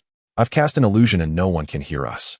Oh, as expected of the eldest daughter of the Hyuga clan, Hinata's Byakugan had an absurdly high purity. At night it felt as if she reflected the moonlight. I acted impulsively. I should have clarified things first. Now I can only delve into the Three Kingdoms battle of Chibi later. Zhuangwu seriously suspected that these bloodline clans, which originated from Otsutsuki Kagaya, had a higher probability of summoning the four sacred beasts. After all, the source Otsutsuki Kagaya was akin to raising divine beasts. The Otsutsuki clan was notoriously known in the ninja world. Not raising the four sacred beasts would be against nature. After digging for half a day, Zhuangwu noticed Hinata seemed a bit tired. Who could blame her for being in the void for so long? He could clearly see her hands starting to weaken from digging, and after standing for too long, he also wanted to kneel down to dig. Hinata, let's switch positions, it's too stuffy here. Take off your mask, he suggested. Hinata, her face flushed, nodded directly. She felt her hands growing weaker and knew she would soon fall down. All right, but don't mention the mask. It's because you didn't listen and started digging without a word. Now it can't be used. How will I take the exam later? Forget the exam, it wouldn't matter anyway. You're just a cow or a horse. Your family doesn't lack ninjutsu or money, Zhuangwu said as he led Hinata to switch positions, glancing at her practicing the tiger form fist. He pulled off her mask and tossed it aside, finally revealing the Hisho Wu, which was exceptionally plump and tantalizing. Compared to his own strength, Hinata's abilities were even more formidable. The only one possibly stronger than her might be Sakura. Although they hadn't competed, he had observed her closely. The Hisho Wu was unusually rich and enticing. He couldn't help but salivate. However, it was still more important to dig up the Hisho Wu first. Halfway through digging, he thought, even a tiger doesn't eat its cubs, and while he wasn't a parent yet, he had the mindset of one. To ensure smooth digging later, Zhuangwu donned his ninja forehead protector and hung his genuine leather water pouch. Hinata, I'm going to continue digging for the Hisho Wu. Got it, hurry up. Ooh, I still have to continue with the exam. All right. Zhuangwu naturally wouldn't rebut Hinata's urging. Now digging for the Hisho Wu was at least 3 times faster than before with no unnecessary chatter. He immediately began to excavate. After so many training sessions, Zhuangwu was already capable of handling it without assistance. He effortlessly shoved the Luoyang spade into the soil. Due to his ample preparation, he started digging with all his might. Although the forehead protector and water pouch were securely attached, the water pouch occasionally made gurgling noises while he worked. The motions of digging for the Hisho Wu grew larger, and he also made clattering sounds when hitting stones underground. Yet none of this slowed his pace. On the contrary, it fueled his energy as he exclaimed, Hivaho! Hivaho! Zhuangwu, just work. What are you doing making sound effects? Hinata, work needs some music. Why don't you join in? I can only shout randomly. I can't sing. That works too. As Hinata spoke, Zhuangwu accelerated his digging for the Hisho Wu. Sure enough, the mosquitoes buzzed, and suddenly they grew larger. What a load of nonsense. You hurry up and dig for the Hisho Wu. You cheer me on. Praise me. Praise what? Just shout out the compliments in your heart. Seeing Hinata hesitate to express it, Zhuangwu demonstrated by quickly digging up the Hisho Wu. Zhuangwu, you're the best. Zhuangwu, you are strong. You're amazing. Keep going. The British police Richard has verified. What are you saying? I can't hear you. The nest of Hao Shuang. Listening to Hinata's words, Zhuangwu could only act accordingly. That is to hasten the digging of the Hisho Wu. It must be said there are only 0 attempts or countless attempts. After the first praise, Hinata's compliments came one after another. Moreover, now that Zhuangwu was wearing the Konoha Ninja forehead protector, Hinata's state was simply overly good. Who designed this forehead protector? It was truly fantastic. The first person to wear a ninja forehead protector around their neck was a real talent. This was undoubtedly a ninja's exclusive armor. There was no need to purchase equipment anymore. I've got it. The Hisho Wu is out. Don't be excited, but still early. We still need to dig at least 3. Didn't you say I must be satisfied? I must ensure you leave today with a full harvest. You dig for the Hisho Wu. How are you so skilled? There's no helping it. It's a natural talent. Zhuangwu was indeed very proud of this, as he was already impressive before entering the ninja world. After enhancing his hardware, his abilities skyrocketed. He had a deep understanding of this under Tsunade, especially considering he didn't have the Otsutsuki physique back then. It was all reliant on his own capabilities. Watching Zhuangwu continue to dig for the Hisho Wu, Hinata felt utterly exhausted, completely drained. Meanwhile, Zhuangwu was still excavating. He looked at Hinata, who was slumped on the ground, merely scraping the soil. It was utterly baffling. You with this physique, what could she say? Hinata, even with you and your sister, it wouldn't work. You jerk, are you trying to take advantage of her? Hinata, come on, you're back to normal now. You jerk. Hinata had never expected that just raising her voice would lead to a reprimand. Is this guy not getting tired? At this point, Hinata could tell without looking that her wound was surely red and swollen since she had been bleeding. All right, Hinata, stop being angry. We're almost done digging for the Hehe Wahhh. Don't just talk, why don't you dig up the Hehe Wahhh and finish it already? Done, just throw it into the basket. Gotta do I want to dig out enough to compensate for the debt. Zhuang Wu saw the last Hehe Wahhh and did not hesitate. He dug vigorously at the root of the Hehe Wahhh until he reached the bottom. Got it. The Hehe Wahhh is out. Upon finally obtaining the Hehe Wahhh, Hinata felt quite happy as they had finally finished excavating everything. But then she was dumbfounded. Why are there so many Hehe Wahhh? I can't carry all of this. She had never expected Zhuang Wu would give her all the Hehe Wahhh. After a while of holding it, Hinata's hands went completely numb. Zhuang Wu did not expect to give Hinata so much. Indeed, she was the true love he had always cherished. His child also liked her very much, and the self-healing ability was too authoritative. Once everything was over, Hinata puffed up her cheeks and looked at Zhuang Wu. What should we do? I can't possibly be pregnant. To Hinata's words, Zhuang Wu felt they were redundant. If you're pregnant, then so be it. Just give birth. I can afford to raise a child. You make it sound nice, but with your capacity, how many children would end up like caged birds? I don't want that. Looking at Zhuang Wu's indifferent demeanor, Hinata felt a bit angry, not understanding the system of the Hehe family. Seeing Hinata's dissatisfaction, Zhuang Wu reached out and grabbed her shoulder. Hinata, I'm here. What you're worried about won't happen. As long as you nod your head tomorrow, the Hehe family can only have you as the main family. You're overextending yourself, aren't you? What nonsense are you talking about? Hinata looked at Zhuang Wu's serious expression and was speechless. He thought he could beat her and wanted to hit others as she could only hold back. Can he compare to me? In response to Hinata's behavior, Zhuang Wu unleashed all his chakra. Oh, Hinata, why don't you open your Byakugan and take a look at me? Fine, I'll open it, Hinata said, and as soon as she activated her Byakugan, she covered her eyes to avoid it. Why do you have so much chakra? It's blinding me. Hinata was completely unprepared for Zhuang Wu's chakra. She hadn't seen it before. How did it suddenly exceed all limits? It's always been a lot. It grows every day, just hidden before, he said, pulling Hinata into his arms and kissing her. Hinata, covering her eyes, was completely defenseless and was caught off guard. Just having learned a bit of technique, she didn't expect a big hand to grab her balloon. Hinata quickly pushed him away, looking at Zhuang Wu warily. Don't get handsy, just kiss properly. I can't take it. If this continues, it'll really fall apart. I won't do it again. It was instinctive. Didn't you also wrap your arms around my neck? Hinata shot a glance at Zhuang Wu, packing her things. It's your fault. If you were weaker, we could have done this a few more times. What kind of talk is that? If you were weaker, would you be willing? If it were just me, being weaker would be fine. But you rascal, haven't been in Konoha for long. God knows how many you've provoked. I haven't even settled the score with you for polluting the fireworks. You idiot, don't you know to close the airport when you're sleeping with fans? While saying this, Hinata finished packing and hesitated for a moment before putting the bloodied mask into her pocket. She turned and pointed angrily at Zhuang Wu. Faced with Hinata's words, Zhuang Wu realized that he was not thick-skinned enough and felt a bit embarrassed. Hinata, this was an accident. I was drunk at the time, and I didn't expect Hanabi to wake up so quickly. When I see her later, wasn't she not angry? It's infuriating. Because of you, she can't sleep well every day. Does she even have the energy to be angry? Look at her dark circles now. You must find a way to solve this. Listening to Hinata's words, Zhuang Wu felt melancholic. This was a psychological issue. How could it be solved? What can we do? How about letting Hanabi learn some knowledge from those little yellow books? That way she won't overthink things. Get lost. She already sleeps poorly enough. Watching that will just make her too exhausted to sleep. Why not? After doing some crafts, wouldn't she sleep soundly? Zhuang Wu had quite a bit of experience with this. He used to sleep, well, only after finishing his daily crafts.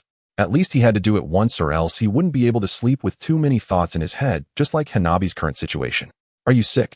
Hanabi is a girl, or do you think she's like you pervert? I don't care, you have to find a way to solve this. Alright, I'll think of a way, but before that, Hinata, let me treat you to some ice cream. Hinata rolled her eyes at Zhuang Wu, thinking it was ridiculous that he directly shoved ice cream into her mouth, clearly just to change the topic. However, since it was given, she decided to eat it first. Conquering Hinata, reward, pure rebirth. Hiss. Upon seeing this reward, Zhuang Wu inhaled sharply. Excellent, very good. He could walk sideways now. Hearing Zhuang Wu gasp, Hinata thought she had made a mistake. What's wrong? Did I bite you? No, it's something else. Just continue. Oh, since it wasn't her problem, Hinata didn't ask further, probably because this guy was enjoying himself. Once I have the rebirth, I can fool around freely in the main world. Although I'm not sure if Hinata, Aoi, and Sarada are truly from the future timeline or a parallel universe, I'll find out after I go there. Since I intervened in the timeline, they will definitely disappear. Only those from the parallel timeline can come. Looking at Hinata, Zhuang Wu began to ponder what the main storyline in this situation would be like. One wild, the other shy. Quite interesting. Once they leave the Forest of Death, I'll gather some information. If the main storyline doesn't play along, he would directly eliminate them. After all, most of the main storyline's thoughts are problematic, brainwashed to prioritize the village. If the main storyline goes on for even a couple of times and realizes that he poses a threat to the village, they would turn around and start killing. Here he could name Tsunade specifically, just like Jiraiya, who anyone who threatens Konoha gets killed. The peace they pursue is only for Konoha, with nothing to do with the shinobi world. Primarily, it's all because of that fool Senju Hashirama, who listened to Uchiha Madara and unified everything, leading to so many wars. Alright, what are you thinking? After finishing the ice cream, Hinata saw Zhuangwu in a daze. She jumped up and hung on him. Zhuangwu reached out to support her, to prevent her from falling. I was thinking about the matter you arranged, how to solve Hanabi's insomnia issue. Oh then, are you sick? Hinata angrily glared at Zhuangwu for his casual reply. How did you get in again? Didn't I say no? I still have an exam. And I just cleaned it. Seeing that Hinata was indeed angry, Zhuangwu hurriedly tried to soothe her. I just put it in there and won't let it get messy. What is there to put? Hurry and take it away. Is it comfortable to leave it there? Who told you to be so perfect? Seeing Zhuangwu's expression, Hinata reluctantly compromised. There was no helping it, as Zhuangwu was also very perfect. It was quite comfortable to leave it inside. Thinking about the situation, Hinata secretly pondered, as long as it didn't move, it shouldn't get hurt. Then let's leave it there. Don't worry, do you still not trust me? Only Hinata's Byakugan couldn't see him rolling his eyes. Otherwise Zhuangwu would have endured much eye rolling. It's hard to believe you. Anyway, it's already early morning. They'll go find Shino and the others tomorrow. I'll sleep for a bit. Alright, sleep then. Seeing that Hinata was indeed too tired, Zhuangwu found a spot for her to lie down and rest. You mustn't move around, or else it will delay my exam. I'll clean you up. Stop talking so much. Just hurry up and sleep. Hinata pouted and rubbed against Zhuangwu's embrace before closing her eyes to sleep. Zhuangwu held the sleeping Hinata without making any more moves. As for the sea dragon, it naturally wouldn't return, for the sea was far less comfortable than the sky for the sea dragon. Seeing Hinata asleep, Zhuangwu began to treat her injuries, but the sensations that followed left him deep in thought. Hiss, is this really possible? The healing force struggled to completely heal the wounds, but the weapon that caused the injury remained lodged in the wound. To aid the healing process, Zhuangwu could only continuously squeeze to push the weapon out. However, the visible speed of recovery was helplessly suppressed by the unique weapon. The neck membrane could only grow back and then rupture repeatedly, serving no other purpose than to amuse the unique weapon. It turned out that two people could have fun without moving at all. In the early morning, the birds in the Death Forest began to chirp incessantly. Zhuangwu recalled the jiaolong from the sea, producing a sound like wave as it left the water. Sleepy Hinata only felt a sense of emptiness devoid of the comforting presence. She groggily got up without opening her eyes and hugged Zhuangwu, saying, "Why did you take it back? I feel so empty and uncomfortable." Zhuangwu raised his hand and slapped the hot air balloon, making a loud smack. "Get up quickly, it's been empty for over 10 years, and just one night is unbearable. Aren't you supposed to be going to take the exam? It's been empty for over 10 years, one night definitely isn't enough." Hinata complained, giving Zhuangwu a light slap before turning to put on her clothes. "We'll talk later. You hurry and go for your exam. I treated you while you were asleep last night, and your injury is already healed." "Got it," Hinata said, noticing something while putting on her clothes. She quickly ran outside, exclaiming, "Bang, cough, cough, why is that girl running so fast, scattering with chips everywhere?" Zhuangwu looked speechlessly at Hinata, who had dashed out through the broken tree hole. To avoid being seen in his current state, he hurriedly put on his clothes. "Wait a minute. Where's my underwear?" After searching twice, Zhuangwu stared at the two pieces of clothing, utterly confused, as he couldn't find the third piece. "Yes, I should have known why Hinata was running so fast. Turns out she took my clothes without saying a word. Forget it, Bill have to teach her a lesson next time. She has no idea about negotiations, but I'm not against it at all. Between being exposed and my woman being exposed, I will unhesitatingly choose my own exposure." While complaining, Zhuangwu picked up his pants, reaching into the pocket to find the masks of Sakura and Ino. He took them out and examined them, pondering whether to wear them or not. 2 days ago, he had come from Sakura's house, and after finishing his shower, he hadn't changed clothes before being dragged to the hospital by Hong. The two masks had stayed in his pocket since yesterday morning, when he went to the exam site with Hongdo. "It's fine to wear my woman's clothing," he thought. "Even though they have holes in them, wearing them backward can cover up." After making up his mind, Zhuangwu did not hesitate, putting on the yellow chrysanthemum patterned one and the pink cherry blossom patterned one together. These two girls have quite the rear, the clothes fit quite comfortably. Although they're not very suitable for a man lacking pockets, is indeed a bit uncomfortable. Fully dressed, Zhuangwu transformed into an unknown sand ninja who had been drained by himself. After taking a few steps out of the tree hole, he had to adjust his clothing, otherwise it would feel awkward. The tightness that showcased their advantages felt truly uncomfortable on him. He thought he should prepare some clothes before venturing out next time.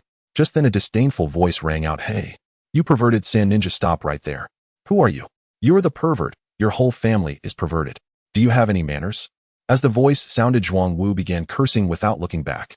Following the sound, he saw his old acquaintance Myanmar, though he was now a bit battered and bruised. It was clear he had suffered in last night's battle. Sasuke beside him wasn't in much better shape either, while the only one unscathed was Sakura. However, given their personalities, Sakura felt that helping would only drag them down. It must be said that in such a small team, as long as Sakura didn't force herself to stand out, she would be relatively safe. "Bastard, how dare you insult me!" Myanmar exclaimed, pulling out a shuriken to shoot at Zhuang Wu. Seeing this, Sakura quickly grabbed Myanmar, thinking it was absolutely impossible to attack her man. "Myanmar, calm down. Let's first see if he has any scrolls. All the scrolls have been taken out. Without them, we can't take the exam."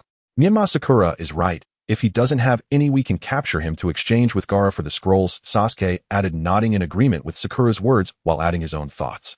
Zhuang Wu raised his hand, gesturing for the three to gather around him, saying, "I don't have any scrolls. I'm not familiar with Gaara and the others. They are the children of the Kazekage. I'm just a lowly genin.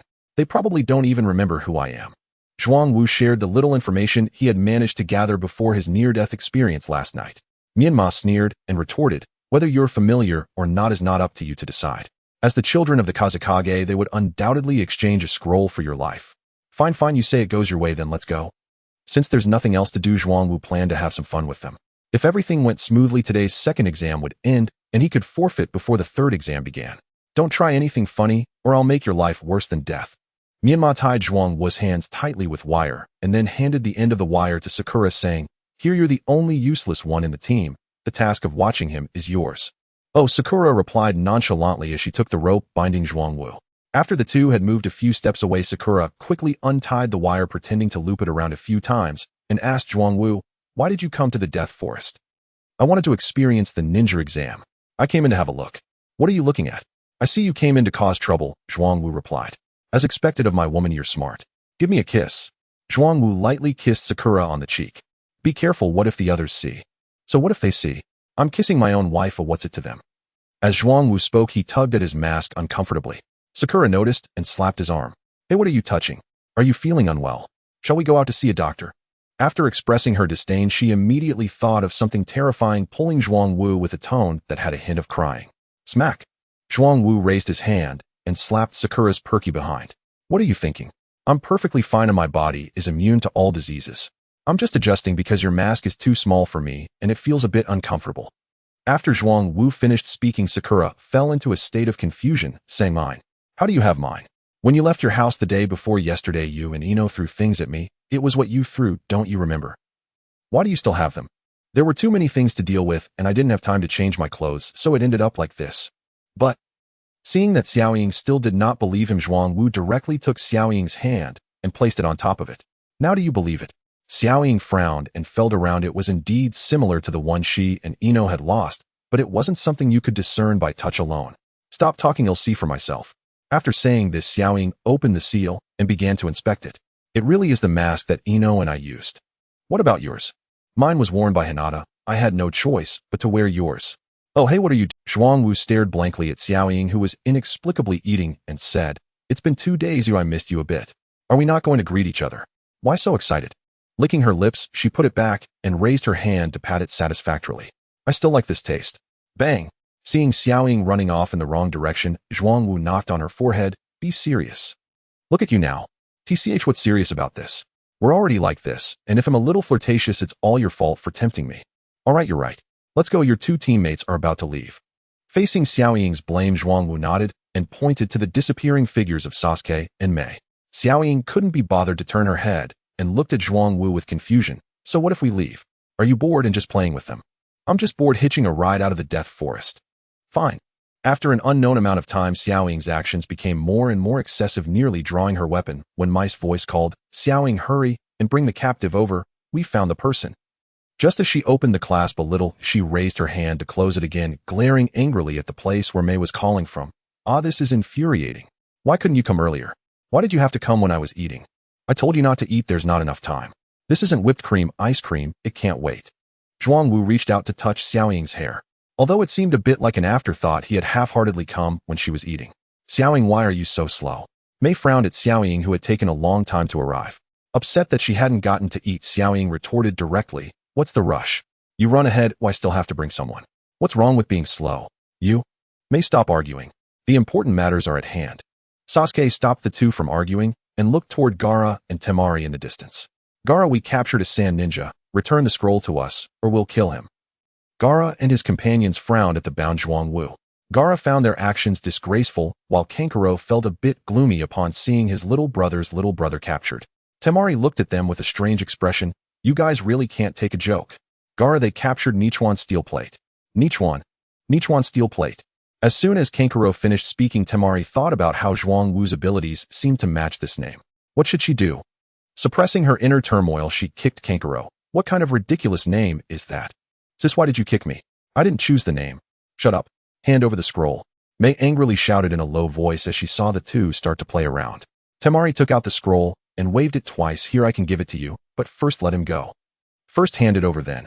Seeing the two arguing back and forth, Kankuro impatiently interrupted. "Shut up over there, it's annoying. Let's each send someone to exchange." Sasuke immediately nodded in agreement, saying, "All right, Xiaoying, you go." "Okay."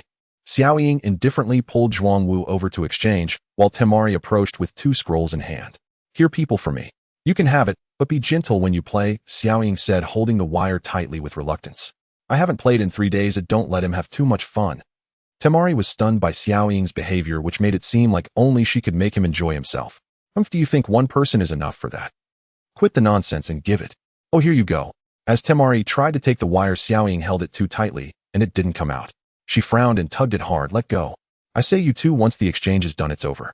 It's not like it's a life or death situation. And you, Xiaoying, I see you've been floating for 2.5 days. After the exam, I'll wait for you at your house. I have plenty of time to play with you all day." "No need, I have things to do, so I'll leave first." Upon hearing this, Xiaoying immediately waved her hands like a rabbit and turned to run away. After 2 or 3 hours of training, she was exhausted. A whole day of training would be too torturous. If it got that bad, she would fall apart, so she had to find partners to train with. Ino always called her and Hinata too. For people should be enough, it will only force a longer duration. As for how she knew about Tian, "You have his sin on you, it's my nose's fault. He's not capable, he still has many small thoughts in a day." Seeing Zhuangwu commenting on Xiaoying's back, Temari casually untied the wire. "You brought this on yourself, stop talking. Where did Nichuan's steel plate go?" "He might be in the belly of a beast. He said he didn't know you were coming here, so I dealt with it casually. I don't know him, but Kankuro seems to know him. If he's dead, he's dead. This wretched ninja world has people dying every day. As long as you're not angry, that's fine." Seeing Temari not angry, Zhuangwu didn't care about the others and looked at her. "What's next? Are you taking me out with you?" "We have things to do. Gaara wants to find more people to fight. We're only going to the finish line tomorrow. If you want to go out, just give up the exam, and I'll contact Teacher Yazong to take you out." Temari shook her head in frustration at Zhuangwu and offered her suggestion. Upon hearing this, Zhuangwu's eyes instantly lit up. "That works. Good, I'll contact him. Oh, just be careful not to expose your identity." "No problem, sweetheart. Come give me a kiss." Upon hearing this, Temari immediately dodged, still in the middle of the two parties. "A kiss here would be socially disastrous. Are you crazy? Wait until we're far away." "All right." Zhuangwu stepped forward and dramatically expressed his gratitude to Gaara and Kankuro. "Thank you, Gaara and Kankuro. If it weren't for you, I would have thought I was going to die." "No need," my sister agreed, "so just thank my sister." "Absolutely, I will definitely treat Temari with utmost respect when I have time in the future." Bang! Upon hearing this, Temari lifted her foot and kicked Zhuangwu on the calf. "Shut up. Nichuan Steel Plate's teammates are all gone. They've given up on the competition. When Teacher Yazong comes to take him out, you guys leave first. Oh, I'll contact Teacher Yazong for him." After saying this, Temari hurriedly pushed Gaara and Kankuro away. Just now she had been recalling the scenes from last night, almost mistakenly saying steel plate as herself. Once Gaara and Kankuro left, Temari embraced Zhuangwu and kissed him until a threat appeared. "You jerk, it's all your fault. You almost embarrassed me." "How could that be? You will always be beautiful." Zhuangwu reached out in the oasis grove and praised Temari, feeling the trees around him. Temari looked at Zhuangwu and said, "Do you really like it that much? You automatically fell into the grove whenever you got close." "Of course. Otherwise would he be able to do this?" "You just know how to make me happy. Stay here. Teacher Yazong will be here soon. I'll leave first." "Go ahead." After kissing Zhuangwu on the cheek, Temari jumped down and chased after her brother. Looking at the environment all alone, Zhuangwu closed his eyes and began to wait. "Are you Nichuan Steel Plate?" "Yes."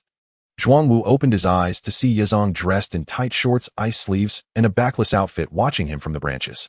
At a glance, he could tell she was very hot. The total fabric on her body probably didn't even reach 200 grams. So you decided to give up the exam, let's go. Yizong jumped down, casting a disdainful glance, then grabbed Zhuang Wu by the collar of his shirt and turned to walk out of the death forest. Meeting Yizang's dismissive gaze, Zhuang Wu decided not to leak anything and immediately acted, wrapping his arms around Yizang's waist. Hey teacher, Yizong, slow down. Ooh, I'm scared. Teacher Yizong, you are mistaken. I can at least reduce the food supplies for the Sand Ninja village, Zhuang Wu asserted, boldly expressing his abilities to Yizong. The tone of his words made Yizong's forehead throb. How could someone be this useless? If you have nothing to say, you can just shut up, Yizong retorted. I do have something. Teacher Yizong, how did you cultivate to become so powerful? I want to learn. Want to learn. Just you. That's a bit difficult. Yizong assessed Zhuang Wu, who had transformed into a steel plate, and honestly thought that given the situation, it was hard to imagine him getting stronger without any firm belief in his training. That was just a pipe dream. Even if it's difficult, I will overcome it, teacher. I believe that as long as I work hard, I can achieve it. You seem quite earnest. They'll see if you have the talent for cultivation when we get back. In response to Zhuang Wu's words, Yizong nonchalantly spoke, and they soon arrived at the edge of the death forest, dragging Zhuang Wu to register. People have arrived to take a look. If everything's fine, you can leave. Zhuang Wu was brought directly before Hong Do, his body awkwardly dangling in the air. Feeling a bit embarrassed, Zhuang Wu raised his hand to greet both Hong Do and the resting Quan. Hi. Hello. How we are not doing well. Seeing Zhuang Wu's expression, Hong Do immediately discerned that this guy had fallen prey to his royal addiction, setting his sights on the Sand Ninja before him. Yizong, noticing Hong Do's displeased expression, didn't let up. Whether it's good or bad, hurry up and register. We need to leave. Quan, you handle the registration. Okay, Sister Hong Do. While Quan was taking down the information, Hong Do shot a glance at Yizong. You Sand Ninjas are impressive. Some even gave up on the exam. Are you all really that afraid of death? Not all Sand Ninjas are like this, right? Or is it the lower ninjas led by the other Jonin who are the normal ones? Yizong was taken aback by Hong Do's words, then directly retorted, none of your business. Registration is done. As Quan's voice fell, Yizong swiftly pulled Zhuang Wu along, moving at a speed that was several times faster than before. Useless, what good are you? Looking at Zhuang Wu clinging to his waist, Yizong was infuriated. You're scared of this little speed? What do you think a ninja is? Teacher, I think this speed is too fast for you to handle. Yizong can handle any speed. Do you think everyone is like you, unable to bear even this little speed? Zhuang Wu did not believe Yizong's words at all. If Yizong didn't shout for him to slow down, Zhuang Wu would just follow her surname. Bang. Hey teacher Yizong, why did you throw me? Zhuang Wu's teasing words were directly silenced as he stared blankly at Yizong. The surrounding environment had already shifted from the death forest to a small courtyard. Unsurprisingly, it was Yizong's residence, as Konoha had designated an area for Sand Ninjas to reside. It was normal for Yizong as a teacher to have his own small courtyard. Throw you? Not only will I throw you, but I will also hit you. Do you know how much it affects me as the leading teacher when someone gives up on the competition? If I bring out a guy who's scared to take the exam, how will I mix with the Jonin in the future? Yizong glared angrily at Zhuang Wu, shouting while pulling out a kunai, making a move as if to stab Zhuang Wu. Seeing this, Zhuang Wu quickly retreated, trying to calm Yizong down. Teacher Yizong, calm down, calm down. You ruined my reputation. Oh, I can't calm down. Stand still and let me stab you a few times. Yizong glared at Zhuang Wu through gritted teeth, the kunai in his hand gleaming coldly in the morning sunlight. To avoid being stabbed, Zhuang Wu quickly rolled away and dashed into the open training room. Teacher Yizong, see, you can't use your Jonin strength to stab me. It's just to vent your anger. Why not let it go? I admit my mistake. I apologize. If apologies worked, why would we need ninjutsu and ninja tools? Seeing Yizong's unyielding attitude, Zhuang Wu grabbed a bucket of water from the training room. Teacher Yizong, don't come over. If you do, I'll pour water on you. Am I afraid of you?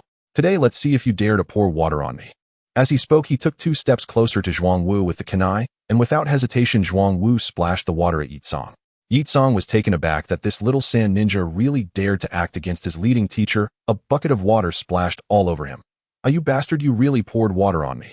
I didn't use my strength to hit you, and you actually splashed water on me. With a bucket of water pouring down, Yizong's dark backless outfit was instantly soaked. The black fabric was drenched, and looking at the 2 cacti visible not far away, Zhuang Wu finally realized that beneath Yizong's backless outfit, there was nothing else, solving a mystery that had puzzled him for years. Seeing Yizong chasing after him with the kunai, Zhuang Wu quickly retreated to a more open area devoid of wooden dummies or sandbags. Teacher Yizong, don't come over. If you do, I'll fight back. Fight back? You have that capability. I'ma stab you today. Yizong sneered, spinning the kunai between his fingers as he stepped forward while Zhuang Wu activated a genjutsu. Controlling the five senses, he maximized Yi Tsong's sense of touch. Bending his knees and stepping forward, he grabbed the hand holding the kunai with one hand and wrapped his other arm around Yi Tsong's waist. Yi Tsong, who had been disdainful of Zhuang Wu's actions, was stunned when Zhuang Wu fully embraced him. Who are you? How could I possibly not shake off a lower ninja? Teacher Yi Tsong, I am a steel plate. Bastard, let go of me. Yi Tsong completely did not believe that Zhuang Wu could be a steel plate. A lower ninja like him could be thrown into the sky with one hand. How could he possibly not shake him off? Zhuang Wu had no intention of letting go, repeatedly bumping his head against Yi Tsong's chest. As Yi Tsong felt Zhuang Wu's actions, her expression changed. She sensed something was not quite right. How could a mere 2 bumps ignite a fire from her lower abdomen, burning away all the moisture from her body, merging it into the soaked mask, which then fell to the ground? What? What did you do to me? Yi Tsong had intended to question sternly, but the words that came out sounded seductive, soft, and enticing. Her already parched body, which felt like it was on fire, lost all its strength after speaking. Her legs turned to jelly, and she collapsed to the ground with Zhuang Wu falling beside her, continuing to bump against Yi Tsong's chest. Yi Tsong's body, now feverish, began to heat up, and her breathing grew heavier. Zhuang Wu's hand withdrew from Yi Tsong's arm holding the kunai, beginning to explore tentatively. As Yi Tsong's hand holding the kunai fell after Zhuang Wu's grasp, the kunai dropped to the ground. Her hands unconsciously found their way to Zhuang Wu's backside.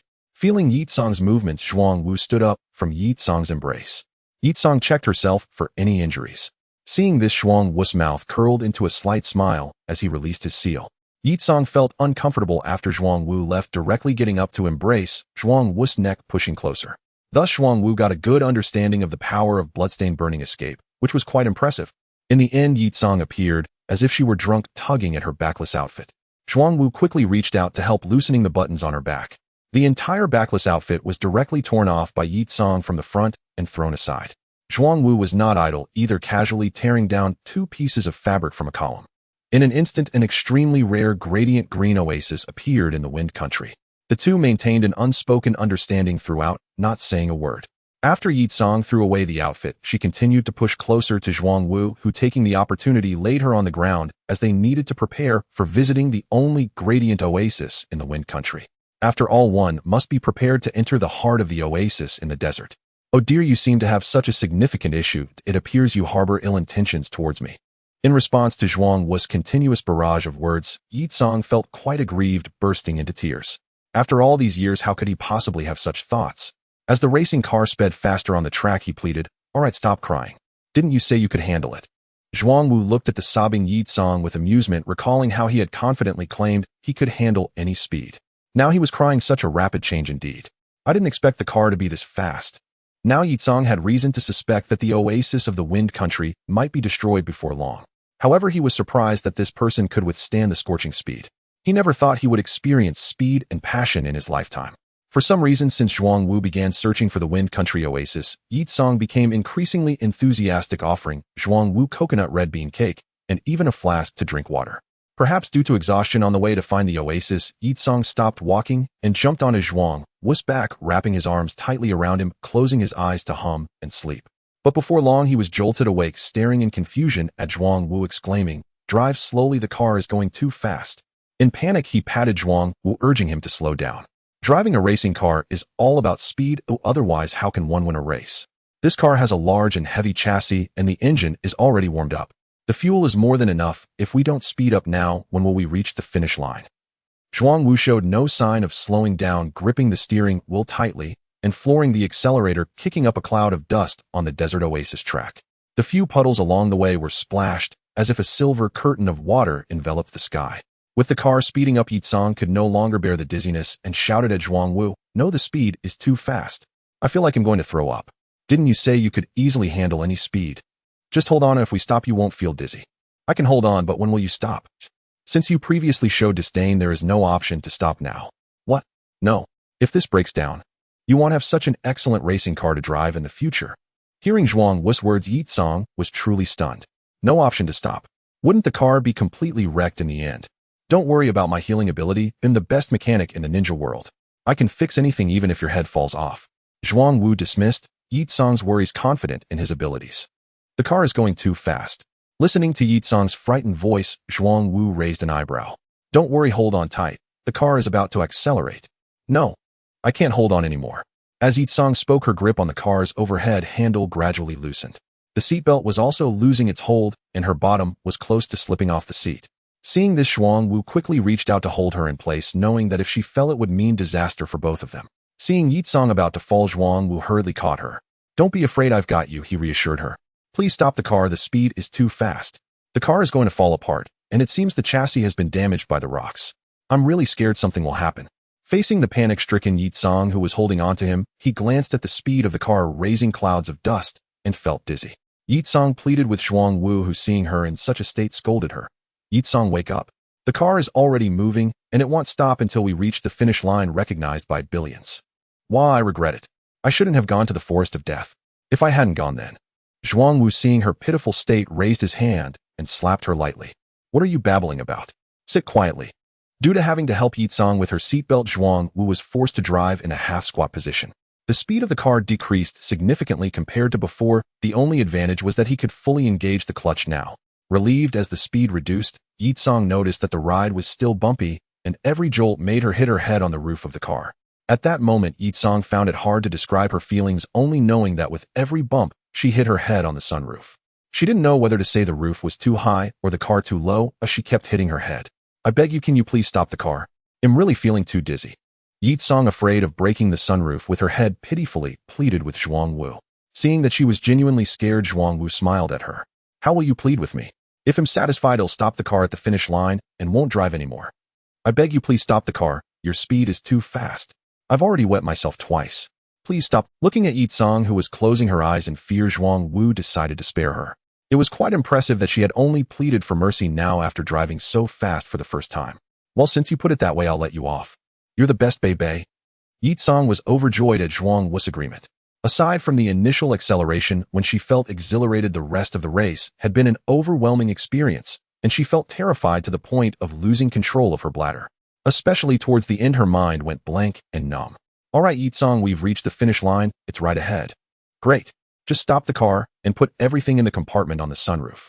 "Who's so comfortable?" With the last bit of gold delivered to the palace, Zhuang Wu stretched with his brother outside the palace gates. After transporting for half a day, his steps were uneven, and now feeling relaxed all over was a first for him.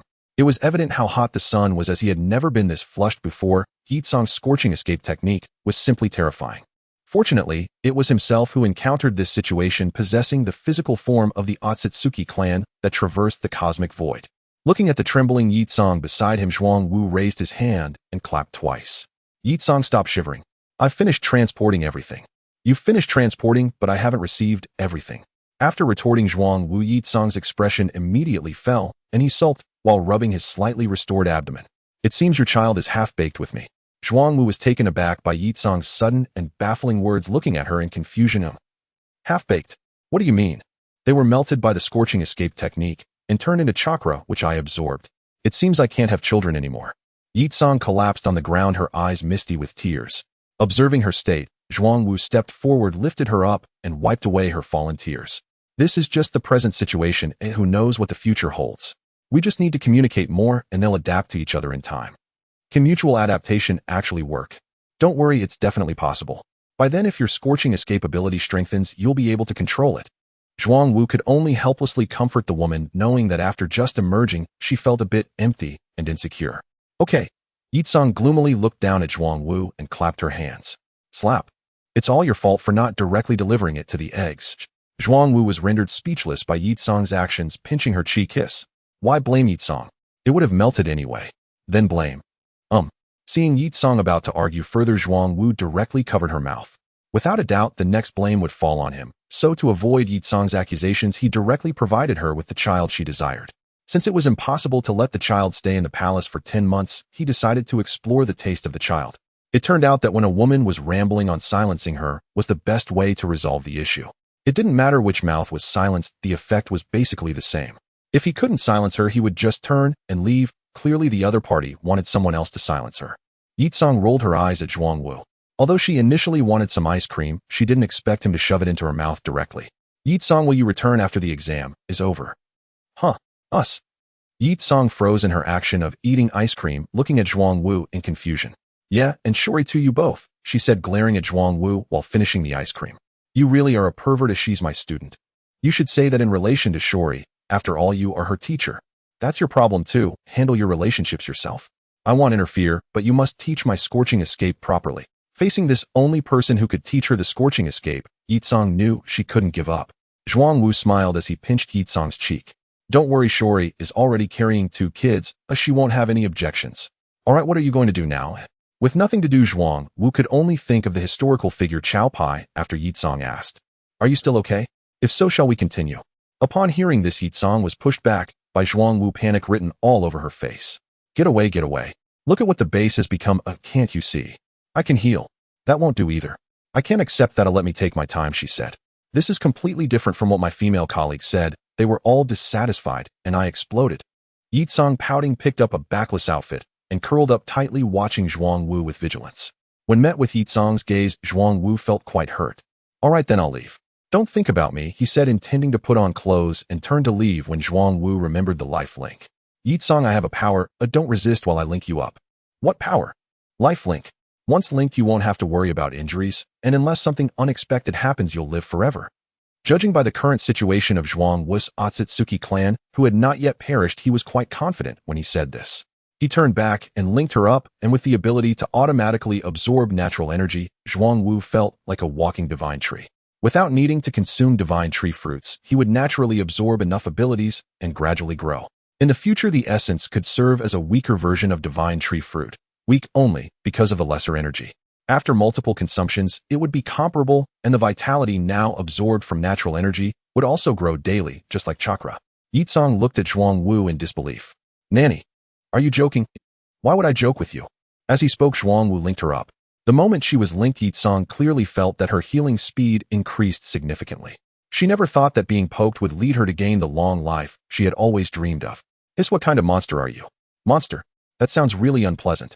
You should call me husband. Seeing Zhuangwu staring at her, Yitsong felt something was amiss and urged him to leave.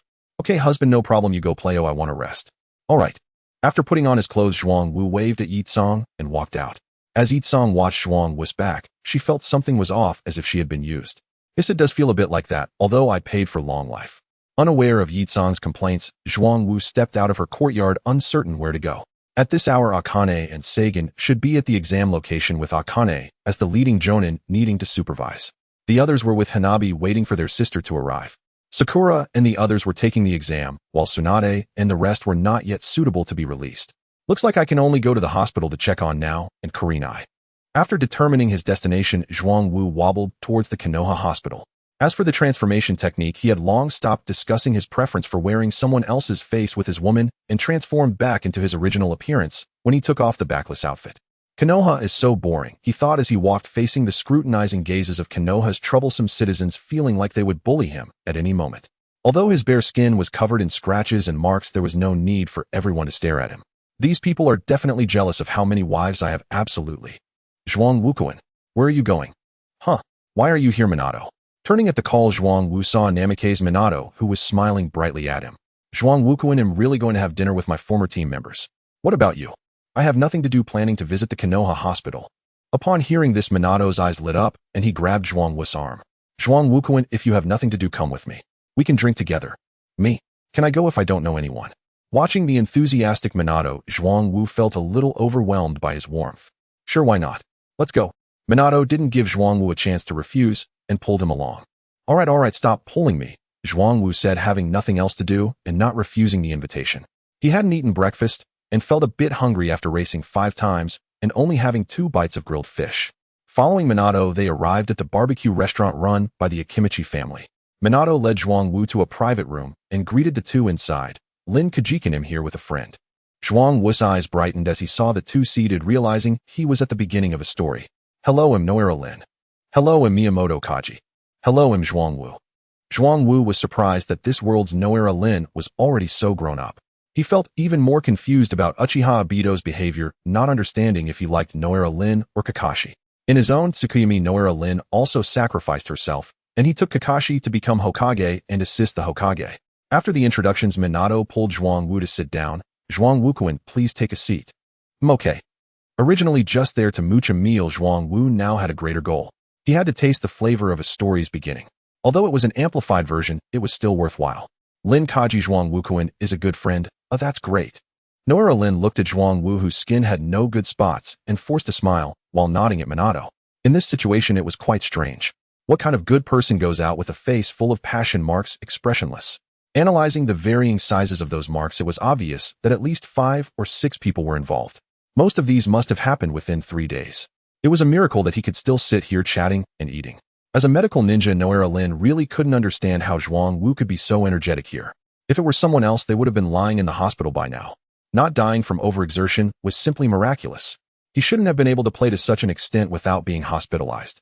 While giving a perfunctory response, Noira Lin curiously examined Zhuang Wu. Minato, you are overpraising me. We just get along well. Getting along well is already quite difficult. All right, let's eat and chat. Miyamoto Kaji looked at the dishes on the table and called everyone to dig in. Good, let's drink. Although he didn't understand why Minato loved drinking so much, Zhuang Wu chose to show respect. Except for Noira Lin, the 3 at the table kept drinking without stopping. While grilling meat, Noira Lin tried to persuade them. You guys should drink less, don't get drunk. I won't get drunk. There's no way you'll get drunk on this much alcohol.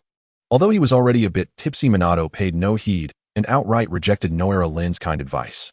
Lin, it's fine if they get drunk, I can just take them home. Don't worry. All right. Looking at Zhuang Wu, who had been expressionless while drinking for a long time, Noira Lin nodded helplessly.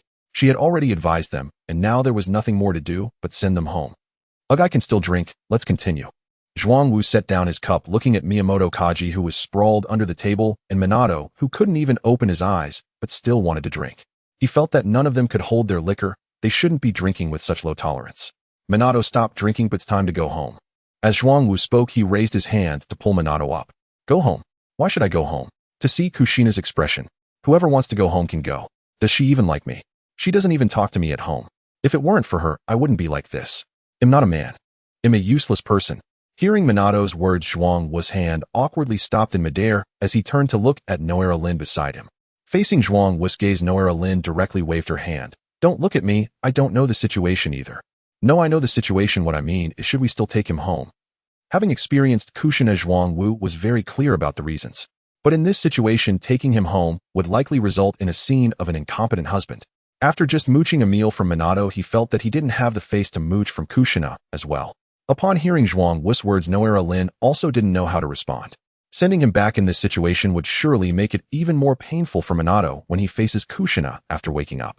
Well, Lin, if you're also uncertain, why don't we first take Miyamoto Kaji home and see if Minato can clear up a bit by then?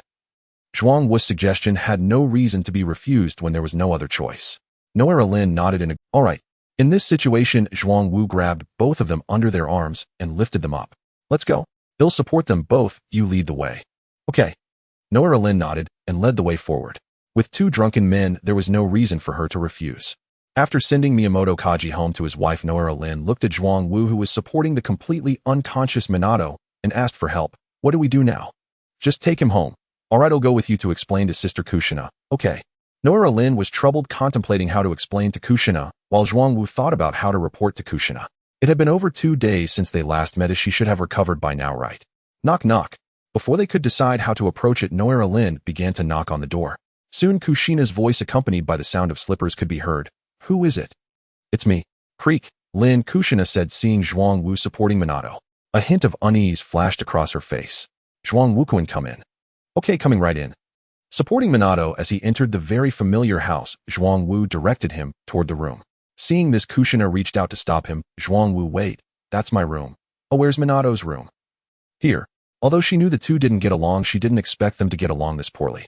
Looking at the wear and tear of the furniture in Minato's room, it was clearly linked to the house's years of use. From the moment they entered the room, Noira Lin had become an ostrich. Aside from showing a hint of confusion when Kushina pulled Zhuang Wu, she was completely invisible for the rest of the time. Minato is surprisingly light. After placing Minato on the bed, Zhuang Wu wrapped his arms around Kushina's waist. I don't know if he's light. Lin is still outside. She can't see you, just kiss me. After saying that, he kissed Kushina's lips and explored the corner of her mouth. He raised his hand to swat away Zhuang Wu's wandering hand. Okay. Let's send Lin away first. All right. Just as Noira Lin, who had just poured a glass of water, came in, she was stunned by what she saw through the crack in the door. No wonder Zhuang Wu knew why they didn't get along. This was clearly due to his intervention. Seeing the two preparing to leave in a hurry, Noira Lin quickly ran back to the living room. I absolutely cannot let them leave. I can't allow this adulterous couple to be seen by Minato. Zhuang Wu released Jiu Xi and wiped the smudged lipstick from the corner of her mouth. Let's go. Jiu Xi adjusted her pants that had been stretched out and turned to walk outside.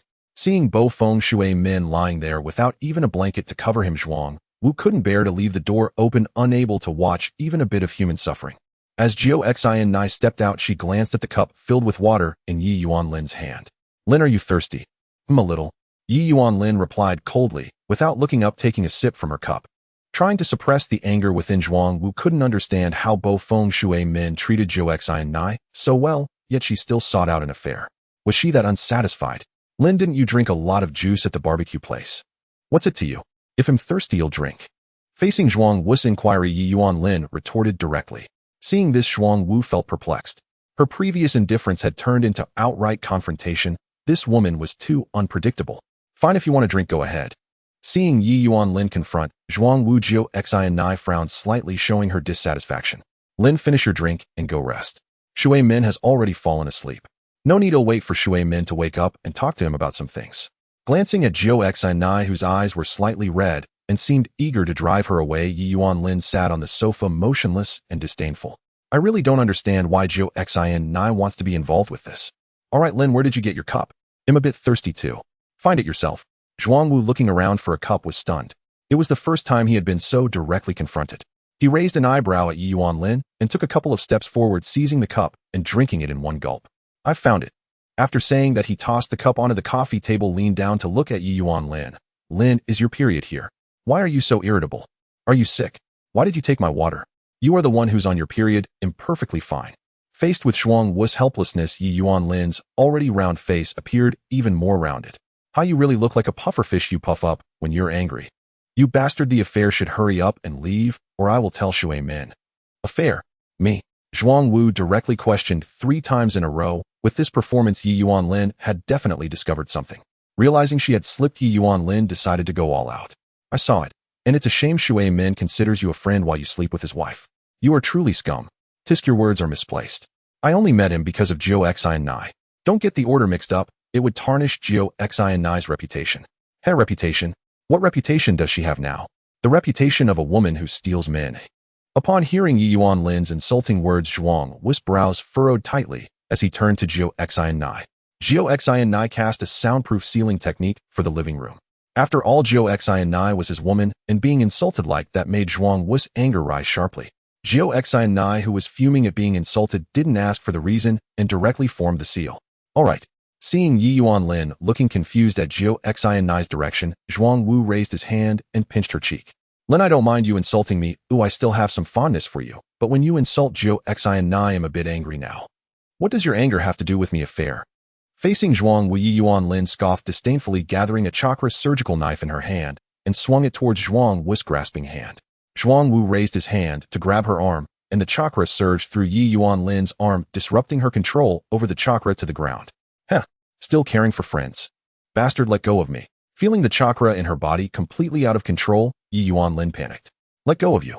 Didn't you just call me an affair? Didn't you just call Jiu Xi a promiscuous woman? Today I'll just directly turn you into a yinku. Hearing Zhuang Wu's words, Yi Yuanlin's expression turned terrified. Bastard, I am a ninja of Konoha. What about you? Today I'll teach you well. Food can be eaten recklessly, but words cannot be spoken carelessly. Zhuang Wu interrupted Yi Yuanlin's angry shout, lifting his hand to lift the seal binding Yi Yuanlin. Watching as her bindings gradually loosened, Yi Yuanlin threw aside Bo Feng Shui Min's hat and pleaded with Zhuang Wu. Don't, I'm sorry, I won't tell Shui Min anymore, please let me go. As the seal was gradually undone, Yi Yuanlin felt her heart was about to leap out of her chest, visibly pounding.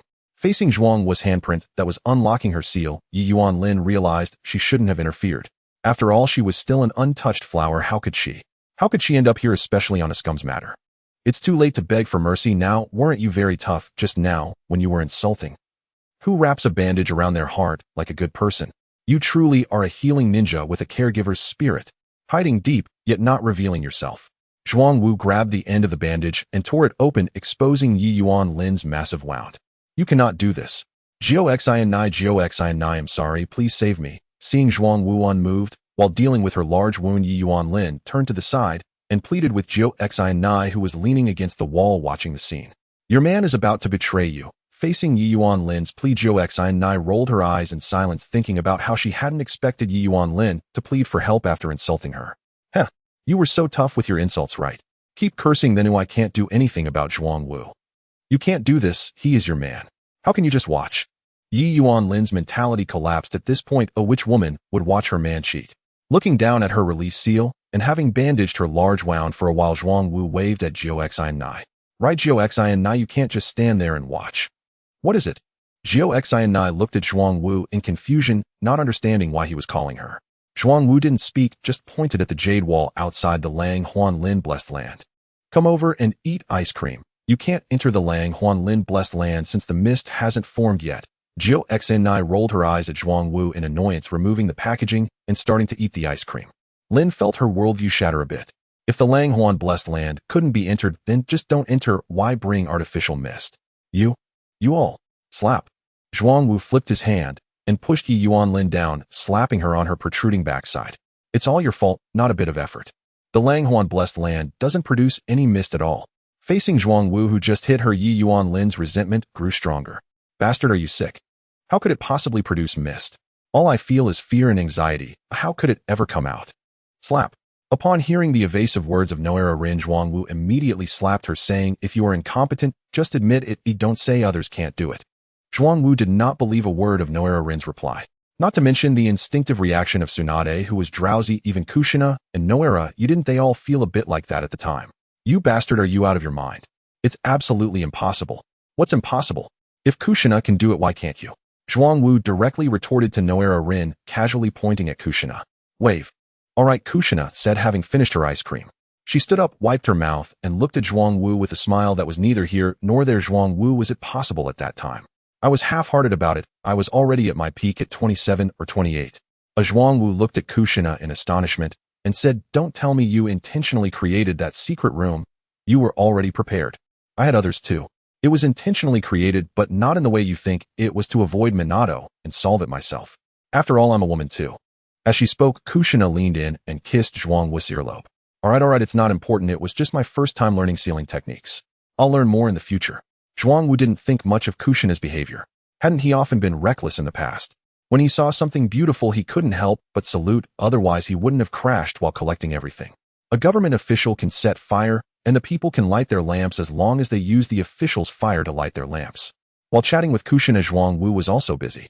The woods in Konoha village were too desolate. It was one thing that flowers, grass, and trees were sparse, but the surrounding land was also extremely dry.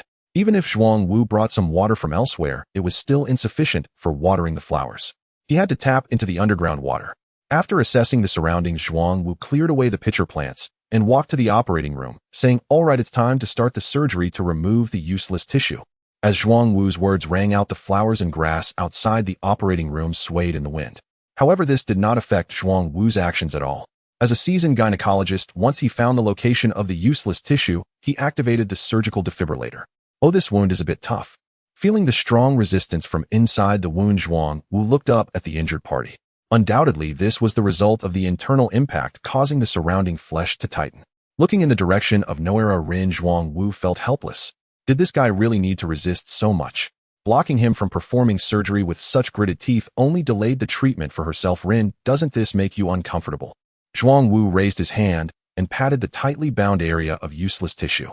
This surgery to remove useless tissue had just begun and was already stuck. So is this useless tissue counted as opened or not? Of course not. I'm doing this for the one I like. Ouch.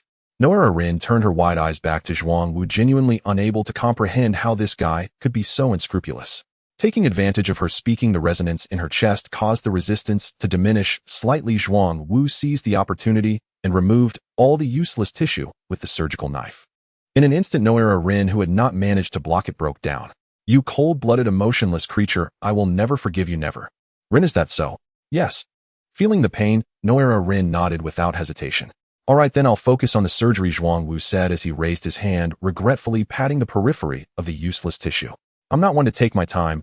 I usually turn the defibrillator to the maximum speed. What do you mean? Hearing Zhuang Wu's words, Noera Rin's heart inexplicably felt a bit of palpitations. That's exactly what I mean. Zhuang Wu had no intention of explaining slowly. He directly turned the power of the defibrillator to the maximum. Thump, thump, thump. At the moment, the surgical defibrillator was activated. The animals in the Konoha woods went crazy with howls. A wood chirp chirp chirp, roar roar roar he. Kushina looked at the crawling mammals whose expressions and sounds changed 10 times in a second with a pained expression. As someone who had previously learned sealing techniques, she knew very well how powerful the defibrillator was at maximum power. The surgery to remove useless tissue would take less than 30 seconds, and the injured party along with their relatives would start voluntarily paying the fees. The follow-up would entirely be about expanding the fee ratio. Considering their previous relationship, Kushina decided to tell Zhuang Wu to turn down the defibrillator's intensity, otherwise the noise would be too loud. Although it wouldn't disturb others, it would still ruin the environment. The water in the cup beside them was already rippling from the vibrations. Zhuang Wu, why don't you turn it down a bit? Rin has never had surgery before. The defibrillator is shaking too fast, her heart can't take it. Zhuang Wu turned to look at Kushina beside him, and her demeanor annoyed him. Here he was helping her out, yet she was dragging him down. It seemed he hadn't taught her enough. What are you talking about? This surgery isn't for family. Of course it's better to be quicker. I still have to perform surgery on my family. What? You don't want to do your family's surgery anymore? Zhuang Wu directly threw the question back at Kushina and gradually distanced himself from where she stood. He couldn't help it. The defibrillator's power was too high, causing it to run everywhere. Zhuang Wu could only grip the handle tightly to barely stabilize the defibrillation position. Hearing Zhuang Wu's inquiry, Kushina touched her sweat-soaked mask and reluctantly gave up on helping Noera Rin. I want to do it. There was no way around it in just a short, while she was already extremely thirsty. The surgery on her family must be done today, otherwise wouldn't it all be for nothing coming home? Hearing the conversation between Zhuang Wu and Kushina, Noera Rin suppressed her blank mind and said, you go do surgery for your family, don't do it for Rin. I really don't want treatment. You stop, don't move and block me from doing the surgery. I'll lower the defibrillator's power. Okay, I won't move you, I won't block it. Hearing Zhuang Wu's words, Noera Rin stopped her frantic movements and handed the mammal to Zhuang Wu, hoping that after he ate the candy, he could turn the defibrillator down to the minimum, otherwise the vibrations would make her head spin. Take it away, who needs this? I have more important things. Zhuang Wu pushed the mammal that Noera Rin tried to bribe him with back and looked at Kushina. Beside him, Kushina, come over here, I'm thirsty. Upon hearing this, Kushina turned around to pour water. Huh, I'll pour you some water. I told you to come over. Okay. Although she didn't understand Zhuang Wu's intention, Kushina still walked over. Release the seal, sure. Upon hearing this, Kushina's reddened eyes sparkled with joy as she finally didn't have to just watch and not do anything. Can't you wait until I finish the treatment? You can perform surgery on Kushina's wound after I'm done. Although I was reluctant at first, I can't just leave the surgery halfway done, can I? Slap. Zhuang Wu directly slapped the mammal, raising the power while squinting at the distant Noera Rin. Here's your chance to rephrase. Huh, why are you here, Minato? Turning at the call, Zhuang Wu saw Namikaze Minato, who was smiling. Why are you like this? Noera Rin looked at Zhuang Wu's actions in confusion, thinking that the surgery would be over once it was completed. She didn't expect that they still had to finish the 4-drip. After all, he had already performed surgery on someone else. Why couldn't he just give the glucose to them? What do you mean by like this? Just lie still, Zhuang Wu with his mouth full mumbled back. Noera Rin let out a disgruntled hum in response to Zhuang Wu's retort, casting an annoyed glance at him, who was focused on his surgery. Since it had come to this, she decided to take matters into her own hands. This guy had no idea how to express caution. Fine, I'll take care of the 4 myself. You just focus on the surgery. With that, she pushed Zhuang Wu onto the nearby sofa and turned her back to him. As a medical ninja, Noera Rin gave herself the 4-drip. Zhuang Wu didn't mind. He was already exhausted from standing while performing surgery. Since Noera Rin had taken the initiative, he could just concentrate on the surgery for Kushina. Sighing, Noera Rin administered the 4-drip to herself and complained about Minato. What kind of friends does Minato have? He really has poor judgment. Now I'm stuck in this predicament. Why did I even drink? Now I've lost my wife and ended up in this situation myself. As she grumbled about Minato in her heart, Noera Rin adjusted the 4-bag. But it's not all bad. I guess I won't go hungry in the future since I've seen so much as a medical ninja. But seeing such medical equipment is indeed a first for me. The glucose syringe is quite large and the needle is sturdy. The most important thing is its strong healing ability. Otherwise, how could it treat so many people? I'm not losing out here. Looking back at Zhuang Wu, who was seriously stopping Kushina's bleeding, Noera Rin was very sure of one thing. She had felt refreshed many more times than he had, so it was still up for debate who was at a disadvantage. Zhuang Wu was working hard to carve out a path, while also encouraging his descendants to carry on his legacy. And he didn't have to do anything, he just needed to supervise. Thinking about it, it seemed quite enjoyable. What are you laughing about, Noera Rin? You're going to make me pee my pants. Zhuang Wu, bewildered by Noera Rin's sudden laughter and behavior, looked at her quizzically. just finished stopping Kushina's bleeding and set her aside, and he saw Yara Rin giggling. Nothing much if I peed. Waving her hand dismissively at Zhuangwu, Yara Rin showed no sign of modesty. She looked down, walked over to the table, and picked up some tissue to wipe the saliva she had just laughed out, without a hint of embarrassment, which puzzled Zhuangwu greatly. Moments ago she was desperate, and now she was casually organizing her tax evasion documents. Was this change too unpredictable? Not wanting to dwell on it, she thought it was not the first time something like this had happened. She could only say that the abilities given by the old leader were fantastic. After their minds went blank, they would self-guide their own strategies. Forget about Kushina, he'll continue with your surgery. The bleeding has stopped, and now it's time to start cutting, Zhuangwu said, glancing at W beside him, something he had long since gotten used to. All right. Even if Kushina didn't say okay, Zhuangwu knew she was ready. After all, W had been training as a ninja since childhood, so it was easy for her. Kushina, I didn't expect you to secretly study and acquire knowledge during these 2 or 3 days of not seeing you. Zhuangwu, not hesitating to praise her for her self-improvement, said, knowledge is the ladder of human evolution, and of course the more knowledge the better. Because Kushina had previously undergone surgery to remove the useless organization this time, it wouldn't be so troublesome. Using the lightning release secret technique for anesthesia, the surgical knife flashed with a faint blue light. To perform better in the surgery, Zhuangwu brought out the 8-headed serpent technique he learned from Orochimaru, but unfortunately, he hadn't mastered it yet. Currently, he could only use the 2-headed technique, which had limited attacking power, allowing him to strike different positions on the same target at the same time. Seeing this, Yara Rin dropped the tissue in her hand onto the floor. She now confirmed one thing: Zhuangwu really did have feelings for her. Otherwise, why would he use the 2-headed technique on her during her first surgery to remove the useless organization? There was a high probability she would be doomed. After all, even Kushina, who had already undergone surgery and was at her peak, had screamed in agony. She completely endured single pain and double happiness. Wahhh, how could this happen? What kind of ninjutsu did you learn that made people fly? They are flying. Kushina had completely entered a state of small head controlling the big head. Other than joy, she forgot everything else. If it weren't for the sealing technique she had arranged in advance, there would likely be several eavesdroppers by now. Yara Rin, what are you dawdling for? Come here. Zhuangwu, who was focused on performing surgery on Kushina, didn't expect to turn around and see Yara Rin in a daze, her eyes sparkling as she stared at the 2 surgical knives he was using, filled with admiration. Zhuangwu found it a bit puzzling that she called him by his name. Me? What am I supposed to do? Push. What are you thinking? Come here. Zhuangwu looked at Yara Rin, who had become incredibly dirty after finishing the surgery, with a black line on his forehead. The fact proved that they understood everything, they just kept it hidden. But once they opened the floodgates, their innate abilities erupted completely. I'm coming. Without a hint of modesty, as she ran over, Zhuangwu was sure that once the surgery was finished, she would start to shyly conceal herself again. He didn't understand what this principle was.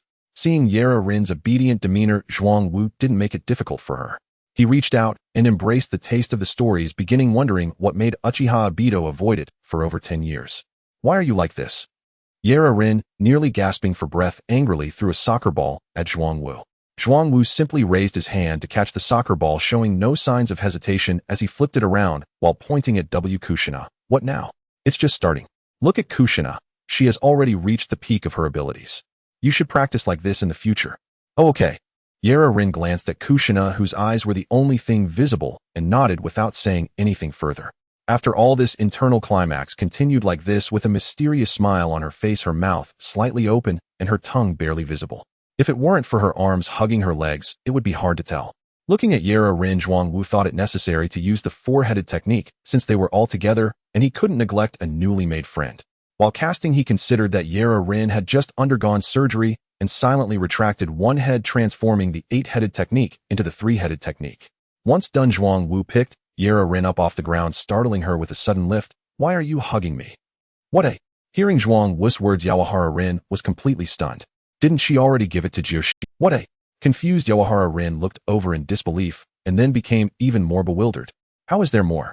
Stop talking nonsense.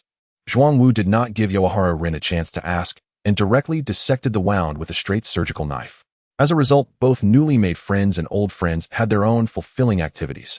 This was the first time Zhuangwu used the 8-headed serpent technique, and it must be said that now he could finally save more people. His benevolent self would reap n times the joy. The happiness of doing good deeds was not 1 + 1, but rather 2 × 2. Joy grew exponentially, and who else could be so kind?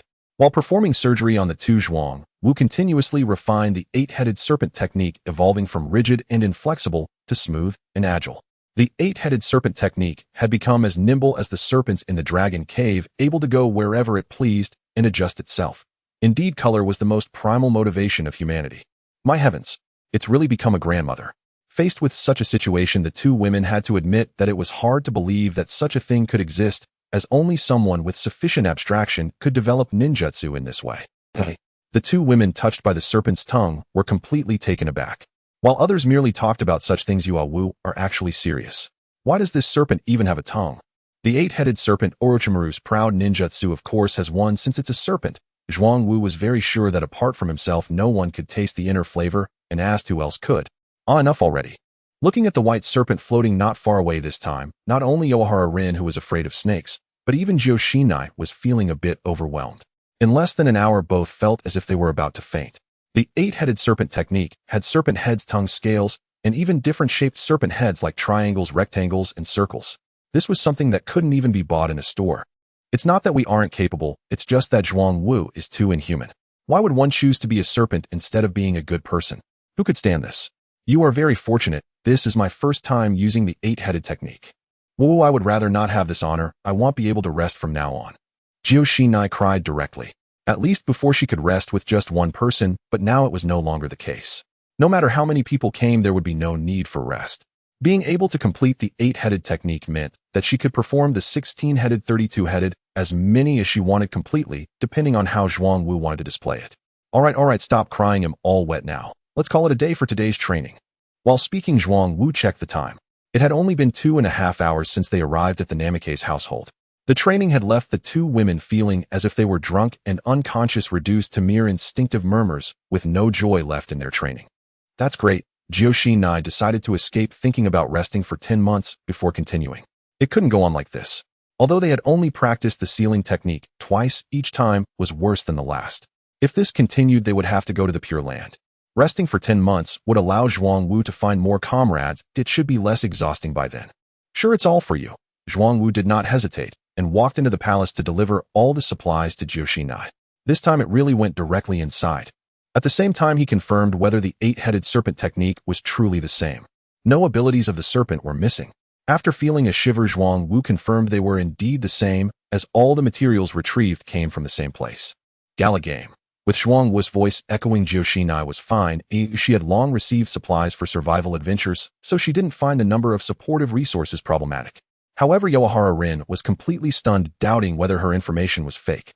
How could there be so many survival supplies? Isn't this calculated? Zhuang Wu had no intention of explaining. How long is a mover's job? It's all for that one last bite, even if it's just one after another. It's to enjoy a little more happiness. The relief at the end of the transport is unparalleled. So comfortable. Yohara Rin looked at Zhuang Wu in disbelief, unable to fathom how he could carry so many supplies. Wasn't it just a small amount of transportation before? How come in the end there was so much? Are you okay? Looking at Zhuang Wu, Yohara Rin was very worried he wouldn't bleed out 10 drops and die. After all, 10 drops of blood is enough to save a normal person. I'm afraid he didn't just lose it all. Clap. Are you cursing me? What could possibly happen to me? Zhuang Wu was speechless at Yohara Rin's inquiry. After just being fed, she already started cursing. What? I'm a medical ninja. Medical my foot. Don't you know every individual is different? Stop talking useless things. They'll treat you to ice cream. After releasing the eight-headed technique, Zhuang Wu glanced at the obviously poor condition of Joshinai, then turned to treat Yohara Rin to ice cream. One was like a spring breeze, the other was just a smooth path. Clearly it was better to bring them to the same level. Yohara Rin looked at Zhuang Wu and got up to move aside. Wait for me. What are you doing? I'm going to weigh myself. Yohara Rin covered her mouth, standing on the scale, without looking back. I weigh 1 jin and 3 liang. Seeing her weight, Yohara Rin was stunned. Her weight plus Zhou Zenai's was 3 jin and 9 liang. Even with some error, it wouldn't be too far off. No wonder the treasure chest was bulging. This weight isn't light for a child. You're amazing. Zhuang Wu was speechless at Yohara Rin's behavior. It was the first time he had seen someone weigh themselves like this. Stop talking nonsense, eat your ice cream quickly. Alright, I'm eating. Taking the ice cream, Yohara Rin immediately started eating. There was no way to resist the joy of gaining weight. More gain, love to gain, and add more, but it would be best to do it every 2 or 3 days, or else it would be too heavy to handle. However, removing those 3 to 4 days, it should be every other day. The happy Yawahara Rin, having been a medical ninja for so long, had heard too many complaints from patients. She was afraid of finding someone who wouldn't work out, otherwise she would end up living alone. But now she didn't have to look for someone, it was delivered right to her. Although it was a freak that only the heavens could create, wasn't it too good? Stop grinning, you finished your ice cream. Looking at your round face, I thought you were a pufferfish. I didn't expect you to be. Both inside and out are yellow yet feeling empty. Raising a hand to pinch Yawahara Rin's cheek, Zhuang Wu found it quite amusing. You are the cantaloupe. You know what I am? I can't be bothered to explain. I'm going to Jiu Zenai's room to rest for a while. Turning around, he picked up Jiu Shinai, while not forgetting to call out to Yawahara Rin. Hanging on to Zhuang Wu's arm, she said, Okay, take it slow, I can't take big steps. Zhuang Wu, will it be inappropriate for the three of us to lie on his wife's bed after sleeping at the Watergate house? He glanced helplessly at Yi Yuan Lin, who was lying on Jiu Xianai's bed, hugging her arm. If you think it's inappropriate, you can just go lie down elsewhere. Hearing Zhuang Wu's cold words, Yi Yuan Lin tightly clung to Zhuang Wu's arm. Then find the bed is more comfortable. Pretentious, he'll send you a link to speed up your recovery. Okay. Although they didn't know what link it was, neither of them. When the life link was activated, both of them felt their recovery speed noticeably increase. The feeling of fatigue gradually faded as they looked at Zhuang Wu in astonishment. What kind of link is this? It feels like my wounds will heal soon. Listening to Jiu Xianai's words, Zhuang Wu's eyes brightened. Our recovery was indeed incredible. Once the life link is activated, it grants immortality. With such a fast recovery, we'll continue later. No, the wounds may heal, but the body hasn't recovered, that won't do. Upon hearing Zhuang Wu's words, Jiu Xianai waved her hands in panic. The feeling of a snake invading the palace was something she truly did not want to experience again, as continuing would only stimulate her brain, potentially leaving her in a daze. All right then. Regrettably caressing the 4 hot air balloons, each bearing the marks of her handiwork, Zhuang Wu thought of something else since they couldn't indulge in joy. Jiu Xianai, how much do you know about the diamond lock research? It's okay, wife. Have you researched the transformation of the diamond lock's form? I believe the diamond lock can be used not only for sealing, but also as a combat tool. Jiu Xianai looked at Zhuang Wu, who was deep in thought, her face filled with astonishment. Could you not research these things? It could lead to death. After Zhuang Wu spoke, Jiu Xianai could already envision herself being suspended and tortured. Coupled with the 8-headed serpent technique, who could possibly defend against it? It would be a guaranteed disaster. Zhuang Wu teased Jiu Xianai, why are you so scared of death? You were the most diligent during battles. Well, that was when my mind went blank. But afterwards I really would be scared. Seeing Jiu Xianai's fearful expression, Zhuang Wu interrupted her. All right, if you're not going to research it, I'll do it myself, he said. How about not researching it? You're already quite strong as you are, he continued. Compared to before, I still think that was better. Reflecting on the times when he was happy, at least he could feel it all the time, but now he could only grasp the emptiness described in Buddhism, the complete inability to experience the ultimate bliss. What's so good about that? It's so unambitious. You need to learn to improve yourself, constantly innovate, and strive for progress. How can you remain stagnant? Zhuang Wu was quite dissatisfied with Jiu Xianai's mentality of wanting to slack off. Fine, you can research. With Zhuang Wu affirming his goals so nobly, Jiu Xianai had nothing more to say. It would be more practical to study the sealing technique instead. Regardless of how others turned out, with the ability to adjust, she could enjoy herself first. Jiu Xianai waved her hand casually at Zhuang Wu upon hearing this. Seeing this, Zhuang Wu exclaimed, Oh wow, you've really controlled him. You're so naughty before your husband. Jiu Xianai waved her hand casually at Zhuang Wu upon hearing this. Seeing this, Zhuang Wu exclaimed, Oh wow, you've really controlled him. You're so naughty before your husband. Stop it, I can't take it. Let's sleep. Jiu Xianai impatiently grabbed Zhuang Wu's hand, holding it in her arms as she closed her eyes to sleep. Seeing that both sides fell into a deep slumber, Zhuang Wu began to count the fish he had eaten. Completing the mission rewards fire release. Completing the mission with Yi Yuan Lin rewards space enhancement. Seeing this situation, Zhuang Wu immediately began to study these two abilities. Yi Yuan's fire release reward was easy to understand, but how much could space enhancement enhance? Currently, there was only one space that could be enhanced, and Zhuang Wu used it immediately. The extended space underwent a dramatic change, with blue skies, white clouds, and sea water appearing. The entire space resembled an island in the sea, and it seemed spacious enough to easily fit a small country from a ninja world. Jiu Xianai. Bo Feng Shui Min suddenly woke up from his bed drenched in sweat and looking terrified as he yelled Jiu Xianai's name. Bo Feng Shui Min, why are you making such a racket? Waking up from a drunken stupor, are you feeling proud? While scolding, Jiu Xianai, wearing an apron, opened the door and pointed a spatula at Bo Feng Shui Min. It was hard to tell whether he was just groggy from sleep or genuinely drunk, as Bo Feng Shui Min hesitated for a moment. No, Gio Xian Nai, I just dreamt that you were sleeping with someone else and forced me to drink poison. Are you crazy? Wake up and wash up. Zhuang Wu and Lin are still at home. After angrily scolding Bo Feng Shui Min, Zhou Xian Nai turned and left the room to go to the kitchen. As she walked, she occasionally adjusted the length of her short skirt. Zhuang Wu had truly gone too far. He had stolen seafood while she was busy cooking. He must have taken the mask to wear himself. Oh, she had previously seen him wearing 2 different masks. She really couldn't understand how she could have fallen for such a pervert. As she approached the kitchen, she glanced at Zhuang Wu and Yi Yuan Lin, who were sitting properly on the sofa. If it weren't for the angle where she could see Zhuang Wu drawing water in the ravine, Zhou Xian Nai might have almost believed it. Passing by the balcony, she casually took one of her masks to cover her face. Lin, you're truly born with a wealthy fate. Just beneath the mountain peak, even the ravine is extraordinary. A massive blue stone monument stands out at the entrance of the canyon. All right, no need for you to say. Yi Yuan Lin rolled her eyes at Zhuang Wu's nonsense. That's rare. Don't go on about this. Fine, you just have a few. Just as the two were quarreling, Bo Feng Shui Min came out of the room and interrupted them. Zhuang Wu Lin, I'm really sorry. Please forgive me. I didn't expect to get so drunk I lost consciousness. Avoiding Bo Feng Shui Min's eyes, Zhuang Wu withdrew his hand from Yi Yuan Lin and waved at Bo Feng Shui Min. No problem, we're all friends, right? With one hand waving at Bo Feng Shui Min and the other gesturing to Yi Yuan Lin behind him, he felt embarrassed to have his saliva exposed. Thank you so much.